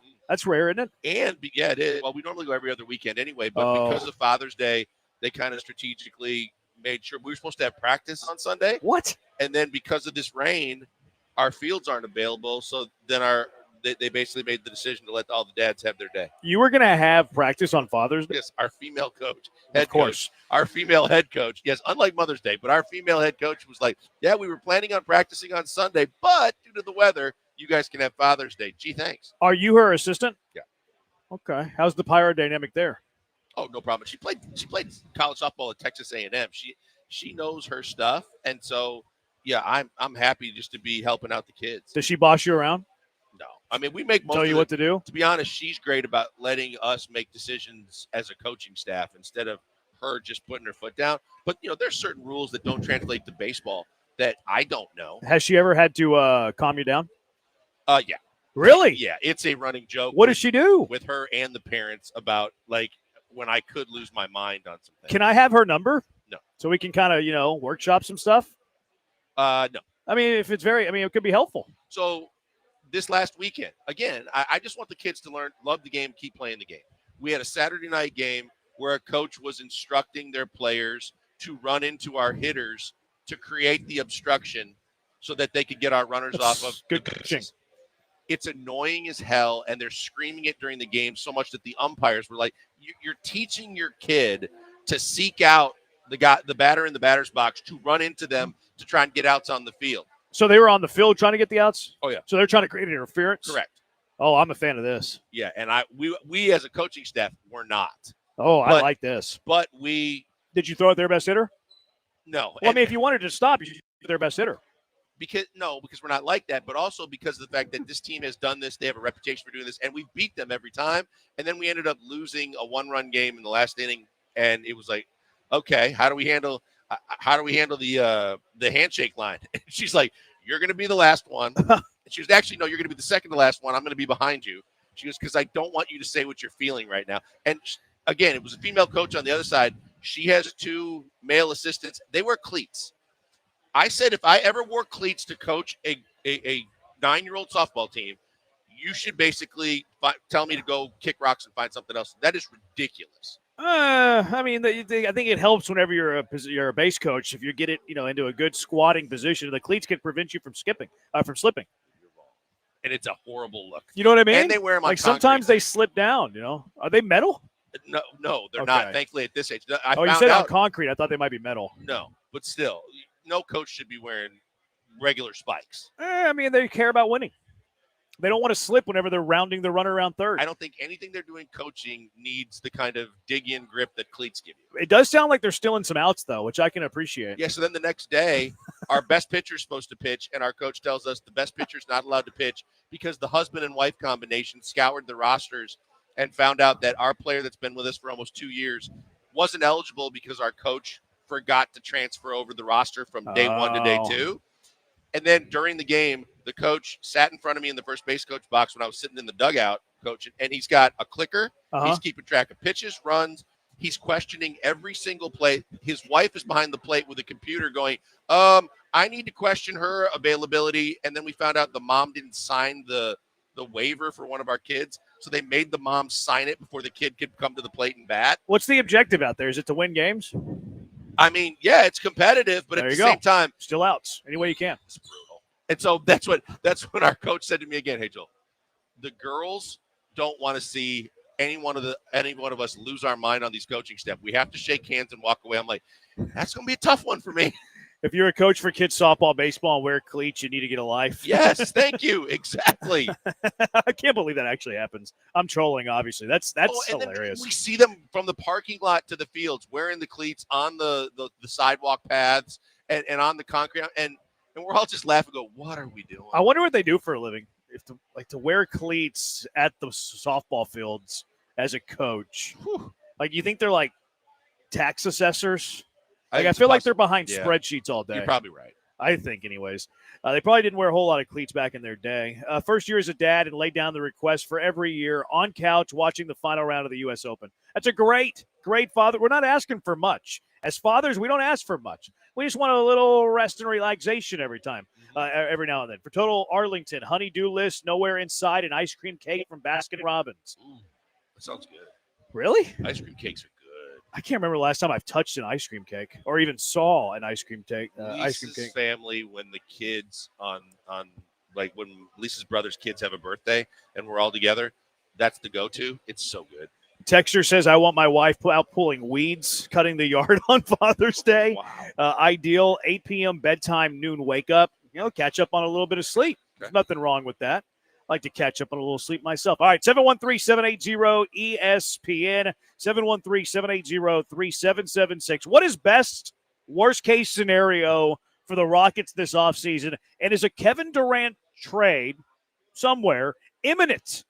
713-780-3776. Killer Bees on ESPN 97.5 and ESPN 92.5.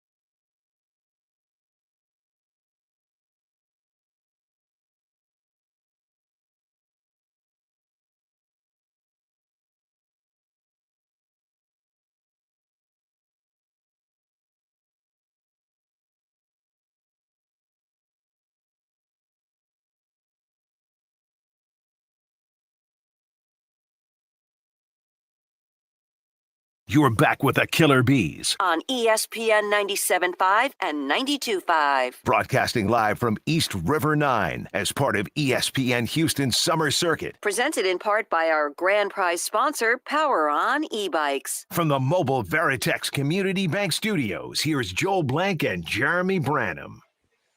From the Bayou to the Boulevard, go electric with Power On e-bikes. $4,000 value, giving away a pair this summer. All you have to do is go up to the promo table, sign up. Victoria over there today. She always has a smile on her face, even when Brian calls her the wrong name. Were you there for that? You weren't there for that. I don't think so. That's the day you had to leave an hour early at Drift. Was that last week? Days kind of run together. Like yeah. Brian called her, I think, Veronica. Ooh. Yeah, she wasn't happy. Oops. I wouldn't be either. Actually, I'm the one who called her Veronica because I said, Brian, what's her name? And Brian told me it's Veronica. So I was like, "Hey, Veronica," and then she glared at me, and I was like, "Sorry, he told me your name was wrong." So I immediately threw Brian under the bus, as I should. As you should in that case, yes. As I should. But yeah, those e-bikes, great value from the Bayou to the Boulevard. I'm not sure if that's Bad Take Boulevard though. Yeah, I'm not sure. Bad Take Bayou. Killer Bees are at East River 9 tonight. Live music coming up this evening. Live music summer concert series from 7 until 9 every Friday and Saturday during the summer. It's your great spot. Blanker's eating some tasty food. I had some food a little bit earlier. Good cold beer. Great drinks. Today's a margarita special day. Small for $6, large for $10. They got the TVs up. They'll have the Astro game on. They have the U.S. Open on now. Which let's take a look at the leaderboard. What is going on at Oakmont? We haven't looked in a little while. Sam Burns from the Bayou of Baton Rouge. He's tied for the lead with Thurston Lawrence, Jennifer Lawrence's brother. They're at 3 under. JJ Spahn, Thomas Dietrich at 2 under. Victor Hovland at 1 under. Adam Scott, Ben Griffin are both even par for the U.S. Open. What's the projected cut line? You want to take a gander? Okay. Take a guess? I have it up here. +6. Nailed it. Really? Nailed it. +6, the projected cut line at Oakmont. That's what you wanted, right? No. I want the leader to be below par. Yeah. No, I'm sorry. I want the leader to be over par. Oh. I want nobody to be below par. Rory's going to miss the cut, it looks like. He's 8 over through 14. He's 8 over for the tournament. He's through 14 holes today. So it looks like he's going to miss the cut. His start today on 1 went from like bunker to chipping out to deep rough. It was like, yeah, he's not going to do much. I have a ticket for Hideki Matsuyama being the top Japanese finisher. What if there's not a Japanese? Oh no. Hinichiro Kozuma looks like he's going to make the cut. I need him to bomb out. What happens if there's not a Japanese golfer to make the cut, and I have Hideki Matsuyama to be the best Japanese finish? That's a good question. I mean, I don't know. Does it push? I don't know. Yeah, I think it has to push.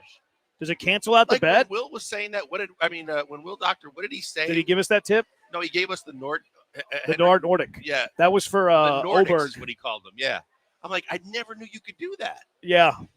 You could do the top finisher for each nationality. Yeah. So this was the first time I did it. Because he had Oberg for the top Nordic, and he had Matsuyama for the top Japanese finisher. Okay. And I tailed both of those bets. And there's a decent chance, that every Japanese golfer in the field misses the cut. That's got to be a push. I need to text Will and see what happens. It's got to be. I think it's got to be a canceled bet. I think you're right. Right? It has to be. It wouldn't. You're not going to sit there and go, well, who had the higher first round, second round? I think it's just bottom line, and no one made the cut, so the bet's off the books.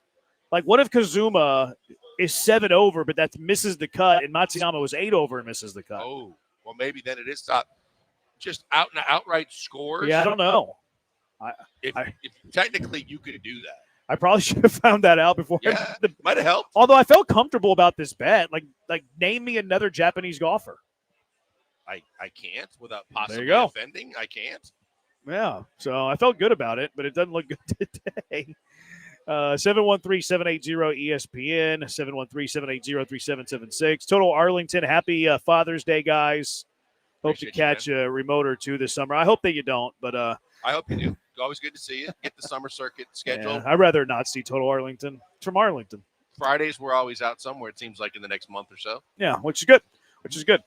All right, best worst case scenario for the Rockets this offseason. 713-780-ESPN. Before we discuss that, Shams was on McAfee today, which I guess is one reporter that he hasn't banned from his show. Like the rumor is that he banned Adam Schefter from his show. Why? I don't know. The Athletic says why. The Athletic thinks that Adam Schefter has been banned from the McAfee show because I think he used to go on weekly, and I don't think he's been on like in the last 3 months. And what the article suggests is that Schefter told McAfee he couldn't do a hit because he was on ESPN2 doing like some free agency show. And I guess McAfee got offended by that and banned him from the show, according to The Athletic. Schefter was on McAfee yesterday. blasted The Athletic for the story. Schefter was on yesterday. Yeah. Oh. But that was after The Athletic came out with the story. Called him out. And then, So, yeah. So I think it was one of those moves where, like, okay, they caught on that we banned him. Let's bring him onto the show that way. But that was in The Athletic. They banned him because he was doing TV, couldn't do the McAfee show. And apparently McAfee got like upset about it. The Athletic piece actually was kind of harsh to McAfee. They said that McAfee during one of the game days, I think it was whenever they were in Norman, that they went and took cuts off of the Oklahoma pitching staff, softball, Oklahoma softball pitching, and McAfee whiffed on one of them, and they filmed it. They aired that. They aired him whiffing at a softball pitch, and apparently he got really offended by that and was trying to find out who did it, and they wouldn't tell him. Is that what he's become? I didn't know that. I didn't either because he normally tries to see somebody, tell somebody something nice. Maybe you can, whatever, how he finishes the show, and he's always trying to say thanks and say, I came from nothing. This is a dream and all these things.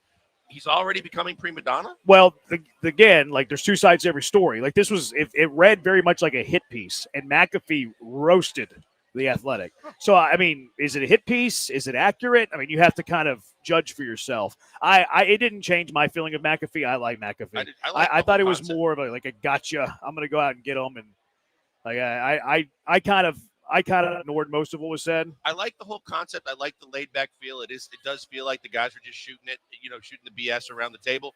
But I also like the fact that today you mentioned Shams, he's not afraid to still ask the tough question. Because if you saw it, Giannis was taking shots about, boy, do I miss Woj. And everybody was saying, he was basically saying he doesn't like Shams. And Shams was trying to downplay that today and say, I think we're fine. I don't know if we're fine. But at least McAfee had the stones to ask him. Yeah, I like McAfee. I don't really catch the show much, but I like the bits and pieces I get of McAfee. But anyway, Shams was on with McAfee today. They talked about the Kevin Durant sweepstakes, and Shams with the latest on what's going on with Durant. The Houston Rockets, the Miami Heat, and the Minnesota Timberwolves. I'm told those are the three teams right now where a lot of the focus for Durant lies.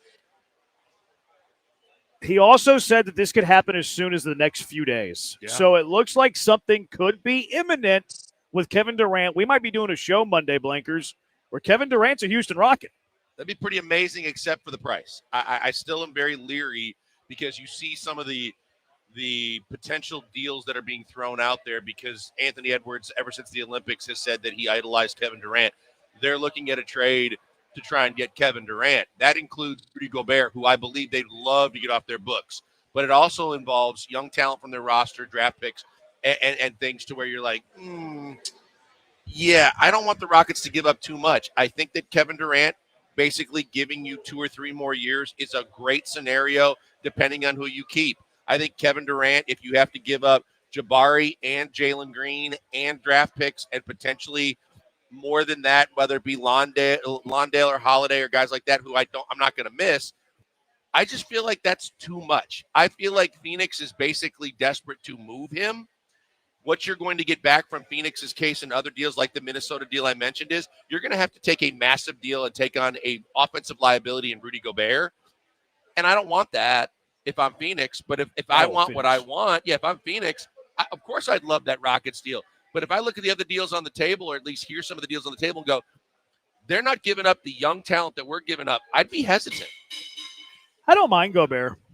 I think he's overpaid, sure. But I think Gobert's a valuable piece to a team.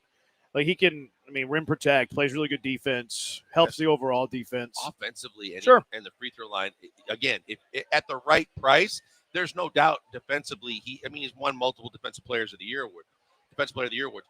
I just think that for what he brings, it's almost all on the defensive end to where I don't want to make him a max player. And because Minnesota did, that's a tough contract to try and unload. Yeah. it kind of makes some sense for Phoenix if they're still trying to win. No, like because you have Booker, okay, he's your offensive scorer, everything's going to be built around him, and then you have Gobert, who would be the anchor of your defense. Because I don't agree with Phoenix is doing, but Phoenix isn't going to go into this tank rebuild. They won't. Like they're still going to try to be competitive for Devin Booker, which I disagree with. I think they should just press a hard reset. But I don't get the sense that they're gonna. The owner is so hell bent on that whole win a championship for Phoenix that he's firmly stuck in the middle, and he doesn't have the talent level to really truly go for it like he believes. And he's too stubborn to pull the plug, like you said. Because you didn't even mention Bradley Beal. Bradley Beal would be a hell of a great piece if he could ever stay on the floor. He never is on the floor. He's got a no trade clause, so it's almost impossible to move him. And because he and Booker make so much money, it's such a tough spot to dig out of. And if you add a Gobert to that, now there's not much else again that you can do to improve the rest of the team. Jalen Green's a weird fit there. Like with Booker, and like that's a weird fit to me. Yeah, because he's very ball dominant. Yeah. And I don't know how you can be ball dominant when you have Bradley Beal trying to prove he can still play and Booker who that's who can play. That would be a weird combination. That's why Jabari's a really good fit there. Yeah, that's the latest rumors said Jalen Jabari and Landell for and cap picks, filler and and picks. picks. Like that's too much, man. I agree. I know that you have to make the salaries work in the NBA. I'm not sure I would trade Jalen Green straight up for Kevin Durant. I know that wouldn't work in the NBA ESPN trade machine because the salaries don't work. But if we eliminated the finances for a second, would you trade Jalen Green straight up for Kevin Durant? I wouldn't, because I think that he has more value. Either you keep him. We've talked about, like, as bad as he was in the playoffs, regular season for a guy making what he was making, he was very, very good for you. And so I think that has value across the league, that someone says with a fresh start, put him in our system, we have a chance to get a guy that could still flourish. The upside, you just don't know, but there should be still a high ceiling. I just think that could command more on the open market than 2 years of Kevin Durant. Yeah. I like the idea of Kevin Durant in the sense that he scores a lot of points and he shoots really well for a team that needs help scoring and shooting. And he closes. That's a good point. But the cost is just way more than I'm comfortable giving up. Exactly. From the time you and I started talking about this, yes, just strictly from a basketball perspective, does Kevin Durant added to your team make you better? No question, in all the things that we just mentioned. But the price matters. And if you've got to give up young guys with 5 or 6 years minimum on their, left in their careers and more, and the potential to draft other guys that still could do that, for 2 years of Kevin Durant, to me, makes zero sense. What is best worst case scenario for the Rockets this offseason? 713-780-3776. It's the Killer Bees on ESPN 97.5 and ESPN 92.5. Best case scenario for you to spend some time is out at Two Creeks Crossing Resort on Lake Livingston. It's the best weekend idea. It's the best midweek idea. It's the best PTO idea. It might be where Brian's at right now. If you're looking to escape the rat race for the weekend, you're looking to escape the stress and anxiety of your Monday through Friday, get out to Two Creeks Crossing Resort on Lake Livingston. Escape the city. Enjoy the relaxing, great outdoors. Book your stay right now at twocreekscrossingresort.com. From open green spaces to the wildlife you don't see in the city, beautiful, majestic trees, some of the best fishing in Texas. You can't beat it. It's just 90 minutes from Houston. You escape the city without traveling too far at Two Creeks Crossing Resort on Lake Livingston. You're not putting the kids in the car for a 5-hour trek. You're not having to worry about TSA and airports. You're there in 90 minutes, and you're going to have a great time. You can hike their 92-acre property once you get there. You can kayak on their water. You can play some pickleball on their courts. You can swim in their pool. You can drink their drinks. And Two Creeks Crossing Resort is always looking for ways to take care of you. We were there a few weeks ago. They had food trucks both nights that we were there. They had some live music on Saturday. We had a great time. Branham family had a fantastic time out at Two Creeks Crossing. We'll be going back soon, and you should be going there as well. From glamping to cabins, we stayed in the treehouse. That was fantastic. Pull up the RV if you have one. They have great RV spots. They have the perfect stay for everybody. Incredible savings are in store right now. June and July, book 5 nights, and you save 35% off your stay. So book now at twocreekscrossingresort.com. Get on out there. Have a great time. twocreekscrossingresort.com.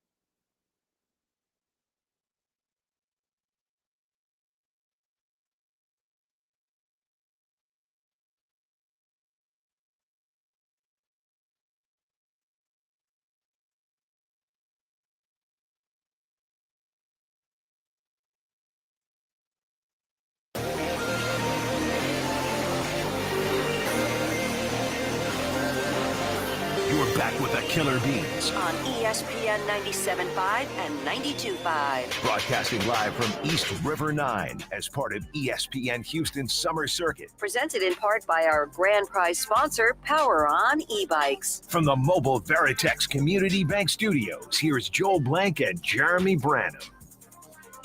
Killer Bees broadcasting live at East River 9. Live music summer concert series continues tonight, tomorrow as well, every Friday and Saturday from 7 to 9. Great spot to watch your U.S. Open, your Astros. Fantastic food, cold beverages inside the River House. The golf course looks good. I feel good. I like my chances. Baggy's going to be out here next Friday. Oh, really? Performing live. It's a Bagwell. It's a female. I don't know if there's any relation. Just letting you know. Grade the joke. 7. Hit the laugh track. Hit the laugh track on that one. 713-780-ESPN. The grand prize of the summer. Grand prize of the summer, a pair of e-bikes. You can win those by signing up at the registration table. The drawing at the end of the summer. Get a bike built for you, not just pulled from a box. Power On e-bikes. So talking Durant, talking Rockets, best, worst case offseason for the Rockets. Josh from Seabrook, I don't like the idea of trading for KD. The cost seems too much, and it feels like we're making a trade for the sake of making a trade. Another texter says, you don't want to win if you're not trading Jalen Green for Kevin Durant. I think first and foremost, if the Rockets do want to try and take it to the next level, Kevin Durant brings you exactly what you need. I harped on it all last year. You didn't have a closer. You were horrible at finishing games in the final 3 to 5 minutes. You need a guy that you can give the ball to, get out of the way, and he can get you a bucket. And as much as Jalen wanted to be that guy, he wasn't that guy. They didn't have that guy. Kevin Durant is that guy. He elevates everything that you can do for a very small window of time, probably a couple of years. That's why the price matters so much, because the other thing is you don't want to add Kevin Durant, but then give up so much in the process that you don't truly have the ability to take the entire team to the next level because he doesn't have a good enough supporting cast. So that's why Kevin Durant no doubt makes this team better. But if you have to give up too much to get him, then you literally are taking one step forward and another probably step and a half back because you're giving up too much. Yeah. No, I think Kevin Durant for Jalen Green would make you better next year, but it doesn't cross the threshold. And I think I would just hold on to Jalen Green to see, A, if he improves to become that player, or B, if in the future you can get a better deal for a player who kind of fits the timeline better. Plus, I wouldn't completely eliminate the possibility of Jalen Green becoming that player. I know it seems far-fetched. I know it seems like it's a long way to go, but Jalen Green averaged over 20 points a game. He had moments last year where he was really good. Didn't finish the season strong and obviously did not have a good series against Golden State. But I wouldn't rule out completely that Jalen Green can eventually become that player. Still very young. Here's the thing. Unlike some of the guys we talked about this week, the Harold Miners, the guys that were busts that just no matter where they were drafted, they didn't pan out. Jalen Green has a ton of ability. We know that he can jump, he can hang, he can finish around the rim. We know that he has a decent touch. We do also know that, a lot of the things that we're talking about that we're critical of are kind of maturity level things of how you understand the NBA game, how you approach when to attack, when you give up the basketball, playing defense, not arguing calls, and then how you take over. It doesn't have to be where you're taking contested threes. It could be getting to the free throw line. It could be drawing fouls. It could be taking advantage off the dribble and going to the basket. Those are things that you can develop. You can't develop the true God-given abilities that he has. Yeah. So he does have the skill set that says there is that potential still that he could take it to another level. Yeah, I think it's possible. I wouldn't bet on it, but it's still in play. So that's something that I would consider. Plus, he's working out really hard in the summer. There's videos of him working out and doing things. Yeah. I have not seen those videos, but good. I saw one yesterday. He was doing this thing with the 45-pound weight. It was helping out his core. He's getting stronger. Putting in the work. Alpy's doing a bunch of work. Yeah, out in Turkey. Yep. Yeah, maybe with Murshad Turkon. Murshad Turkson? Yeah, isn't that how you say it? Yeah, kind of. Well, how do you say it? Murshad Turkson. That's pretty close. What do you think is best case, worst case scenario for the Houston Rockets this year? I think if you want to say best case off-season, and you want to talk about price matters, then I think that you can give up a young player or two and a couple of draft picks and sweeteners like Lawndale and Holiday, and you can acquire a Kevin Durant. Then it makes sense. I think worst case, but also could be best case is you end up missing out on Giannis and KD. And right now the rumors are that Giannis hasn't wanted or demanded a trade. He's fine sticking with the Bucks, trying to make it work. So then you move on and say, if I add a Cam Johnson at a significantly less price, and I add a guy that can elevate my overall offensive game, that's a younger player that can fit in with my core, I think that's a fantastic move. I think worst case is also okay in the fact that you do absolutely nothing. But if you do absolutely nothing, then accept the fact that you might be exactly who you were last year, maybe take a small step back, but understand that you still have all the resources that you need going forward, where at any given moment you can still make moves to upgrade without having to say, I was desperate this offseason and I gave up too much. See, I think that you can stay pat and still improve, though. Maybe not in terms of your standing in the Western Conference, but maybe going further in the playoffs. Because I feel like the one thing that you're omitting there is development.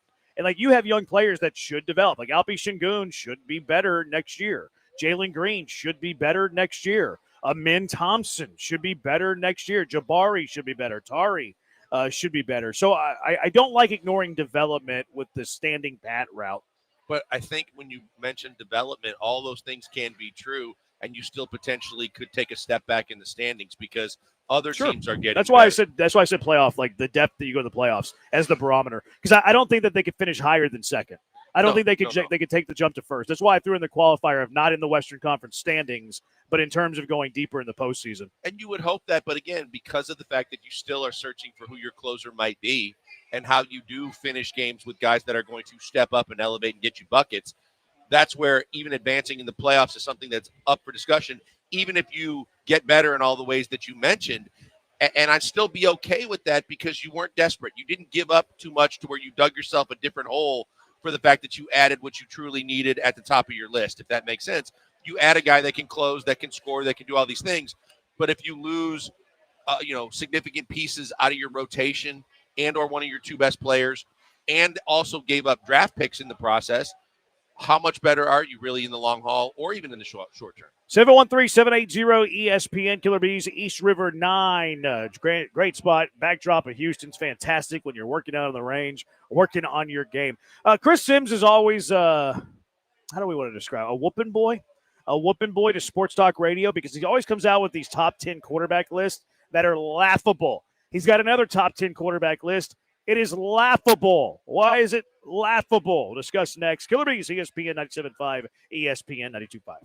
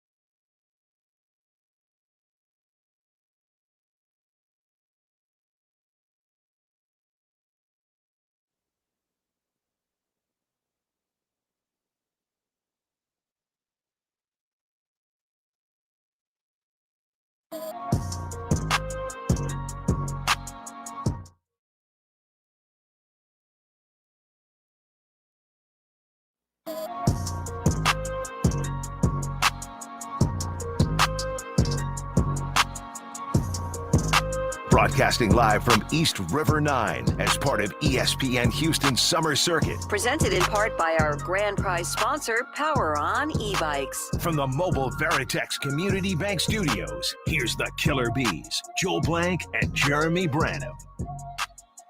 Now delivering fully built bikes right to your door, only from Power On e-bikes. A pair of e-bikes, the grand prize of the summer on the ESPN Summer Circuit from Power On Electric Bicycle Company. It's a $4,000 value.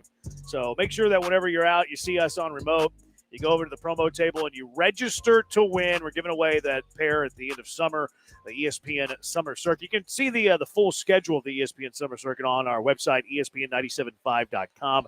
Of course, tonight, out at East River 9, live music coming up here in about an hour and a half as the live music summer concert series continues every Friday and Saturday at East River 9 from 7 to 9. Their live music, a great time to be had for all. But it's always a great time here at East River 9, whether you're playing on the golf course, playing some pickleball, working on your game inside the River House with a cold beer or cold beverage, fantastic food, and, of course, like a sports bar inside the River House, though. Wall-to-wall TVs. We were watching the College World Series earlier. Unfortunately, Coastal Carolina beat Arizona. They'll have the NBA Finals on. They'll have the Astros on. And, yeah, that's a great time. Great spot. Full bar, full dining area, restaurant area. And it is Bree Bagwell performing live next Friday night. Just Pod committed to the joke, huh? No, I just saw the act. I didn't want to misrepresent her. Her name popped up on the video board. That's who's performing next Friday. Is that Doctor's baby girl? No. What was that line? I botched it. Daddy's baby girl. That's what it was. I said doctor. Daddy's baby girl. Oh, man. That's an iconic commercial in the city of Houston. Indeed it is. Yes. And it is even more iconic because of the aftershocks of that whole time. And it is unfortunate that he's no longer with us. Right. He's no longer. So it's, kind of rude of us to be laughing at it. But, yeah. Like, who's the most iconic commercials out of Houston? That's probably it. That's up there. I think Mattress Mac. Mattress Mac's for sure up there. I would say early days Mattress Mac, where he was jumping up and down and saving you money. Yep. I like the Yeehaw one. We put the Yeehaw back in your motor and transmission, and he threw the. Was that the same commercial as the one where they threw the tire? No, Discount Tire throws it. That was window. Discount Tire. I think so. Okay, so that was a different commercial. Yeah. I don't remember that jingle, but I remember the tire going through the building, through the window of the building. C&D scrap metal with the "We pay you in $2 bills." Pay you $2 bills. And then they had Deke do the "We pay you in $2 bills." Yeah, those are the ones that jump out to me. I'm sure we're missing a few too. Probably. Yeah. We put the Yeehaw back in your motor. And who was that? I don't know. Who was we put the Yeehaw back in your? You don't. Yeah, let us know. Text line 713-780-ESPN for sure. Yeah. Texter said the $2 bill guy. Hey, beanbag man. I do remember the beanbag. The beanbag was on I-45. It wasn't that far from Gallery Furniture. It was probably two or three exits north of Gallery Furniture. You're talking about. I didn't know that they had a commercial, but I do remember all the beanbags. Yeah, they had a commercial, and I remember. I don't remember the commercial as much. In fact, I don't remember the commercial at all. I remember the beanbags as well. Yep. Because they would stack them in that little spiral thing, like probably 30 feet high. Mm-hmm. Yeah, I know. I drive by that every day. It's no longer there, but I know exactly where it was. And then Thunderbolt transmission. Okay. It was Thunderbolt transmission. We put the Yeehaw back in your motor and transmission. And the copycat, former owner of the Comets, copycat of Gallery Furniture. Yeah. Hilton Furniture. Arr, the chainsaw. That's the back jack. Yeah. Well, he did the chainsaw? He did. Yep. What is he up to now? He's still doing commercials. He still has that They're same. still in business. Hilton Furniture? Yeah, there's one on 45 South. Really? Going towards Galveston. I didn't know that. Yep. The Lawrence Marshall Chevrolet commercials. Oh, with Ray Childress, because he used to say Lawrence Marshall. Think Young, Rodney D. Young. That's a good call. That's I a don't good know that one. You don't remember Think Young, Rodney D. Young? Uh-uh. I can't believe you don't remember that one. 713-780-ESPN. Paul Bosch for IW Marks was also great. I don't remember that one. The IW Marks had a lot of commercials. You remember that one that he's talking about? I don't. Paul Bosch, the wrestler, right? I guess. I think so. Carpet Giant? Yeah, maybe. I was thinking like more recent, just because of the fact that the name alone gets people talking about it. But the Dick Lock Firm, both with billboards and commercials. I have a structured settlement and I need cash now. Call J.G. Whitworth, 877 cash now. I remember that one. No. Buy Right Furniture commercial. I don't remember that one. Everest University. I do not remember that one either. I've never even heard of Everest University. Where's that, on a mountaintop? I don't remember that one. He wore earrings, he said. All right, yeah. Famous commercials in Houston history. So Chris Sims has his top 10 quarterbacks, which we're going to do ours sometime in the summer. Like, it's too soon. I think we did it last couple of years in July. I'll go check the timestamp on when we did it. We'll do the third annual Killer B QB rankings. But here was Chris Sims' top 10. You want to go 1 through? I think 1 through 10 is better on Sims. So he has them in tiers too. So he has his core 4, which are the top 4. He has Lamar Jackson 1, Josh Allen 2, Joe Burrow 3, Pat Mahomes 4.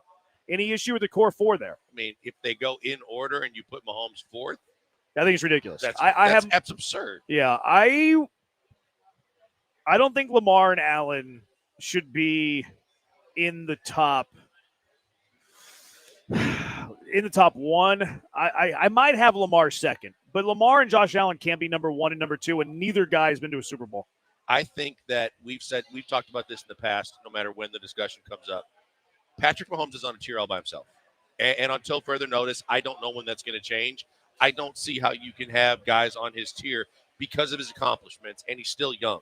I think that it's fair to say that Lamar and Josh Allen are on tier 2, and granted, Burrow has had an injury and a less than team to some degree, but Burrow belongs either right there with them, and maybe tier 2 is those 3 guys. But I think those are your top 4 quarterbacks in the league. I don't. I'm going to tease the killer, or at least my quarterback rankings. I would have Lamar 3, Allen 4, Mahomes 1. So you got someone at 2? Yeah, and it's not Joe Burrow. It's not Joe Burrow. It's outside of Chris Sims' core 4. I think I know who it is. Who? Washington. No, not Jaden Daniels. Same division. Same division. Jalen Hurts. Absolutely. Really? Jalen Hurts is. Who's laughing? AJ's laughing. Jalen Hurts has been to a Super Bowl, could have won it, and has won a Super Bowl. And you're telling me he's not 2? How is that hysterical? How is that funny? Wow. AJ from the AJ's going to push for Dak Prescott? No, that's what you're gonna push for? No. How is Jalen Hurts not 2? How is he 2? I get the How accolades, obviously. I just told you how. Oh, my gosh. AJ, I could help you, but I want to see. Your arguments right now are not good. You're laughing and saying, oh, my gosh. I need to see you talk your way out of this one, AJ. Let's hear some argument, Age. You can't just laugh. I have to pull up the stats, obviously, but in that Rams game specifically, Eagles fans were pissed at Jalen Hurts for how he played, and they almost lost that game. So I understand, obviously, he won a Super Bowl MVP, and he played good in the Super Bowl, but he's not went better to another. than those other quarterbacks. Went to another. No, you're getting caught up in stats. Like, that was your first thing. Fine. I'd have to pull up the stats. Quarterback is not a statistical sport. Quarterback is a winning sport. It's about winning Super Bowls and going deep into the playoffs. That's why Pat Mahomes has won. Pat Mahomes doesn't put up Lamar Jackson and Josh Allen stats. Why is he won? Because he wins. He's won because 2 he MVPs wins. too at the same time, though. Jalen Hurts is the second best quarterback in the NFL. I don't know if I go that high. Second best. All of you get enamored with passing yards and rushing yards, and Lamar does this, and Allen does this, and in regular season MVPs and fantasy numbers, and then they get to the playoffs, and year in, year out, they don't have deep playoff runs, and they crap out. At a year in, year point, out. I understand your argument, but at a certain point, what's around you matters too. He has the best offensive line in football. He's got 2 unbelievable receivers. They added arguably they're okay. One of the best running backs. He went to a Super Bowl before he got there, though. He did go to one before that. Yes, he won one because he had Saquon Barkley as well. But he could have very easily won the other one without him. And A.J. Brown is good. I'm not going to sit here and crap on A.J. Brown. A.J. Brown is good, but A.J. Brown is an upper echelon receiver, and the Slim Reaper is not upper echelon receiver. They're a good tandem, but A.J. Brown is what? Maybe a top 10 receiver? Devontae is probably a top 15, 20 receiver. Neither one of them are elite. Is that because of their abilities, or is that because they're both on the same team? It's because they're no. I don't. A.J. Brown wasn't top 7 receiver in Tennessee. Well, but he also didn't have anybody throwing it to him in Tennessee. Okay, yeah. I mean, that's a fair point. So, I mean, again, criteria. But is A.J. Brown better than Nico Collins? Not right now. No, I don't think so. Is A.J. Brown better than Amon-Ra St. Brown? No.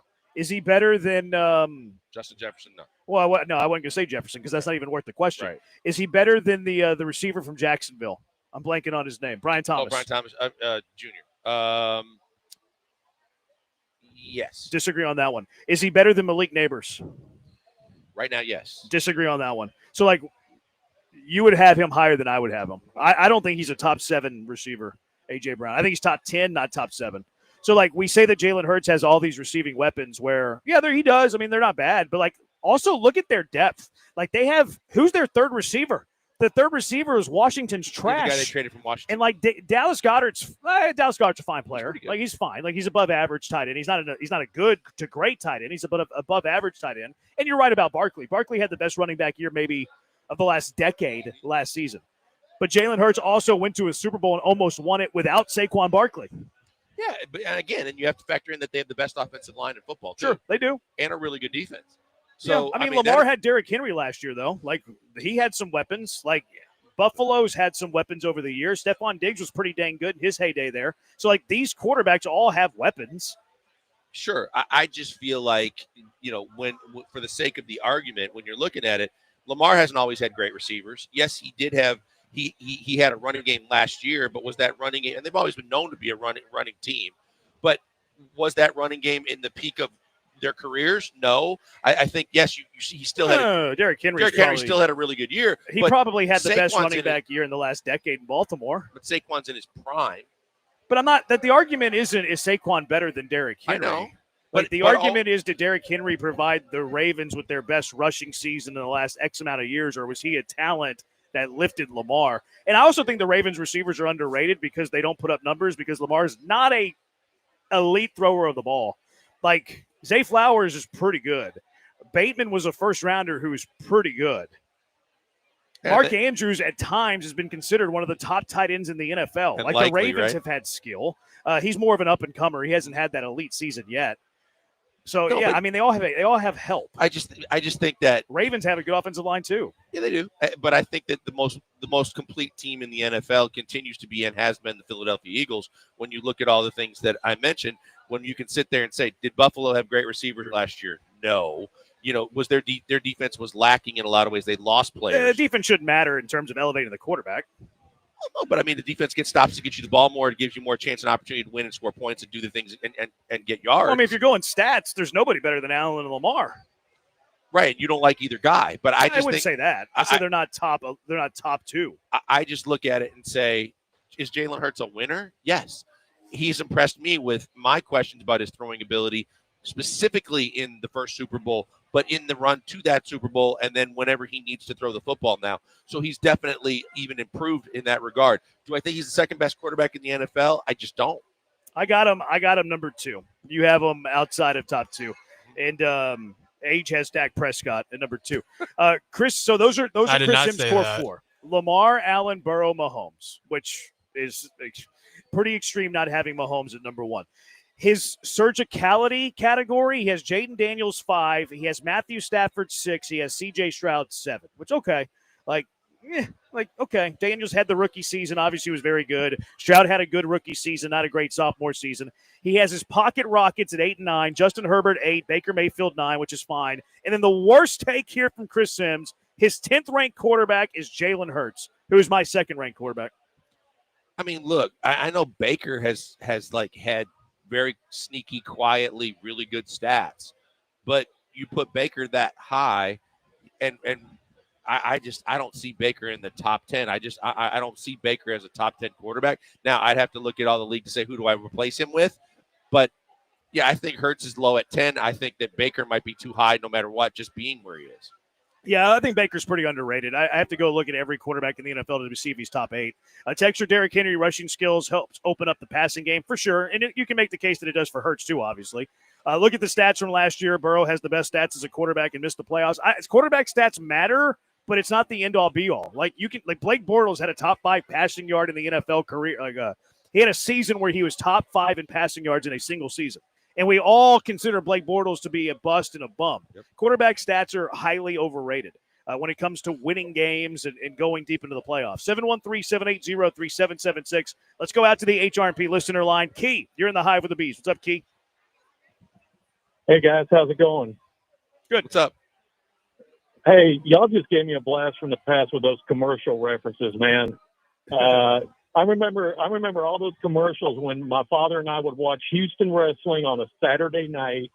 I was in my teens, 15, 16 years old, would watch that, and there was like 3 or 4 very popular commercials. You know, the ones that you named, mainly Jim McInville in his early years, I.W. Marks, Thunderbolt Transmission, and also the plumber guy, Mr. Norman.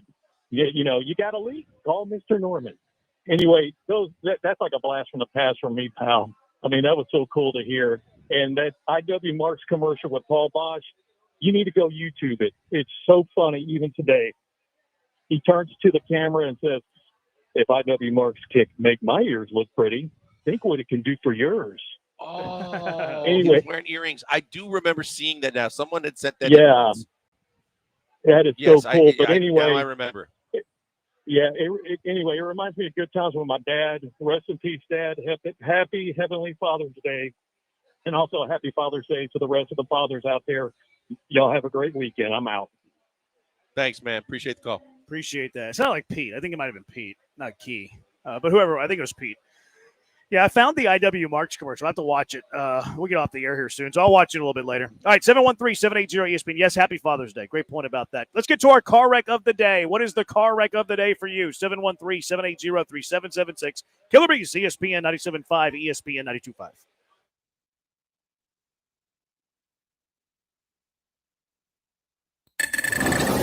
This is Ron Ansana with your market scoreboard report on ESPN 97.5. Oil prices surged and stocks came under pressure both at home and abroad as Iran late in the afternoon retaliated against Israel's attacks last night against its nuclear facilities and military machinery. Iran sending as many as 100 missiles into Israel, some of which actually hit the ground in Tel Aviv. Defenses did not fully hold up, as we saw in previous interchanges between the two countries. Oil prices surged $5.37, nearly 8% to $73.41 a barrel. Interest rates went up on the inflationary implications of that, while stocks tumbled sharply both at home and abroad. The Dow losing nearly 770 points, 1.75% to 42,197. S&P down 1.1% to 5976. Nasdaq down 1.3% to 19,406. Yield on the 10-year note climbed to 4.41%. The dollar firmed up. Oil, as stated, up almost 8% on the day, and gold saw safe haven status once again, rising $47 to nearly $34.50 the ounce.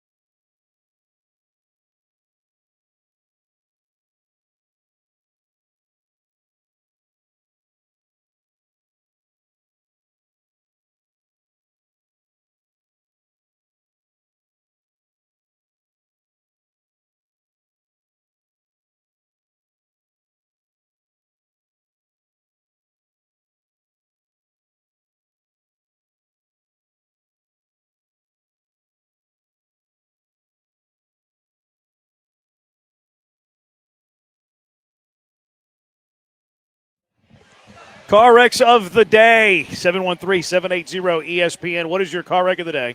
713-780-3776. Texture, so the Bengals would trade Burrow for Hurts. They should if they want to get over the hump. Ravens, Jackson for Hurts. They would if they wanted to get to a Super Bowl. They absolutely should. 713-780-ESPN. All right, car wrecks of the day. What do you have, Blankers? First one happened yesterday. The night before. Cal Ripken Jr. sitting right behind home plate at an Orioles game next to Ravens coach John Harbaugh. Foul ball comes down right at both of them. Both of them look at each other and pull away, and the ball landed between them, and it started to make the rounds. And Jim Harbaugh decided to chime in to criticize his brother, going, make a play, man. Use your hands. It was bad. Everybody, even Atlee Rushman, because he went up to the fence to watch the ball come down, and he was giving Cal Ripken Jr. a hard time as well. So they just bailed? Yeah. They wanted nothing to do with the ball? Exactly. I can't even imagine. I catch foul balls. You for do, actually, yes. I've caught 2 in the last 3 years. Tampa and where else? There was one whenever we were in Tempe that went into the booth. A line drive back right into the booth. Pretty hard hit, too, because it was a low net. Okay. Caught it. ESPN cameras For a didn't. college game? Didn't capture it, though. What else you got? My computer just locked up. I had another one on there. Let me. You had the Justin Turner deal? Yeah. Marquee Sports Network, home of the Cubs. John Shambi and company doing the game. Jim DeShays. With Jim DeShays.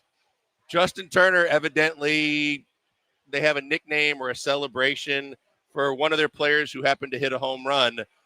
He didn't think the cameras were going to be on him, but it was a fake pair that he strapped on over his uniform that he hula danced with, and the cameras caught it, and Shambi and DeShays were basically tongue-tied like, not going to say a word. I saw the video of it. I didn't see their commentary. So they just go silent and they start laughing or what? Dead silent. Absolutely dead silent. I couldn't believe that. I couldn't believe, one, that they got the shot of it, unless you just aren't watching preview in the TV truck. How does that make air? Unless they didn't see what Turner was wearing. I mean, he just got right into the shot, but it looked like it was going right to Turner. It's like they saw Turner and called to go to Turner. That's what I'm saying. I think they saw Turner and didn't realize he had like a sweatshirt on over it, and they didn't realize right at the sweatshirt line there happened to be a pair that were swinging around. That was classic. That was pretty funny. It's one of the biggest blunders of the year. Like, do they have TV awards for the biggest blunders of the year? I think they do. Because that has to be on it. Like, let's go to Turner. Like the director's calling to whoever's plugging in on the board. Let's go to Turner. Take Turner, and then boom. It was Seiya Suzuki hit the home run, and you can see it is the sweatshirt that throws him off, because Turner starts to jump, and then he puts his hands over his head, which raises the sweatshirt and clearly shows what he's laughing about. Yeah. That was hilarious. That was pretty good. My car wreck of the day: Antonio Brown is wanted for attempted murder. Yes, he is. He's wanted for attempted murder. I've been in the same building as Antonio Brown. Okay. Yeah, like he could have killed me. Maybe. But the weird thing was that this was at like a boxing deal a few weeks ago. Yeah. And he got into a physical altercation. Then as part of the altercation, people said you could clearly hear gunshots. They spoke to him initially, but now 3 weeks later, they've issued a warrant for his arrest for murder. Well, maybe more information came out, more witnesses, stuff like that. Quite possible, but again, another chapter in the Antonio Brown saga. I think Ocho texted earlier and said that the guy that he was attempting to murder, apparently Antonio Brown owes that guy money. Huh. He said something like that. I probably shouldn't be just flashing details like that without really knowing. But yeah, that's crazy. Absolutely. Attempted murder. Are you surprised by the news? That's what's sad. Is I'm not even surprised. No, and again, on a pretty Dude's much nuts. daily basis when he's tweeting too. He just, no filter. CT ESPN. Goes at everybody. CT ESPN's pretty funny, though. I will give him credit for that. CT ESPN's pretty hilarious. Car of the day is Branham's take on Jalen Hurts and A.J. Brown. Sorry, man. Sorry you don't like winning. I'm sorry you value fantasy stats over actual Super Bowl championships. Jalen Hurts is the second best quarterback in the NFL. The A.J. Brown take's not bad, though. Like, A.J. Brown's he's not a top 7 receiver. It's definitely up for discussion. Yeah, he's right on the cusp. I think it's in that range. I think he's somewhere 7 to 10, but he's not an elite receiver. He's not Jefferson. He's not Chase. I don't think he's Neighbors or Thomas. He's definitely taken a step back. I don't think he's as good as Nico. I don't think he's as good as Amon Ra. Start counting up the elite receivers in the NFL. I don't think A.J. Brown's top 7. I didn't say CeeDee Lamb. You're right. Yeah, There's CeeDee another Lamb. one. CeeDee Lamb would be ahead of him. Josh Seabrook, car wreck of the day. Florida Panthers were choking away Game 4, losing a 3-1 lead, giving up the overtime goal against the Oilers. Series tied, and back to Canada we go. We need a hockey team in Houston so Canada's bad. got a chance. Canada has a chance. They haven't won a Stanley Cup in how long now? It's been decades, I think. I don't know. I'm not going to follow the NHL until it moves to Houston. All right, that does it for us. Thank you to East River 9 for having us out. Thank you for AJ filling in for that slacker, Brian McDonald. He is Blank. I am Branham. We'll talk to you Monday. NBA Finals coming up on ESPN. Good night, everybody.